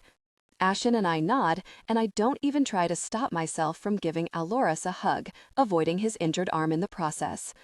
"Thank you, Alloros," I whisper, and he laughs, the sound almost as enchanting as Ashen's. "No, thank you. Thank you both. Please stay safe." Alloros smiles as he backs into the hallway, and he watches as we turn away, not closing the door until we've crested the first of the rolling meadow hills. Ashen and I walk in silence, our hands clasped, both of us vigilant for the sounds of enemies or ambush. Nothing comes, though we hear the sounds of continued fighting in the distance within the city walls. Eventually, the path strays from Anor, and the horizon of the sea comes into view. When we reach the edge of the cliffs, we stop for a moment, looking out across the water. "I wonder if they have a hooktopis," I say, as we look at the glittering water, our hands still joined. I think it's totally unfair, by the way, that an angel just told you where to find your stone, and I had to be dragged across the sea by some Shadow Realm monstrosity. Ashen laughs, and I grin up at him, as I take in every crinkle at the very edges of his beautiful eyes when he smiles. To be fair, I bet the hooktopis creature was humbler, at least. "Do you want to?" Ashen's grip tightens on my hand and then lets go. He looks down at the blade that pierces through his abdomen. His eyes meet mine for only an instant, and then he's falling from the cliff to the sound of my scream, his sword tumbling after him, another weapon still lodged through his body as he falls into the sea. And just as I'm about to jump after him, the world goes black. I wake with a groan, rubbing my temple. Something cool and wet tickles my skin. When I roll on my back, I smell grass and moist clay earth and chalk dust. I open my eyes to a sky the shade of blue that seems discordant with the pain coursing through my head. I groan again and push myself up until I'm sitting, my stomach churning as though I've had far more sangria than should ever be consumed in a single sitting. Allow subtle warmth, slight tremor if organic, aglaope? When I finally digest my surroundings, I see my sister crouched before me, her smile reassuring. Except I do not feel reassured at all. "What the, really, Aglaope?" I ask as I reach out to her, my hand stopped by the magical barrier I can already see between us. "I am sorry, my love. It is for both our protection." Aglaope stands and gestures to the ground beside me. I look to where my hand keeps me steady against the earth. A bag of blood rests next to my fingers. "Drink, sister. You will feel better." I look from the bag to my sister and back again, weighing the pros and cons. Though trapped behind magical glass, I still need all the strength I can get to work my way out of this predicament, and I doubt she would have poisoned or drugged it. Aglaope's smile widens when I take the bag and struggle to my feet. I open it and check for the scent of anything added, then suck the blood down with a glare like petulant child drinking a Capri Sun. "Ashen's blood. Did you siphon it from his wound when you stabbed my husband in the really guts, sister?" I ask, spitting the words like venom. Aglaope laughs. "My darling, please. Despite the unfortunate necessity of having to keep your husband away for a little while, I am no villain. He will be fine, I assure you. He is just too protective for his own good, and I could not take the risk."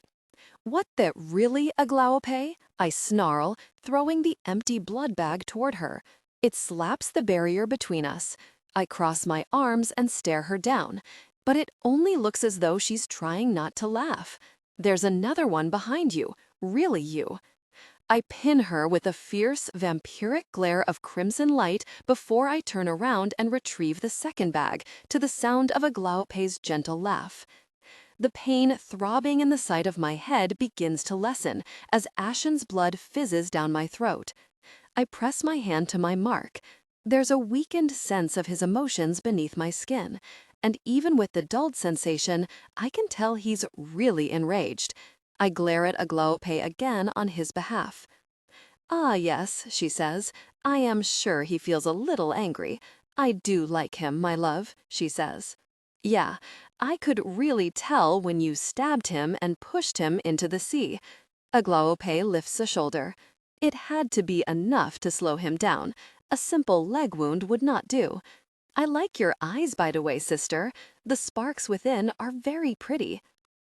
I narrow my glare at her and turn away to test the boundaries of my small cage, the dome thoroughly surrounding me in a thin shield of light. "Are you sure you're not the villain, Aglaupe? You sound very villainy right now." I give the dome a few hits and kicks to test it for weaknesses, a growl building in the depths of my throat with every unsuccessful attempt. I try whispering to my pendant for Idiot as my back is turned, but the magic only bounces back at me. My sister waits in silence as I complete the circle and face her once more with a menacing hiss. "Let me the really out." "You always were the most dramatic of us, sister. It makes it even more impressive that you managed to spend the last 3 centuries living a quiet, clandestine life. I suppose it does make sense that you would swing from that to the exact opposite by claiming the throne of the Shadow Realm." We regard one another for a moment long enough for fear to start corroding the edges of my anger. Aglaupe clearly has all the cards here. She stands outside the barrier between us with my bag for the sulfate stone within her reach. I hear it humming and another purr with it, the sound of the death fate stone. "How did you get that?" I ask, nodding to the bag containing the stones. "The safe was spelled. You can spellcast too, can you not, my love? Then you can undo them," Aglaupe says, and I watch her, thinking for only the first time now that maybe I could have undone my binding spell with Ashen, though I'm glad it never occurred to me. Perhaps, in my loneliness at the time, I just didn't want the idea to surface. I'm glad it never did. When I tear my gaze from Aglaupe's, I survey the rest of the landscape that surrounds us. There's short, bright green grass among crumbled stones in the vague shape of ancient fallen buildings. To my left, cliffs overlook the sea. Beyond us are jagged hills interspersed with thin scraps of forest, and to my right, an arched granite structure. The rock still looks as though it was hewn days ago. The edges are clean and precise. "Anthemessa, do you recognize this place, Lucosia?" Aglaupe asks. She nods not to the village, but the archway itself. I slowly nod my head. Even though I recognize it from our life on the island, it was never more than a simple stone archway, past which our small cottages lay. I've walked through it 1,000 times. How? The realization dawns, and I look down at my hand before tightening my fist until my nails press bloody marks into my palm. The ring. You spelled it somehow, so you could get us here. When I meet Aglaupe's eyes, she gives me a sheepish smile, and she looks a little saddened, as though the sight of the archway structure nearby should have sparked a memory that doesn't exist. Aglaupe turns toward it and reaches out to trace her finger along the arc. All those years with the last of the true gods on the other side of a veil, forever tying the threads together to lead us right here, to this very moment. I have seen it before, you and me here at the gate, just like this, exactly like this. Where? How? A premonition, long, long ago, in dreams that plagued me. Those visions found me once more in the time before you washed to the shore. Not all memories were lost, not for me. This is what we were sacrificed for, Lucosia, a mystery hidden in plain sight. I stop my pacing and look at my sister, though her gaze is still caught on the sweeping curve of stone that casts its shadow through my dome. What do you mean? You remember seeing this before you came to Anthamessa? Yes, she says, and I tamp down the desperation I suddenly feel to ask her what else she might recall from her life before Anthamessa. You, me, our sisters. We were never what they forced us to become to protect gods who have long since abandoned us. We were powerful, magical. It is time to regain what we have lost and to take that which is owed for our service, our suffering. Aglaope holds my gaze for a long moment. I see not only empathy in her eyes, but determination. And Aglaope's brand of determination is what makes me particularly nervous about being trapped in a spellcast dome. She is intent on dragging me with her in whatever plan she set into motion. She's like a riptide, and I'm already halfly out to deep water. My sister turns away, and I resume my agitated pacing at the edge of the glittering barrier between us. "What are you doing?" I ask as I watch Aglaope kneel, withdrawing a folded piece of parchment from the inside pocket of her jacket. She carefully lays it on the ground and presses it flat, and I recognize it by the scent before I even see what's on it. It's a page from the Book of the Fate Speaker, the one with the image of my mated mark. Aglaope looks at the page in detail and turns it to the blank side. Then she takes 2 vials from her other pocket. "Ushgata, where did you get that? Where's Winter?" I ask as I watch Aglaope unstopper the vial. For a moment, I think she might knock it back, but she doesn't. Her eyes are still caught on the page. "The apothecary is fine, not to worry, sister. She just has a little bite and a bump on the head. She will recover well, if that is what you wish." My heart drops to my feet, hitting every bone on its way down. "If I wish?" I ask, but Aglaope doesn't answer. I watch as she tips the liquid onto the parchment. The parchment replies with a light that illuminates hidden text. From where I stand, I can see the Dinga writing, though I can't make out every word. But it seems that my sister can. Aglaope's lips move as she reads, a smile pulling at their corners. "Allow subtle warmth, slight tremor if organic. The Nephilim never needed the Ushgata, did they? They never came to you at all," I say. "No," she admits, darting a quick look to me before returning her attention to the page spread before her. "They do want the stones, yes, but not the Ushgata. They can withstand opening the gateway without it. They can take what lies beyond it with only the stones. What lies beyond it? Freedom, from pain, from purpose, from fates. Eternal freedom, and the power to shape the realms to the design we wish, not the one imposed upon us," she replies. Aglaope leans back against her heels and regards me for a long moment, her eyes softening. She regards me with the same sisterly affection she did that first moment I saw her, when I washed up on the beach. But I'm not sure I recognize the woman looking back at me. "I see the burden you carry as queen of the shadow realm. Enemies not just at your back, but right in front of you, aiming their arrows right at your fierce heart, even though you only hold the best intentions for the demons and creatures there. These are obligations no one person should be forced to shoulder. It does not have to be that way." I open my mouth to argue, but I can't, because these are all the same thoughts and trepidations I've carried with me from the moment I stood on that dais in the Kur and chose the spear over the key. Sometimes, in the darkest moments, I've wondered if I should have made the other choice.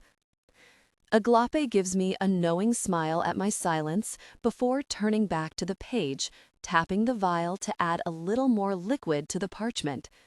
It glows brighter, showing more of the hidden text. The Nephilim may not have needed the Ushgata, but they did need you to retrieve the Death Fate Stone. The cavern you found it in was at the base of an island in the Black Sea. They intended to take you to retrieve it. When they did not capture you in the Shadow Realm, they knew you would require a resurrectionist eventually. Their spies had already told them you had killed Imogen, of course. They have their ears tuned to every whisper, my love, even within the Guild of Gilgamesh. All they needed to do was wait for the request to be made through the apothecaries and for it to be released from their vault. The Ushkada would lead them straight to you and the first stone. But they did not count on my clever sister slipping through their fingers, she says, her eyes landing on mine once more. Her smile is warm with affection. More proof that we have been chosen by the fates to supplant them. Do you not agree? I don't answer as Aglape turns her attention back to the page, replacing the first vial in her pocket as her eyes skim the text again. I had captured Barbossa Sarno before I ever struck the deal with Divina for her to harvest the demigod, she says, pulling the questions I want to ask from my stunned silence. He was the one who told me a demigod lived near Evora, that he was named Demetrios, great-grandson of the goddess Gula.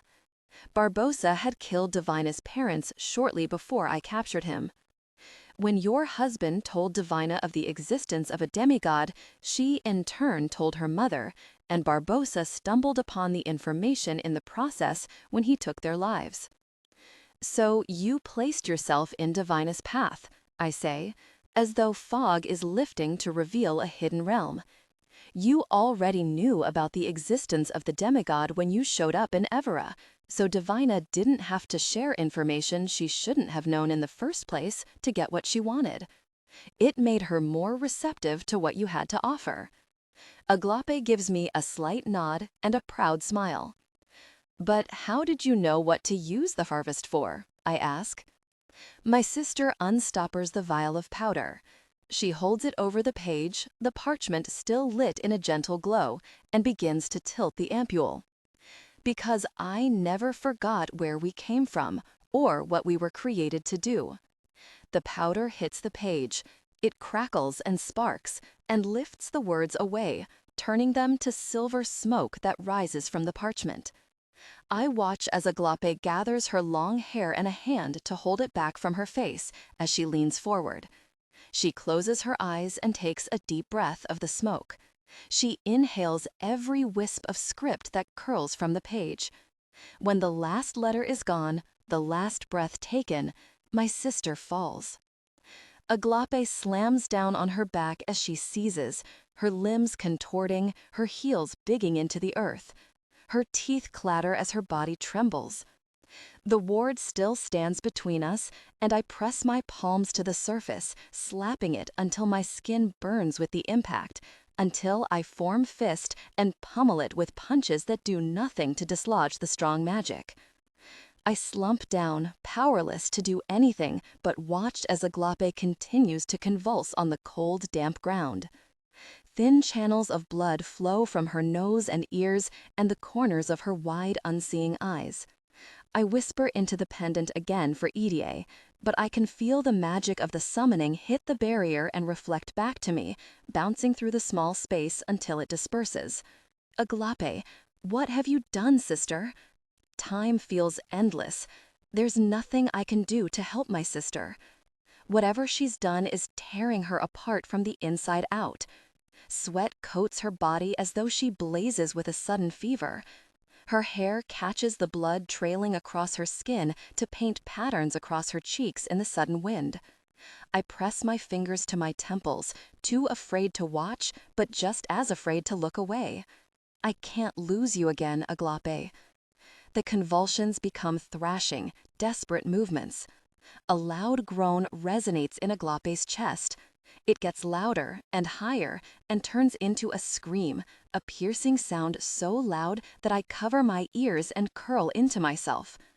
I press my eyes closed and cry out, and when I think the sound of Aglape's torment is going to be the last thing I ever hear, there's a loud crack. Silence. Another crack. A smaller one. Another, louder this time. I slowly take my hands away from my ears and open my eyes. The instant I do, I scramble back to the furthest edge of the globe. My sister's eyes are open, blinking but not seeing, her face serene. Except it's upside down. Her body is contorted, one leg pressed against the ground with the knee bent the wrong way. Her shoulder looks dislocated. Her neck is broken in at least 2 places, forcing her blank expression toward me at a nauseating angle. A loud crack shifts her broken leg into place, but dislocates her hip in the process. I cover my mouth as tears fill my vision. Bile churns in my stomach as one of Aglape's hands presses into the dirt and her humerus slides back into its socket with a snap. I vomit at the edge of the sphere. Crack, crack, crack. Aglape stands, her spine tilted at an impossible angle. A broken elbow cracks back into place. Something in her pelvis snaps and she lurches forward. I press myself against the dome when she takes another unsteady step in my direction and feel my hand slip through its barrier. It's weakening. Crack, crack, crack, crack, crack, crack. I grip my pendant as though it's a talisman. Ninmen Islal, Ninmen Islal. I keep whispering as every vertebra clicks back into place and Aglape straightens. A deep breath fills her lungs, shifting several ribs back into place. When she exhales, her eyes drift closed. She opens them again and blinks, looking around, before her gaze lands on me. "That was deeply unpleasant," she says. "You don't say." I stand as the dome dissolves around me, though Aglape seems unconcerned with its absence. Something about that is nearly as off-putting as the cracking bones. She withdraws the fate stones from the bag, and my heart lurches as she looks toward the archway. We were made to serve the gods, but where are they now? They left these realms long ago, and yet still we feel the pull of purpose. For what? Why? Aglape gestures to the crumbled stone foundations that were once our cottages, a little village of forgotten women, a place where we developed kinship with our sisters. Allow subtle warmth, slight tremor, if organic. Mountains have crumbled around us, and yet we remain, just the 2 of us. We have withstood the ages, unblemished by time. Imagine it, Lukosha. We could bring our sisters back. No more enemies with knives at your back. No more threats looming like thunderclouds above the raging sea. We can have everything we ever wanted. I do already, I say. My eyes sting with unshed tears. I got you back, Agliope. There are good people who depend on me. They depend on us. We may not have asked for this responsibility, but it is still ours to carry out. And this is us doing just that, my love. We are the last castaways. Agliope's brow furrows, and I see a depth of sorrow in her that I've only seen once before, in that instant when she pushed me from the cliff. Do you not wonder why we are the last 2 left, Lukosha? Even at the end, it was only us. Our other sisters had already sailed away on stolen ships or died by unworthy hands. And yet we endure. Have you not wondered why? You think we're the last because we were meant to seize this place? Because you saw it in a dream? I shake my head and take a careful step toward the space between Agliope and the gate. Aside from my touch and my fangs, I have no weapons. She's made sure of that. A deep breath leaves my sister's lungs as her gaze sweeps over my face. Not just that, sister. Then tell me, Agliope, tell me what I'm missing. Tell me what's driven you to this. I love you and I want to help you. Whatever is going on with you, this can't be the way to fix it. Just share with me. A soft smile tugs at Agliope's lips. I do want to share with you. That is exactly what I intend. I will not just tell you the past, she says as she turns toward the gate and raises the stones clutched in her hands. I will show it to you. And I will do what I could never do until now. I will make sure you are safe. Agliope starts to chant. Her son knew ya Abba, Ziana ya Anzu, Os Naru Nibiru in Sabatu. I recognize the first part of her chant from the wall that housed the death fate stone. Mountains and seas, valleys and skies, I call upon the convergence. A wind rises around us. It twists in white tendrils around Agliope, like a shield, curling and coiling down her body as it streams toward the gate in a continuous swirl. A shimmering curtain of light forms from the boundary of the archway. Letters flare to life across the curve of stone. Ala Halsu, si kagal kabu patasa. I don't know what the rest of Agliope's words mean. I just know it can't be good. So I whisper a chant of my own as I rush to place myself between my sister and the gate, directly in the path of the wind. Nin men eslal. I don't know if anyone can hear me in this ancient place. I can't let you do this, I say, above the increasing roar of the wind, with a slow shake of my head. My shoulder leans into the torrent as it funnels around me toward the gate. I will hold Agliope off with my bare hands if I have to. The only thing I can hope for now is that she truly loves me and doesn't want to hurt me. If I can just get her close enough through this wind to touch her forehead, that might be my only chance. Thunder splits the air. Flashes of lightning creep from the edges of a growing black sphere that swirls with distant galaxies and starlit gases. Stop, Agliope, Idaea says, as she steps through the sphere, her eyes consumed by the inky dark of the deepest space. Ashen walks out after her, his hair and clothes dripping, his arm braced around his abdomen, his silver sword clutched in his other hand. I can see how desperate he is to surge forward and attack, but when our eyes meet, he understands. This is something I need to do without his intervention. Agliope keeps chanting as she takes another step closer. Please, sister, I beg. Tears blur my vision. Through them, I can see what my sister cannot, the stars of Idaea's power stretching behind her into thin blades. We can't let you do this. Agliope breaks her chant, the wind continuing its sheltering swirl around her, whipping her long black hair in its furor. My sister's smile looks like heartbreak. And determination. I promised I would look after you, Lukosha. This is me keeping my promise. My eyes slide to Idaea's as my first tear falls. I nod my head. Idaea releases her star blades. A dozen shards pierce my sister's back. One juts through her shoulder, another through her abdomen. Thin channels of blood flow from the wounds. But Agliope doesn't stop. She barely even seems to notice. The Ushgada, I whisper. She will not die. She won't even falter. Ashen yells my name.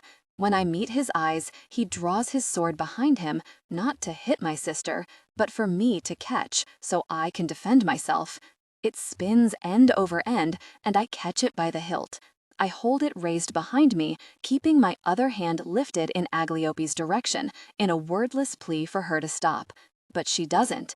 I call to Idaea for a second volley, and she hits Agliope with another round of blades, but my sister only resumes her chant with renewed commitment. Idaea and I exchange a fleeting, terrified glance before Idaea refocuses on Agliope, hitting her back with black orbs of magic, some bursting across the shield of white wind, others smashing through to hit Agliope's back with no effect. But Idaea was undeterred. With every step closer that Agliope takes toward me and the gate, Idaea calls upon more magic, her palms raised as her incantations thread into the wind in black filaments. Nigan nipur kia duranki kamitaba, Idaea yells into the wind. Two marks flare to life on Idaea's outstretched palms, glowing with red light.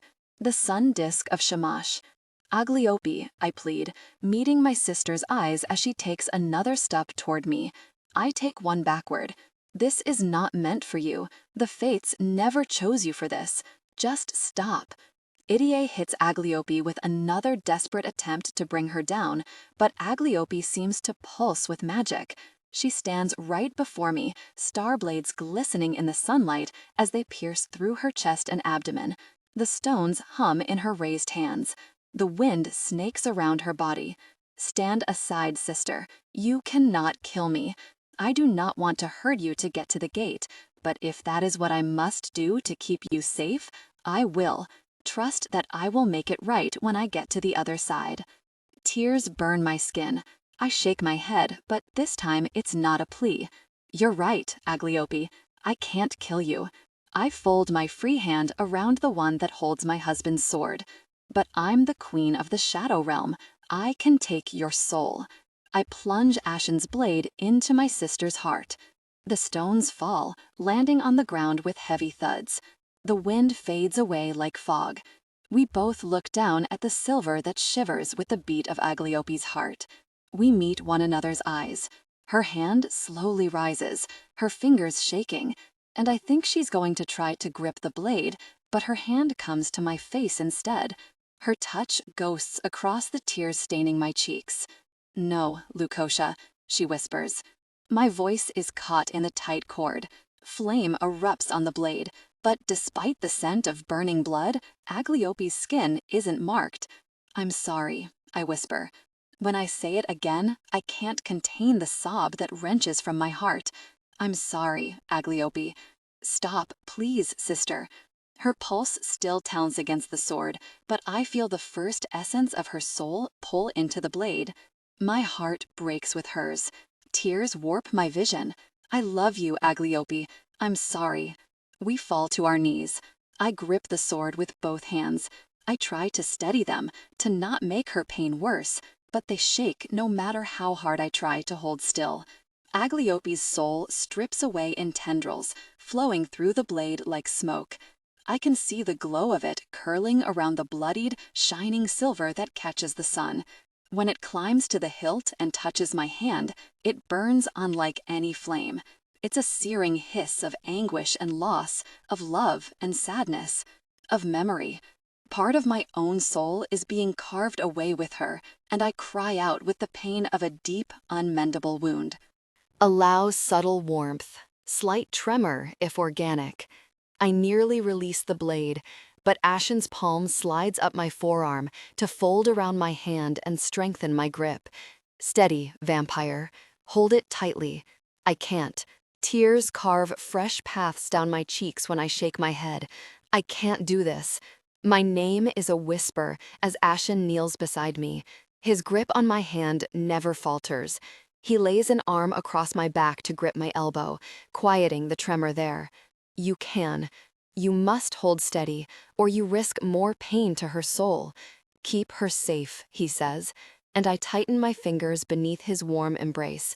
"Let a piece of yourself go. It will guide her way to the Shadow Realm." The tendrils of Agliope's soul flow into my palm. They sear my flesh. They climb my arm. They peel a strip away from the very core of me. That piece of me that was notched, marked by the justice delivered by my hand. Justice that does not feel merciful at all. Agliope's dark eyes are draining of color, but still they hold mine with a plea, begging me to stop. The hurt in them deepened by the immense love she feels, even as I betray her. It's there, within every wisp of her smoky essence that flows into my body. Every memory she has of us comes alive within me. I see my own face as a baby, cradled in her arms. I see us playing in a stone village nestled deep in a forest in another land. I watch through Agliope's eyes as she stands before a council in an ancient temple, volunteering to come to Anthem and protect the gateway, in the hopes I would be left safely behind. I'm crushed by her sorrow as she sails away. Her eyes fuse to the shore where I stand, still a young child, crying and inconsolable as she departs to fulfill her duty. Her fear fills me when she's transformed on the journey into a creature capable of protecting the fates from the ships that might too close to the last of the gods. And I feel my sister's joy and sorrow as she finds me on the shores of Anthem, knowing I couldn't remember a single moment of her love. But she had never forgotten. She remembered everything. And now I am betraying her to send her soul back to the Shadow Realm. My heart feels like it's tearing from my chest. I'm desperate to let go of just one hand so I can touch her, but I can't. I won't risk causing more suffering to her soul. I am so sorry, Agliope. I love you. Sister, I love you so much, but I cannot let you have this. The fates were never meant to be ours. Agliope's breath shudders. Every beat of her heart resonates through the blade. Her once black eyes are smoky gray. The tendrils of her soul smake into my chest, climbing beneath my mark and taking a strip of my own soul with them. A sorrowful smile casts a faint shadow across Agliope's lips. Love you, always. And then she is gone. The flame dies on the blade as her essence disperses and fades from my chest, leaving behind a raw, invisible wound. There are voices and movement, and my eyes are pressed closed so tightly that I think I see my deafening pulse surging in the blackness left behind. My hands no longer hold the blade. My palms are pressed to the ground, my arms trembling, nails clawing into the wet earth. It sparks a memory of scratching my way back onto Anthemowessa to avenge my sister with a sword and a spell. There's a terrible sound, like the wind wailing through a window in a vicious storm. As I'm pulled from the ground and the intense pressure lifts a little from my head, I realize the sound is coming from me. "I've got you, vampire," Ashen whispers. My body is bracketed by Ashen's strong embrace, and he turns us away, but I don't open my eyes. I just cry. I cry until I feel like I'll crack in half. I weep until the shock of the grief gives way, leaving only a bottomless anguish behind. If there's a shore in this sea, I don't think I'll ever find it. I betrayed her, I say. My voice grates like splintered wood against skin. I sent her back. Agliope made her choice. You chose the realms. You protected those whose fate is not yours to decide, my love. The right decisions often come with the worst pain. Ashen holds tighter. I don't look up as Edier whispers Ashen's name. He places his palms over my ears, but it only dulls the sound of the blade sliding free of Agliope's chest. I still hear it. I still sense the cadence of her beating, soulless heart. Ashen resumes his embrace when it's over, and I turn my blurry gaze to Edier when the stones hum louder as she lifts them from the grass. "They speak to me," she whispers, her eyes shifting between them before she looks to the gate. I don't understand the words, but I know what I have to do. Edier moves toward the gate. She holds the stones toward it like an offering, their hum growing louder with every step she takes. A wind picks up, but it's gentle this time, as though it's guiding the rightful guardian to the place she's supposed to be. Edier lifts the stones into the curtain of light that shimmers from the archway to the ground. When she pulls her hands away, the stones remain suspended in the light. They start to glow from within, and then crack, blinding light forcing through their shattering shells. The stones split open with a loud snap and disappear, the curtain of light dissolving into the wind. There's a tremor beneath our feet, and the gate crumbles as though it has suddenly weathered the centuries in a moment of time. The archway falls, one jagged side remaining, jutting toward the sky like a fang. The tremor quiets. The wind fades away. We stand in silence for a long moment, watching the dust that settles over the broken stone. I look at the village beyond for the last time, trying to imagine it as it once was. But it's not really the buildings I try to see. It's not really my little cottage that once stood on the left of the circle. It's the women who lived here with me for a time. Mostly, it's the one who stands near us unmoving, her unseeing gaze fixed to the sea. "She'll never die, will she?" Edier says, as she follows my gaze where it's fused to the shell of my sister. "No," I whisper, "she won't." Before Edier asks what we should do, I pull away from Ashen's embrace. I take Agliope's cold hand. I swallow the burn, forcing the stinging tears away as I meet Ashen and Edier's worried gazes. "Wait here. I know a place. I'll be back." They both give a solemn nod as I turn away, pulling my sister's hand with me. I let my tears fall when I know they can't see, and they don't stop. They don't slow as I guide my sister to a cave that faces the western horizon. The tears keep flowing as I sit Agliope down on a stone to look over the sea. The tears are matched with cries and sobs as I pull every star blade from her back with my bare hands. I welcome the pain as my palms slice open. I weep as I work, talking to my sister who never acknowledges the scenes I describe, all of them memories of us on this island, each one a story of love. When I'm finished, I kneel before my sister. I take her hands, I kiss her cheeks. And then I leave her in the cavern, alone in her vigil over the ocean. The tears still fall. I'm afraid they'll never end. Loss never goes away. It changes shape. I might not think about it all day, every day, but it's still there. Sometimes it's more present than others. Some days I can't get it out of my head. Other days, I don't think so much about the loss itself, but the wonderful memories I have of my sister. I remember the feeling of her arms around me in Pamukkale. The scent of her hair seems to linger in my thoughts. I think of the way her hum turned into a song in the cliffside house as Eddie and I cleared out the debris. I remember the way Eric's stopped his work on one of the tapestries to watch and listen with tears in his eyes. I stand in front of that restored image now, but I don't really see it. I only see Eric's as he clapped when she finished singing, and the way my sister laughed and twirled and bowed to his ovation. I often find these memories hurt just as much as her absence. It's been a few weeks since I sent my sister back here to the Shadow Realm.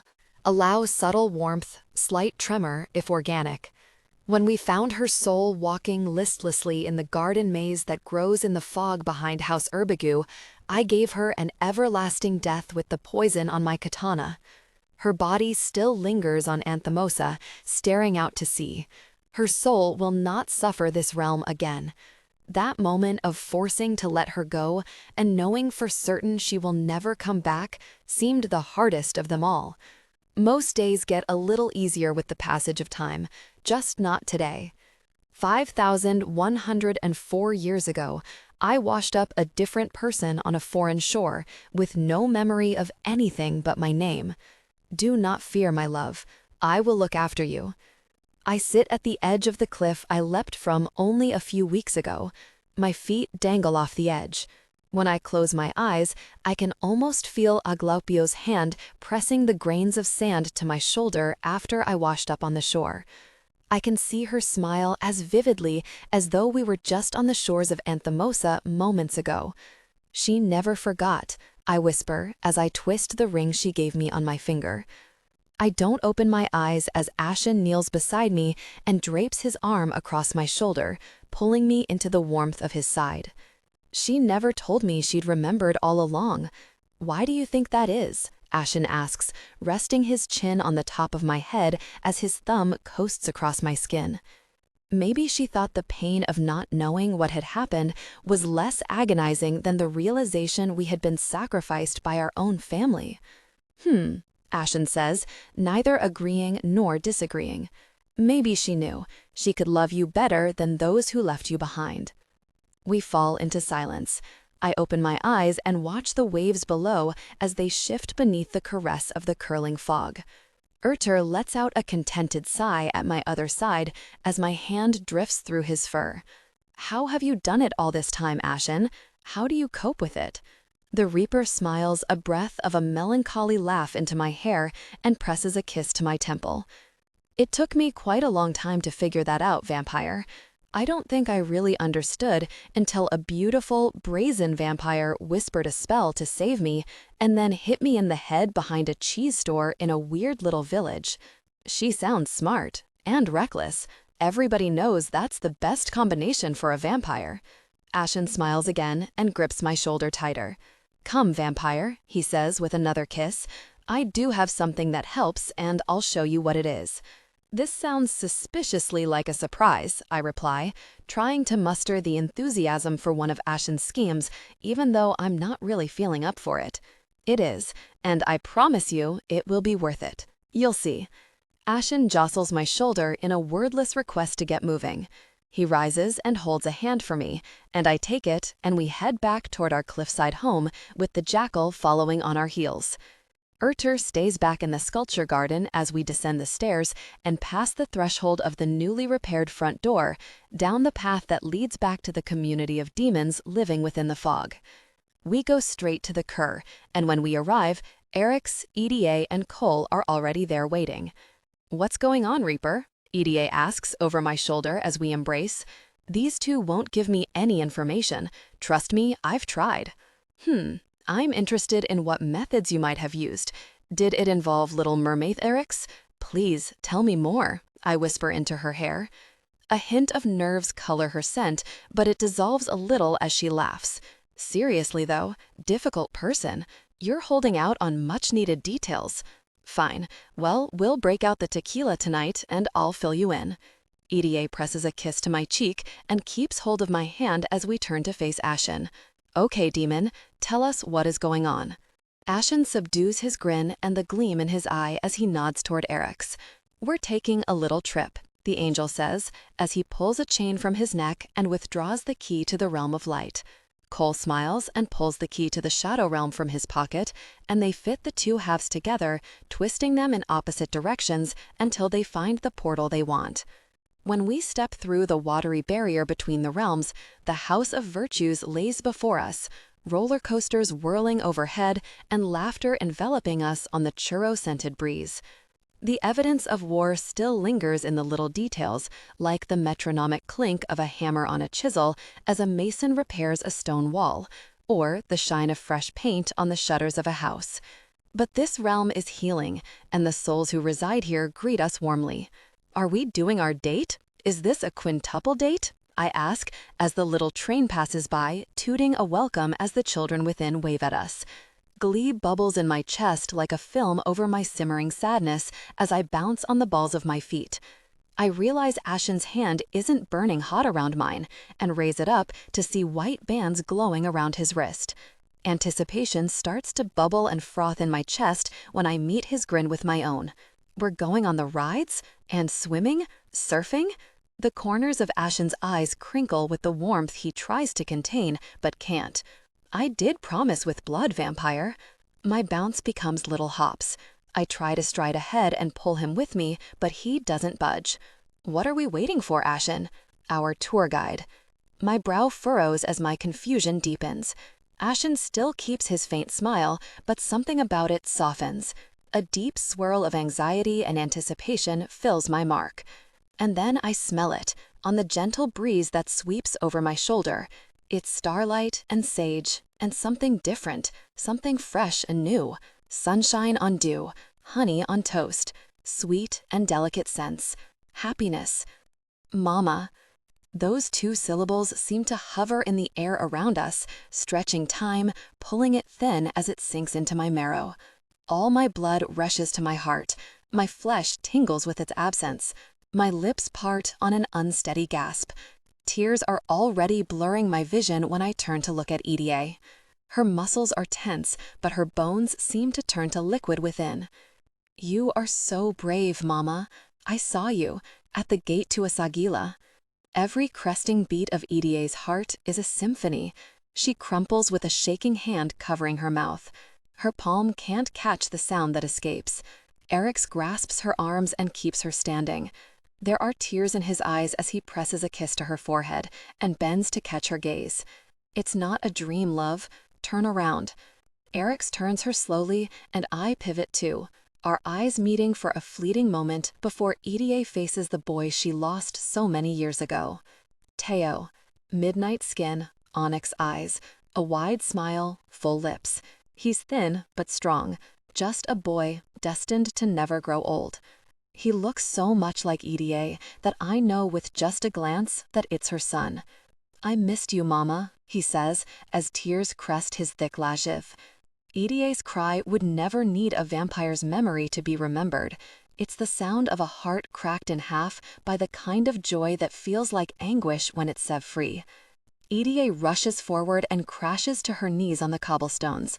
She crushes her boy to her chest, and his small arms wrap around her, holding her tight. Her body shakes. She whispers things I can't make out. Teo cries in her arms. His little hand strokes her bare shoulder with the reverential caress of a love that's never dimmed, that's grown brighter with all this waiting finally come to an end.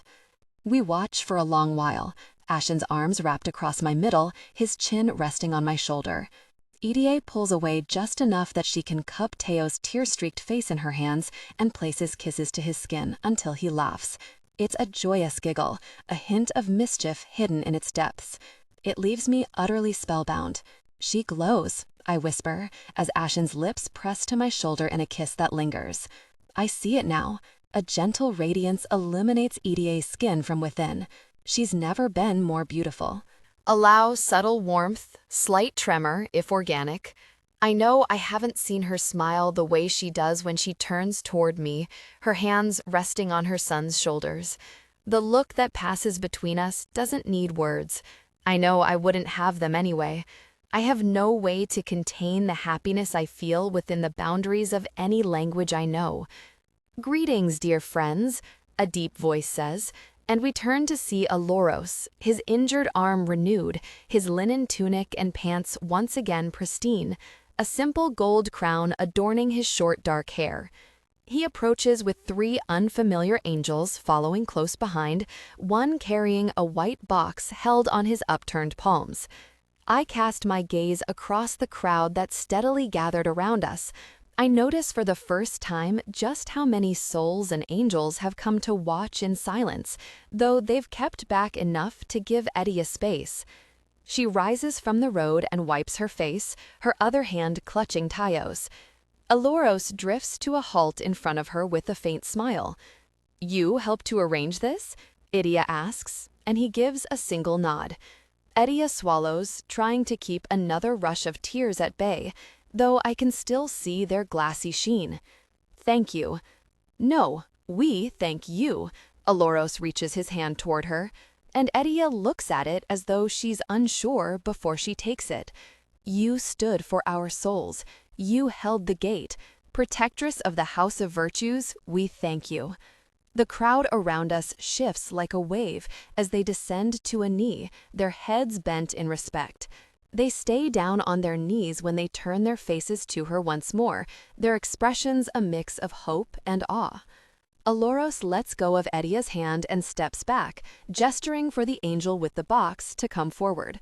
When Aloros turns toward Edia once more, his brow furrows, his gaze dropping for just a moment to the stones beneath us.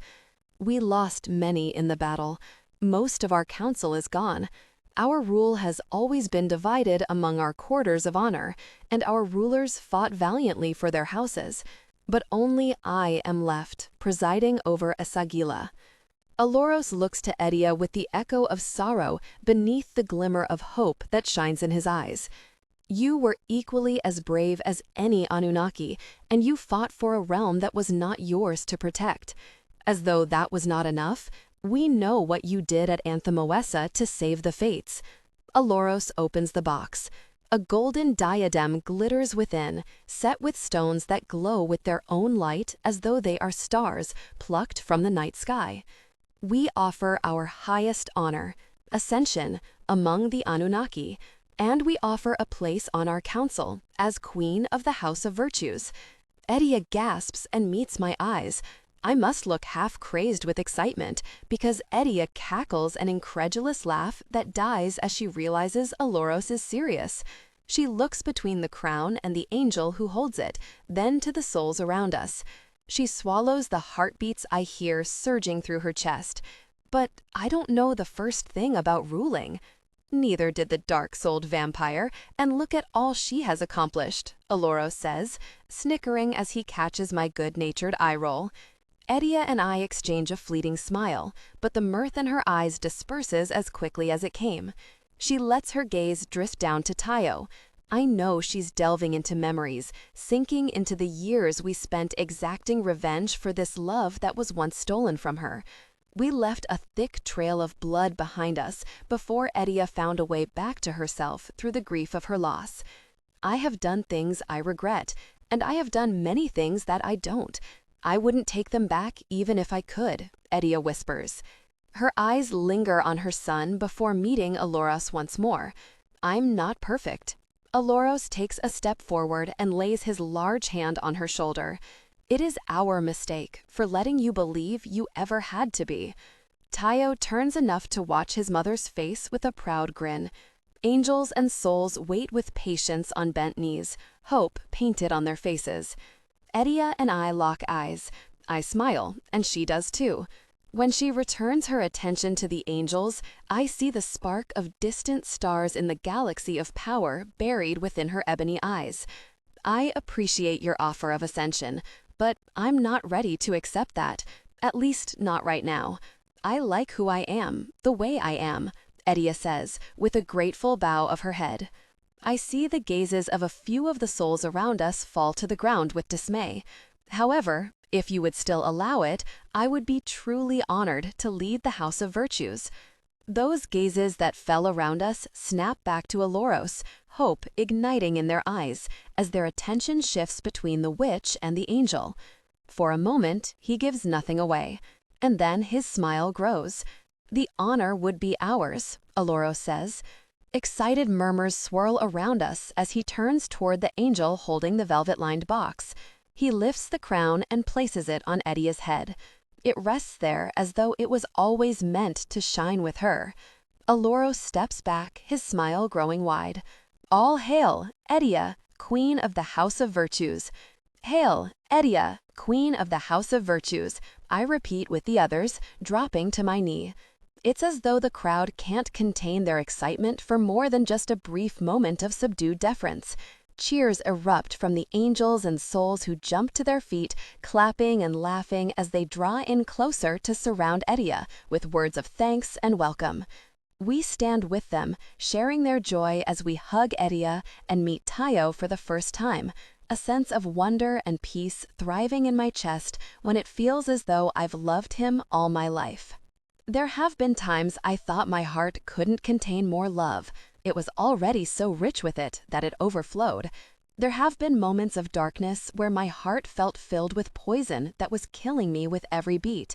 But now, in this moment, as I watch Edia and Tayo, Eric's and Cole make their family complete as they embrace, I realize there is no limit to how much more love a heart can contain. There is no end to its capacity to heal. There's a crack high above as fireworks burst across the sky. Ashen's hand lays on my shoulder and flows down my arm, his wedding ring a gentle kiss of coolness against my skin. I smile as I turn to face him, laying my palms on his cheeks. Ashen folds a stray lock of hair behind my ear, his gaze lingering on his lips for a long moment before he meets my eyes. All right, vampire? Kiss me and find out.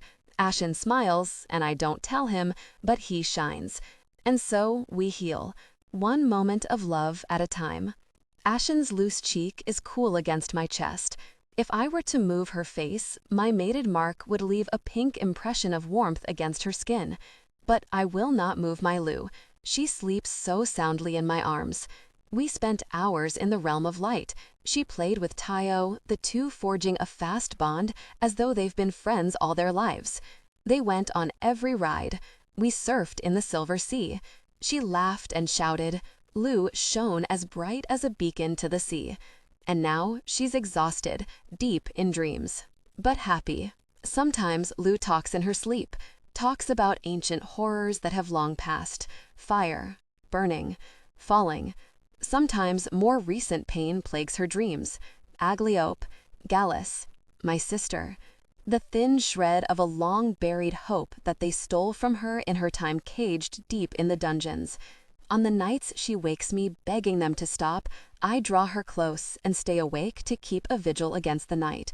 But more and more, I stay awake long after she's fallen asleep to watch her dream in peace, like now, when her breathing is deep and even. She's so full of movement and energy when she's awake. There's always someone to meet with, or questions to answer, or issues to tackle. Even in the house, she rarely sits still.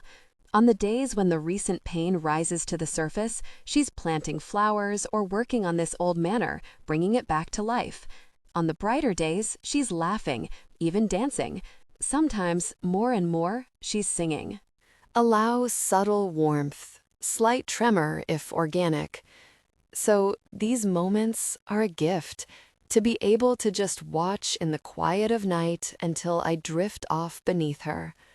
One of Lou's hands is lying close to her face, her fingers curled upward like a wilting flower. I lay my palm in hers, and she sighs, content. I press my nose to her hair and draw in a deep breath of her scent. Its faint perfume is the ocean mist on tall grasses. It's the wind across the distant sea of another realm. I look up at the skylights of our bedroom in the cliffside house. the broken panes replaced with new glass to feed dim light to the plants Lou has scattered through the space. I tighten my arms around her as the heaviness of sleep weighs on my lashes. And then, so slowly at first that I don't believe it, the fog rolls back from the glass. Stars shine in the black blanket of night above me. I watch as the mist curls away from every pane, pulling back toward the garden. I stare at the brightest star, waiting for the fog to return and veil the light from view. Lou stirs, but doesn't wake. I lay a palm across her back and press a kiss to her forehead. And then I stare at the stars in the night sky until I force my eyes closed and let sleep pull me away, wondering if the first true morning will dawn in the shadow realm.